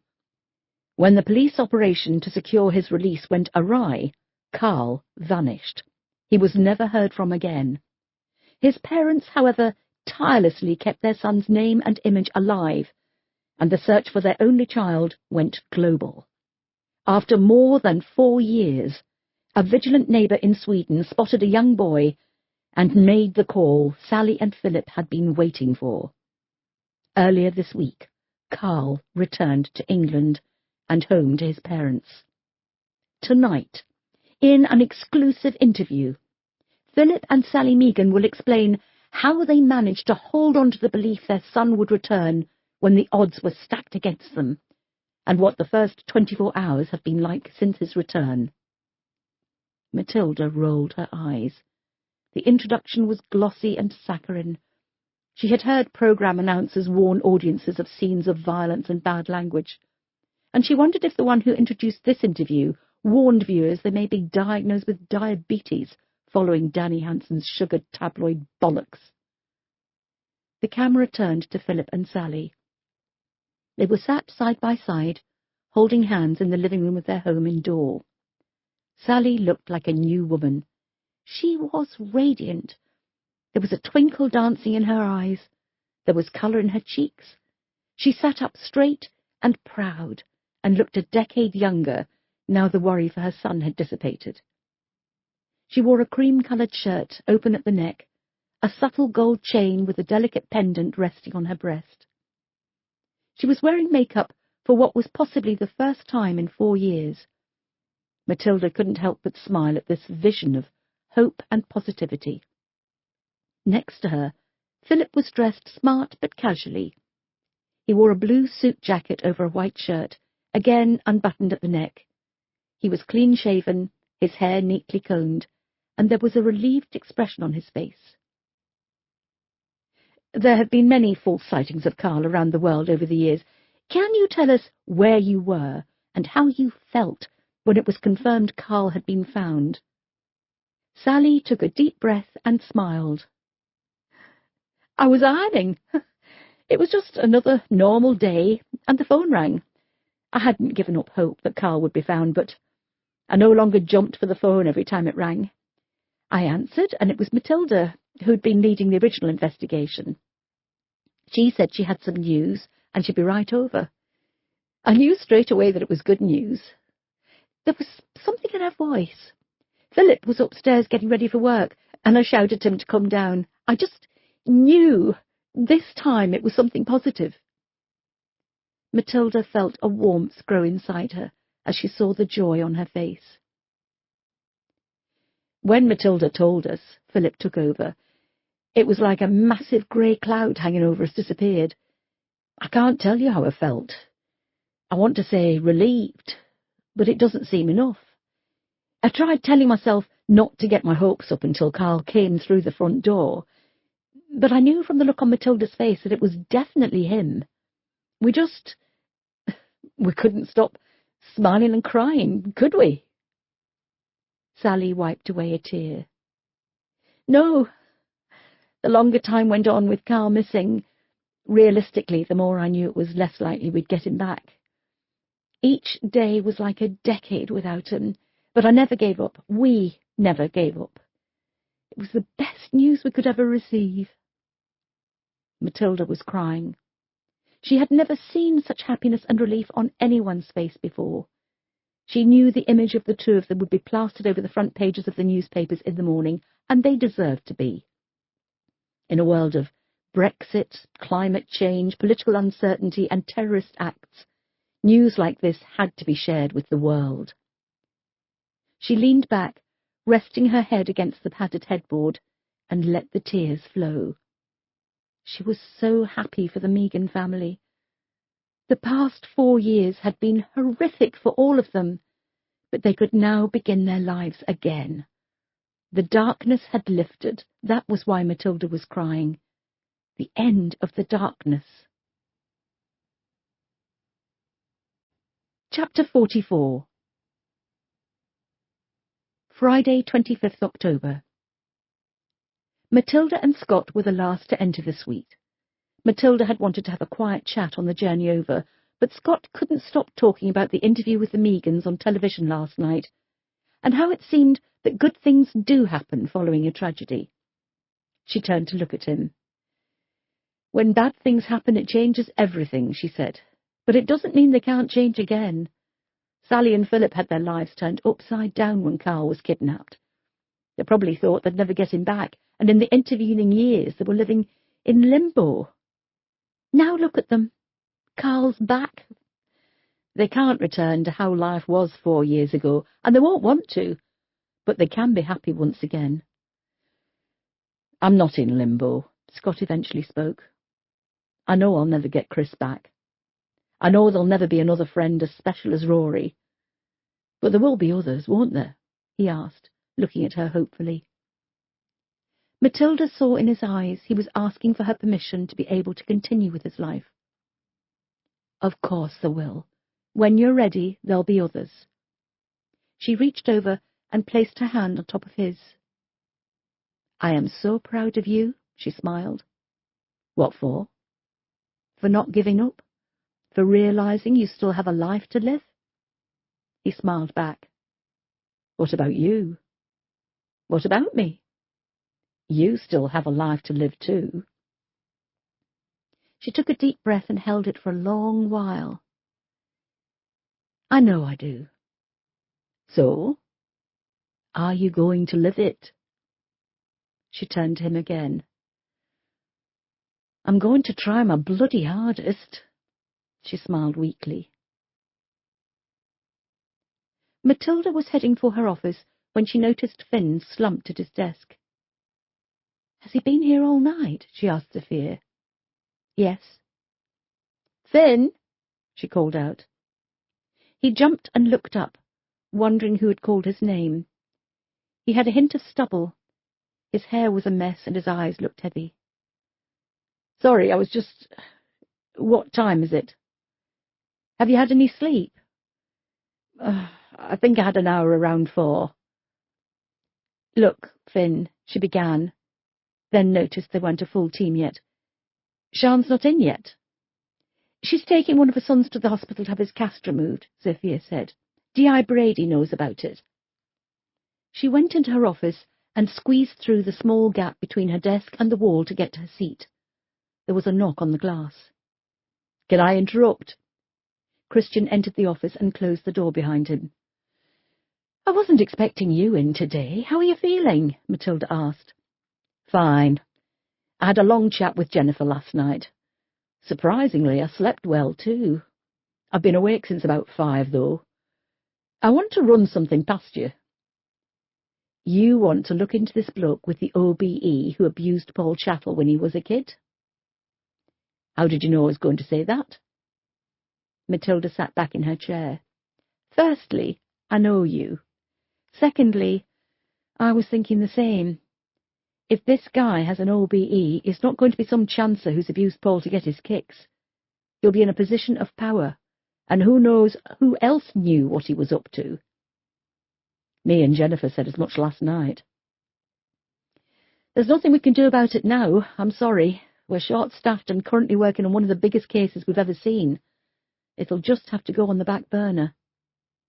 "I know how busy we are, but if I got the ball rolling—" "Christian," she interrupted, "I cannot afford to lose one single detective. This is too important." "So is a man with a history of sexual abuse. You said yourself he'll be someone in a position of power as soon as he's got an OBE. "It can wait," she said firmly. "Can it? How do we know he's not still abusing kids? How do we know he isn't part of a bigger network of paedophiles? You know the stick South Yorkshire Police came under for not investigating the abuse network going on in Rotherham. If we have another scandal on our hands, we could be seriously in the shit this time," he said, raising his voice. "Christian, I know you're upset at seeing Paul kill himself in front of you, and I sympathise. I really do. However, we've always had more than one investigation going at the same time," he interrupted. "We've managed that in the past. It's what we do. It's what we were set up for." "We are 3 detectives down, Christian," she said, slamming her hands down hard on her desk. She stood up. "Not to mention you giving Sian permission to ferry her adult son to hospital to have his fucking cast removed. My answer is no. For now, just leave it." Christian stared at her in disbelief. He'd never known her to swear like that, and certainly not at him. "Fine," he said calmly. Matilda turned to come round from the back of her desk, but caught her leg on an open drawer. She cried out in pain. "Fucking office!" "Are you all right?" "No. We're moving back into the old suite as soon as possible." "I really don't think that's a very good idea. Sian can't look out of the window overlooking the car park. It'll bring back—" "Christian, I really don't give a fuck," she said quietly through gritted teeth. "If you want to run more than one large investigation at the same time, we're going to need space. This is an oversized rabbit hutch, and it smells like one too." Christian remained silent for a moment. "Whatever you say," he grudgingly said. "You're the boss," he added as he left the office. Finn rapped lightly on the glass door. Matilda looked up and waved him in. He looked fresher after a shower, but the dark circles beneath the eyes needed more than a wash to fade. Matilda had been left undisturbed for half an hour. Her face was no longer red with rage, but her lips were pursed. She seemed to be sitting on a knife edge. "I thought you might be interested in what I discovered last night," he said, his arms folded tightly across his chest, an annoyed expression on his face. "Go on," she instructed. "Nothing." "What?" "Nothing. Absolutely nothing. I found one strangulation, but she's an estate agent in Bayton, and the killer used a rope." "Ah. Yes, I said something similar at 4 o'clock this morning." There was an edge to Finn's voice. A lack of sleep was making him tetchy. "Still, I can always take my wife out for a meal tonight, can't I? Oh, no, wait, I can't, because wedding anniversaries only come round once a year." He slapped the very thin report on Matilda's desk, turned on his heel, and left the office, slamming the door behind him. "Nothing. Matilda overheard Finn saying to Sophia at the drink station. "No, thanks for staying all night. No apologies for making me cancel my night out with Steph. Just a blank expression. I don't know why I fucking bother." Matilda spun around on her chair, her back to the door. She'd never heard Finn swear before. She shouldn't have forced him to pull an all-nighter. It was wrong of her. She should apologize. But she felt as if she couldn't. It would mean admitting she was wrong, that she had made a rash decision because the ACC was on her back and it hadn't paid off. She was losing her judgment and her grip on the team. Matilda leaned back in her chair and turned to look out of the window. This high up, she couldn't see much of Sheffield. The tops of roofs, the cranes working on the seemingly never-ending regeneration of the city centre. There seemed to be a third crane in her sightline today. Yesterday there were only two. It was strange how you never saw cranes being built or dismantled. They just seemed to appear. Would this be to erect a new block of student accommodation? Or perhaps another unnecessary hotel, which Sheffield seemed to be collecting plenty of lately? "Scott!" she called out when she saw him pass by her door. He smiled and opened the door. "Sit down. I need to talk to you. Actually, I don't trust how thin these walls are. Shall we pop outside for a fag?" "Neither of us smoke," he said with a frown. "I know. Don't you feel short-changed about all those breaks we're missing out on?" Matilda had been back at work for just over 2 weeks. It felt longer. While in a coma in hospital, she had missed the funerals of her friends and colleagues. She'd even missed her father's burial. When she was at the Dame Charlotte Montgomery Rehabilitation Centre, she had missed the memorial service for her fallen colleagues. She'd heard all about it, seen the footage on the news and the photographs in the newspapers, but she hadn't visited the memorial for herself. It was only when she pushed open the back doors and stepped out into the cold, dull autumnal morning, and her eyes went straight to the shrine, that she remembered this was the scene of utter devastation 9 months ago. How could she have forgotten so quickly? The memorial was a stone plinth. On top there was a glass case in which a blue flame would flicker eternally. There was a brass plaque on the stone in which the date of the shooting and the names of the dead were etched. Matilda approached it slowly and placed her hand on the glass. On Tuesday, 8th January 2019, 7 serving police officers at this station died in the line of duty. This flame will burn eternally as a symbol that they will never be forgotten and the fight for justice will forever continue. Assistant Chief Constable Valerie Masterson, Sergeant Julian Price, Detective Constable Ranjit Deshwal, Detective Constable Rory Fleming, Police Constable Robin Morley, Police Constable Fiona Lavery, Police Constable Natasha Tranter. "It must have been a very difficult day," Matilda said. "I don't think any of us did much work that day," Scott said. "Is there a memorial at the school for Chris?" He nodded. "There were more people there.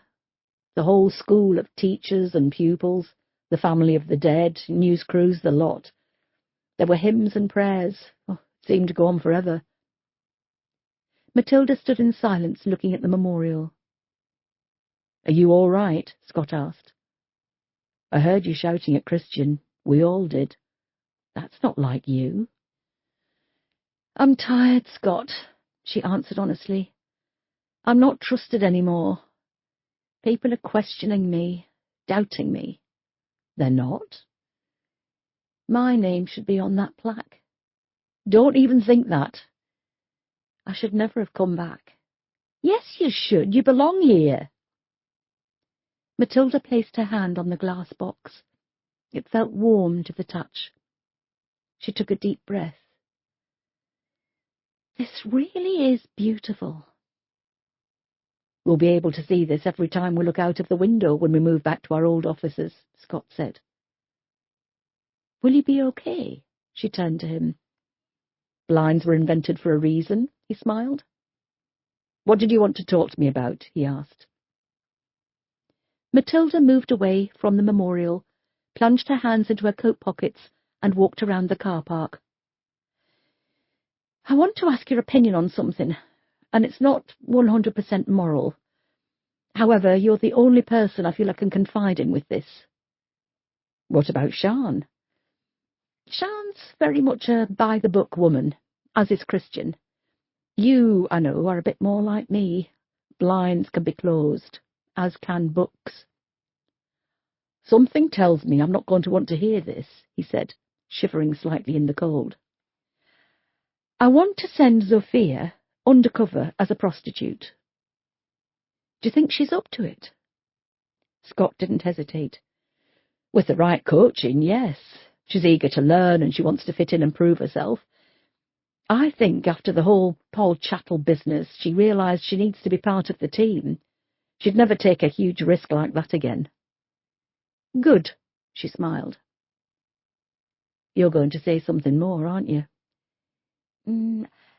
I don't want Zofia out there on her own. However, I can't risk a car with undercover officers parked nearby watching her. Our killer is very clever. He's been doing this for so long. He'd spot a new car, and he'd certainly spot a car with a couple of plainclothes detectives sitting inside.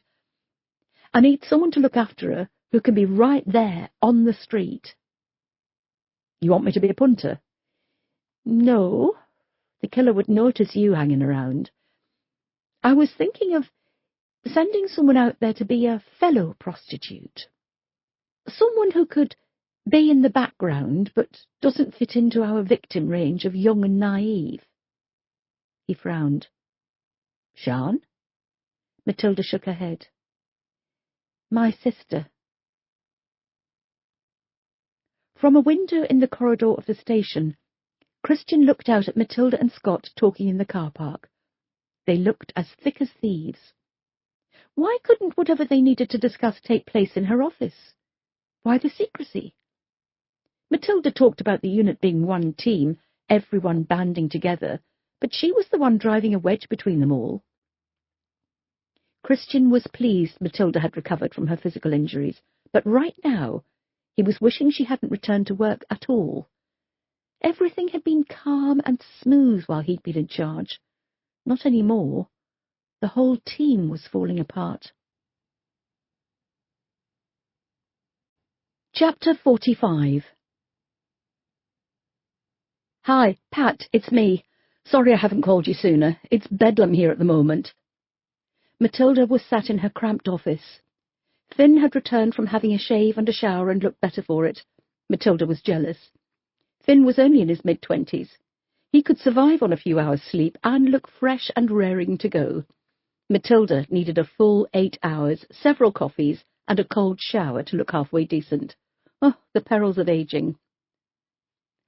I've seen the news. Sheffield seems to be dominating at the moment.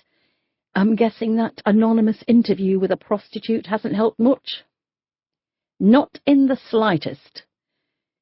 So, did you see the interview last night? Pat asked, obviously sensing the need to move the conversation on. I did.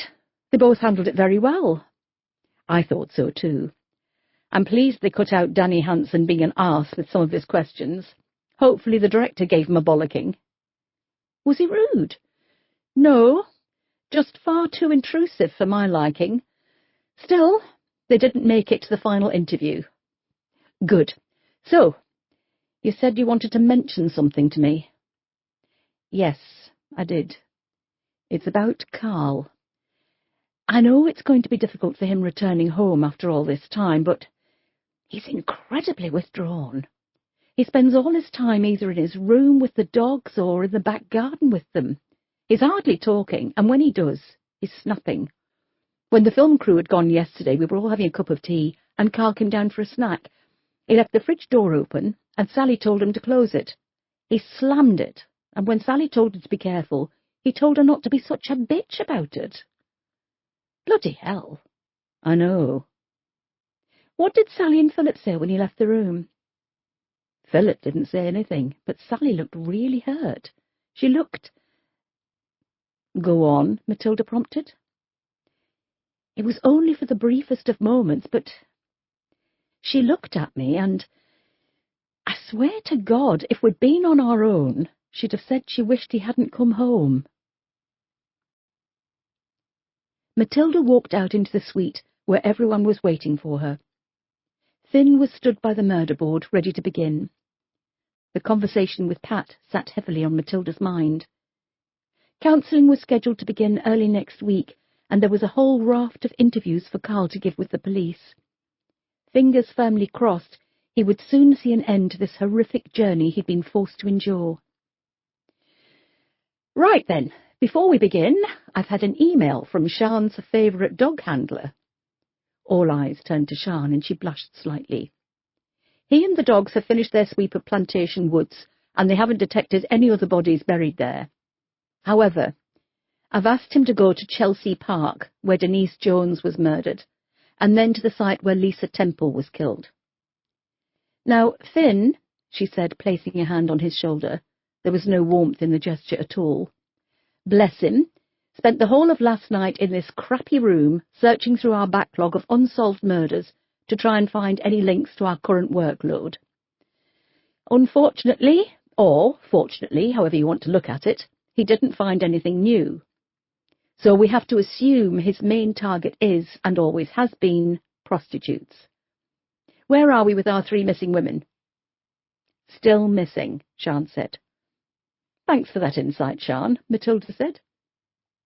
Look, I know I couldn't add more victims to our list, Finn began, which, obviously, I'm pleased about, but I had a good look at the victims we do have, and we can see a pattern emerge. Firstly, he strangles his victims and hides them so they're not found. He's obviously going to be nervous he'll get caught. When he doesn't, it increases his confidence and he starts to really enjoy himself. He moves from strangulation to beating and strangling. He's verging on torturing his victims, getting a thrill out of watching them in agony before killing them. He's also started leaving them out in the open. He wants us to find them. He wants us to know how clever he is. So, the next step is that he's going to involve himself in the investigation. Wait. Before you go all Silence of the Lambs on us, Christian said, Lucy Pickering wasn't strangled, she was buried alive. Finn nodded. Rereading the post-mortem report, I found that she was strangled before she was buried. It is just possible that the killer thought she was dead when he buried her. You can't know that for sure, Christian said. No, but looking at all the other victims, there is no evidence to suggest he buried the others alive. As horrific as it is, I think it's an anomaly. Oh, I'm sure her parents will be comforted by the fact the agonising death of their daughter was an anomaly, Christian rolled his eyes. Finn wasn't being flippant, Christian, Sian said. He's made a valid point. We know that serial killers sometimes stand among the crowd when a body is discovered and watch the police at work. We've had gawkers here. Maybe he's been among them. If he hasn't, Finn said, I think we can expect a call from him very soon. The room fell silent while they all took this in. The press conference, that Rebecca woman giving the interview. The police presence at the woods. He knows we're onto him, doesn't he? Sian asked Finn, her face grave. He nodded a reply. And he'll know we're no closer to him, so he'll up his game again to the next level. Finn gave another nod. He's going to start playing with us, isn't he? I think he may do, yes, Finn said, subdued. Bastard, Sian spat. In that case, we need to catch him before he starts with his mind games, Matilda said.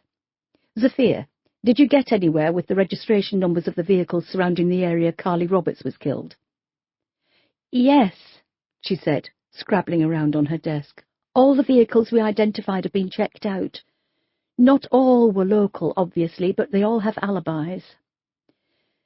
So, how did the killer get to and from the murder site? Sian asked.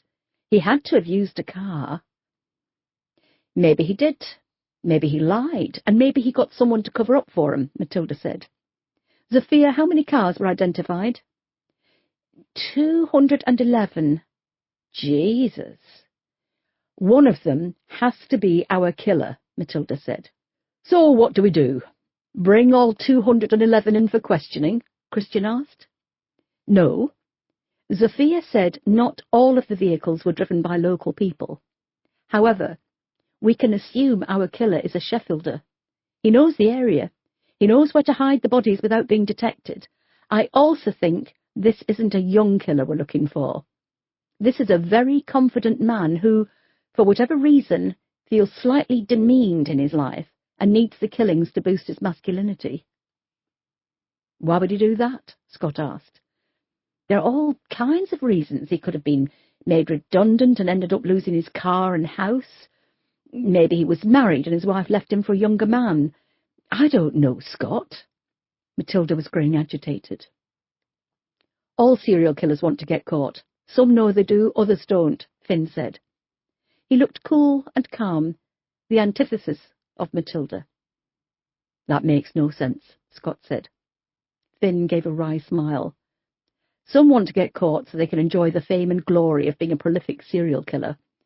Others don't, so they can continue killing for as long as possible. However, when they're caught, there's a whole other level of notoriety that goes with being a killer. Once this guy is caught, he'll get an even bigger buzz out of being such an infamous murderer. The room fell silent while they all took this in. So, where do we go from here then? Sean asked. If he's going to step up his game to the next level, we have to step up our game too, Matilda said. I will not let this man claim another victim. Chapter 46. You wanted to see me? Sophia asked from the doorway to Matilda's office. Yes, come on in. Close the door and sit down. Have I done anything wrong? She asked. She had a look of fear on her face. Not at all, Matilda smiled. You did excellent work on the registration numbers. It can't have been an interesting task. No, but it was an important one. Matilda's smile grew. Sophia, I've been given the go-ahead by the ACC for an undercover operation, and I'd like to know how you'd feel about taking on the role of a prostitute to try and catch the killer. Sophia's face lit up. Oh, I'd love it! Wow! Thanks for trusting me. There's no one else for me to trust. You're welcome. The thing is, Matilda said, lowering her voice and leaning closer, I'm going to ask something of you that needs to remain private between us. Oh? Matilda nodded. I'd like you to stay behind this evening when everyone has left.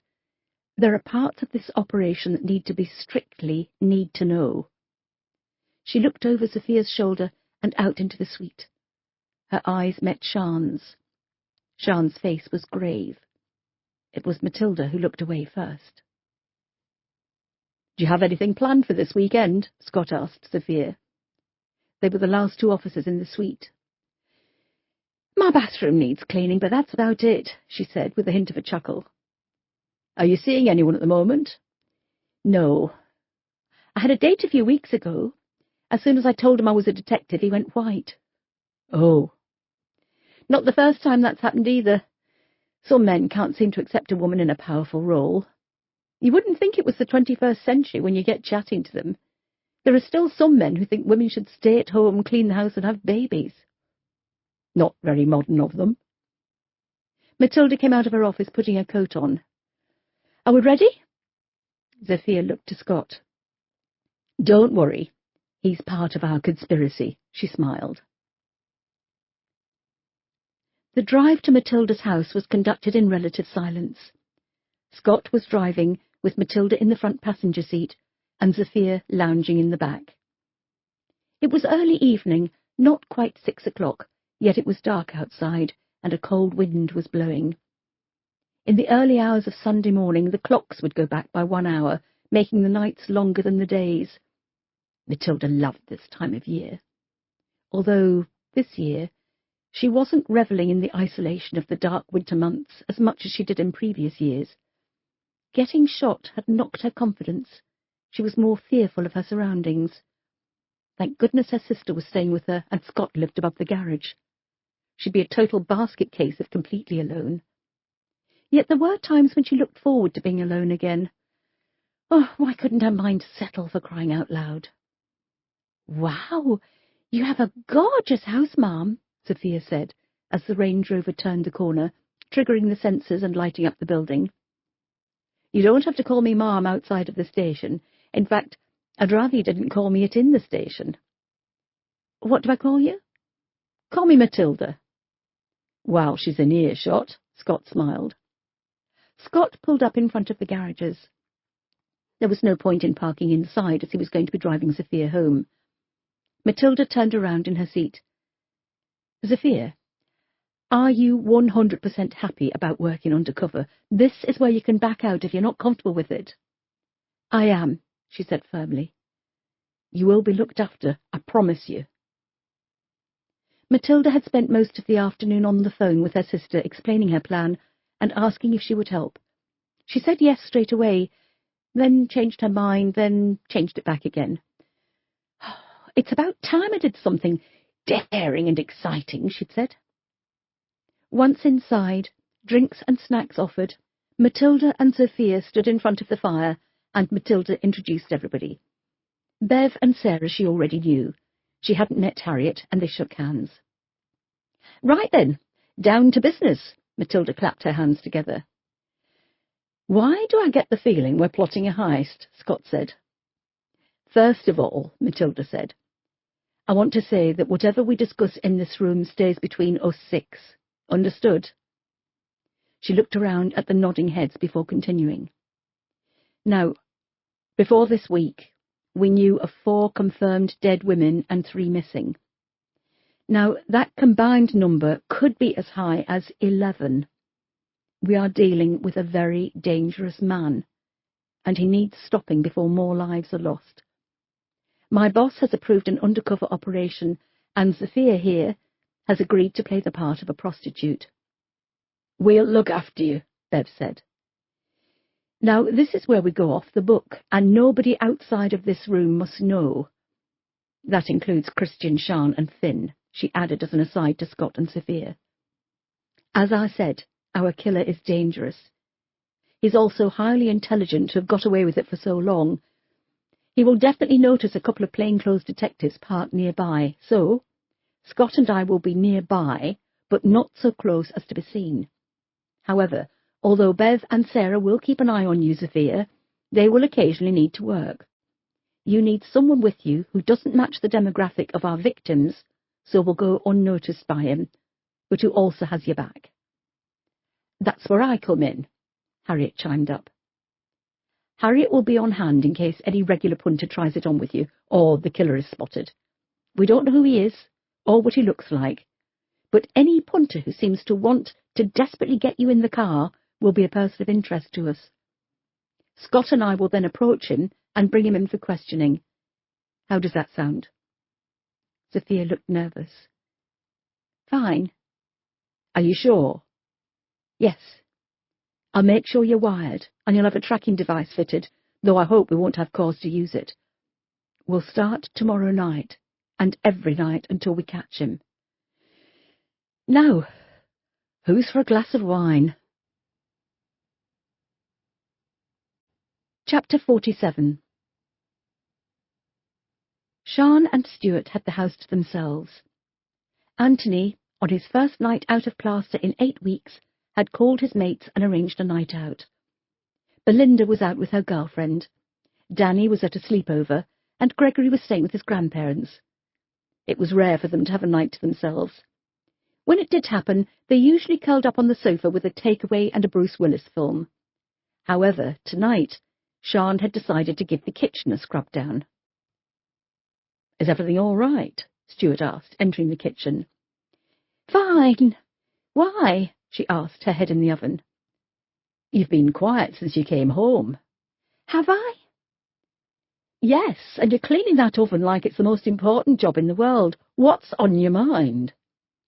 "Nothing," she said, her voice echoing inside the oven. "Sean, As much as I love staring at your arse, is there any chance you could come out of the oven so I could talk to you properly? Sian stood up. She wiped her brow with the back of her hand. She had grease stains on her face. What's wrong? She asked. That's my question to you. Nothing's wrong, she said, going over to the sink to wash her hands. I know that's a lie. You hate cleaning the oven. You only go mad with a sponge like that when there's something bugging you. She dried her hands on the towel. I got the feeling today that I'm being shut out. He frowned. At work? Who by? Matilda. Why would she do that? I've no idea. She's always told me everything before, kept me in the loop of everything that's going on, but today she had secret meetings with Scott and Sophia, and she had this look on her face like she's planning something. Such as? I don't know, she said, throwing the towel down in frustration. It can't be the case you're working on, can it? I mean, you need to all be on the same page for that. Exactly, it's just... Oh, I don't know. Maybe I'm reading too much into it. Come here. He held out his hand for her to take. It was a while before she moved away from the sink. She reached her arm out, and he wrapped his hand around hers. He led her into the living room and sat her down on the sofa, then went back into the kitchen and returned with a bottle of white wine and 2 glasses. He poured a large measure in each, and handed one to his wife with a smile on his face. She smiled back, took the glass, and had a very large swig. You're not planning on getting drunk, are you? You're supposed to be picking Belinda up at 11. I'm having one to be sociable, he smiled. Make sure it is only one. Do you think Matilda's changed? Since the shooting, I mean, Stuart asked, getting back on topic. We've all changed. I mean, with her approach to work, is she still the right person for the job? Sian frowned while she thought. Did you hear me? He asked when she didn't reply. I did. I'm just not sure how to answer. So she has changed then? Yes. And you're worried her judgment has been impaired? Yes, she replied quietly. What are you going to do? I don't know. Before the shooting, I would have said I'd chat to Adele, but they're not talking anymore either. Why not? I don't know. It's like she's cutting everyone out of her life. Well, from her point of view, you can understand that. She nearly died in that shooting. She's probably frightened of letting people get close in case something like that happens again and they'll be left hurt. Or maybe she thinks something will happen to them, and if she isn't close to them, she won't feel the pain. Don't forget, she had a miscarriage, and she didn't know she was pregnant. It's going to have deeply affected her. And she pushed Daniel away too. It sounds like she's got major trust issues. But I've known her for years. I've worked with her for so long. I didn't think she'd push me away. I hate to say this, Sian, but I think you may have to go over her head. Tell that new ACC what she's doing. I can't do that. Mind you. What? Well, when I got back this afternoon, Scott told me that Matilda had given Christian a good shouting at in her office. She's never shouted at Christian. Sounds like she's on the verge of a breakdown. You really need to talk to the ACC. Take Christian with you. It'll look better if you both voice your concerns. She took another large drink. I'll think about it. Chapter 48. Dermot Salter pulled up in his ancient Volvo on Hicks Street. He was dressed for the cold night, wearing black corduroy trousers and walking shoes, a thick padded anorak that had seen better days, and a bobbled beanie hat that was a size too big. He climbed out of the car, locked it with the key, then went to the boot. Inside was a large plastic tub of sandwiches and 2 thermos flasks of tea. He loaded the flasks into a backpack and struggled to get it onto his shoulders. He grabbed the tub, slammed the boot closed, and looked around to see anyone in need of something to eat and a hot cup of tea. He noticed a few cars driving slowly, but couldn't see any of the women. What those 2 young detectives had said to him was running around in his mind. Was it possible one of the punters was killing the women, his friends? He hoped not. There were a couple who were unpleasant towards him, some who often took advantage of his kind nature, but most were happy to see him and grateful for a hot drink on such a cold night. He saw Becca first. Despite her face being blurred on the news, he'd recognized her voice as she gave an interview saying how the police didn't care for them. She was one of the women who'd taken advantage of him. Every time she opened her mouth, she was pleading for any spare cash he had, and he was pretty sure she'd stolen from his house when he'd taken her back to his to have a bath and a nap in the spare room. "Hello, Becca. Are you keeping well?" he asked. His voice was shaking in the cold. "As well as usual. Got some sandwiches for me. What flavour?" He removed the lid from the tub. He'd spent all afternoon making them. "There's cheese and pickle, cheese and ham, plain ham, and chicken." "I'll have one of each." She grabbed them and stuffed them into her tiny handbag. "I've got a cup of tea if you'd like." "Anything stronger in it?" "No." "You should put a tot of whiskey in it, Dermot. It's parky out here at this time of year. Here, you couldn't lend us a tenner, could you? I've got no gas at all in the flat." "I haven't got any money on me, Becca." "I tell you what," she said, rummaging in her bag. "Here's me gas card. You can put money on it at most shops. Premier will still be open." She was interrupted by a car flashing its headlights at her. "That's for me. Here." She gave him the card. "You may as well put 20 on it while you're at it. I'll pay you back next week." She trotted off towards the car on impossibly high heels. She didn't even thank him for the sandwiches. He looked down at the gas card and tucked it into his pocket. He'd put money on it, but knew he'd never get the cash from her. He walked further along the road, looking for other street workers he could provide with refreshments. An Audi pulled up at the side of the road and turned its lights off. As Dermot approached, he leaned down to look into the car. He smiled as he recognized the man behind the wheel. He rapped on the window with his glove-covered knuckles. Slowly the window opened. "I thought it was you," Dermot said. "Another new car? Very nice." "What do you want, Dermot?" he asked. "I had the police come to my house yesterday." "Oh?" This piqued his interest. "I'm sure you know about some of the women being killed, and some have gone missing as well. The police wanted to know if I knew anything about it, what with me coming down here most weeks." "What did you tell them?" "Well, I told them I didn't know anything. I don't. The thing is, though, well, I don't mean to be personal, but I've seen you here more than any of the others, and I wondered if you'd seen anything, or if any of the women had mentioned to you about being scared of a particular, punter." "No," he answered quickly. Are you sure? These women need protecting. We need to keep our eyes and ears open for anyone who might harm them." "Dermot, let me ask you a question. When you're in the supermarket buying your fillings for your sandwiches, do you think about the woman at the till serving you?" "What? No." "Do you worry about her? Think she needs protecting?" "No." "There you go, then. These women are doing a job. They're providing a service, and I'm paying for it. They take the risks with the job. Now, take your charity elsewhere, all right?" The window smoothly closed.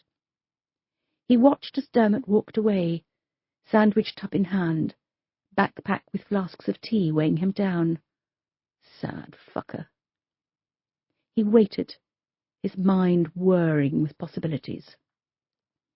If the police were finally sniffing around and they'd already clocked Dermot, how long would it be before Dermot told them about regular punters? About him? He used a different car every time, so Dermot couldn't give them a registration number, but he could give them a very good description of him. There was a tap on the window, making him jump. He looked across and saw Jodie smiling at him. He unlocked the door and she pulled it open. "Hello, Ed. I thought I recognised you. Loving the new car." She slammed the door behind her. "Are these heated seats?" "Yeah." "Thank God. It's perishing out there tonight." "Are we going somewhere more private, or do you want to do it here?" she asked, when he didn't make an effort to move. "Sorry, I was just thinking about something." He turned on the engine. "We'll just go over onto Stanley Fields tonight. I've got to get back." Fucking Dermot. All day he'd been looking forward to coming out tonight, squeezing the life out of another bitch. If he did it now, the police would go back to see Dermot and he'd tell them about him, and the hunt would be on. He didn't like Jodie. She made too much noise. She obviously thought it sounded like she was enjoying herself, but it annoyed him. While he leaned back in his seat and she was sucking him off, making noises like she was enjoying a hot cup of tea, an idea came to him. He'd kill Dermot. And he wouldn't be strangling him either. It would really throw the police off the scent. Chapter 49. Matilda woke up with a start. Her duvet was half hanging off the bed. Her hair was wet with sweat, and her breathing was heavy. Another bad dream. She tried to think what this one was about, but it had already faded. Thank God for that. The nightmares scared her. Sometimes they were real. She was standing in the car park, looking up at the gunman as he pointed the Heckler & Koch at her. He squeezed the trigger, and she dropped to the ground. That had happened. She'd read the reports and seen the CCTV footage. Other times, the nightmares were a product of her overactive imagination. She'd be in her hospital bed late at night, unable to sleep, and Jake would enter her room. He'd be covered with the blood from his victims, a gun in each hand. He'd tell her who was dead, and that it was all her fault. Then he'd begin slowly killing her. A bullet in the foot, one in the ankle, another in the knee, moving slowly up her body. She'd be in agony, screaming for help that wouldn't come before the final bullet in the centre of her forehead put her out of her misery. She kicked off the duvet and climbed out of bed. It was still pitch black outside, so it could only be the small hours of the morning. A long time to be awake. She struggled into her dressing gown, pushed her feet into her slippers, and padded downstairs. She needed a drink. Alcohol was tempting, but a milky cup of tea was probably best. There was a light on in the living room, which cast an eerie shadow in the crack at the bottom of the door. It still felt strange having a house full of people. She pushed the door open and saw Bev sitting on the sofa. "Bev?" "Sorry, did I wake you?" she asked, her voice hoarse. "No, I had a bad dream. A side effect from a bullet to the head," she smiled. "What are you doing up?" "I couldn't sleep. I made myself a cup of tea. You don't mind, do you?" "No, of course not. I'm going to make one myself. Fancy another?" She smiled and held up her empty mug. When Matilda returned, she had 2 mugs of tea on a tray and a packet of bourbon biscuits. "You can't have a cuppa without a biscuit," Matilda said, placing the tray on the coffee table. "I was reading through some of these cards," Bev said, indicating the pile of letters and cards Matilda had received in the wake of the shooting. "People have said some lovely things." "Yes, I really must reply to them at some point," she said, sitting down and grabbing a few of them. She leaned back on the sofa, tucking her legs beneath her. She read a card and smiled. "I have no idea who this is from. We wish you all the best in your recovery. If you need anything, give us a call. All our love, Edward and Jane." "I don't know an Edward and Jane," she laughed. "I'm sure it will come back to me." Do you have memory loss? I did. I couldn't remember anything of the day of the shooting when I woke up. I had no recollection of why I was in hospital. I get flashbacks, which can be quite frightening, especially if they happen while at work. How do you cope, knowing that there was someone who wanted you dead? Matilda thought for a long moment. You know you're not going to be loved being a police officer. I suppose if Jake was still alive and in prison, I'd be apprehensive. Knowing he's dead helps with the healing process, I think, she frowned. His brother's in prison. He orchestrated it. Doesn't that scare you? She swallowed her emotion. It does. Fortunately, Steve Harrison is now in a supermax prison. Fingers crossed he won't slip through the net, or there isn't an admin error that puts him on day release. She gave a hollow laugh. Bev studied Matilda for a while. You're still frightened, aren't you? Matilda looked up from her mug of tea. I'm petrified, she said, her voice shaking. A door slams and it sounds like a bullet, and I think someone is shooting at me again. Every time the phone rings and I don't recognise the number, I think it's someone taunting me like Jake did. She wiped away a tear as it fell down her cheek. What can I do? Bev shrugged.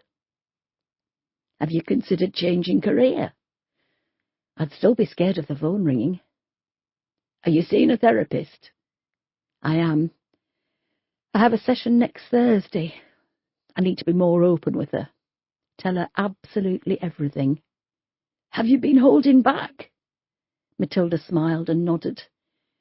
I have major trust issues when it comes to therapists. I have major trust issues, full stop, Bev said with a pained smile. Matilda, can I ask you a massive favour? Sure. Will you help me? How? Me and Sarah, we're too old for this game. The flat we're renting isn't exactly above board. We really shouldn't be living there. We can't get a proper job because we don't have an official address. Could you help us get a council flat? Matilda smiled. I'll have a word with someone. If I don't know anyone, Sian definitely will. She knows everyone.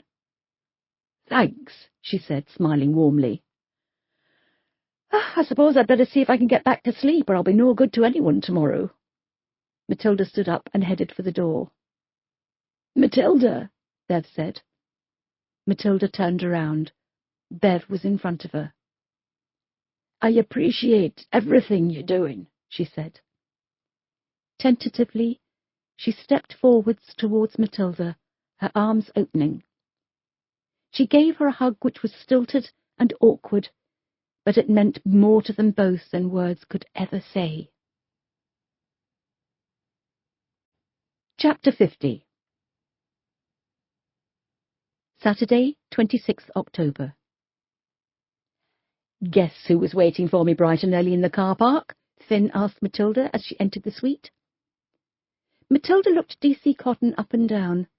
He was in a clean, crisp suit, his hair was neat, and he looked fresh and ready for whatever the day had to throw at him. Standing beside him, Matilda felt like Vera Stanhope. If you're taking anything to look so bright and breezy so early in the morning, I promise not to suspend you as long as you give me some of it. 10 hours and a fry-up, he said. Bloody hell. It takes me 3 nights to have 10 hours sleep. She walked past him and headed for her office. So, who was waiting for you in the car park? Alistair Tripp. Please tell me he had a dead prostitute over his shoulder. No such luck. He gave me a very detailed account of his whereabouts for the dates we gave him. And? A couple are suspicious, as he doesn't have much of an alibi, but what he does have is concrete. Matilda sat at her desk. Well, I didn't think he was a credible suspect anyway. If it had been Danny Hanson, I would have had him locked up in minutes, alibi or no alibi. Hang on a minute. It's Saturday. What are you doing in on a Saturday? I just wanted to check something. I don't think so, Finn. Look, you're doing sterling work on this case, but you've already spent a full night here, which I'm grateful, yet also incredibly sorry for. Take the day off. Take that lovely wife of yours to lunch or something. I don't mind. Well, I do. Go on, go home. She watched from her office while Finn turned off his computer, grabbed his coat and left. The door closed, plunging Matilda into silence. She sat back in her chair and looked around her tiny office. She hated this suite and the cramped space she was forced to work in. She knew it was this that was having a negative effect on her and caused her to fly off the handle at Christian yesterday. She really should apologize to him too. Her phone vibrated in her pocket. She pulled it out and saw it was Harriet calling. "You left early this morning," Harriet said. "I couldn't sleep." "Where are you, or shouldn't I ask?" "It's probably best if you don't ask," Matilda said with a smile. "I thought as much. Do me a favour. Take a look out of your window." "Why?" "I wish you wouldn't question everything. Just look out of your window." Matilda stood up, pulled back the blind, and looked out to see her sister sitting on the bonnet of her Range Rover. "What are you doing here?" "I've come to rescue you. We're going to drive out to Bakewell and have lunch in a gorgeous restaurant and go walking in the hills, get some fresh air into you." "That sounds lovely, but I have work to do." "You're working tonight. You can take today off. It's Saturday after all." "Harriet, I should also warn you that failure to leave that building and get in the car will force me to continue to sit here, and my great big arse will leave a lasting and expensive impression on your lovely car." "I'll be 5 minutes." Matilda ended the call. She needed a day away from dead prostitutes, and the autumnal countryside air sounded perfect. She felt herself relaxing already. She was about to leave the suite when she saw Christian enter. "Christian, it's Saturday. What are you doing here?" I wanted to go through the timeline of victims again. It kept me awake last night. I can't seem to get my head around there being possibly 11 dead people out there, and we didn't realise they were the work of one man," he said, stealing a glance down the corridor. "I know. It's hard to fathom," she said. "Listen, Christian, I want to apologise for snapping at you yesterday like I did. It was unprofessional and uncalled for. You've done an amazing job of leading the team while I've been recovering, and I appreciate your efforts." Christian had been softening through her speech until she said efforts, as if he had tried his best, bless him, but hadn't quite succeeded. He knew he'd performed excellently as acting DCI. "Thanks," he smiled, reluctantly. "So, am I forgiven?" "I've already forgotten it." His smile grew. "Well, I'm being kidnapped by my sister. She's taking me to Bakewell for lunch, and then I'm going to have a nap and prepare for the undercover op tonight. Don't stay here all day. You've got a family who'd like to see you from time to time." "I won't." He watched as Matilda left the room and turned right, heading for the stairs. He visibly relaxed. Less than a minute later, the door opened and Sian entered. "I saw her as I came out of the toilets. I thought it best to hang back." "I had no idea she was coming in this morning." "Me neither. She didn't say anything yesterday." "Another item to add to the list," Christian said. "Right then," Sian clapped her hands together. "Kettle on, strong coffees, and a bloody good chat about this before we do anything. Agreed?" "Agreed." Chapter 51. The tension was palpable as the time drew nearer for the undercover operation to begin. The sun hadn't risen at all today, and heavy clouds had hung over the Steel City, threatening to unleash a heavy rainstorm. It never materialized.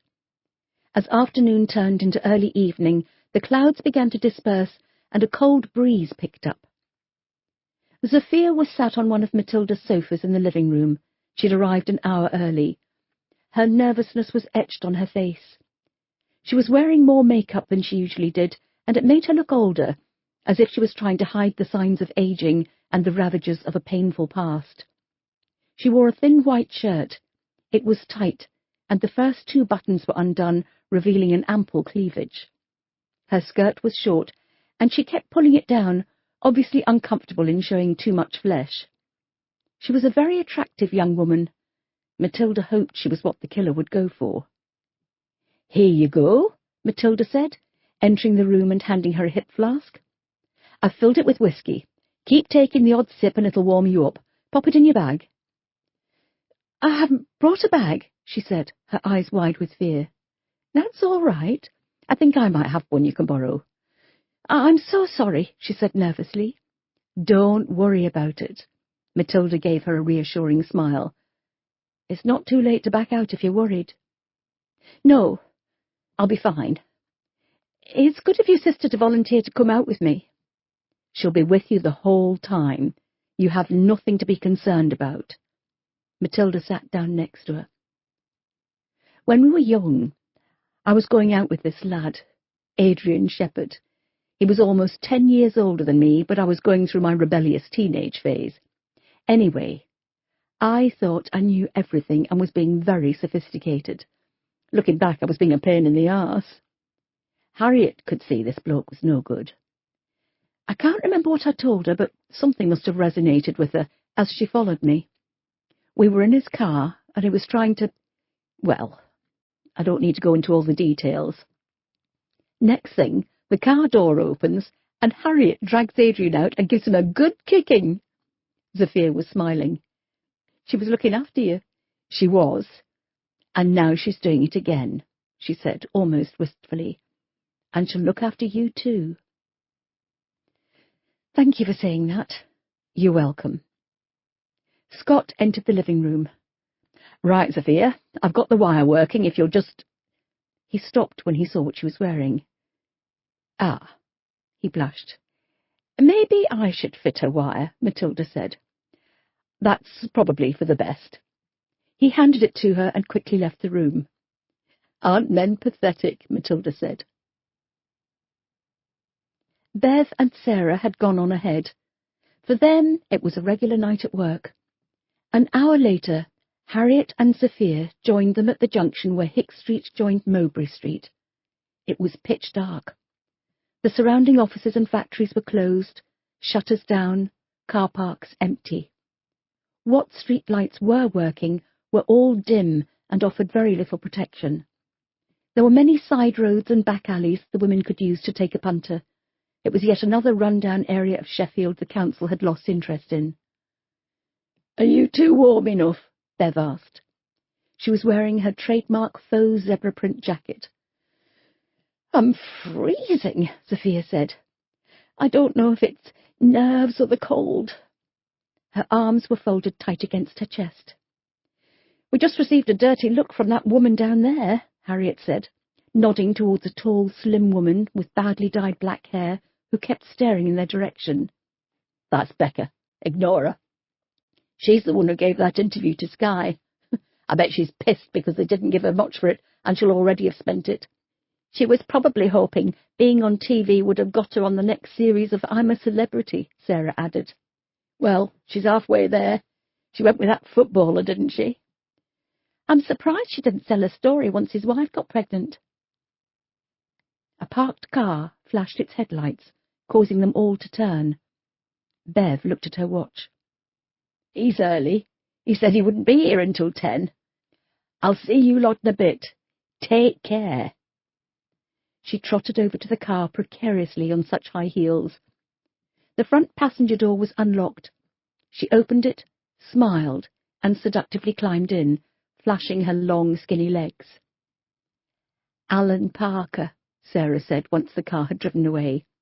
"He's been going to Bev for years. His wife's disabled. She had a car crash. Barely recognises him, but he looks after her round the clock. Bless him. Just popping over to see Josie. She owes me a £5. I know she's got it." She trotted off over the road. I don't know how they can do this, Sophia said. I know they're getting paid, so it's earning them a living, but, I mean, it's sex, isn't it? It's supposed to be enjoyable. They can't be having fun. Well, they're not having fun. It's work, Harriet said. But sex is such a personal thing. It should be romantic and special, not something you do in the back of a car for a tenner. I certainly couldn't do it. They're very brave women. A car slowed down next to them. The driver leaned over the passenger seat, looked at Harriet, and drove on. Bloody hell, this doesn't do much for your self-esteem, does it? Matilda and Scott had taken to the warmth of a nearby pub, the Kellen Kitchen and Wine Bar. They could hear everything Sophia and Harriet were saying, and warned them of such as they let them out of the car, in case either of them wanted to say anything nasty. Matilda found a quiet table by the window, and Scott brought over the drinks. Half a pint of lager for him, his only alcoholic drink of the night, and an orange juice for Matilda. She shouldn't be drinking alcohol with the amount of medication she was taking following the shooting, but the odd glass was fine. Not tonight, however. He also threw down on the table several packets of crisps. They were in for a long night. "How do you think they're getting on?" he asked.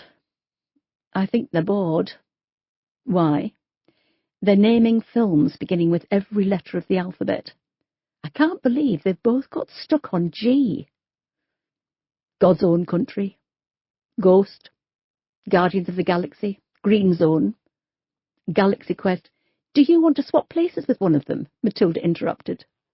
"I don't have the legs for what they're wearing," he smiled. Matilda smiled and took a sip of her orange juice. She looked out of the window. It was Saturday night, but the streets were relatively empty.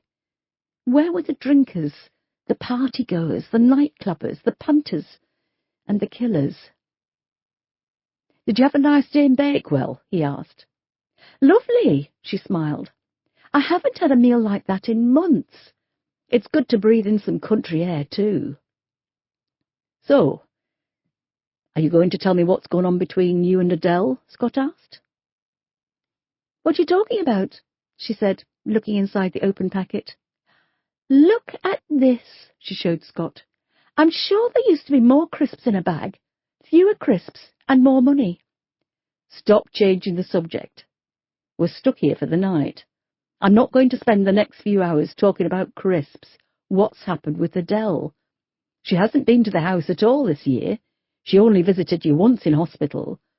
You two were closer than you are with Harriet." Matilda chewed slowly. She swallowed, took a drink of cold orange juice, and leaned back in the wooden seat. She'd been drinking. Who had? Adele. When she came to see me in hospital. I was sat up in bed and she just stood in the doorway. She'd a face like thunder. I smiled, said I was pleased to see her, but she just stood there.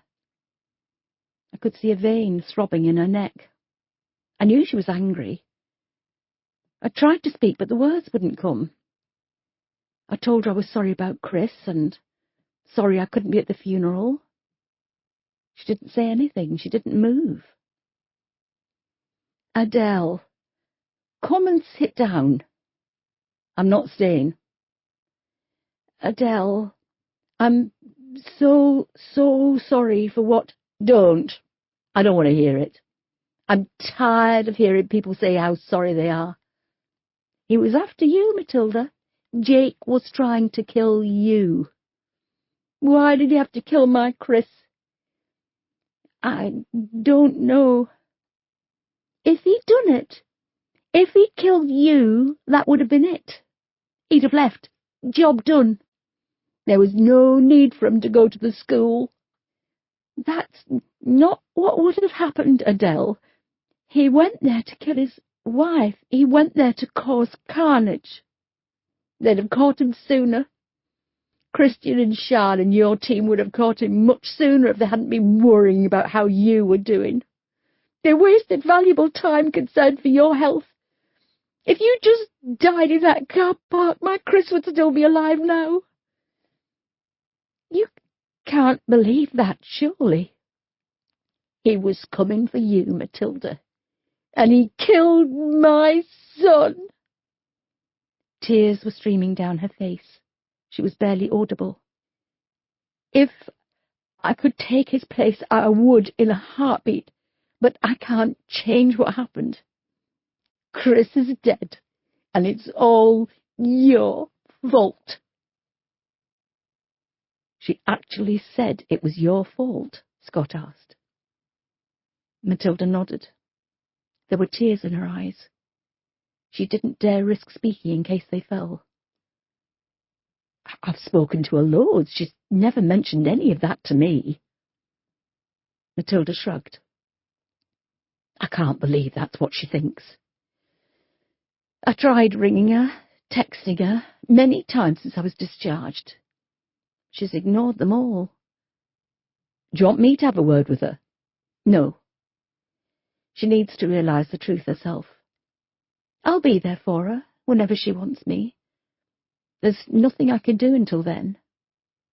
But Matilda's phone beeped an incoming text. She looked at it and smiled. Harriet's been offered 10 quid for a blowjob. She wondered if it was good value for money or not. They both laughed. Chapter 52. Monday, 28th October. The undercover operation on Saturday and Sunday night wasn't a success. In fact, Sunday night had been relatively quiet, and it had been Bev's idea to finish early. Matilda gave Sophia the day off. They'd try again tonight. The morning briefing didn't reveal anything new to add to the investigation. The dog detection team had been to 5 different areas of woodland in Sheffield and hadn't uncovered anything. Matilda was keen for the search to continue, but Sergeant Innocen was worried all the negative results would have an impact on the dogs. They'd think they were failing in their duties, and that would result in lacklustre performances in the future. Matilda was sat in her office, once more flicking through the files of the victims, when her mobile rang. She looked at the screen and saw it was Pat Campbell calling. "Good morning, Pat. What can I do for you?" "Matilda, I need you to come to Philip and Sally's house straight away," she said, the concern evident in her voice. "Why? What's happened?" "Carl's run away." Matilda didn't tell anyone where she was going. She grabbed her coat from the back of her chair and ran out of the room, leaving everyone watching her with their mouths open. Christian looked to Sian, gave her the nod, and left the room. 5 minutes later, Sian followed. "I don't like this," Sian said quietly as she met Christian outside the ACC's office.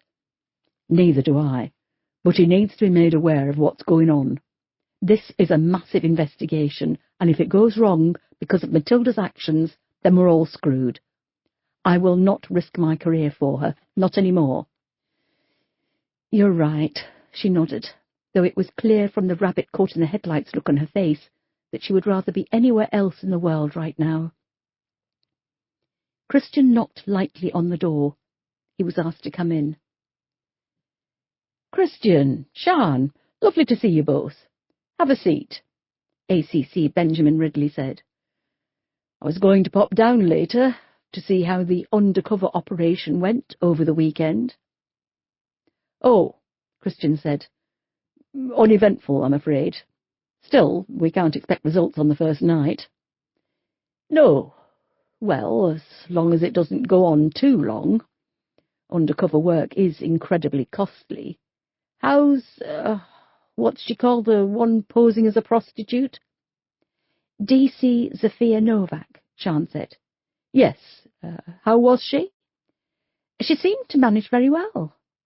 "Good." He sat back in his tall chair and knotted his fingers together as he studied Christian and Sian. "Something tells me you're not here for operational purposes." They both exchanged glances. "I didn't think so," Ridley smiled. "Come on, then, out with it." "Sir, with all respect," Christian began, "Sian and I have worked with Matilda Dark for a number of years. She's an incredibly capable detective, and her record speaks for itself. However, We both think that she's still suffering the effects of the shooting, that maybe she's returned to work too soon." "Okay," he nodded. "Can you elaborate?" Christian took a deep breath. He looked uncomfortable and cleared his throat 3 times before speaking. "She's become very quick-tempered. She's undermining my capabilities. She's hiding things from the team. We're sure there's more to this undercover operation than she's letting on. When she's alone in her office, I look up and she's just staring out of the window as if she's a million miles away. Her mind isn't settled." "I see," he mused. DCI Dark's physical and psychological evaluation cleared her to return to active duties. "I'm aware of that. The thing is," Sian interrupted, "Matilda hated being off work. The day she returned home in March after being discharged from the rehab centre, she was itching to get back to the station. She will have known everything that was going to be asked of her during the assessment, and she'd have answered them accordingly." "You think she lied?" "I think she lied to herself that she was well enough to return to work. She's convinced herself she's fine when she's anything but." Ridley thought for a moment, frowning, a deep furrow appearing on his forehead. "This investigation into the murdered prostitutes is all over the newspapers. I'm fielding calls all the time for an update, and the chief constable is breathing down my neck as a result. I can't take DCI Dark off the case at such a crucial stage. It would look incredibly bad for the force." Christian looked crestfallen. "Sir, I admire Matilda immensely. I don't want her taken off the case, but I think you need to be aware of the situation and the possible ramifications if this goes on without a result." He looked away while he chewed his lip, deep in thought. "Okay, here's what we'll do. I want you to report to me, Christian, at the end of every day about DCI Dark's behaviour and performance, and we'll evaluate the situation on a day-by-day basis. I shall also get on to the police psychiatrist and ask them to have a succinct chat with her. In the meantime, if anything happens that warrants immediate attention, call me straight away. Is that all right by you two?" Christian nodded. "Yes, sir," Sian said. Once out in the corridor with the door closed behind them, Sian leaned back against the wall. "I feel like crying," she said. "I never thought I'd have to report Matilda of all people." "We haven't reported her." "No, it bloody feels like it." "It's for her own good, Sian. You said yourself that you're worried about her." "I am, but—" "She needs help. She's not well enough to be back. You only have to look at her to see she's not getting enough sleep. Who knows what's going around her head late at night?" "I hate myself for this." "I know. I hate myself too. Still, look on the bright side. It's nearly Christmas," Christian said with a false smile. "And we could both be out of a job by then." Chapter 53. The gates to the Meagan house indoor were wide open when the taxi carrying Matilda pulled up at the side of the road. She threw a £20 note at the driver, told him to keep the change, and jumped out. She didn't even know how much the fare had been. She ran up the gravel driveway. The front door was opened by Pat before she even reached it. "Pat, what's going on?" "Come on in." In the hallway, the door closed behind them, Matilda expected to be greeted by 2 excitable Labradors. She wasn't. Sally got up this morning, came downstairs to make a coffee, and she found this in the kitchen. She handed Matilda a piece of paper torn from a notebook. "I shouldn't have come back home. I'm sorry. You expected me to be the same, and so did I, and we're all disappointed. I've seen you looking at each other, and I could tell you're not happy. It doesn't feel right either when you hug me. It's like you're scared of something. I don't want to be the one to make you sad. You know I'm alive, and that's the main thing. Thanks for looking for me. Carl. He doesn't put any kisses on the bottom, Pat pointed out. He doesn't address it to Mum and Dad either. What do you think that means? Oh, he doesn't consider them to be his parents anymore, she said, looking at her. Has he taken the dogs with him? Yes. There's food missing from the cupboards and money from Philip's wallet. Shit. Oh, Matilda, thank God you came, Sally said as she came out of the living room. She looked pale and frightened. It took Matilda back to the early days of Carl's disappearance in 2015 and the agony of the unknown. He's run away! Why? Why would he do that? She cried. I don't know, Sally. Did he say anything that gave you an idea he'd do something like this? She shook her head. He's barely spoken to us, Philip said from the doorway to the lounge. He was wearing a creased rugby shirt and jeans. He looked gaunt. We've tried everything we can think of to get him to open up. Tell us what's happened to him. We've given him space, told him everything that's been happening while he's been away, but he gave nothing back. He's been so distant, Sally said. I can feel him tense up when I hug him. He's not my little boy anymore. What did they do to him, Matt? Matilda held Sally by the shoulders. They didn't do anything to him, Sally. They looked after him. He's not been physically or mentally abused in any way. But you have to realise how scared he must have been for 4 years. It's a long time to be separated from you all. Now he's back, it's strange and unfamiliar. You need to find him for me, Matt. I can't lose him again. I can't. It'll kill me. Philip stepped forward. He grabbed his wife by the shoulders and held her tight. Her cries were muffled against his chest. I doubt he's gone far. I think he'll just want some time on his own, try and get his own head straight. I'll call the station and get as many officers as I can looking for him. The doorbell rang and they all froze. Pat, who was the closest, went over to it and looked through the spy hole. Shit! It's Danny Hansen. What's he doing here? Matilda asked. He was going to do an interview with Carl, Philip said. I'll get rid of him, Pat said. She opened the door just wide enough to squeeze through and closed it behind her. Can you think of anywhere he'd go? Matilda asked. Sally shook her head. Philip looked up at her. It feels wrong saying this, but we don't know him anymore, he said despondently. Chapter 54. As Matilda's office was empty, Christian took the opportunity to use it. He'd just sat down when there was a tiny rap on the glass door. He beckoned for Sophia to enter.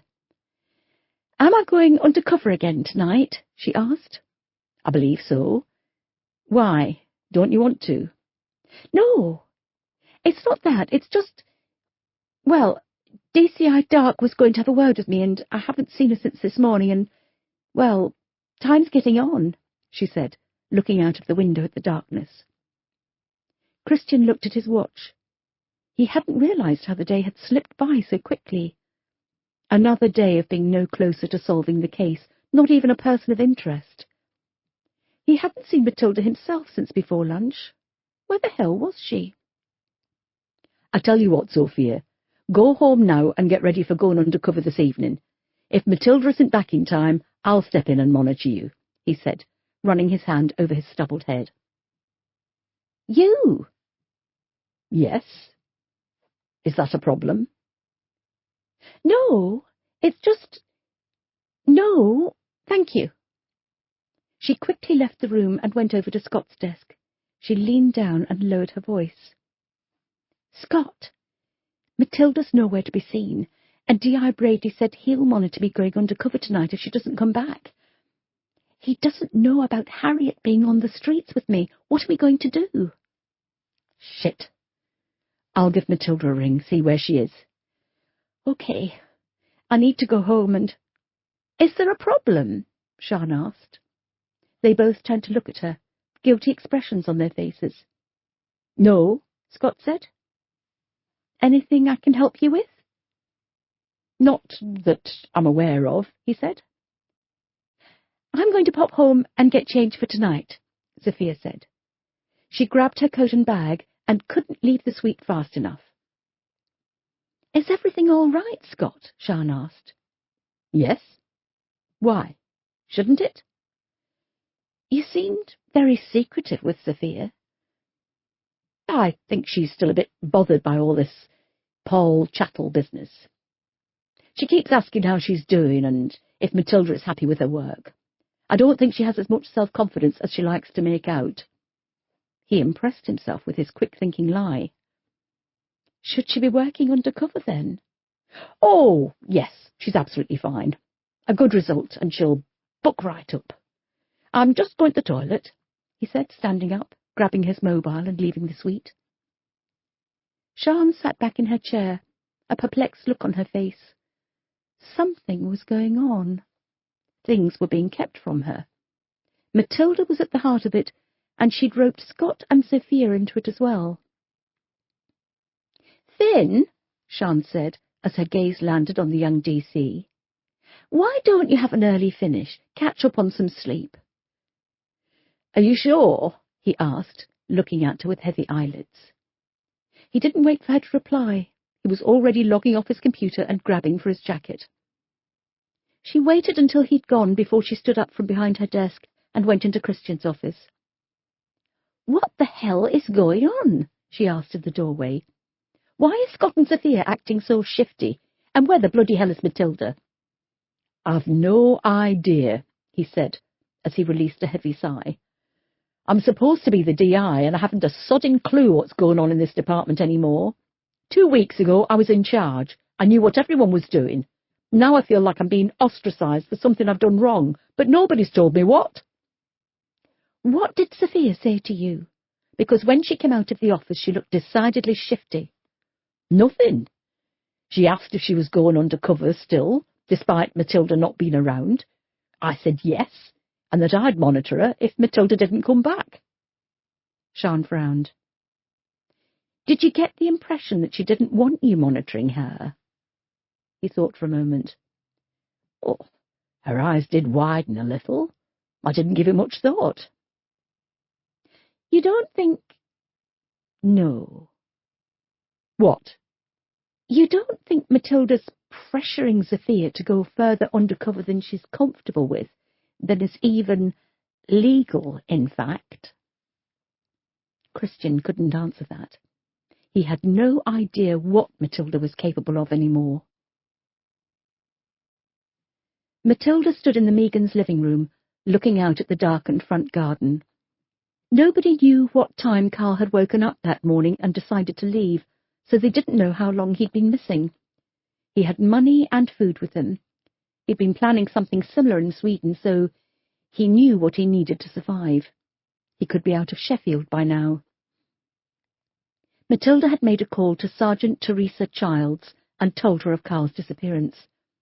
She'd texted her a recent photo, one of him in the back garden playing with the 2 woodies, and asked her to get uniformed officers to patrol the city and keep an eye out for them. There was one important detail. Nobody could know he was missing. If it got out to the press, they'd have a field day, and Sheffield was already spending far too much time on the front pages. As far as Matilda was concerned, Carl had nearly panicked. He was struggling under the weight of expectation to settle back into his home and needed some breathing space. He'd fled with his dogs, his only friends, and would return home when he was ready, or cold, or hungry, she hoped. It had been 6 hours since she made the call to Teresa, and despite the constant texts and calls for an update, there had been no sign of him. "Any news?" Pat asked as she entered the room. Matilda turned to look at her. "No, nothing. I can't believe nobody has seen an 11-year-old walking 2 Labradors and not remembered." "How are Sally and Philip?" Pat shook her head. "In pieces. It's like being back to square one for them." "Where the hell is he, Pat?" She moved away from the window and slumped down in an armchair. "I've no idea. I asked Philip if Carl had any special places he liked to visit, but he said not. Even if he had, it's been 4 years. Would they still be special?" Matilda leaned forward, her head in her hands. She looked back up and had tears in her eyes. "I never thought something like this would happen. It's like he doesn't want to be back at home. Surely he didn't prefer living in Sweden." Pat sat on the sofa next to her and lowered her voice just in case Sally and Philip could hear in the next room. "Sally said he's been prickly since he came back, hardly talking, snapping when he does, spending most of his time in his room." Philip tapped on the living room door. "Sorry to interrupt. I've taken Sally upstairs, told her to have a lie down. Is there any news?" Matilda shook her head. He came in, closed the door behind him, and perched himself on the edge of the coffee table. In the space of a day, he'd gone from beaming with pride at his son's return to looking deathly pale and on the verge of tears. "I didn't want to say anything in front of Sally. I was hoping, when the counselling started, it would all be ironed out. The night before last, I couldn't sleep, and I got up to get a glass of water. I saw a light on in Carl's room. I was going to knock, see if he was all right, and I heard him talking, obviously to the dogs. I listened." "What did he say?" Pat asked. "This isn't my home anymore. Nothing has changed, but I don't recognise it. I don't even recognise Mum and Dad either. Their faces are the same, but they're not how I remember them. The walls and the gates, they're all new. It's like a prison in here now, and I can't go in the living room without seeing Gran lying there, dead. I hate this house so much." "He started crying then," Philip said. "I couldn't hear any more of what he said." "I'm so sorry," Pat said. "What are you going to do?" "We need to have a sit-down, all 3 of us, work out what to do for the best, as a family. If that means selling this place and moving, then so be it."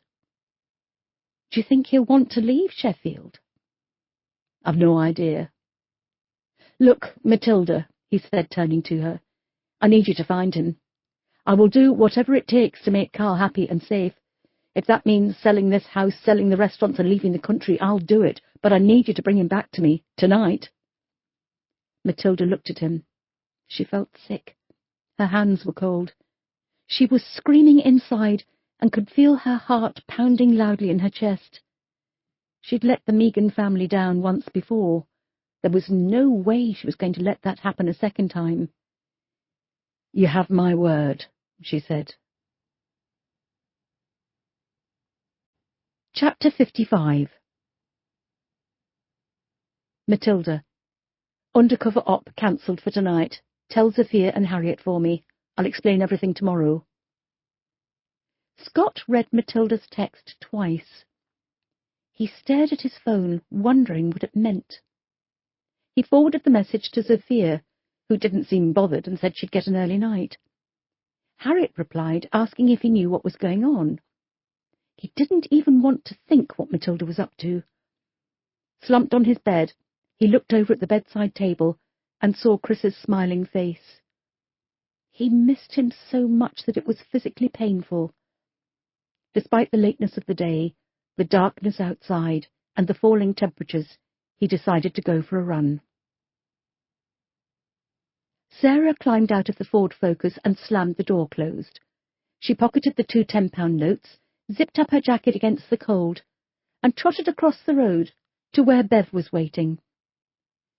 She took the bag from her, rummaged inside for a packet of Polos, and threw 2 in her mouth. "No Zafir and Harriet tonight?" she asked. "It doesn't look like it," Bev said. Her voice was shaking slightly, she was so cold. "Matilda did say it wouldn't be every night. Mondays are usually dead anyway. How much did you make?" 20. "He doesn't usually want more than a hand job." "I know. Last few visits he's asked for more. Apparently his wife's off sex completely now." "More money for you."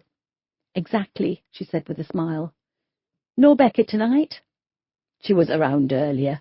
She got a phone call, then got in an Uber. Probably a dealer. She should be more careful. I've tried telling her till I'm blue in the face, but she won't listen. I wouldn't be surprised if the killer hadn't recognised her on the news and eyed her up for his next victim. Don't say that, Bev. She might be a bitch, but no one deserves killing. Bev looked up and down Harvest Lane. Not many out tonight. What do you reckon? Because it's Monday, because it's cold, or because there's a killer on the loose? Don't make jokes, Bev. It's frightening. Do you think Matilda will help us get a council flat? Bev's face soured. I don't know. She said she'd help, but she's been quiet ever since. It was nice of her to take us in until we got the flat cleaned. She did it because she needed our help. She wants us on her side while that detective goes undercover. I thought you liked her. I do. But remember, Sarah, it's us and them. She's using us to get what she wants. If we can get a council flat out of her, then great, but I'm not banking on it. We can't trust anyone, Sarah. I've told you that countless times before. Speaking of people you can't trust, she said, nodding up the road. Sarah turned and watched as a Volvo pulled up. What have you got against him? He's lovely, kind, and he makes a great cup of tea, she said, as she returned Dermot's wave. Nobody does anything out of the goodness of the heart. He's playing the long game. Yes, he's all smiles, hot tea, sandwiches and sympathy, but it won't be long before he's asking for a shag in return for a bacon butty. You're so cynical. Yes, and you should be too. Good evening, ladies, Dermot said as he approached, a huge smile on his thin lips, a heavy rucksack on his back, and a large plastic tub full of sandwiches in both hands. You're hardly being out on a night like this. Bills have to be paid, Dermot, Bev said with a fake smile. If you're short, I can lend you some until you get more money. I know you've been out of action for a couple of days after what happened with... I'm fine, Dermot, she cut him off. I don't need a handout, thanks all the same. Well, the offer's there, any time. How are you doing, Sarah? Fancy a cuppa? I'd love one. I'm chilled to the bone tonight. Dermot placed the tub on the cold, wet ground and shook off the rucksack. Bev watched him out of the corner of her eye. He might look and sound pious and dress like a countryside vicar without the dog collar, but it was just a facade. There was something dark and sinister lurking underneath. She'd bet her life on it. Bev's phone vibrated in her pocket. She looked at the text. Pete's parked around the corner. I'll be about 20 minutes, she said, giving Sarah the shoulder bag they shared. Look after yourself, she said with concern in her voice. I'll hang around until you're back, Bev. There doesn't seem to be many out tonight. I don't mind waiting, Dermot smiled. As Bev was about to turn the corner, she looked back and saw Dermot and Sarah laughing animatedly. Why was Bev the only one who distrusted the do-gooding tosser? Chapter 56. Time was ticking by slowly. Matilda's phone had been silent for more than an hour. Outside, darkness had fallen, the sky had cleared, and the temperature had plummeted. The weather presenter had said it was unusually cold for late October, and the forecast for Halloween was for a hard frost. Wherever Carl was, he would be freezing cold. He'd survived being kidnapped, being sold, and moved abroad. But could he survive below 0 temperatures? I've taken Sally a mug of tea up, Pat said, entering the living room. Is she coming down? Philip asked. Not yet. I think I might go up and sit with her for a while. Do you mind?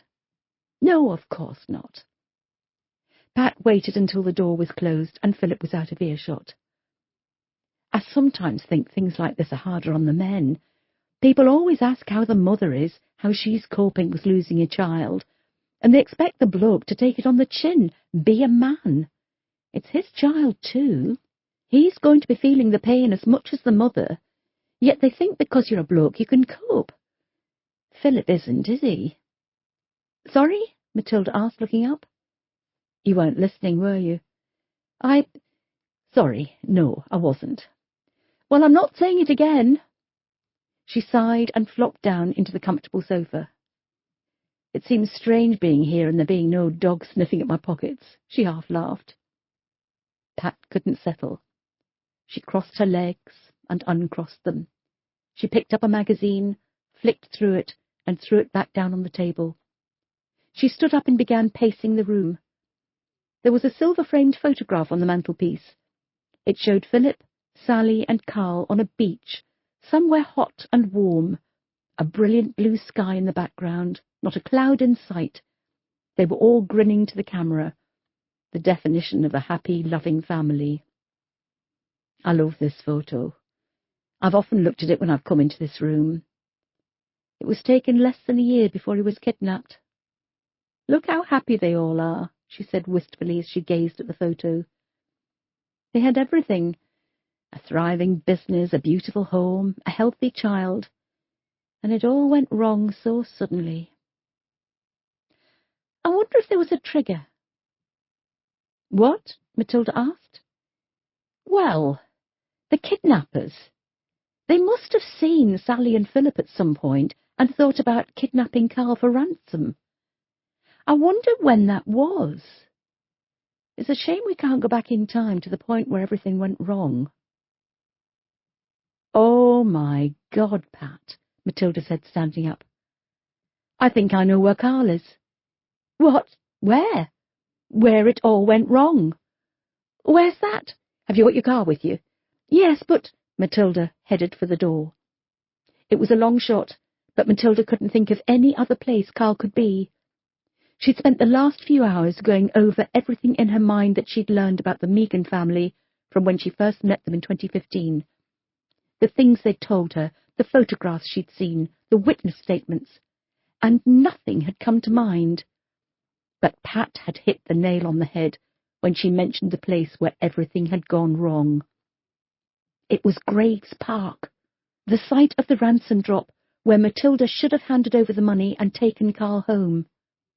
When they first met in Manchester Airport, Carl had even told her he'd heard her screaming his name. That was where it had gone wrong. Graves Park wasn't far from Dore, and at this time of night the roads were quiet. Matilda made sure she went to the correct entrance this time. In 2015, she went to the tennis courts and waited, wondering what was taking the kidnappers so long to arrive, only to find out they were in the car park by the animal farm. She would not make that mistake again. Pat slowed down as they turned into the park and up the narrow incline. There was very little lighting, and her headlights illuminated the concrete rectangle of the car park. Matilda breathed a sigh of relief as the white light shone on a figure in the distance, small, wearing a thin jacket, 2 dogs walking beside him. It's him, she said, a hand on her chest. I so wish you'd been on my team when I was still working, Matilda, Pat grinned. I'll go and talk to him. Text Philip, tell him we found him and we'll bring him home. You'd better ring Teresa at the station, too. Matilda unclipped her seatbelt and climbed out of the car. The cold hit her straight away and she shivered, pulling her jacket around her. Carl had seen her. He noticed the headlights when the car turned into the park. He didn't run, so fleeing was not on his mind. Matilda had been right in guessing he just needed some space. She stepped onto the grass, her shoes crunching the frost that had already formed. The first Woody recognized her and came bounding over to her, tongue lolling, tail wagging. She knelt down to stroke him. Hello, Carl, she said once she was close enough. I've been looking for you all day. He turned to look at her. Pat had left the headlights on, and they were both standing in the middle of the beam. He looked cold, pale, his lips almost blue, his eyes wide and frightened. "Have you been here since this morning?" He nodded. "Why here?" He shrugged. "This is where it went wrong, isn't it? I should have met you here with the ransom money, and I didn't." "I heard you shout my name," he said in a soft voice, the emotion stuck in his throat. Matilda stood next to him and watched as he picked up a stick and threw it for both Woodies to chase and fight over. "Come and sit down," she said, eyeing up a bench close by. As they sat on the cold wood, both Labradors trotted over to them and sat at their feet. "Before you were kidnapped, my husband was diagnosed with brain cancer. There was nothing the doctors could do, and we just had to wait," she began, tears in her eyes. "I didn't tell anyone, as I didn't want people being all sympathetic around me, so I carried on working. On the day of the ransom drop, my husband, James, died. I was devastated. It felt like the end of the world for me, but I had a job to do. Looking back, I should have said I couldn't do it and let someone else make the drop, but I didn't. My mind wasn't on the case, and I went to the wrong car park. I went to the one by the tennis courts. When I knew I made a mistake, I came charging up here carrying the money, and I missed you by seconds. I have relived that day over and over and over again. I made so many errors, and you were paying the price for it.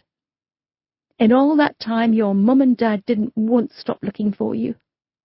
They did everything possible to make sure your name, your photo, was in the papers and magazines, on the television and all over the internet. They wanted the whole world looking for you. I can't even begin to imagine how you're feeling right now. Everything has changed for you. You're 4 years older. You've been through so much. But your mum and dad are still your mum and dad, and their love has never stopped." She paused and watched as Carl took in everything she said. His face was impassive. She hoped he was understanding it all. "I am so sorry I couldn't bring you home that night. I will never forgive myself." It was a while before Carl spoke. "I wanted to come home so much. I thought I'd be happy, but I'm not." "Why aren't you?" "Because it doesn't feel the same." "It isn't the same. It looks the same, but it isn't. You've changed. You've had to grow up so quickly, but your mum and dad are still who they were before. My dad died earlier this year. I was heartbroken. My mum is still alive, but we don't have the same kind of relationship. We're not close at all.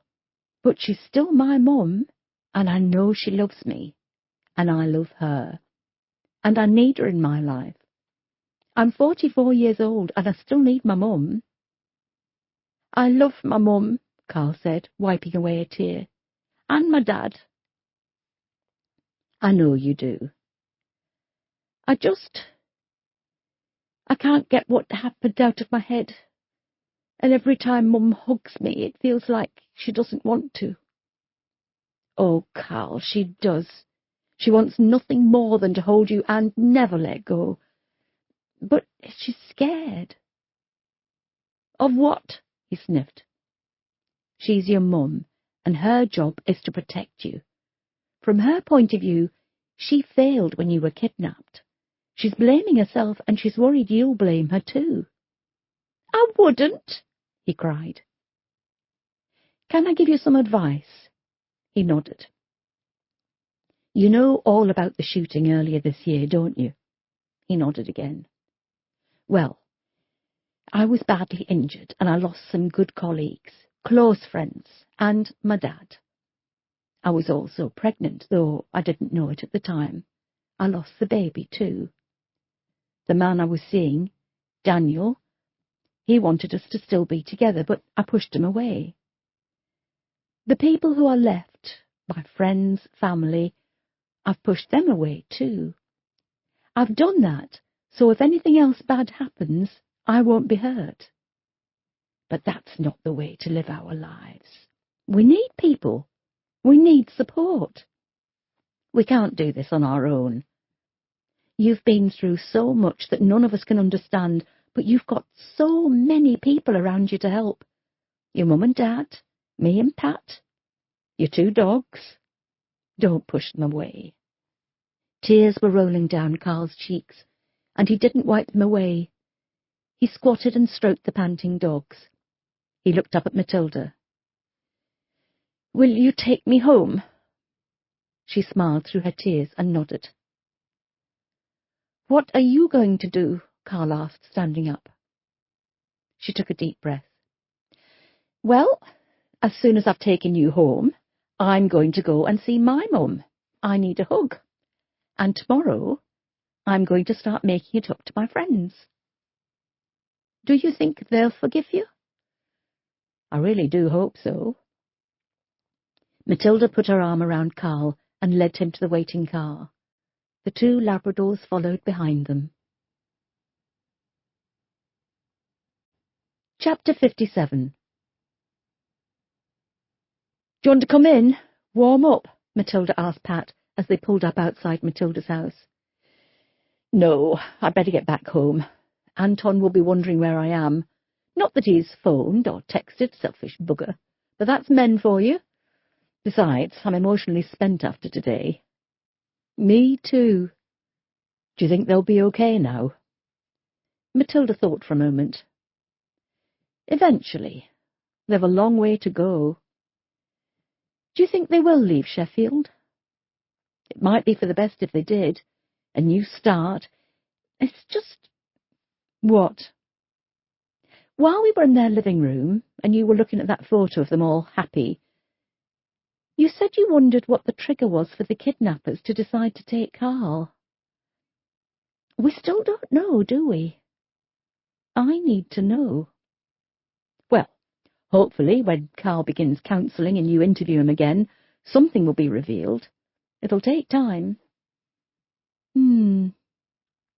Even though he's back home, it's not over, is it? You think you can lay your demons to rest, but you can't. You just keep adding to them." "Are you all right?" Pat asked, turning towards her. She took a deep breath. "I've no idea. Talking to Carl made me realise what I've lost. I've lost my father, my baby, and my best friend. I've never felt more alone than I do right now." She was struggling to contain her tears. "Matilda, you are not alone. You have so many people around you who'll be there for you. You just have to let them." "I don't want to burden them," she choked. "You won't. They say that you find out who your true friends are in the aftermath of a disaster. Your sister has moved in with you. Your mother has moved closer. I'm not far away. You have Scott above the garage, and Sian and Christian at work.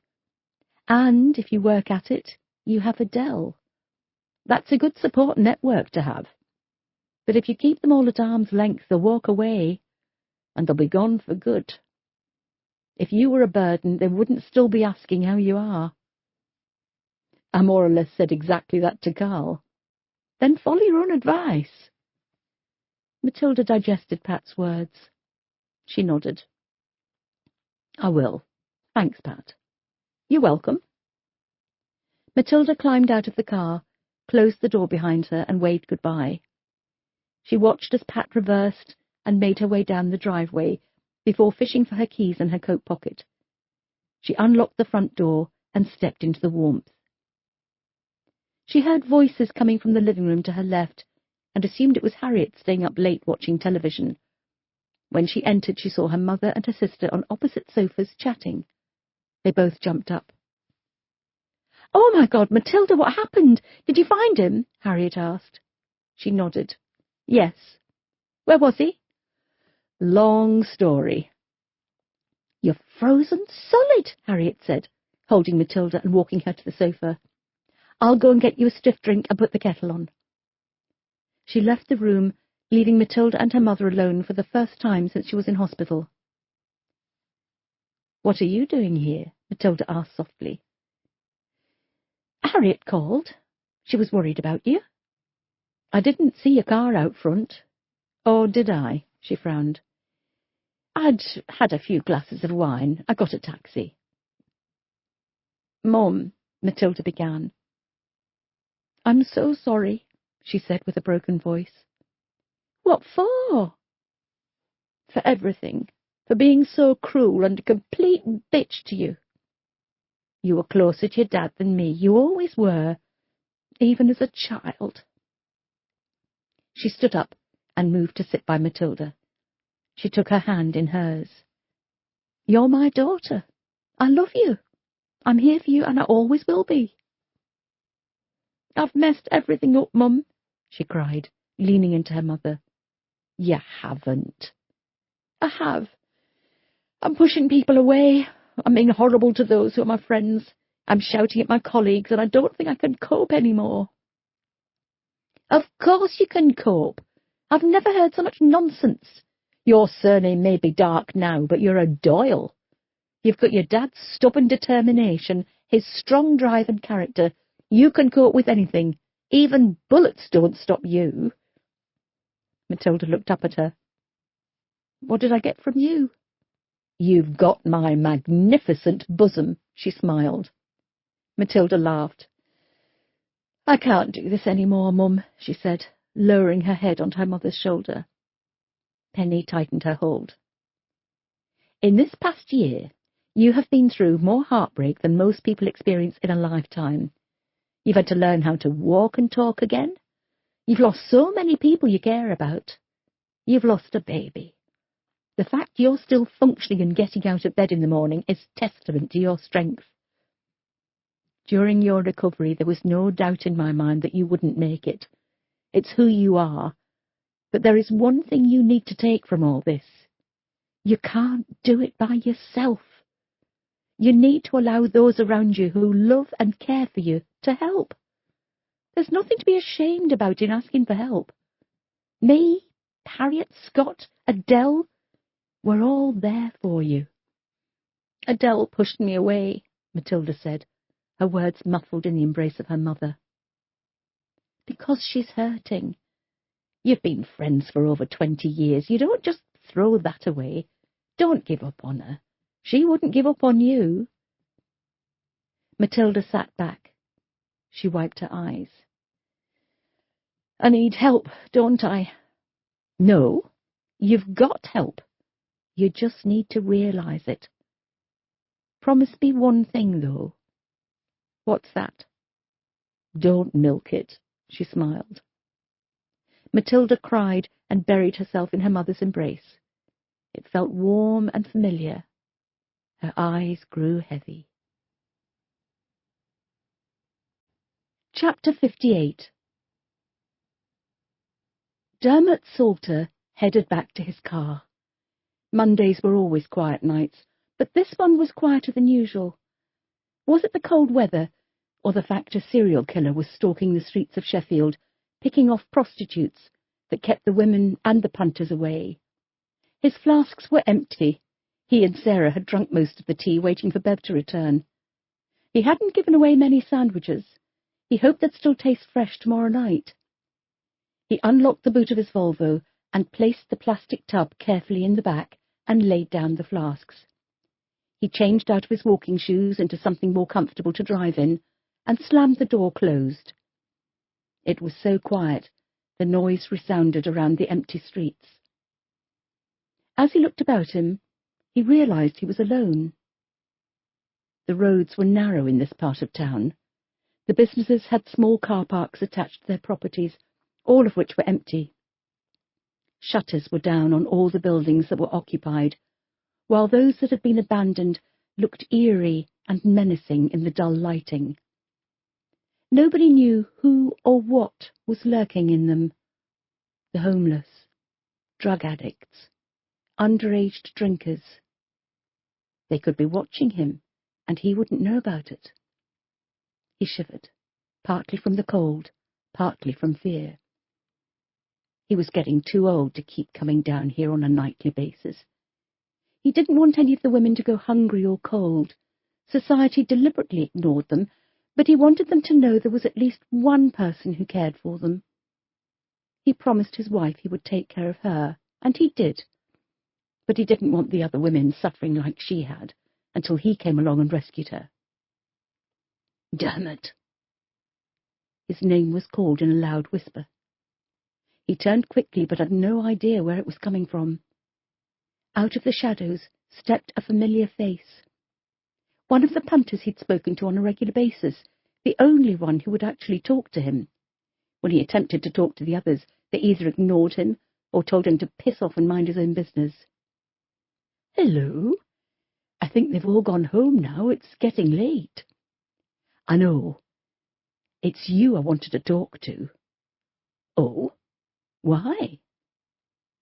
I've been thinking about what you said with this killer on the loose. We should be looking out for these women. They're vulnerable and doing a dangerous job. A small smile crept on Dermot's face. He began to thaw. They really are. Exactly.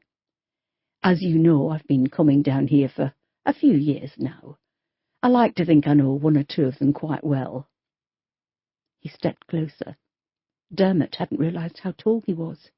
He'd only ever chatted to him while he'd been sat in his car. He loomed over him. Well, I think the best thing we can do for them is simply to keep our eyes and ears open for anything out of the norm and offer support when they need it. We're in a much better position financially and socially than they are. I'm sorry, I don't know your name. He smiled. It's Kevin. Nice to meet you, Kevin. The thing is, I think I might know who the killer is. You do? How? The one who was killed last week, Carly. I was in the sandwich shop on the corner. I work close by here, so I'm often around during the daytime, and I overheard a bloke, one of the regulars, talking to the man behind the counter. The thing is, what he was saying, he shivered. Look, we can't talk here properly. I know it's late, but are you free to chat now? Chapter 59. Tuesday, 29th October. For the first time in as long as I can remember, I didn't want to come into work today. Even in the aftermath of the shooting, I wanted to be here to do whatever I could to help. But now, well, let's just say I was tempted to turn the alarm off this morning and go back to sleep, Sian said, standing by the window in the HMCU suite and looking out at the grey city before her. She and Christian were first in, purposely so. Christian had texted Sian late last night, telling her he'd heard from Zafir, informing him the undercover operation was cancelled for the night. Nobody knew why, and Matilda wasn't answering her mobile. What are we going to do? She asked, turning her back on the view and looking to the DI for answers. Christian sighed. He was sat on his desk, feet on his chair, and the weight of the world on his shoulders. If we weren't in the middle of one of the biggest investigations we've ever faced, I'd say we have a quiet word with Matilda and see what happens. But this case is massive, and we need a functioning leader. I think it's obvious that Matilda isn't fully functional right now. We're not saying she's not capable, though. She is. Look at what she's achieved over the years. She's not fully recovered. But she thinks she is. Otherwise, she wouldn't be back at work. This shouldn't be our fight, though. The ACC should be doing this. He's just looking at this from a PR point of view. Meanwhile, we're walking on eggshells. God, I feel sick, she said, rubbing her stomach. I haven't had breakfast this morning. I couldn't face it. Okay. He ran his hands roughly over his face. "I'm going to talk to Matilda. She needs to realise how toxic the situation is." "Do you want me to be there with you?" she asked. He looked over to her, saw the look of horror on her face. "No, she might think we're ganging up on her." The door to the suite was pulled open, and Finn entered. He wrinkled his nose, but didn't say anything about the smell. "Good morning, you two," he said with a smile on his face. He shook off his coat and hung it up. "Did you see the news last night? The prostitute killings was the lead item on the 10 o'clock news, and it dominated Look North. I've been checking in with the calls to see if anything interesting's come through, and I think I might have got something." He went over to his desk and picked up his iPad. He switched it on and began flicking through the pages of the screen. Lisa Temple's sister said there was one particular punter that she saw on a regular basis. He was called Robert, and he was over 6 feet tall, a shaved head, stubble, and he was big, but not fat, sort of naturally muscular. The sister didn't know what kind of car he drove. Anyway, a few of the calls that came through overnight said we should be talking to one of the punters who matches the description of Robert, but they all gave him different names. If it's the same person, he obviously gives a different name to whichever woman he sees on the streets. "I bet 99% of the punters don't give the real names," Sean said. "No, but we have a basic description now. If we have a word with Bev and Sarah, they might be able to give us more on this bloke. They may have even been with him themselves. And I know for a fact Bev makes a note of the majority of registration numbers." "Good work, Finn," Christian said. Sean's desk phone rang. "Maybe they can even put a composite ID together for us and we can give it to the media. If he's a regular among the women, someone is bound to recognise him," Finn said, the excitement evident in his voice. "That was uniform," Sean said, hanging up. "A body has been found in Stanley Fields." "Stanley Fields? Where's that?" Finn asked. Christian looked crestfallen. "Just over the railway line from the red light district." "Jesus Christ, not another one." Chapter 60. Stanley Fields was an open area next to Pitsmore Road. When Sean and Finn pulled up, they could already see the white forensics tent erected over the body in the corner by the trees, and scene of crime officers combing the area for clues. Despite the strong wind and cold temperature, a crowd of rubberneckers had gathered, as close to the cordon as they were allowed. As Finn climbed out from behind the wheel of the pool car, he stood and watched them. "What are you looking at?" Sean asked. "Remember what I said about the killer making himself part of the investigation? It's not unusual for the killer to join the crowd and watch the police at work. In fact, they get a kick out of it." Sean joined Finn and looked at the mixed bag of gawkers. The elderly, young parents on the way home from taking their kids to school, students, middle-aged people who'd pulled up in their cars as they were passing to nosy at what was going on. "Do any of them match the description?" Sean asked. "I've no idea, Sean," he said, turning away. "You could go mad if you looked at everyone and thought they were a killer." He put his hands in his pockets and walked slowly to the crime scene with his head down. "I'm not sure this criminal psychology course was such a good idea. I don't want to send myself doolally by trying to fit normal members of society into the pigeonhole of a serial killer." "You won't. You're only doing it now because we're working on a serial case. Trust me, when this is over, you'll be able to walk around Meadowhall without giving the rest of the shoppers a second glance." They approached a freezing-looking PC who wrote down their names and ranks from their IDs and handed them the white paper forensic suits. Finn pulled back the flaps of the tent and entered. He stopped in his tracks when he saw what awaited him.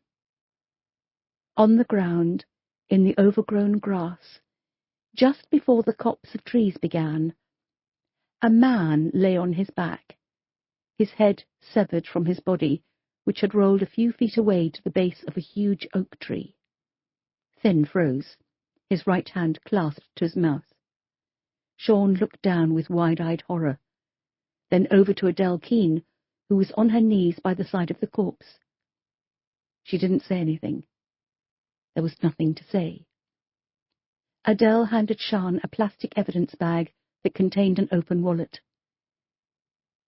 Dermot Salter. Why do I know that name? She asked as she read from the driver's license. Finn swallowed hard. He was deathly pale. Me and Scott went to see him the other day. He visits the street workers most nights. Takes them sandwiches and cups of tea, lends them money when they're short. I felt sorry for him. He was sad. What happened? Sean asked. It's a single cut to the throat, Adele began. A wide cut, too. I don't think it was made from any knife or other weapon I've seen. You could possibly be looking at a sword, but I don't know. What are you thinking? There is evidence of the skin being pulled, dragged, as if the blade was blunt. If you're going to behead someone with a sword, you make sure it's sharp, don't you?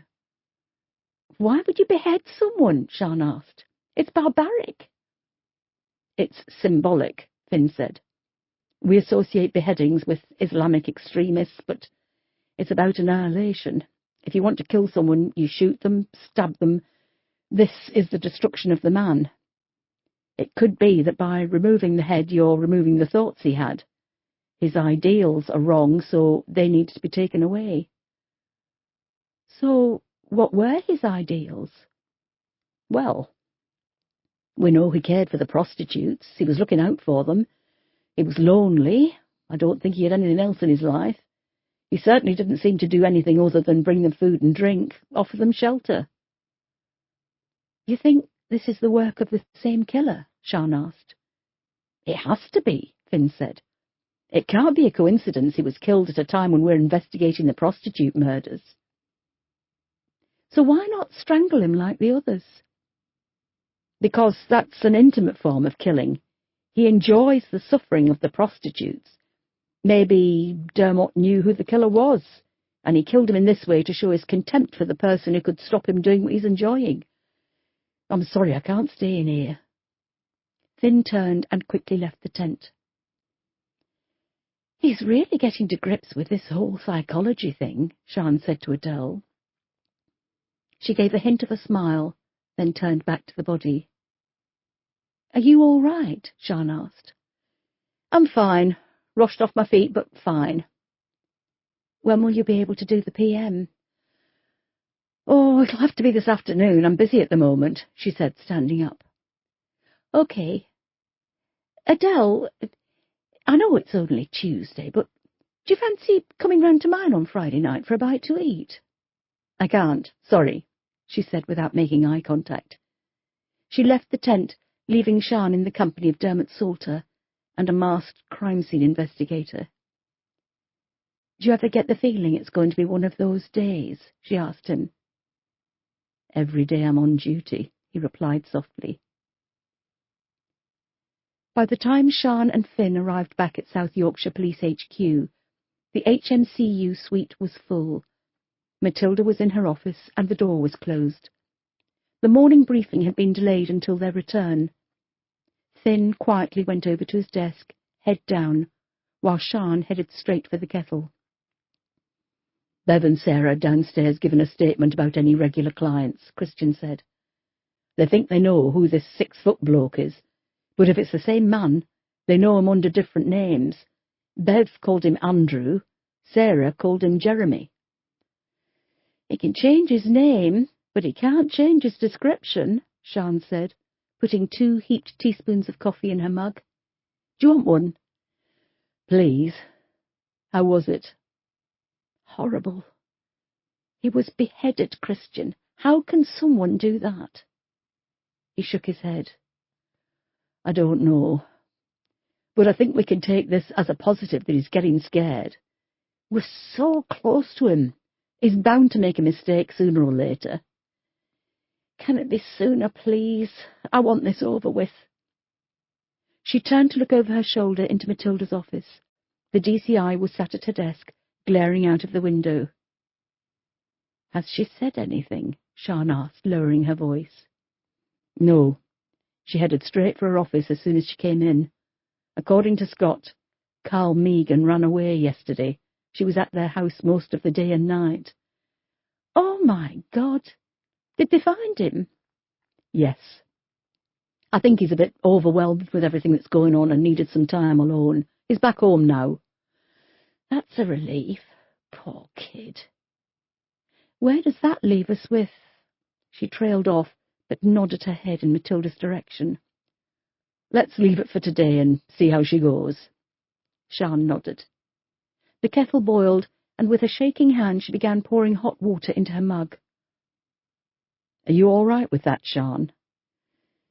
I'll have to be, she said, on the verge of tears. The briefing lasted less than an hour. There was a huge amount of calls to go through, generated from the footage on the news last night, and Dermot Salter's murder added another layer to the investigation. Until forensics were finished, they wouldn't know what clues, if any, they were working with. But maybe this was a turning point in the case. I think we can assume Dermot Salter was murdered because he knew too much, Matilda began. He knew the women, and he knew, or at least recognised, some of the regular punters. Maybe he knew the killer. If he did, who did he tell? I don't think he will have told anyone, Scott said. He was a loner. When his wife died, he more or less gave up. His house was certainly a shrine to the past. I think he only went out when he needed to shop for essential supplies. Apart from that, all he did was look after the street workers. OK, I want a team out to his house just in case. Maybe he kept a diary or something. Scott, can you sort that out? Sure. Once Bev and Sarah have finished giving their statements and talking to the photo ID people, hopefully we'll have a good composite of the killer. I'll talk to the ACC about another press conference, and we'll ask people to contact us if they recognise him. This is a man who has been killing for more than 3 years. On and off, Christian interrupted. Well, yes. I'm still interested to know why he stopped for 13 months. However, we all know that killing someone is going to deeply change a person's mental capabilities. Someone will have noticed a change in his behaviour. We need to blanket Sheffield with this information. Together, with a decent composite, hopefully we can catch him. She gave a brief smile. Now, the undercover operation will go ahead tonight as planned. As per before, myself and Scott will be monitoring with Sophia on the streets. Any questions? I have one, Finn said. Why couldn't the undercover op go ahead as planned last night? The killer was obviously out there. Dermot Salter would still be alive if we'd been out. There was a bitter edge to his tone. Matilda visibly reddened. She looked around the room at the faces staring at her. Carl Megan ran away from home yesterday morning. I was asked to look for him. Fortunately, he was found safe and well. But that didn't mean the operation couldn't go ahead. Sophia wasn't involved in the hunt to look for Carl. Neither of us were. D.I. Brady could have substituted for you. Logistically, it was too late in the day to make any changes, she said, uncomfortable at having her decisions questioned. Look, we didn't know Dermot Salter wouldn't have been killed. Bev and Sarah were out last night. They didn't see or hear anything. It's obvious it happened when they'd gone home in the small hours. But had we been out there, we could have caught the killer, Finn said, raising his voice. We know for a fact that Monday's a quiet night. The killer might have seen Sophia, a new face, and approached her. We could have caught him. Instead, another person is dead. Finn, calm down, Sian said quietly. Finn, I understand you're upset, Matilda said.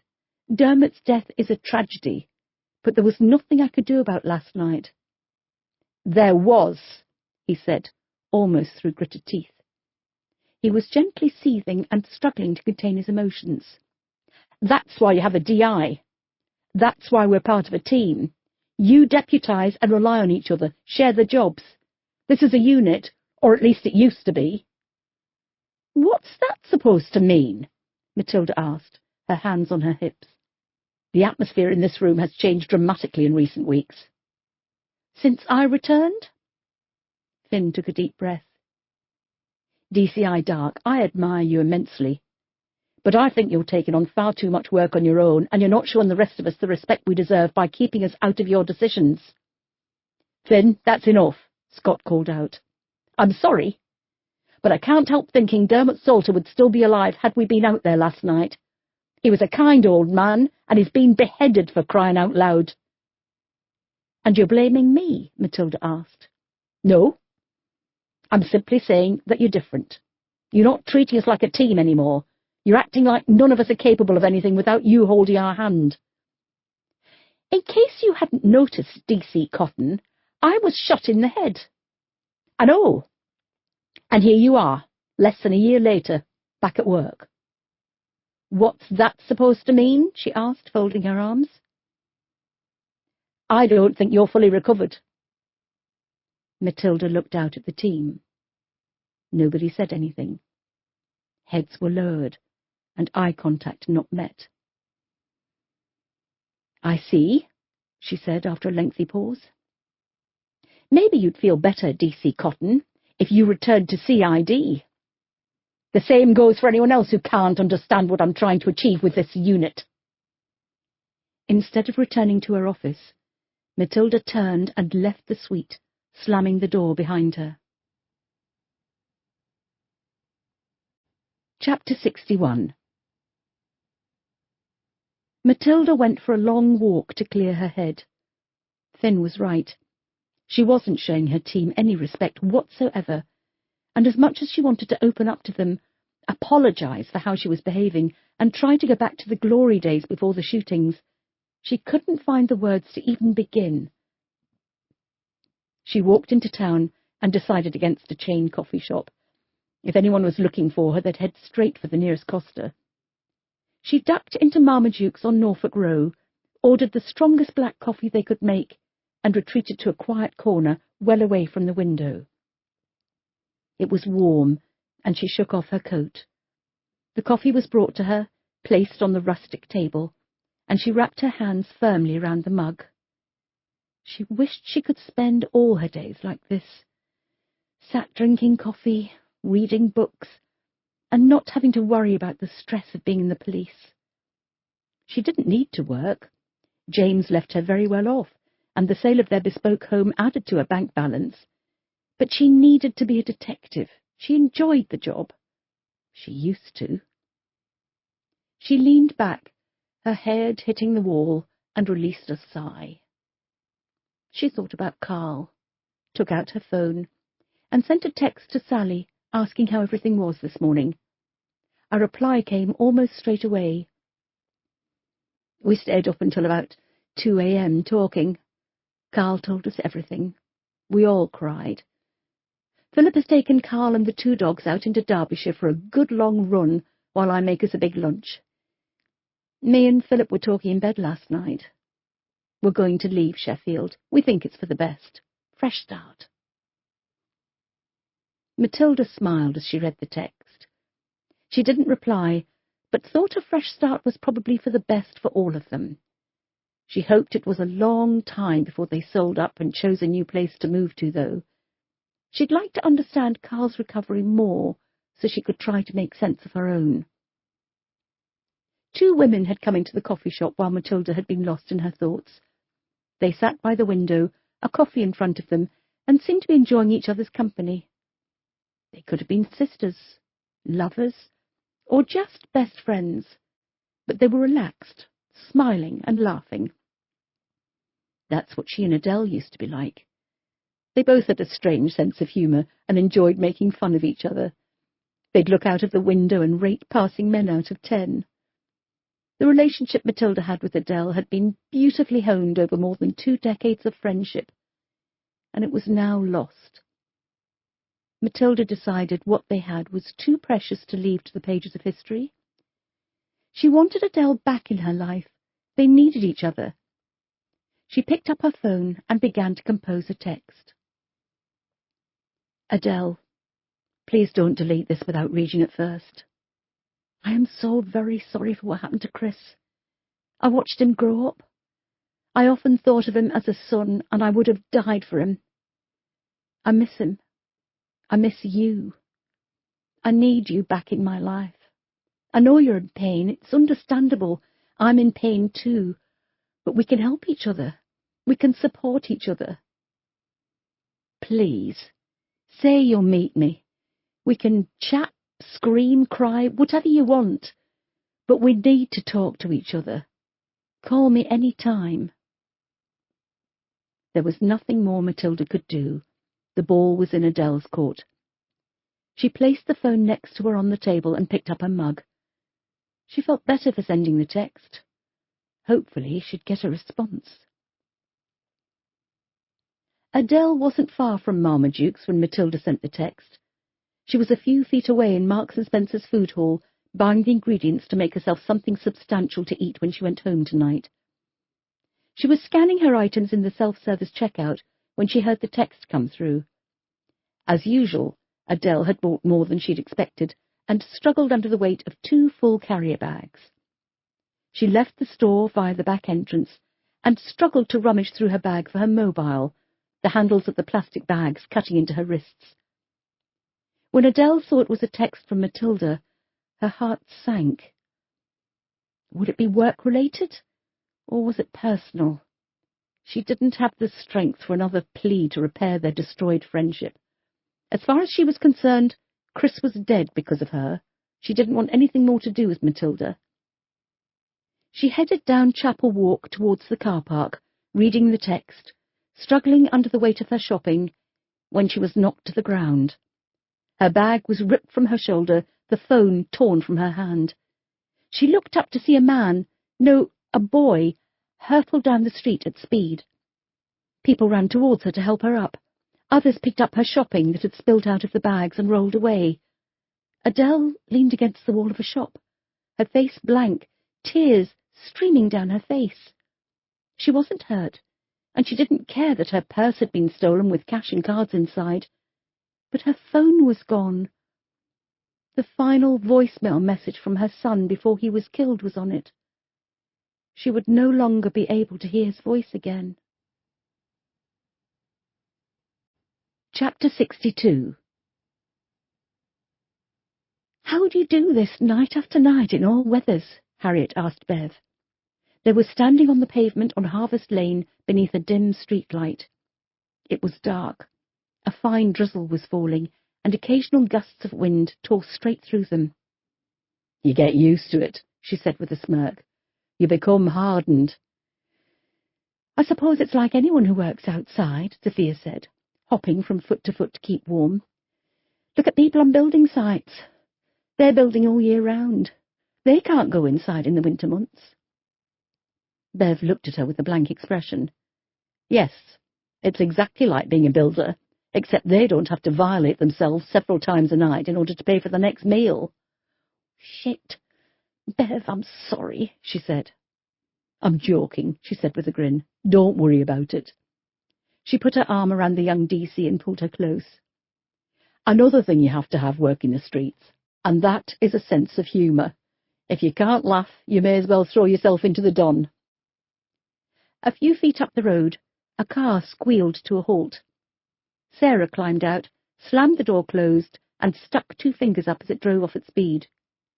"You all right?" Bev asked as Sarah joined them. "Dirty bastard. I've told him many times I don't pull tricks like that, but he keeps trying it on." "Creepy Clive." She nodded. "What did he want you to do?" Sophia asked. "You don't want to know," Bev replied quickly. "Is he violent?" "No, nothing like that," Sarah said reassuringly. "He's just got a few kinks that's not everyone's into. And certainly not for 20 quid. Bev handed the shoulder bag back to Sarah. She rifled through it and took out a bottle of mouthwash. She gargled and spat it down a nearby drain. Sophia and Harriet looked at each other with frightened eyes. They were getting a glimpse into a world they'd only ever seen dramatized on television. The reality was not what they had expected. Neither of them understood how people like Bev and Sarah could put themselves through such degradation on a nightly basis. At the Kelham Kitchen and Wine Bar, Matilda and Scott had claimed their regular table in the corner of the pub. The table was littered with empty glasses, the dregs of orange juice and cola sticking to the sides, and with screwed-up empty crisp packets. Scott was debating whether to risk the perils of a packet of pork scratchings. "The name alone is enough to put you off," he said. "Should something edible be called scratchings? I used to love them as a child, but then I had one with a hair on it and it put me right off. I just don't think I can face another packet of crisps. Matilda, are you listening?" Matilda was staring out of the window, not at anything specific, but at something far off into the distance. She hadn't had a word from Adele. The text had been read, but no reply. What else could she do? "Sorry?" she asked, turning to Scott. "Sorry, I was miles away." "I can see that. You've been off all day. What's in your mind?" "Nothing," she croaked. "It's what Finn said at the briefing, isn't it?" She nodded, biting down hard on her lip. "I've been beating myself up all afternoon, wondering if Dermot Salter could have been saved had we been out last night. Then I started thinking about what Finn said afterwards about not sharing with the team. He's right, I haven't been. I've hardly spoken to Christian and Sian since I came back. I mean, that's not like me at all, is it?" "Not really." "And I don't think I thanked Finn for pulling an all-nighter. I shouldn't have even asked him to do that. I've changed, haven't I?" "Of course you have. You were shot in the head. You can't expect something as big as that not to change you." "Scott," she said, leaning forward and lowering her voice, "do you think I'm still up to being a DCI?" "Yes, I do," he replied honestly. "But you need to keep telling yourself you're not the same Matilda Dark as a year ago. Things have changed. You're behaving like nothing has, but it has. Everything has changed. You have nothing to prove, yet you're piling on work like you're a one-woman police force. You've built up a strong team around you. You can trust every single one of us. You know you can. But you need to remind yourself of that. We're your colleagues, but we're also your friends." He placed his hand on top of hers. A tear rolled down Matilda's cheek. "What can I do?" "You can start by being honest. Tomorrow morning, stand up in front of the whole team and apologise for freezing them out." "I tried to do that today, but my bottle went." "Do it tomorrow." "You make it sound so easy." "It is." "Not from where I'm sitting." "It is. You're making it bigger than what it is. Do you think everyone is going to point and laugh at you?" Scott's mobile started to ring. He struggled to take it out of his jeans pocket. He saw that it was Lucy Dorman calling and swiped to answer. "Hello, Lucy. How are things?" "Not good, Scott. Where are you?" There was a panicked tone to her voice. "I'm at a pub with Matilda. We're on and up. What's wrong?" "Oh, God, Scott, it's horrible. Adele disappeared around lunchtime and didn't come back to work. I phoned and it went unanswered. I went round and the back door was open. Scott, she's tried to kill herself," Lucy said, her voice giving way to a barrage of tears. Scott was struck dumb. He stared at Matilda, his eyes wide in horror. "What's going on?" Matilda asked. "Scott, are you still there?" Lucy asked. "I'm still here." "What happened? Where is she?" "She took an overdose. I don't know how many. I'm at the Northern now. Can you come?" Yes, I'll be there as soon as I can." He ended the call and remained seated. The shock was evident on his face. "Has something happened?" "That was Lucy. Adele's tried to kill herself." Matilda's mouth fell open and she visibly paled. "Lucy's asked me to go to the hospital." "Go," Matilda said firmly. "I'll stay here. Just go. Take the car." "I can't. You let me have a couple of pints. I'll call for an Uber," he said, taking his phone out again. His fingers were shaking while he struggled to locate the app. "How will you get home?" he asked. "Harriet can drive me." "There's one about a minute away," he said, heading for the door. "Scott!" Matilda called after him. "Keep me updated, won't you?" "Sure." He ran out of the pub to the waiting taxi, with Matilda stood in the doorway, looking on in horror. She should have seen this coming. Adele had blamed Matilda for her son's death. Scott had told her more than once that she was quiet, rarely texted, and he'd had to initiate all conversations. She was withdrawn and no longer took care of her appearance. If she hadn't been so consumed with her own issues, Matilda thought, she would have seen the signs of Adele's breakdown. The door to the pub closed on her, and she slowly returned to the table. She hoped Adele was going to be all right. She needed her. They needed each other. Chapter 63. Matilda sat at the table in the pub, lost in her thoughts. She could hear the conversations Harriet and Sophia were having, but tuned them out. She couldn't stop thinking of Adele, of how desperate and lonely she must have been feeling at the loss of her son. In the early days of James's death, Matilda had felt exactly the same. There were many occasions she wanted to end it all, as the pain was so raw. But there was one person who saved her, Adele. And how had Matilda repaid her? By turning her back on her when she needed her the most. "You're a selfish bitch, Matilda." Matilda had been waiting for Adele to come to terms with Chris's death, and realised that even if Matilda hadn't been shot on that day in January, there would have been nothing she could have done to save him. Adele was a sensible, intelligent woman. She would have understood eventually. All she needed was a little time. "It's been 9 months. How much time were you going to give her?" "You all right, love?" Matilda looked up and saw someone had come to the table to collect glasses. "Sorry? You've got tears streaming down your face. Is everything all right?" Matilda wiped her cheeks. She had no idea she'd been crying. "No," she said, standing up and grabbing her coat. "Everything is not all right." She stormed out of the pub, slamming the door behind her. "I keep expecting to see Dermot's car pull up," Sarah said. Harriet and Sophia had been to a nearby petrol station and bought them all a takeaway coffee from a Costa machine to warm them all up. "I was wrong about him," Bev said. "I thought he had some kind of ulterior motive. He was just being nice." "We went round to his house this afternoon," Sophia said.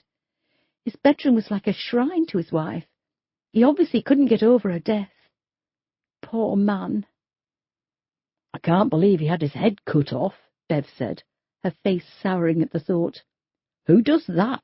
What kind of a sick bastard does something like that?" Sophia shook her head. "I don't know. I don't want to know either. I just hope we catch him." "If I get my hands on him," Bev seethed, "I swear to God I'll rip his balls off with my bare hands." Sarah shuddered. "And to think we could have actually had sex with him." "Did our descriptions help?" Bev asked Sophia. "Yes, definitely. They're tidying up the image and doing a couple of versions with longer hair and shorter, and they've arranged a press conference for tomorrow morning. Fingers crossed someone recognises him." "Harriet!" They all turned at the sound of Harriet's name being screamed. They saw Matilda running towards them. As she reached them, they could see the redness of her eyes, the dried tear tracks running down her face.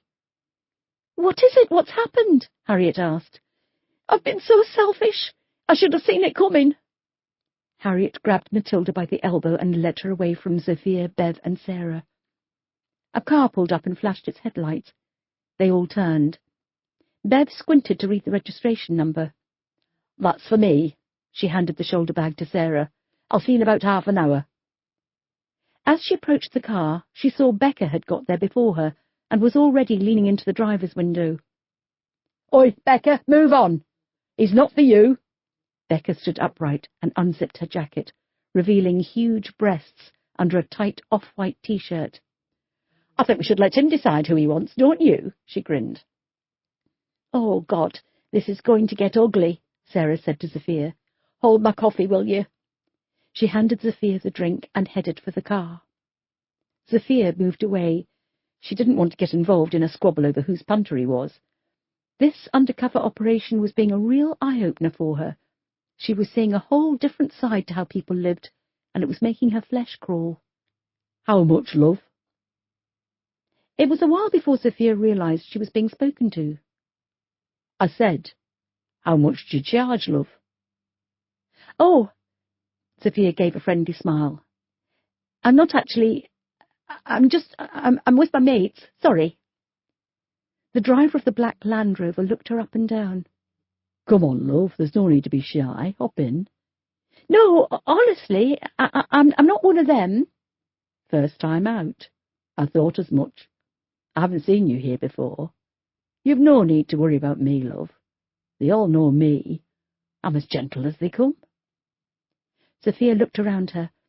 Matilda was crying in Harriet's arms, and Bev and Becca were physically grappling with each other, while Sarah was trying to pull her best friend off. It was a futile fight, as their punter had already driven off. When Sophia looked back to the car, the driver had got out and was standing in front of her, a smile on his face. He was tall, broad-shouldered, and well-built. He loomed over her. The smile didn't reach his eyes and made him look sinister. She hadn't been able to tell in the darkness of the car, but under the whiteness of the streetlight, he looked very much like the photocomposite of the killer they had in the station. Come with me. I'll show you all the tricks. He grabbed her arm and pulled her towards the car.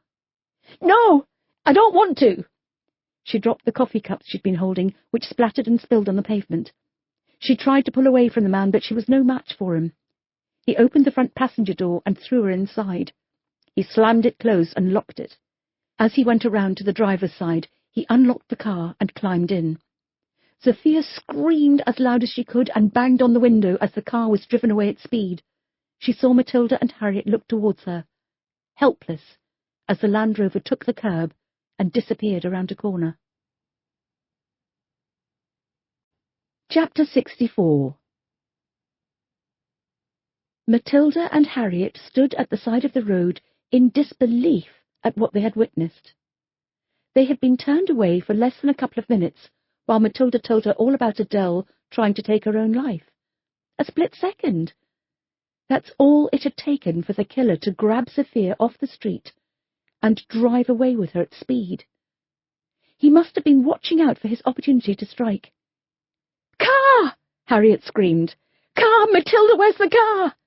"Shit, it's still at the pub. Fuck!" "Was that Sophia?" Bev asked, as she and Sarah ran towards them. They ran towards the pub, all four of them. Matilda was in comfortable shoes, so managed to get a good lead on the other three, who were struggling in heels. As she ran along Burton Street and up Ball Street to where her Range Rover was waiting, she tried to think of what the car looked like, the colour and make. Had she noticed the registration number? Nothing came to mind. All she could picture was the look of sheer torture on Sophia's face as she'd been kidnapped. She saw her car up ahead and scrambled in one pocket for her keys, while trying to grab her phone out of the other. She needed to call the station and get uniformed officers and armed response looking for Sophia. There was a tracking device in Sophia's left shoe. It shouldn't take long to locate her, but it was the time it took to get there that was the problem, and what the killer would be doing to her in the meantime. She unlocked the door and remained at the side while the other three caught up with her. "Terry, it's DCI Dark," she said into her phone. She was struggling to hide the panic in her voice. "I need a location on a tracking device placed in DC Sophia Novak's shoes." "I've lost her, Terry," she croaked. "It's okay, we'll find her. What do you want?" "Uniform and armed response. It's the killer, it's got to be." "Where are you?" "Look, don't worry about where I am, just find Sophia. Let me know the moment you get her location. I'm in my own car. I'll probably be the closest." She ended the call. Harriet, Bev, and Sarah had already climbed into the Range Rover. "Did you see who it was?" Harriet asked, panting. "No." She turned around to look into the back seat. "Look, you've both seen this bloke. You've both been with him. Where does he take you?" They looked at each other. "He likes Plantation Woods," Bev said. Matilda had no idea how to get to Plantation Woods from where they were.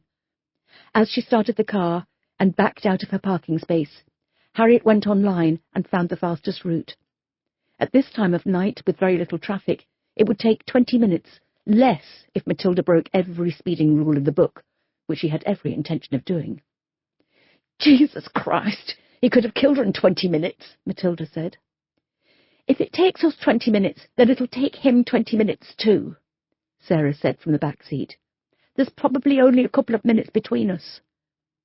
Matilda couldn't argue with that logic. She slammed her foot down on the accelerator and drove through a red traffic light. You're a survivor, aren't you, Matilda? The last thing she needed was Jake Harrison haunting her. She shook her head to try and get rid of the dark thoughts. Oh, my God, Matilda exclaimed. She was driving at speed along Penistone Road and had just overtaken a refrigeration truck far too closely. What is it? Harriet said. I'm not supposed to be driving. I'm not cleared to drive. Shit. Okay, don't panic. Calm down and do those breathing exercises that Coopersmith woman told you about. It's not much further. Are you all right? Matilda swallowed hard. I don't know. You can't stop, Matt. I know I can't. Then just calm down and breathe. I need some air. Harriet pressed the controls, and Matilda's window opened a crack. A blast of freezing cold air filled the car. At the junction with Hazelshire Spring Wood, Matilda slowed down, but not enough, and she struggled to maintain control of the car as she turned right into Westwood New Road. Harriet didn't take her eyes from her sister. She was looking for signs of her breaking down, but all she could see was a steely determination. This had been missing from Matilda since she was shot. She needed to think about someone else. Usually it was Carl Meagan, but now he was back home. She didn't have that to occupy her mind, and there was only herself to worry about.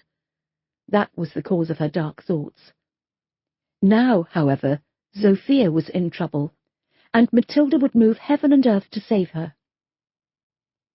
At Westwood Roundabout, Matilda didn't even slow down. A car swerved and a truck beeped as Matilda went over the roundabout and straight ahead. In the back, Bev and Sarah were holding hands, and both had their eyes closed. The road stretched out ahead. Once again, Matilda slammed her foot down on the accelerator and reached a speed of almost 100 miles per hour. When she saw the turning into the woods, she slammed on the brake, threw the wheel to the left, and the car left the road and went onto the bumpy track. Beneath the cover of trees, the inside of the car was even darker. Ahead, a dark-coloured Land Rover was found next to a tree. Its lights were off. There was nobody inside.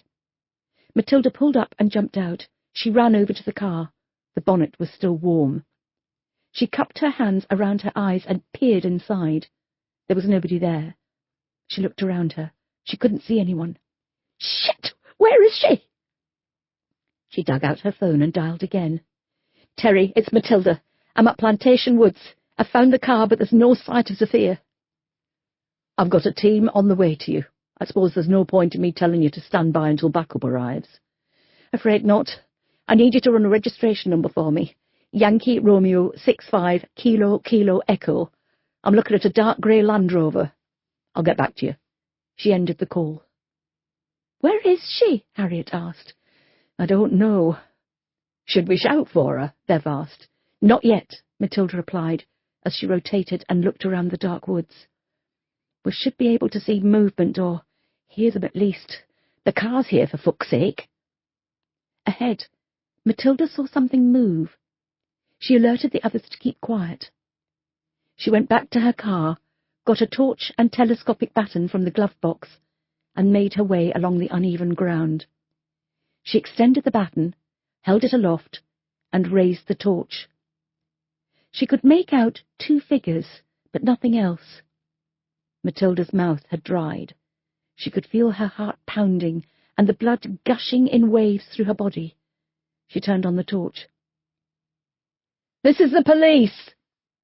She stopped when she saw it wasn't the killer and Sophia, but 2 men having sex against a tree. They quickly pulled up their trousers and ran as fast as they could. Matilda didn't bother giving chase. She scanned the woods with her torch. Matilda! She heard her name being screamed. It sounded like Bev. She ran back through the woods and saw Harriet with her arms around a petrified-looking Sophia, and further along, Bev and Sarah sitting on top of a man his face in the ground. "We got the bastard!" Bev called out over her shoulder. "Are you all right?" Matilda asked Sophia. The DC had tears streaming down her face. She nodded. Sarah stood up, and Matilda approached, when the man found strength from somewhere. He kicked out at Bev, jumped to his feet, and grabbed Bev by the hair. He wound it around his fingers, kicked her hard between the legs, kneed her in the stomach, and kneed her once again in the face. He tossed her to the floor like she was a piece of litter, and was about to move to his car, when he saw Matilda and stopped dead in his tracks. Matilda looked at him with disbelief. "Oh, my God!" He broke eye contact first and ran to his car. "Matilda, what's wrong?" Harriet said, running to her sister. Matilda didn't reply. She couldn't. She was struck dumb with fear. It's not. It can't be." Sarah ran to Bev, who was lying on the cold, wet ground in agony, blood pouring from her broken nose. The engine to the Land Rover was started. Sophia stood in front of it, blocking his way. He revved the engine, urging her to get out of the way, but she held her ground. "Matilda, what's wrong?" Harriet asked her stricken sister. No. He threw the car into reverse and backed up at speed and started to turn the car around. Sophia ran to her left to get in front of the car, when the Land Rover turned to the right, moved forward, but couldn't go any further as there were trees in the way. He put the car into reverse, slammed his foot down on the accelerator, and crashed into a tree. Above the sound of the engine, a scream rang out. Harriet turned and saw Sophia pinned between the car and the tree. "Sophia!" The DC was leaning over the back of the car. Her face was pale and she was shaking in shock. "Sophia, can you hear me?" She nodded slowly. "Matilda, quick!" Harriet called out. Matilda came back from her reverie and ran towards Sophia. "Okay, I need you to stay calm," she said, as she shook herself out of her coat to put around the injured DC. "I'm going to call for an ambulance. You need to stay awake. Harriet, talk to her." Matilda went to the front of the Land Rover and opened the door to the driver's side. The man hadn't moved. He remained sitting in the car, his hands stretched forward, gripping the steering wheel. "You have got some serious explaining to do." "I'm so sorry, Matilda." Once again, he slammed his foot on the accelerator. The closing car door hit Matilda, and she was thrown to the ground. Sophia fell, her shattered legs buckling under her weight. Harriet caught her and eased her gently to the woodland floor.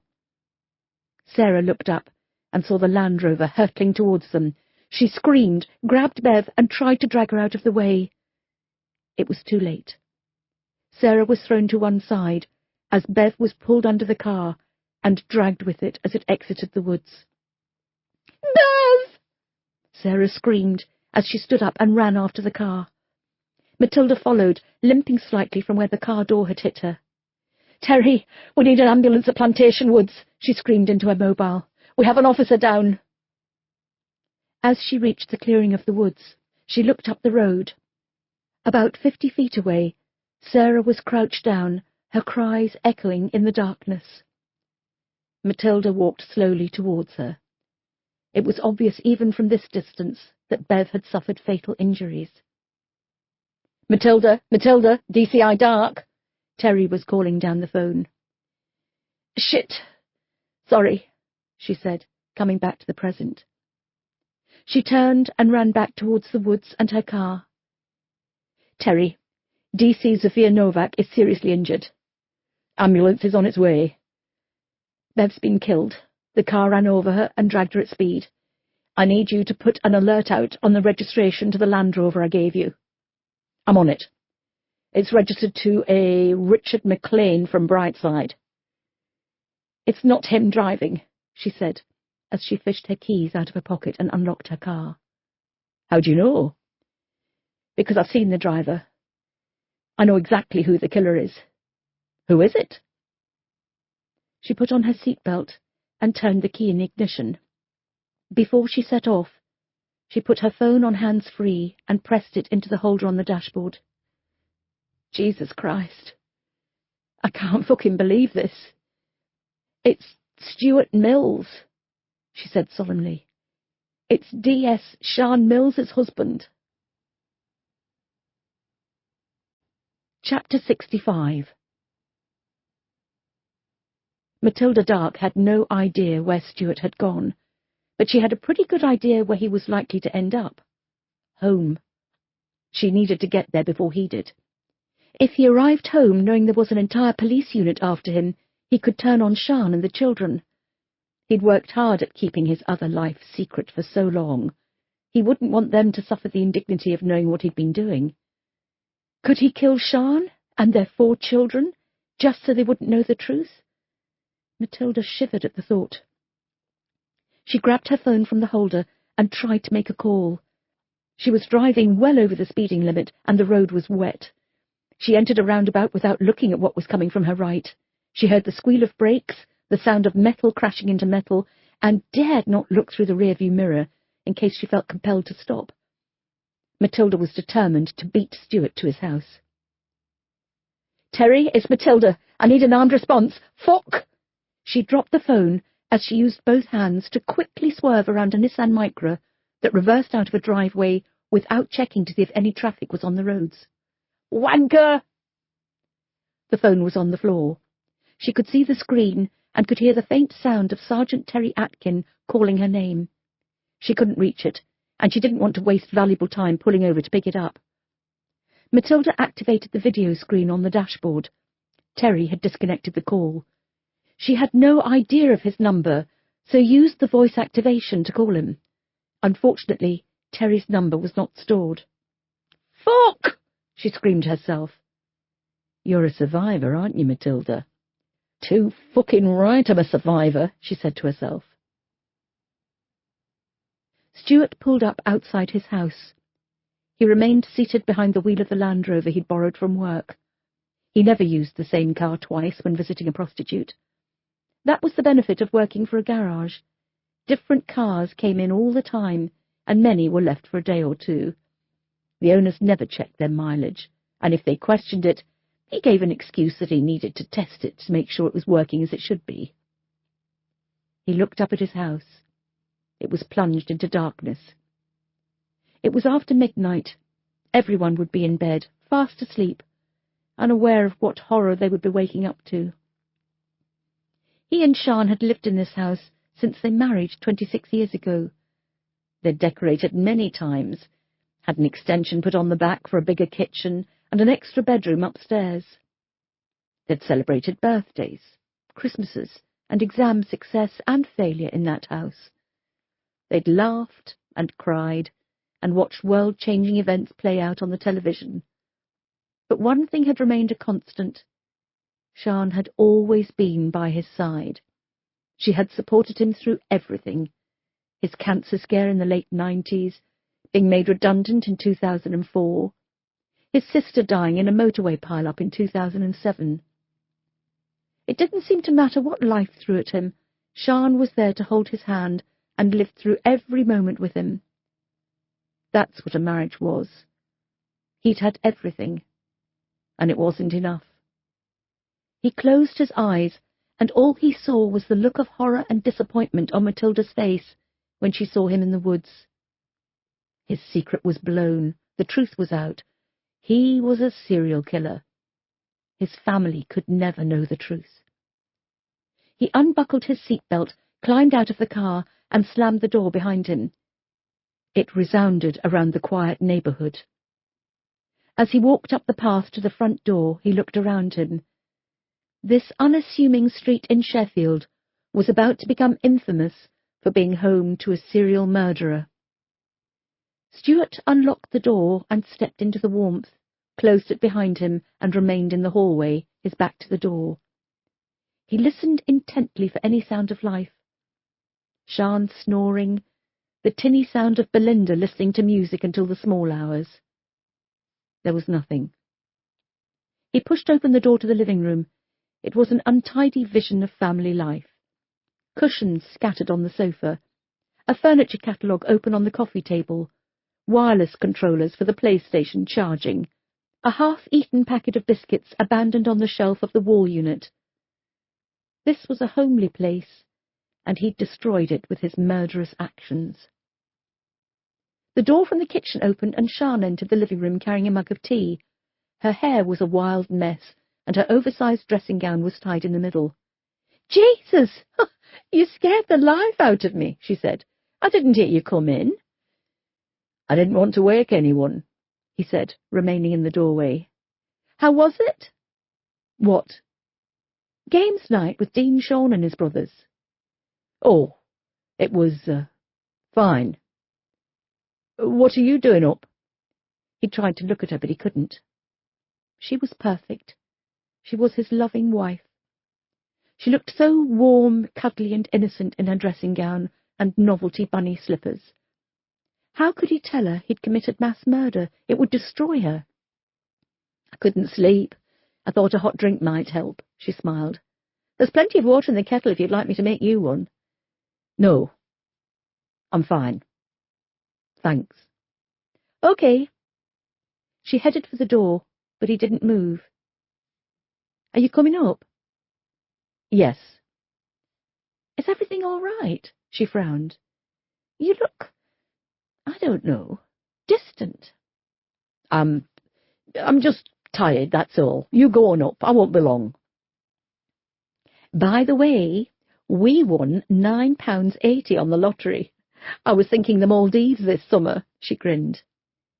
"Are you sure you're all right?" "I'm fine. Honest." "Okay. Well, I'll be upstairs." He stepped out of her way and she left the room. She hardly made a sound going up the stairs. Stuart waited until he heard the bedroom door opening before moving. He went into the kitchen and, without turning on the light, went over to the cutlery drawer and took out the largest knife he could find. Chapter 66. Matilda turned into the road at speed and slammed on the brakes as soon as she saw the Land Rover ahead. She pulled up close behind, grabbed her mobile from the floor and climbed out, closing the door behind her. She ran up the garden path and looked around her. All was quiet. The neighbours hadn't been woken by any arguments or screams for help. Surely that was a good sign. She rang the doorbell and banged on the door with her fists. Inside, Stuart was on the landing. He was standing in front of the main bedroom, carving knife in hand, when the sound from downstairs caused him to stop dead in his tracks. The door opened, and Stuart quickly put the knife behind his back. "What the hell's that?" Sian asked. There was an angry look on her face. Stuart didn't reply. He was frozen in confusion. He had no idea what to do for the best. On the one hand, he didn't want Sian and the children to know what he'd been doing, but he didn't have the heart and the capacity to kill them all. Sian ran down the stairs and quickly opened the door. She shivered as a cold blast of air hit her. "Matilda, what the hell are you doing here? It's gone 12:30. Matilda pushed past Sian and entered the house, heading straight for the living room. "Where's Stuart?" "What? He's upstairs. Why? Matilda, are you all right? You look—" "Are you hurt?" Matilda asked. "No. Why should I be?" she asked, looking confused. "Matilda, you're not making any sense. What's going on?" "Sian, I need you to—" She stopped when she saw Stuart enter the room. "Matilda, what are you doing here at this time of night? What's so urgent? You could have woken the whole house up." Matilda stared at him. "Stuart Mills, I'm arresting you on suspicion of murder. You do not have to say anything." "What?" he exclaimed. "Murder?" Sian stepped back from Matilda and looked at her with her mouth open. "What are you talking about?" "But it may harm your defence if you do not mention when questioned something you later rely on in court. Anything you do say may be given in evidence," she said quickly. "Matilda, what's got into you?" Sian asked. "Sian, I'm so sorry. Stuart's the one who's been killing the prostitutes." She gave a burst of laughter. "What? Oh, come on. You're not serious, surely? She saw the look of intensity on Matilda's face and turned to her husband. Stuart? I have no idea what she's talking about. Tell her where you were tonight, Matilda said. She knows where I've been. It's games night. I was with Dean and Sean and his brothers. Liar, Matilda said. Her voice was quiet, but there was a venom behind her words. Matilda, Sean said. He's not lying. Call them. Phone this Dean and Sean and ask them if he was there tonight. It's gone 12:30. They'll all be in bed, she said. Look, Matilda, she said, stepping forward and placing a hand on Matilda's shoulder. You've been through a lot lately. I know it's not been easy for you, but this is, well, it's beyond incredible. How can you honestly think my Stuart has killed, how many is it? 11 people? Come on, don't you think I'd know? Matilda wiped a hand over her face. She could feel the sweat prickling at her armpits. Sean, he's been lying to you all these years. Ask him right now where he was tonight. I don't need to. Do you think we should call someone? Maybe she's having some kind of breakdown, Stuart said. You said yourself she's been weird, snappy and secretive lately. What? Matilda looked at Sean. Is that what you think? What's going on? They all turned to see Belinda standing in the doorway. Her dressing gown was hanging off her shoulders, her eyes barely open. Belinda, go back to bed, Sean said. Oh, hi, Matt, Belinda said, looking past her mother. Belinda, go back upstairs, Stuart said, ushering his daughter out of the room. Belinda, no, don't go upstairs, Matilda called out. Wake your brothers. You need to leave this house. Stuart closed the door. Matilda, I think you should leave, he said firmly. I don't mind what you say to me, I can take it, but I won't have you upsetting Sean or my kids. I'm not going anywhere. Tell Sean what you've been up to tonight. Tell her, she screamed. I'm phoning Harriet, Sean said. This can't go on, Matilda. You've come back to work too soon, we've all said it. You should have taken longer off to recover, maybe come back after Christmas. She went to the television unit, where she picked up her phone she'd left plugged in to charge overnight. Sean, no, listen to me, Matilda said, snatching the phone from her. She grabbed her hard by the shoulders. He's hurt Sophia. He ran the Land Rover into her. He's crushed her legs. He ran over Bev, dragged her along the road. She's dead, Sean. Sean frowned in confusion. We don't have a Land Rover. Matilda, are you still taking your medication? You're not drinking as well, are you? You're not listening to me, she shouted. Okay, I've had enough of this, Stuart said. He grabbed Matilda. I know you've been through shit this year, Matt, but I will not have you disturbing my family like this. I want you out, now. Stuart, let me phone her sister, Sean pleaded. No. You come home from work night after night, worried about her, covering for her. No, it's over. It ends tonight. I don't want you in this house again. He forcibly dragged Matilda into the hallway, pulled open the front door, and pushed her out into the cold air. He slammed the door behind her, locked it with the Yale, and put on the security chain. He returned to the living room and found his wife sitting in the middle of the sofa. Her eyes were filled with tears. I can't believe I just witnessed that, she said. I know she's still recovering, but I had no idea she was so close to snapping. Accusing you of murder, and saying you'd injured Sophia and killed Bev. Where did you get all that from? I've no idea, he said, sitting next to her, putting his arm around her shoulders. What should I do? I think you need to speak to the new ACC and have her suspended. It's for her own good. Come on, let's go upstairs to bed. I won't go back to sleep now, she said softly. You will once I've got you in my arms, he smiled. Matilda stood on the doorstep. Her mind was spinning at 1,000,000 miles per hour. She couldn't believe she'd been thrown out like that. Stuart was a killer. She'd seen him beating Bev with her own eyes. She watched helplessly as he reversed into Sophia, pinning her against the tree, then speeding off, knocking Bev down and dragging her along the ground. It happened. She knew it. She ran her hand over her short hair as she walked slowly down the path. What Sian had said had been like a slap in the face.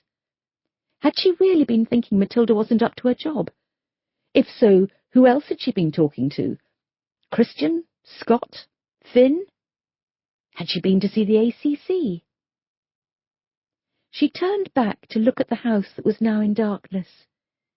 She had known Sian for so long, watched the family grow from the sidelines, shared in the highs and lows. They'd been through so much together, professionally and personally, and she turned her back on her, just like Adele. Oh, my God, Adele. Matilda turned back to the house. "You're a survivor, aren't you, Matilda?" "I am," she said out loud. "I really am." Chapter 67. When Sian had gone running down the stairs to answer the door, Stuart had stood frozen on the landing. When he'd heard Matilda's voice, he'd known he had to get rid of the knife. He'd hidden it in the gap between the bookcase and the wall. Now, as Sian went into the bedroom, he bent down to pick it up and followed her in. Sian was sat up in bed, her eyes wide. "You're shaking," Stuart said from the doorway. "I can't get over what I just saw," she said. Stuart climbed onto the bed next to her. He pulled the duvet up to warm her and put his arms around her. "We can't really blame Matilda. She's ill," he said quietly. "She needs help." "I thought I knew her," she sniffled. "What are you going to do?" he asked, as he pulled his wife into his arms and began stroking her hair. "I honestly have no idea. I should phone Christian." "He'll be asleep. Call him first thing." "No. I need to talk to him now. I'll never sleep with this on my mind." She pushed the duvet back and tried to get out of bed, but Stuart pulled her back.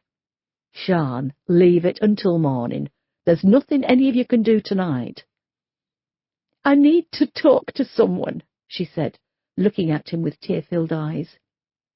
"Talk to me," he smiled. She thought for a moment, chewing her bottom lip. She shrugged off her husband and climbed out of bed. "Where are you going?" he asked. "To get my phone. It's downstairs." "No, wait." Stuart jumped up and headed for the door. As he did so, the knife he'd been hiding beside him fell off the bed and onto the floor. "What's that?" Sian asked. Nothing." "What's a knife doing up here?" she asked, not able to take her eyes off it. "I don't know. Oh, yes, I do. I was cutting some bread earlier and Anthony shouted for me. I came up and must have left it up here," he said, his voice having increased an octave in panic. "No, I used that knife this evening to prepare the tea. I washed it and put it away." "You must be mistaken." He looked at her. "I'm not. That's not even a bread knife. Stuart, why is there a carving knife in our bedroom?" He couldn't say anything.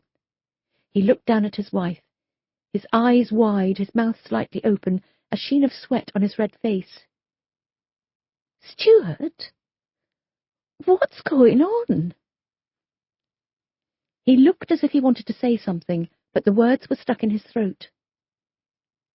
"Stuart, where were you tonight?" He eventually replied, but his voice was quiet. "I was with Dean and Sean and his brothers," he said unconvincingly. A tear rolled down Sian's face. She didn't wipe it away. "I don't believe you," she said. "Oh, my God." She started to back away. "Matilda was right, wasn't she? It is you." You've been killing all those women? No, I don't understand. How, Stuart? How could you possibly have done that without me knowing? I haven't done anything, he pleaded. Matilda's sick, she's all screwed up and she's got it so wrong. Then why is a knife in our bedroom, Stuart? She said in a loud whisper. What were you going to do with it? The realization dawned. Oh, my God! You were going to kill me, weren't you? What? No, of course I wasn't. I wouldn't do anything like that. You were, she nodded, tears streaming down her face now. You were going to kill me so I wouldn't find out the truth. What then? Were you going to kill the kids too? All 4 of them? Sian, no. What do you take me for? I'm not a killer. Then tell me where you were tonight. I was with Dean and... Look at me and say it, she said firmly. He looked at her. His jaw was set firm, a vein throbbing in his neck. He opened his mouth to speak, but no words came out. Oh, God, no! She buckled and held out her hand to steady herself on the bed. I can't believe this. I feel sick. Stuart came round to the side of the bed and held her by the shoulders. Don't touch me! She screamed. I don't want you to touch me or be anywhere near me. Sian, please, let me explain, he said impassively. Explain? This should be good. Go on, then. Explain to me why you felt the need to murder 11 people. 11? No, I haven't. It's not... Sian, you need to understand. You can't. There is nothing you can say that can justify what you've done. My God, Stuart! You buried one of them alive, for fuck's sake! What? His face paled. No, I didn't. You did! You buried one of them alive in Plantation Woods. I saw her body with my own eyes. She choked on the soil. She suffocated because you buried her alive. What kind of a monster are you? Sian, no, I didn't. I didn't bury anyone alive. And Dermot Salter? Was that you too? She asked, wiping her eyes. Did you kill him? She looked up at him. The heavy silence built between them. Stuart gently nodded. You decapitated him, Stuart. How? Why? What had he done? He knew. He guessed. He knew it was me. I had to... He trailed off. You cut his head off, she said, looking down at his hands. How could you? I wasn't thinking. When you're doing these things, when your mind is somewhere else, it's like someone has taken over your body. I'm not that person, Sian, honest. Wrong. You're a killer, Stuart. You're a cold-blooded murderer. Oh, my God. How can I be married to a killer? I'm a detective, for crying out loud. How am I going to go into work now? What am I going to tell the kids? What the fuck have you done to this family? She screamed. She barged past Stuart and headed for the door. Where are you going? To get the kids? No. He ran after her. He bent down to pick up the knife from the floor. He grabbed Sian by her hair and pulled her back into the room, throwing her down on the bed. You can't tell the kids, Sian. I won't allow it. They can't know. I don't want them to, he said, looming over her. Who the hell are you? She said, looking up into his eyes. I don't recognize you anymore. I'm your husband, Sian, he said, with a hint of a smile. No, you're not. They remained silent. Their eyes were locked on each other. I really didn't want to have to do this, Sian, Stuart said, raising the knife. I love you. Chapter 68. "Terry, it's me," Matilda said into her phone as she looked around the garden and the door for something to use as a weapon to break into the house. "I need an armed response unit to DS Sian Mill's house right now." "I thought you wanted them at Plantation Woods." "I did, but the killer is—" "I told you who the killer was," she seethed. "Surely you deployed someone to go to his home, the home of a fellow officer, for fuck's sake." No." "Jesus Christ, Terry! Sian and her 4 kids are in that house with a man who has killed up to 11 people. Am I expected to barge in there on my own?" "Look, stay put. I'll get on to—" Matilda ended the call. 2 doors along, one of the neighbours had a small rockery in the front garden. Matilda ran up to it, grabbed the biggest rock she could manage, and went back to Sian's front door. She threw it into the glass window. The sound of shattered glass resounded around the quiet neighbourhood. She reached inside, unlocked the Yale, yanked off the chain, and kicked the front door open. She ran for the stairs and stopped as she saw Belinda stood at the top. She was holding her arms tightly around herself. She looked so young, so cold in her thin pyjamas. There was a look of pure horror on her face.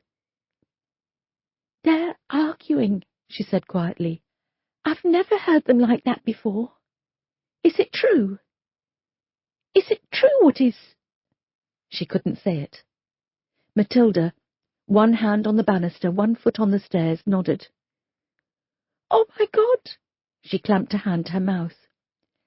"Belinda," Matilda began, walking up the stairs slowly, "I need you to get your brothers, and as quickly and quietly as you can. You need to get out of the house." "What's going on? Did I hear smashing?" Anthony asked as he limped out of his bedroom. "Oh, hello, Matt. What time is it?" He looked to his sister. "Belle, you all right?" "Anthony, go and wake your brothers up. You need to leave the house right now," Matilda said. "Why, what's happened?" "I'll explain everything. Just please do as I say." Matilda walked up the stairs. She grabbed Belinda by the hand and pulled her gently. When they were halfway down the stairs, Matilda handed her her mobile. "Look in the contacts for Christian. Ring him. Tell him everything that's going on and to get here right now." She looked back and saw Anthony coming down the stairs with his 2 younger brothers following. They were all in dressing gowns and slippers, their hair a wild mess, their faces unreadable as they tried to make sense of what was going on. "Is the house on fire?" Danny asked. "Anthony, look after them," Matilda said, as she pushed past them to go back upstairs. "What's going on?" he asked. "Please, just do it. I'll explain as soon as I can. Close the door behind you." Matilda waited at the top of the stairs until the front door was closed, and she was plunged into silence. She went over to Sian and Stuart's room and listened intently. There was no sound coming from inside. She knew she should wait for armed response to arrive, but Sian was in danger. Who knew what was happening to her on the other side of that door? Matilda had lost so many people she cared about this year. She wasn't going to lose another. "Stuart, it's Matilda. Are you both all right in there?" she called out. She was hoping her voice would be calm and controlled.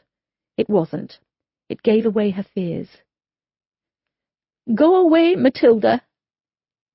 "Sian, are you all right?" "She's fine," Stuart answered. There was venom in his voice. "Sian?" The door was unlocked. Matilda waited a few long seconds before stepping forward and pushing the door open. The room was dimly lit by the streetlight outside, coming in through the thin curtains. Stuart was standing by the wardrobe. Sian was in front of him. He had one hand wrapped around her, and the other was pointing a knife to her throat. "Stuart," Matilda said, slowly entering the room, "you don't want to do this. You don't want to hurt Sian. Put the knife down." "I didn't want to kill any of them," he cried. "It just happened."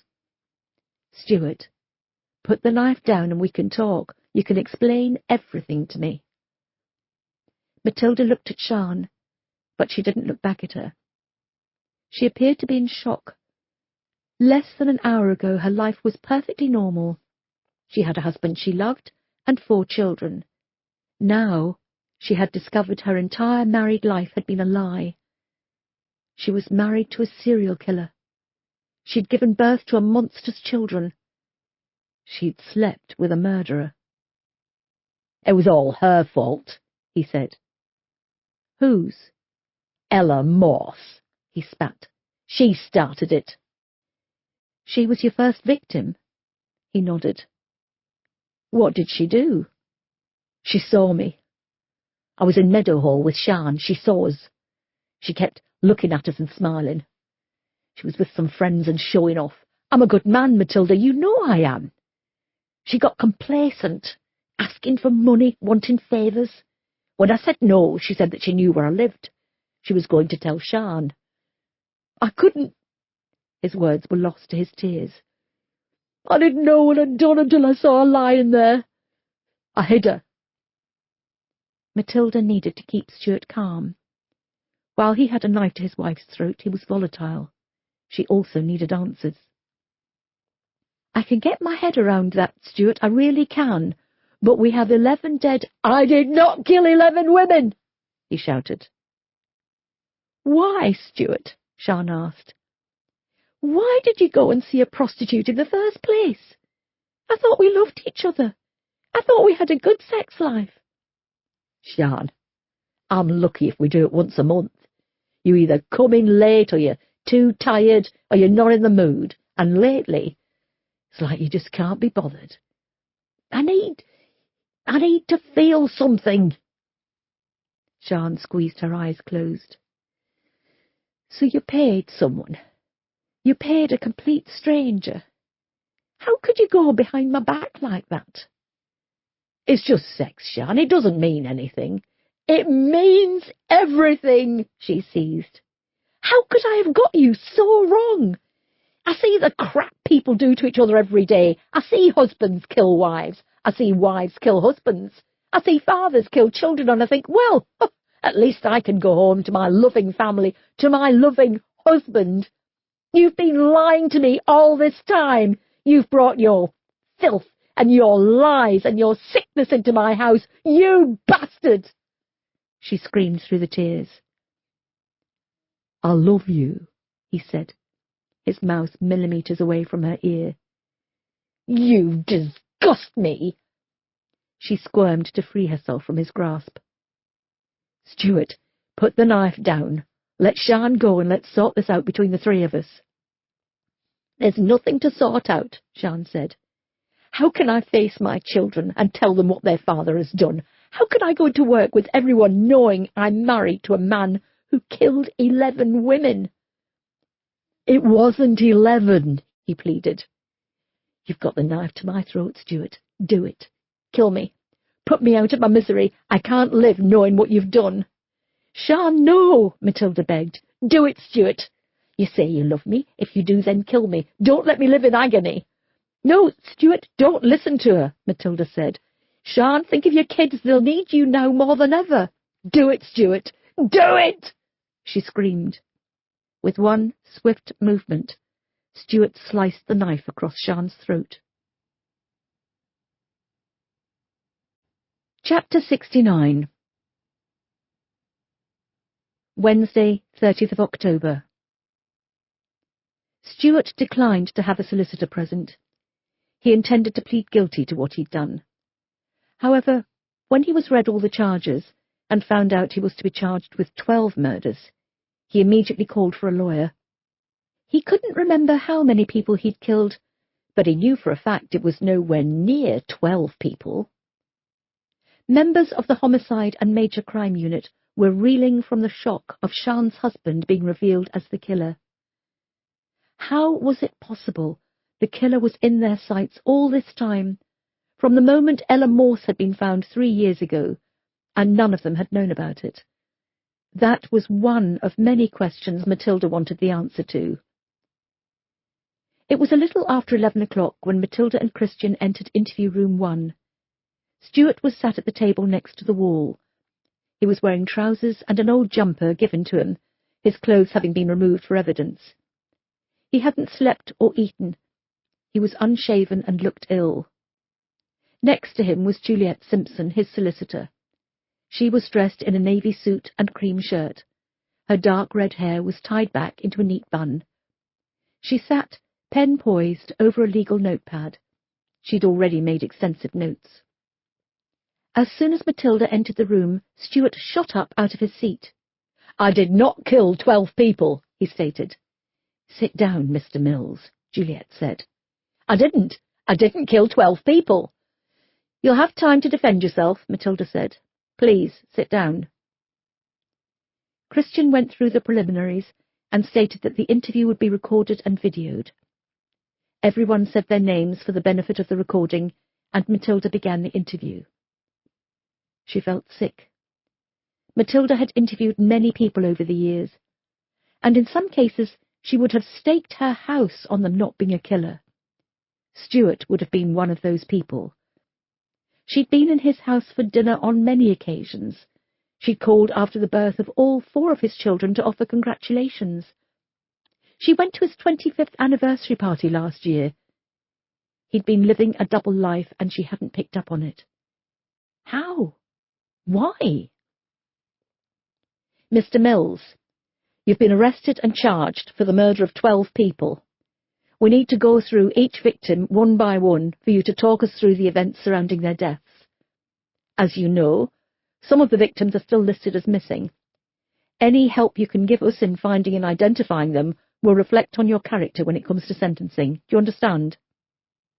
"I didn't kill 12 people, he said, with very little energy behind his words. Matilda opened the thick folder in front of her. She looked up at Stuart. Their eyes met. She felt sick and reached out to pick up a plastic cup of water and take a large drink. "Why did you start using prostitutes, Stuart?" "Is that relevant?" Juliet asked. "In order for me to understand why someone killed a woman working as a prostitute, I need to understand the mindset of a man who uses them in the first place. Stuart Mills, as we know, has been married for 26 years and has 4 children. From that, we can gather he and his wife enjoyed a full sex life. I'd like to know why he decided to turn to paying for sex." Stuart swallowed hard. "Me and Sian, we don't have sex very often." "You'll need to speak up for the benefit of the recording," Matilda said. "I said that me and Sian don't have sex very often." "How often?" "I don't know, once a month maybe, if that." "And how often would you like it?" "Really, DCI Dark?" Juliet asked. "Really, Ms. Simpson?" "A lot more than that," Stuart replied. "Once a week? Once a day? Once an hour? Every 15 minutes? Help me out here, Stuart."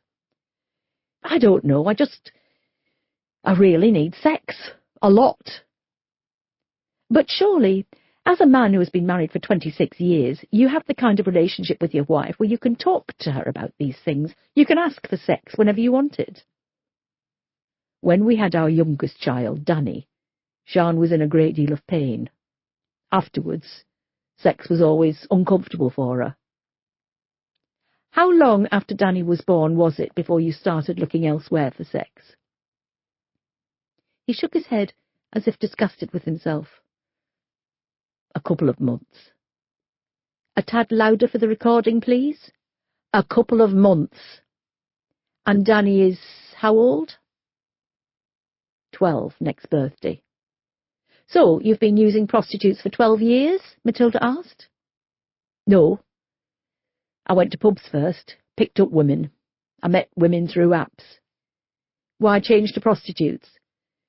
"Because the women in bars wanted to meet up again. Go for a meal, on a date. I didn't want that. I have a wife for that. I wasn't looking to have an affair. I just wanted sex, that's all." "Oh, is that all?" "There's no need to be flippant, DCI Dark," Juliet said. "Right, let's turn to our first victim, shall we? Ella Morse. She went missing in August 2016 and was discovered in woodland in Encliffe Park in October 2016. Christian had opened a folder and placed a photograph of Ella Morse in the middle of the table. "Can you tell us what happened?" "I told you last night. We need it on record." Stuart swallowed hard and began to tell his story once again. He had to stop several times as his emotion occasionally made his words inaudible. Matilda was losing patience with him. "Next we come to Lucy Fletcher." "Do you think we could take a break here?" Juliet asked. "Not yet.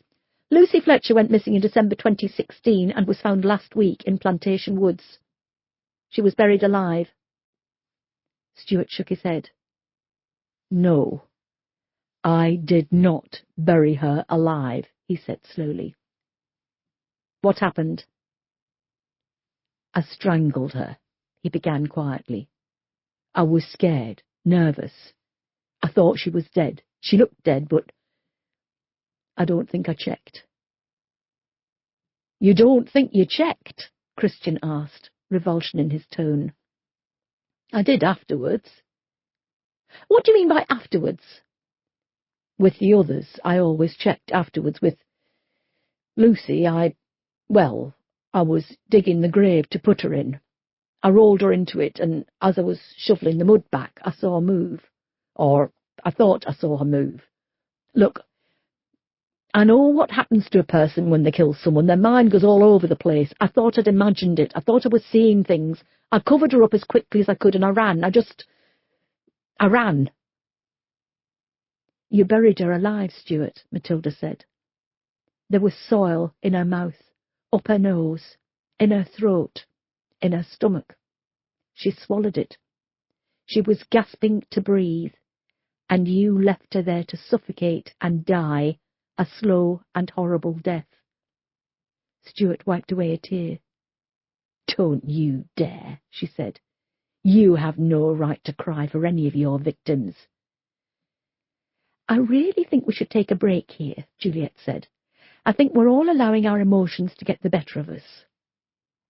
"Agreed," Christian said. Matilda left the interview room and opened the door to the observation room next door. Sian Mills was sat by herself, her eyes fixed on the large window looking into interview room 1. She held her arms rigid around her body. Tears were running down her face, and there were several crumpled, soggy tissues by her feet. She had a large, thick bandage around her neck. When Stuart sliced the knife across her throat, it was a shallow cut. She didn't even require stitches. He'd thrown his wife to the ground, and that's when Matilda pounced. She ran for him, slammed him against the wardrobe, and knocked the knife out of his hand. In order to subdue him, she kicked him between the legs, and while he was bent double, she jumped on his back so he collapsed to the floor. Moments later, Christian Brady ran into the room and saw Sian with blood dripping down her throat and Matilda sitting astride her husband. Matilda knelt down beside Sian and wrapped her arms around her, pulling her close. "He's admitting it," Sian said. "I know." "I'm sorry I didn't believe you." "Sian, if I hadn't seen him with my own eyes, I wouldn't have believed it either." "How could I not have known?" "Because you weren't looking for it." "I'm a detective. I should have noticed." "Don't blame yourself. He's mastered the art of manipulation." Sian pushed herself out of Matilda's embrace. She wiped her eyes and blew her nose. "What do I do now?" "You go home and comfort your children." "My home's a crime scene." "Harriet's in my office upstairs. She's waiting for you. She'll take you to your house for you all to grab what you need. Then you're going on to mine. You can spend as long as you want there." "But I've been so horrible to you these last couple of weeks." "You haven't. You've been concerned. There's a difference." Sian tried to smile, but the tears wouldn't allow her. "Any news on Sophia?" "Not yet," Matilda lied. There was no reason to tell her just yet that Sophia had permanently lost use of her legs. They both looked through the thick glass at Stuart Mills, his head on the table, a look of incredulity in his eyes. Neither of them recognized him. I didn't think after the shooting that life could get any worse, Sian said. This is a whole new level of hell, isn't it? It is, Matilda said. But we'll find a way to get you out. Matilda wanted to take Sian away from this nightmare. She needed to visit Adele in hospital, but first she wanted to make sure Sian was with her sister and out of the station. Do you mind if I just stay here on my own for a minute? I don't think my legs will hold me right now. There's no rush. Can I get you anything? Sian shook her head. Matilda left the small room, closing the door behind her. Sian felt numb. She felt sick. She didn't know how she felt. She had met Stuart 30 years ago in a pub around the corner from Bramall Lane. Sheffield United had won, that was all Sian knew, and the atmosphere was raucous. She was out with a few friends, and she hardly gave the louts at the bar a second glance. It was only when she had to force her way through them to the toilets, and one of them started making lewd suggestions, that a man stepped forward to save her. She looked up at this stocky, hunky, gentle giant, and straightway felt a prickle of excitement. 4 years later they were husband and wife. A door to the interview room was opened, and Stuart was led out by uniformed officers to be placed in a cell. Sian stood up. She opened the door of the observation room a crack and looked down the corridor.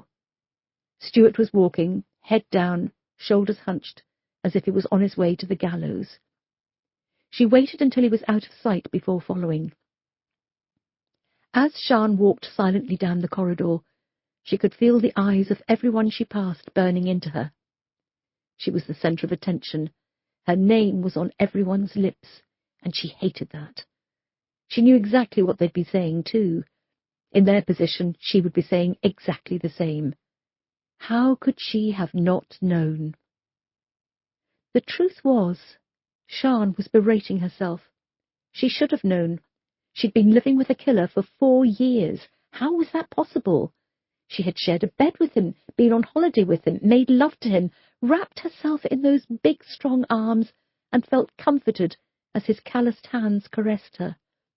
And all the time those same huge hands had been used as weapons to squeeze the life out of so many poor, defenceless women. Sian held out a hand against the wall to steady herself. She felt ill. She wanted the ground to open up and swallow her whole. She didn't look up, but she could hear the hushed whispers as people passed her. How would she be able to return to work as a detective sergeant after all this?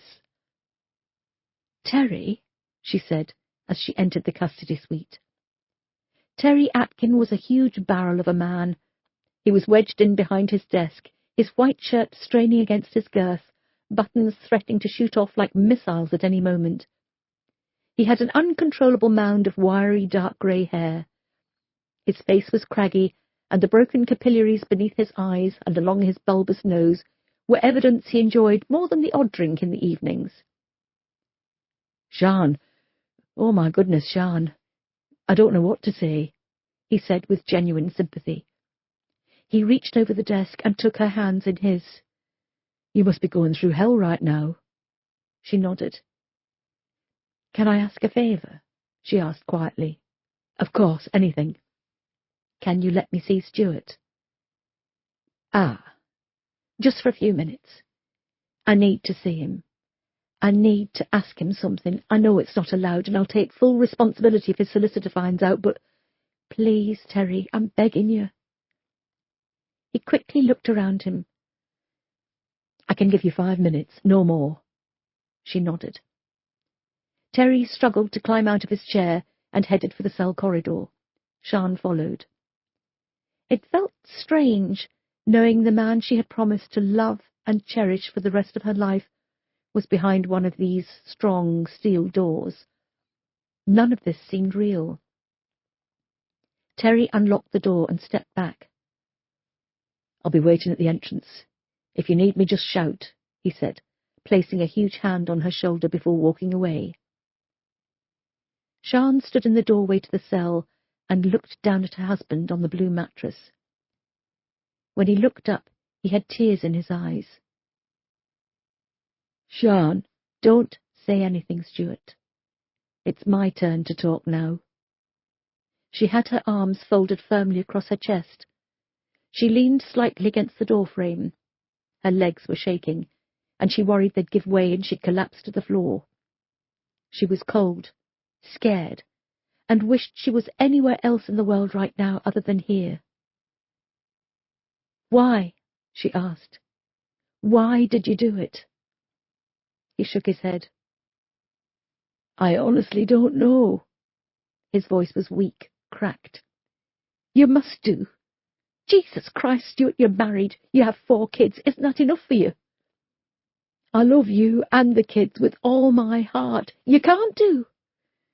Otherwise you wouldn't have killed all those people. Serial killers often have something missing from their lives which they need to fulfill by murdering. What the hell was missing from your life? I don't know, he shrugged. You do, she said, quickly wiping away a tear. You can't love me. You can't love any of us if you were prepared to throw it all away like that. I do love you all, I promise you. My love for you hasn't faltered since the moment I met you. Don't. I don't want to hear it, Stuart. I'm sorry.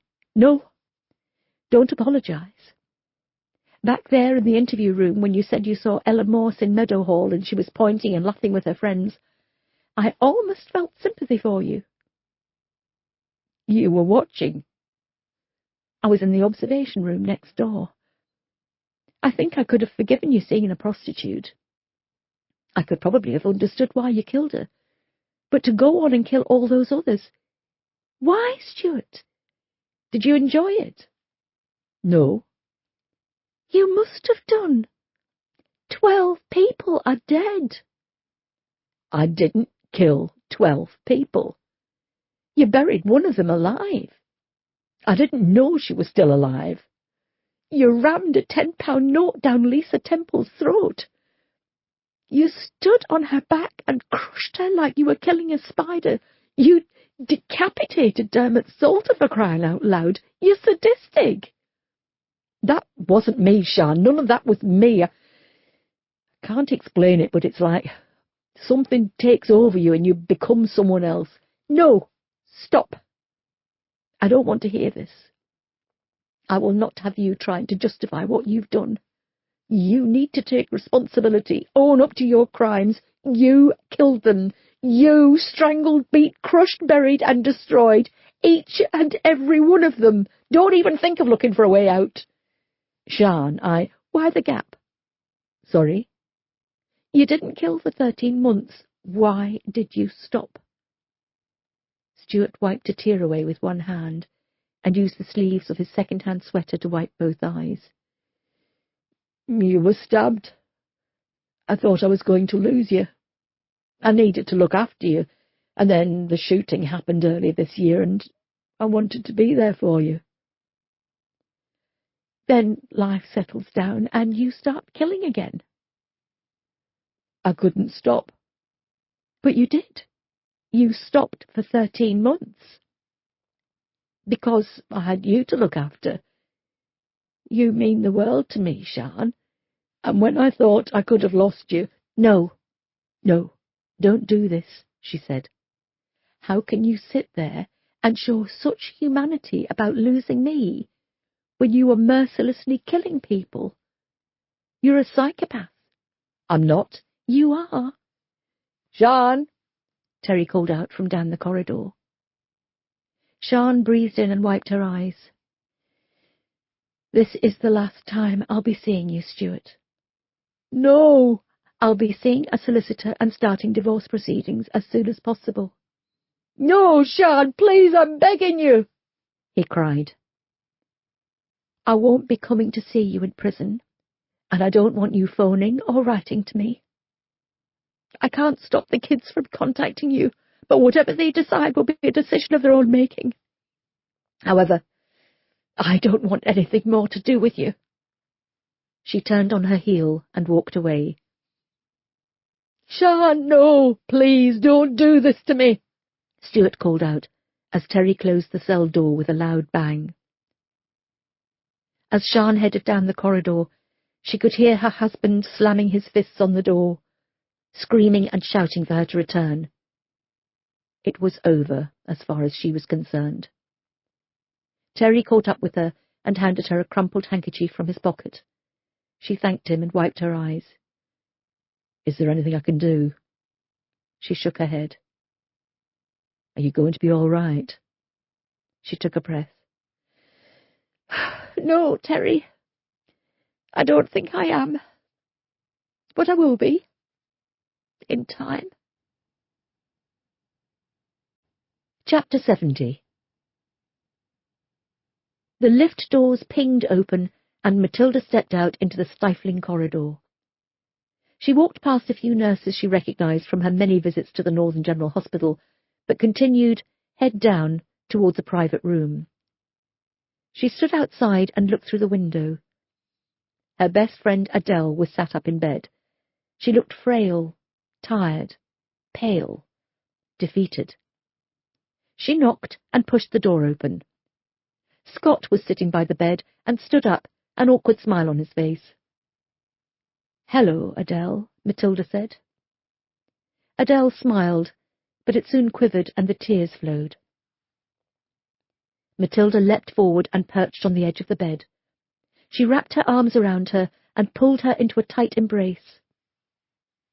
"What am I going to do with you, eh?" "I'm sorry," Adele said, her voice muffled in Matilda's chest. "You have nothing to apologise for." "I blamed you." "I blamed me too." I couldn't." "You don't have to explain. I understand."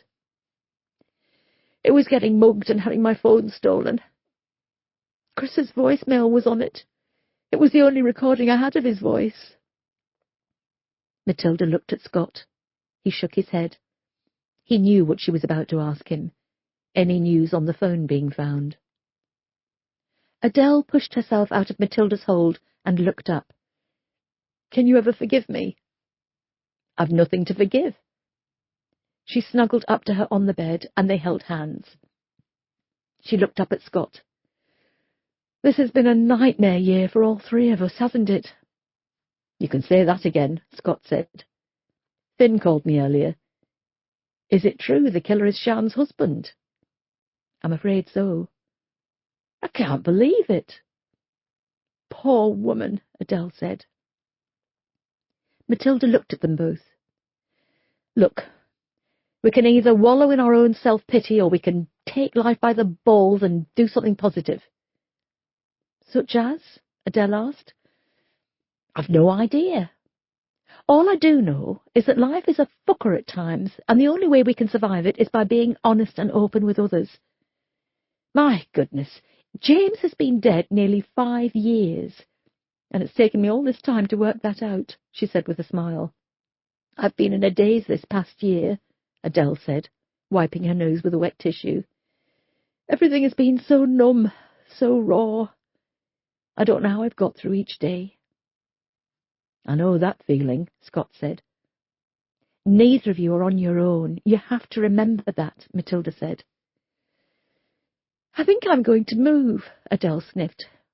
"That house is too big for me on my own, and I keep seeing Chris everywhere." "I've got plenty of room," Matilda said. "Harriet's going to be moving out soon when she finds a house. I'll be on my own again. You're more than welcome to move in with me." "Permanently?" Adele asked. "Why not? We know each other. We get along.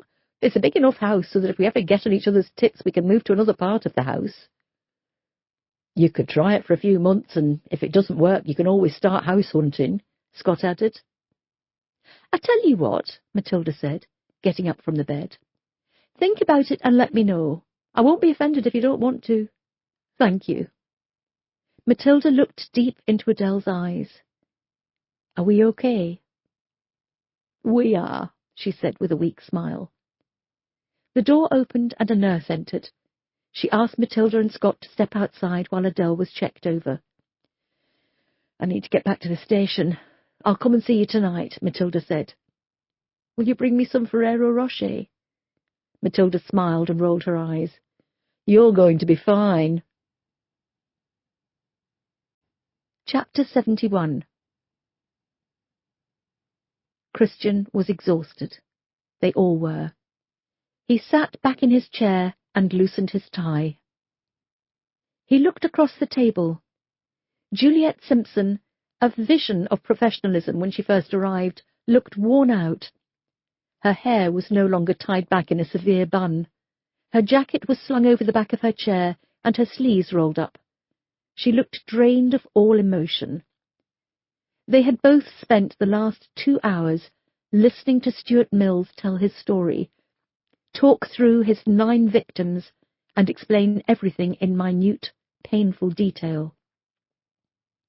Stuart was to be charged with 9 murders and appear before Sheffield Magistrates' Court tomorrow morning. The possibility of bail was never mentioned. There was no chance of him being allowed to go free pending a sentence hearing. Until then, he would be held on remand at a maximum security prison. Christian pushed his chair back and hoisted himself to his feet. He felt drained. "Christian, can I ask you a favour?" Stuart asked, looking up with a hopeful expression on his face. "Could you give this to Sian for me, please?" He looked to his solicitor, who gave him a folded-up piece of paper. "Sian's made it perfectly clear she doesn't want to see me again. I can understand that, but I need to explain everything. Will you let her read this when she's ready?" Christian looked down at the single sheet of paper that had been torn from Juliet's legal pad. "How will I know when she's ready?" "You're her friend. You'll know." Reluctantly, he took the paper and left the interview room, instructing the uniform officer on guard to take Stuart to his cell. Finn was alone in the HMCU suite. He wasn't working, simply staring out of the window at the darkening Sheffield skyline. He looked up when he heard the door open and saw Christian enter, dragging his feet. "Coffee?" Finn asked. "Intravenously, please," Christian said. "I'm drained." He flopped down into his seat. "I've just listened to the husband of a colleague talk me through 9 murders, and I still can't believe he's done them." "Stuart, of all people! I can't... It just doesn't seem real." "I've been sat here thinking about Sian and her kids. I've always thought of them as being such a close family." "They are." "For him to have such a dark secret, and for so long, how is that possible? How can they not have known?" Christian shrugged. Finn made a strong coffee and handed it to his boss. "He's asked me to give this to Sian." Christian held up the letter. "What is it?" "An explanation. I don't think she's ready to read it yet, though." Finn looked at it and licked his lips. "Have you read it?" "No." "It's not in an envelope, is it?" "You want to read it, don't you?" "Well, it might help us to understand, you know, the mind of a serial killer written in his own words." "My God, you're almost salivating." "Aren't you interested, from a detective's point of view?" "Here," he said, handing over the letter. Finn practically snatched it from him. He unfolded it and looked at the letter before he began reading it. The writing was legible, but had a childish scrawl to it. Stuart had pressed hard as he'd written, evidence of a determined man, eager to impart his words. This wasn't a thought-out confession, planned and written after several drafts. It was a one-off. Finn sat down at his desk and read. "Sian, this is the hardest thing I'm having to write, but I need you to know everything. I need you to understand why I did what I did. You heard about why I killed Ella Morse. I thought she was going to tell you I'd been sleeping with her. I didn't want you knowing, not like that, not from her. I killed her to silence her. Straight afterwards, I couldn't believe what I'd done. I couldn't even remember doing it. I remember you coming home from work, saying you were investigating a missing prostitute. and it took me ages to realise it was me you were talking about. I was petrified I was going to get caught. As time went on and you said you'd hit a brick wall, I thought I'd got away with it. The relief was immense. The problem was, in the back of my mind, I wondered if I could do it again. Not purposely, of course, but if I was ever in that position, could I possibly kill again? That question kept me awake at nights. It was constantly running round my mind. Am I a killer? Did killing Ella awaken something inside me that had been lying dormant all these years? The answer was obviously yes. The second time I killed, I was much more lucid. I remember everything about it, putting my hands around her neck, squeezing hard, looking into her eyes, watching the horror and the fear and the life start to fade away. There really is no other feeling like it in the world. It's orgasmic. I was worried you'd notice a change in me. You've told me many times that killers change and their families notice something is wrong, but you didn't. Why didn't you? We've always been close. You've always known when something's been bothering me, but not this time. Why? Looking back, I don't think it had anything to do with you not seeing the change, but me being able to hide it so well. People will tell you it was manipulation, but I don't think it was. I've never manipulated you before in my life. I was just so good at killing and hiding what I'd done. I'm not trying to justify what I've done, but explain that I was obviously born this way, and it was always going to be released at some point. I'm just glad that it wasn't you and the kids who were on the receiving end. I never wanted to ruin what we had. I love you. I love all 4 of our children. I was happy and content, but there was obviously something missing.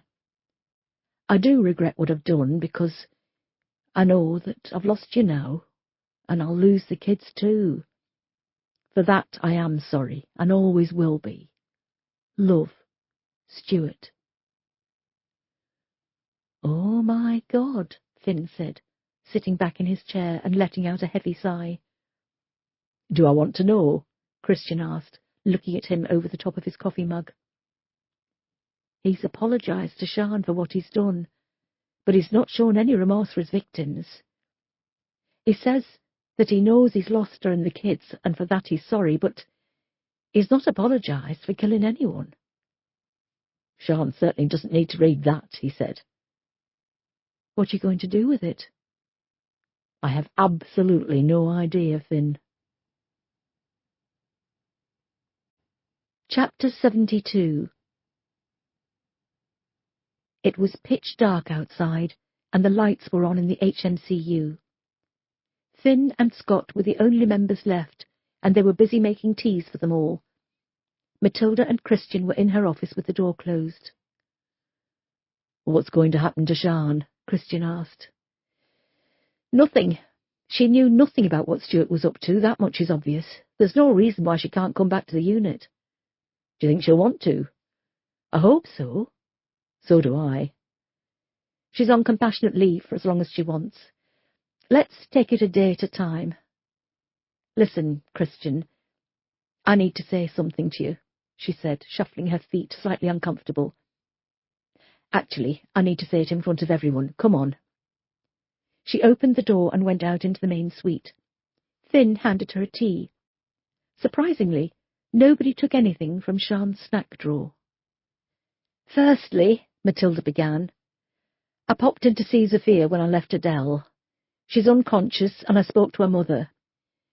Despite the efforts of the surgical team, they were unable to save Sophia's legs, and she will be paralysed from the waist down. I've told Sophia's mum that when she wakes up, she just needs to concentrate on recovering. There will always be a job for her in this unit. She paused and allowed everyone to take in the horrific news. Secondly, I want to apologise to you all, especially to Christian. Matilda was finding this difficult, but it needed to be said. I can't believe I've only been back at work for just over 2 weeks. So much has happened, but I've been a complete bitch to you all. Christian, I think I must have felt threatened by you. You did such an amazing job as acting DCI while I was away that I thought you were after my job. I've undermined you at every opportunity to try and show you were incompetent, and I was the better choice for the role. It was wrong of me, and I'm sorry. I hope you'll forgive me. Of course, he said, looking embarrassed. I'm saying the same to you two as well, she said, turning to Finn and Scott. You're both excellent detectives, and I'm proud to have you on my team. Our team, she said, looking to Christian. I'm sorry I've been difficult these past couple of weeks. We've got a lot to contend with in the coming months. Sophia coming back, hopefully Sian returning, and the subsequent fallout from Stuart's sentencing. I hope we can return to the team we once were, only stronger. And with less members, Scott said. Matilda looked around the room. Yes, I think we need to try and poach a few people from CID. What's the latest with Stuart? Finn asked. Matilda turned to the murder board. Well, he's admitted killing 8 women and Dermot Salter, but we still have 3 women who worked as prostitutes listed as missing persons. Jackie Barkley, Caroline Richardson and Monica Yates. Do we think he killed them? Scott asked. I don't know. Maybe when Sian is feeling a bit more lucid we can chat to her, find out his whereabouts for the dates when they went missing. So long as they are missing, Stuart has no reason to admit to their murders. I still can't understand why, Scott said, shaking his head. I hate to say this, Finn began, what with him being Sian's husband, but I think he simply enjoyed killing and getting away with it.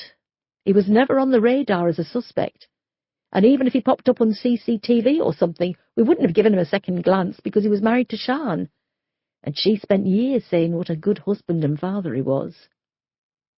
True. Also, Sian's gone home every evening and told him how her day's been, Christian said. In all that time, he's stored away information on what killers she's investigated and how they tried to cover their tracks. He's known to use a different vehicle for each murder, and he's had perfect access working in a garage. He's done everything right to evade capture. Poor Sian, Scott said, looking over at her empty desk. He's a cold, calculating, psychopathic murderer, Finn said. They all reflected silently on Finn's statement. Matilda clapped her hands together. Right then. I think we should all have an early finish. Lots to do tomorrow. We have 3 missing women who need to be found. Life goes on. The world keeps turning and all that bollocks. Everyone turned off their computers and grabbed their coats. They all left the suite, and Matilda told Scott she'd meet him in the car park. Before she turned off the lights, she stood in the doorway and looked at the empty room. There was still a rancid smell. She couldn't quite figure out what it was, and she'd be glad to move back into the old offices. But as she flicked off the lights and plunged the room into darkness, she smiled. Matilda Dark was back. Epilogue. Wednesday, 13th November 2019, 2 weeks later. City Road Cemetery, Sheffield, 10:30. There were only 3 mourners standing around the open grave. The vicar read from his book as the coffin was slowly lowered into the ground, and the 3 women stepped forward to throw a handful of dirt on top of the oak box. Matilda stepped back from the grave first and shook hands with the vicar, thanking him for the service. Would you like us to leave you alone for a few minutes? Matilda asked Sarah. No, I'm fine, she said, wiping her eyes. I just wish she'd have had more people come to say a final goodbye. I thought her ex-husband would have turned up. Matilda didn't tell her that she'd contacted him and he'd hung up on her. They walked away, Sarah in the middle, and headed for a bench. Matilda looked up and saw a taxi pull up at the entrance. A man and a woman stepped out. She nodded to them. "How are you getting on in the new flat?" Harriet asked. Matilda had stuck to her word and had arranged for Sarah to be given a flat by the council. She had signed up for a job programme with the job centre and had enrolled in a computer course at the City College to brush up her skills. She was also working 3 evenings a week, cleaning a betting shop, cash in hand. "Fine. It seems strange living on my own again after all these years with Bev. But I'm getting there. There's an old dear living next door who I chat to. I'm not on my own." She gave a hint of a smile. The man and woman who entered the graveyard had sat on the bench nearby. "Sarah, I've been doing some research," Matilda said, taking Sarah's gloved hands in her own. "I found out where your children were living, and I gave them a call. When your husband left you all those years ago, he told your children you'd died." "What?" Her eyes widened in horror. "They didn't try to look for you because, from their point of view, you were dead.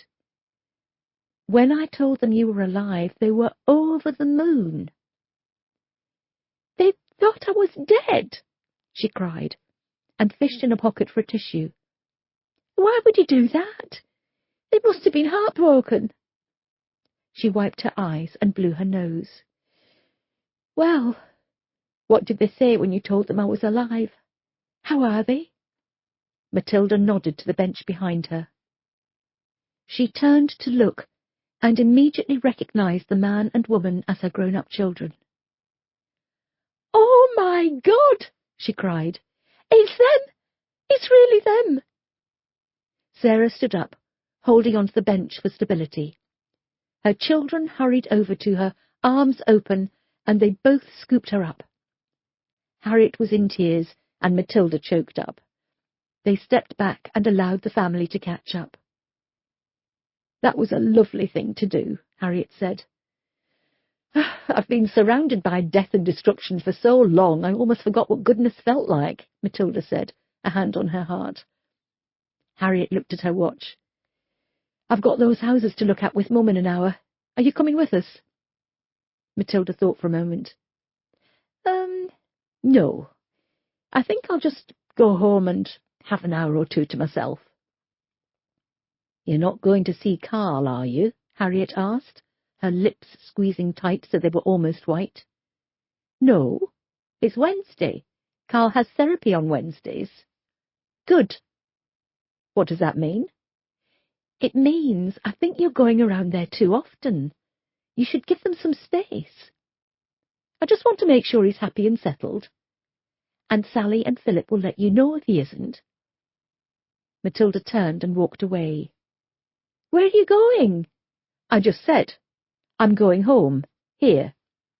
She tossed Harriet the car keys. "Take the car. I'll get a taxi." "Matilda, I didn't mean—" Matilda was already out of earshot. 12:15. Carl was always quiet after his therapy sessions. They had talked a great deal, and he had so much to process that he could only do that in silence. The journey home in the car was spent with Carl gazing out of the front passenger window, not looking at the view of Sheffield whizzing by in a blur, but looking through it, somewhere into the ether. Sally had been told his recovery was going to be long and complex, and she had to give him space. She couldn't force him to reveal what he talked about in his sessions, but to let him know that she was there for him whenever he wanted to talk. Her role was to provide a stable and relaxed environment. She was doing her best, but it was eating her up inside that she didn't know what was going on inside his head. He looked hurt, as if he was screaming but couldn't make any noise. She wished the 3 of them could move away right now and start afresh, but Sally had been told that was the last thing Carl needed at the moment. Once in the house, Carl went to his room, shadowed by the 2 Woodies. He needed to write in his thought journal about his feelings following his latest therapy session, so that they could be discussed next time. "Would you like me to make you a snack?" Sally called after him. "OK." "Anything in particular?" "I'm not bothered," he said, an edge to his voice. He slammed the bedroom door and sat on the edge of the bed, stroking the 2 dogs. Carl had no intention of writing in his journal. He'd make something up before the next session. It wouldn't take him long. He wasn't sure what to make of his therapist. He seemed like a nice bloke, but he had a permanent smile on his face, as if everything was all sweetness and light. Carl took his iPad out of his bedside cabinet and turned it on. He logged onto the Facebook page his parents didn't know he had. He used a different name and lied about his age, but it was fun to talk to someone who didn't know who he really was. A message was waiting for him. Hello again. Hi. How are things? Not good. Parents still giving you grief? Something like that. Annoying, isn't it? Big time. Are you able to go out much on your own? Sometimes. I like to walk my dogs. That reminds me, I got a new dog last week. A golden Labrador. I've got 2 of those. Cool. Something else we've got in common. What have you called yours? I've let my nephew name him. He's a big fan of the Toy Story films at the moment. He's called him Woody. OMG! That's what mine are called. Both of them? Yes. Long story. You should tell it me sometime. Maybe. Listen. Does anyone else use your computer? No, just me. That's good.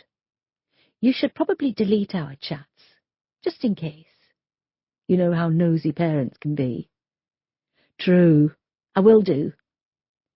So, Carl, where'd you take your dogs for a walk? 14:30. It was the first time Matilda had entered her home to find no one else there since the day she was shot back in January. Harriet was with their mum looking at houses. Sian and her kids had gone to stay with her mother for a few days, and Adele was at her house, packing, getting ready to move out and in with Matilda. It wouldn't be long before the house was bursting with people. Matilda decided to enjoy the solitude while it lasted. The wind had picked up outside, and it whistled around the house. She lit a fire in the living room and went into the kitchen to flick on the kettle. Although it was growing dark outside, it was too early to think about having a big meal. A mug of tea and a handful of bourbons would be enough for now. She went into the lounge and sat on the Chesterfield sofa. She sat back and sighed. Her eyes fell on the pile of cards and letters on the coffee table in front of her that needed answering. Most were from family, friends and ex-colleagues scattered around the country. A few evaded her memory and took some probing to remember who they were. People she hadn't seen for more than a decade had got in touch to wish her a happy recovery. She smiled and felt a warmth grow inside her at how many people she obviously had in her life who were keen to see her return to full health and be back at work. It was touching. She picked up a white envelope and ran her finger under the seal. She pulled out the card, which showed a scruffy grey teddy bear holding out a bunch of flowers. Matilda smiled. She opened it and read the message. You're a survivor, aren't you, Matilda? But what's the point of surviving when everyone around you is dead? Matilda grabbed the envelope and looked at the front. There was no stamp on it. It had been hand-delivered. That was Survivor's Guilt by Michael Wood, read by Stephanie Beattie, produced by Jim Siggy at the RNIB Talking Book Studios. An audiobook from HarperCollins. Text copyright 2021. Production copyright 2021 by HarperCollins Publishers. All rights reserved. Michael Wood asserts the moral right to be identified as the author of this work. Thank you for listening. Audible hopes you've enjoyed this program.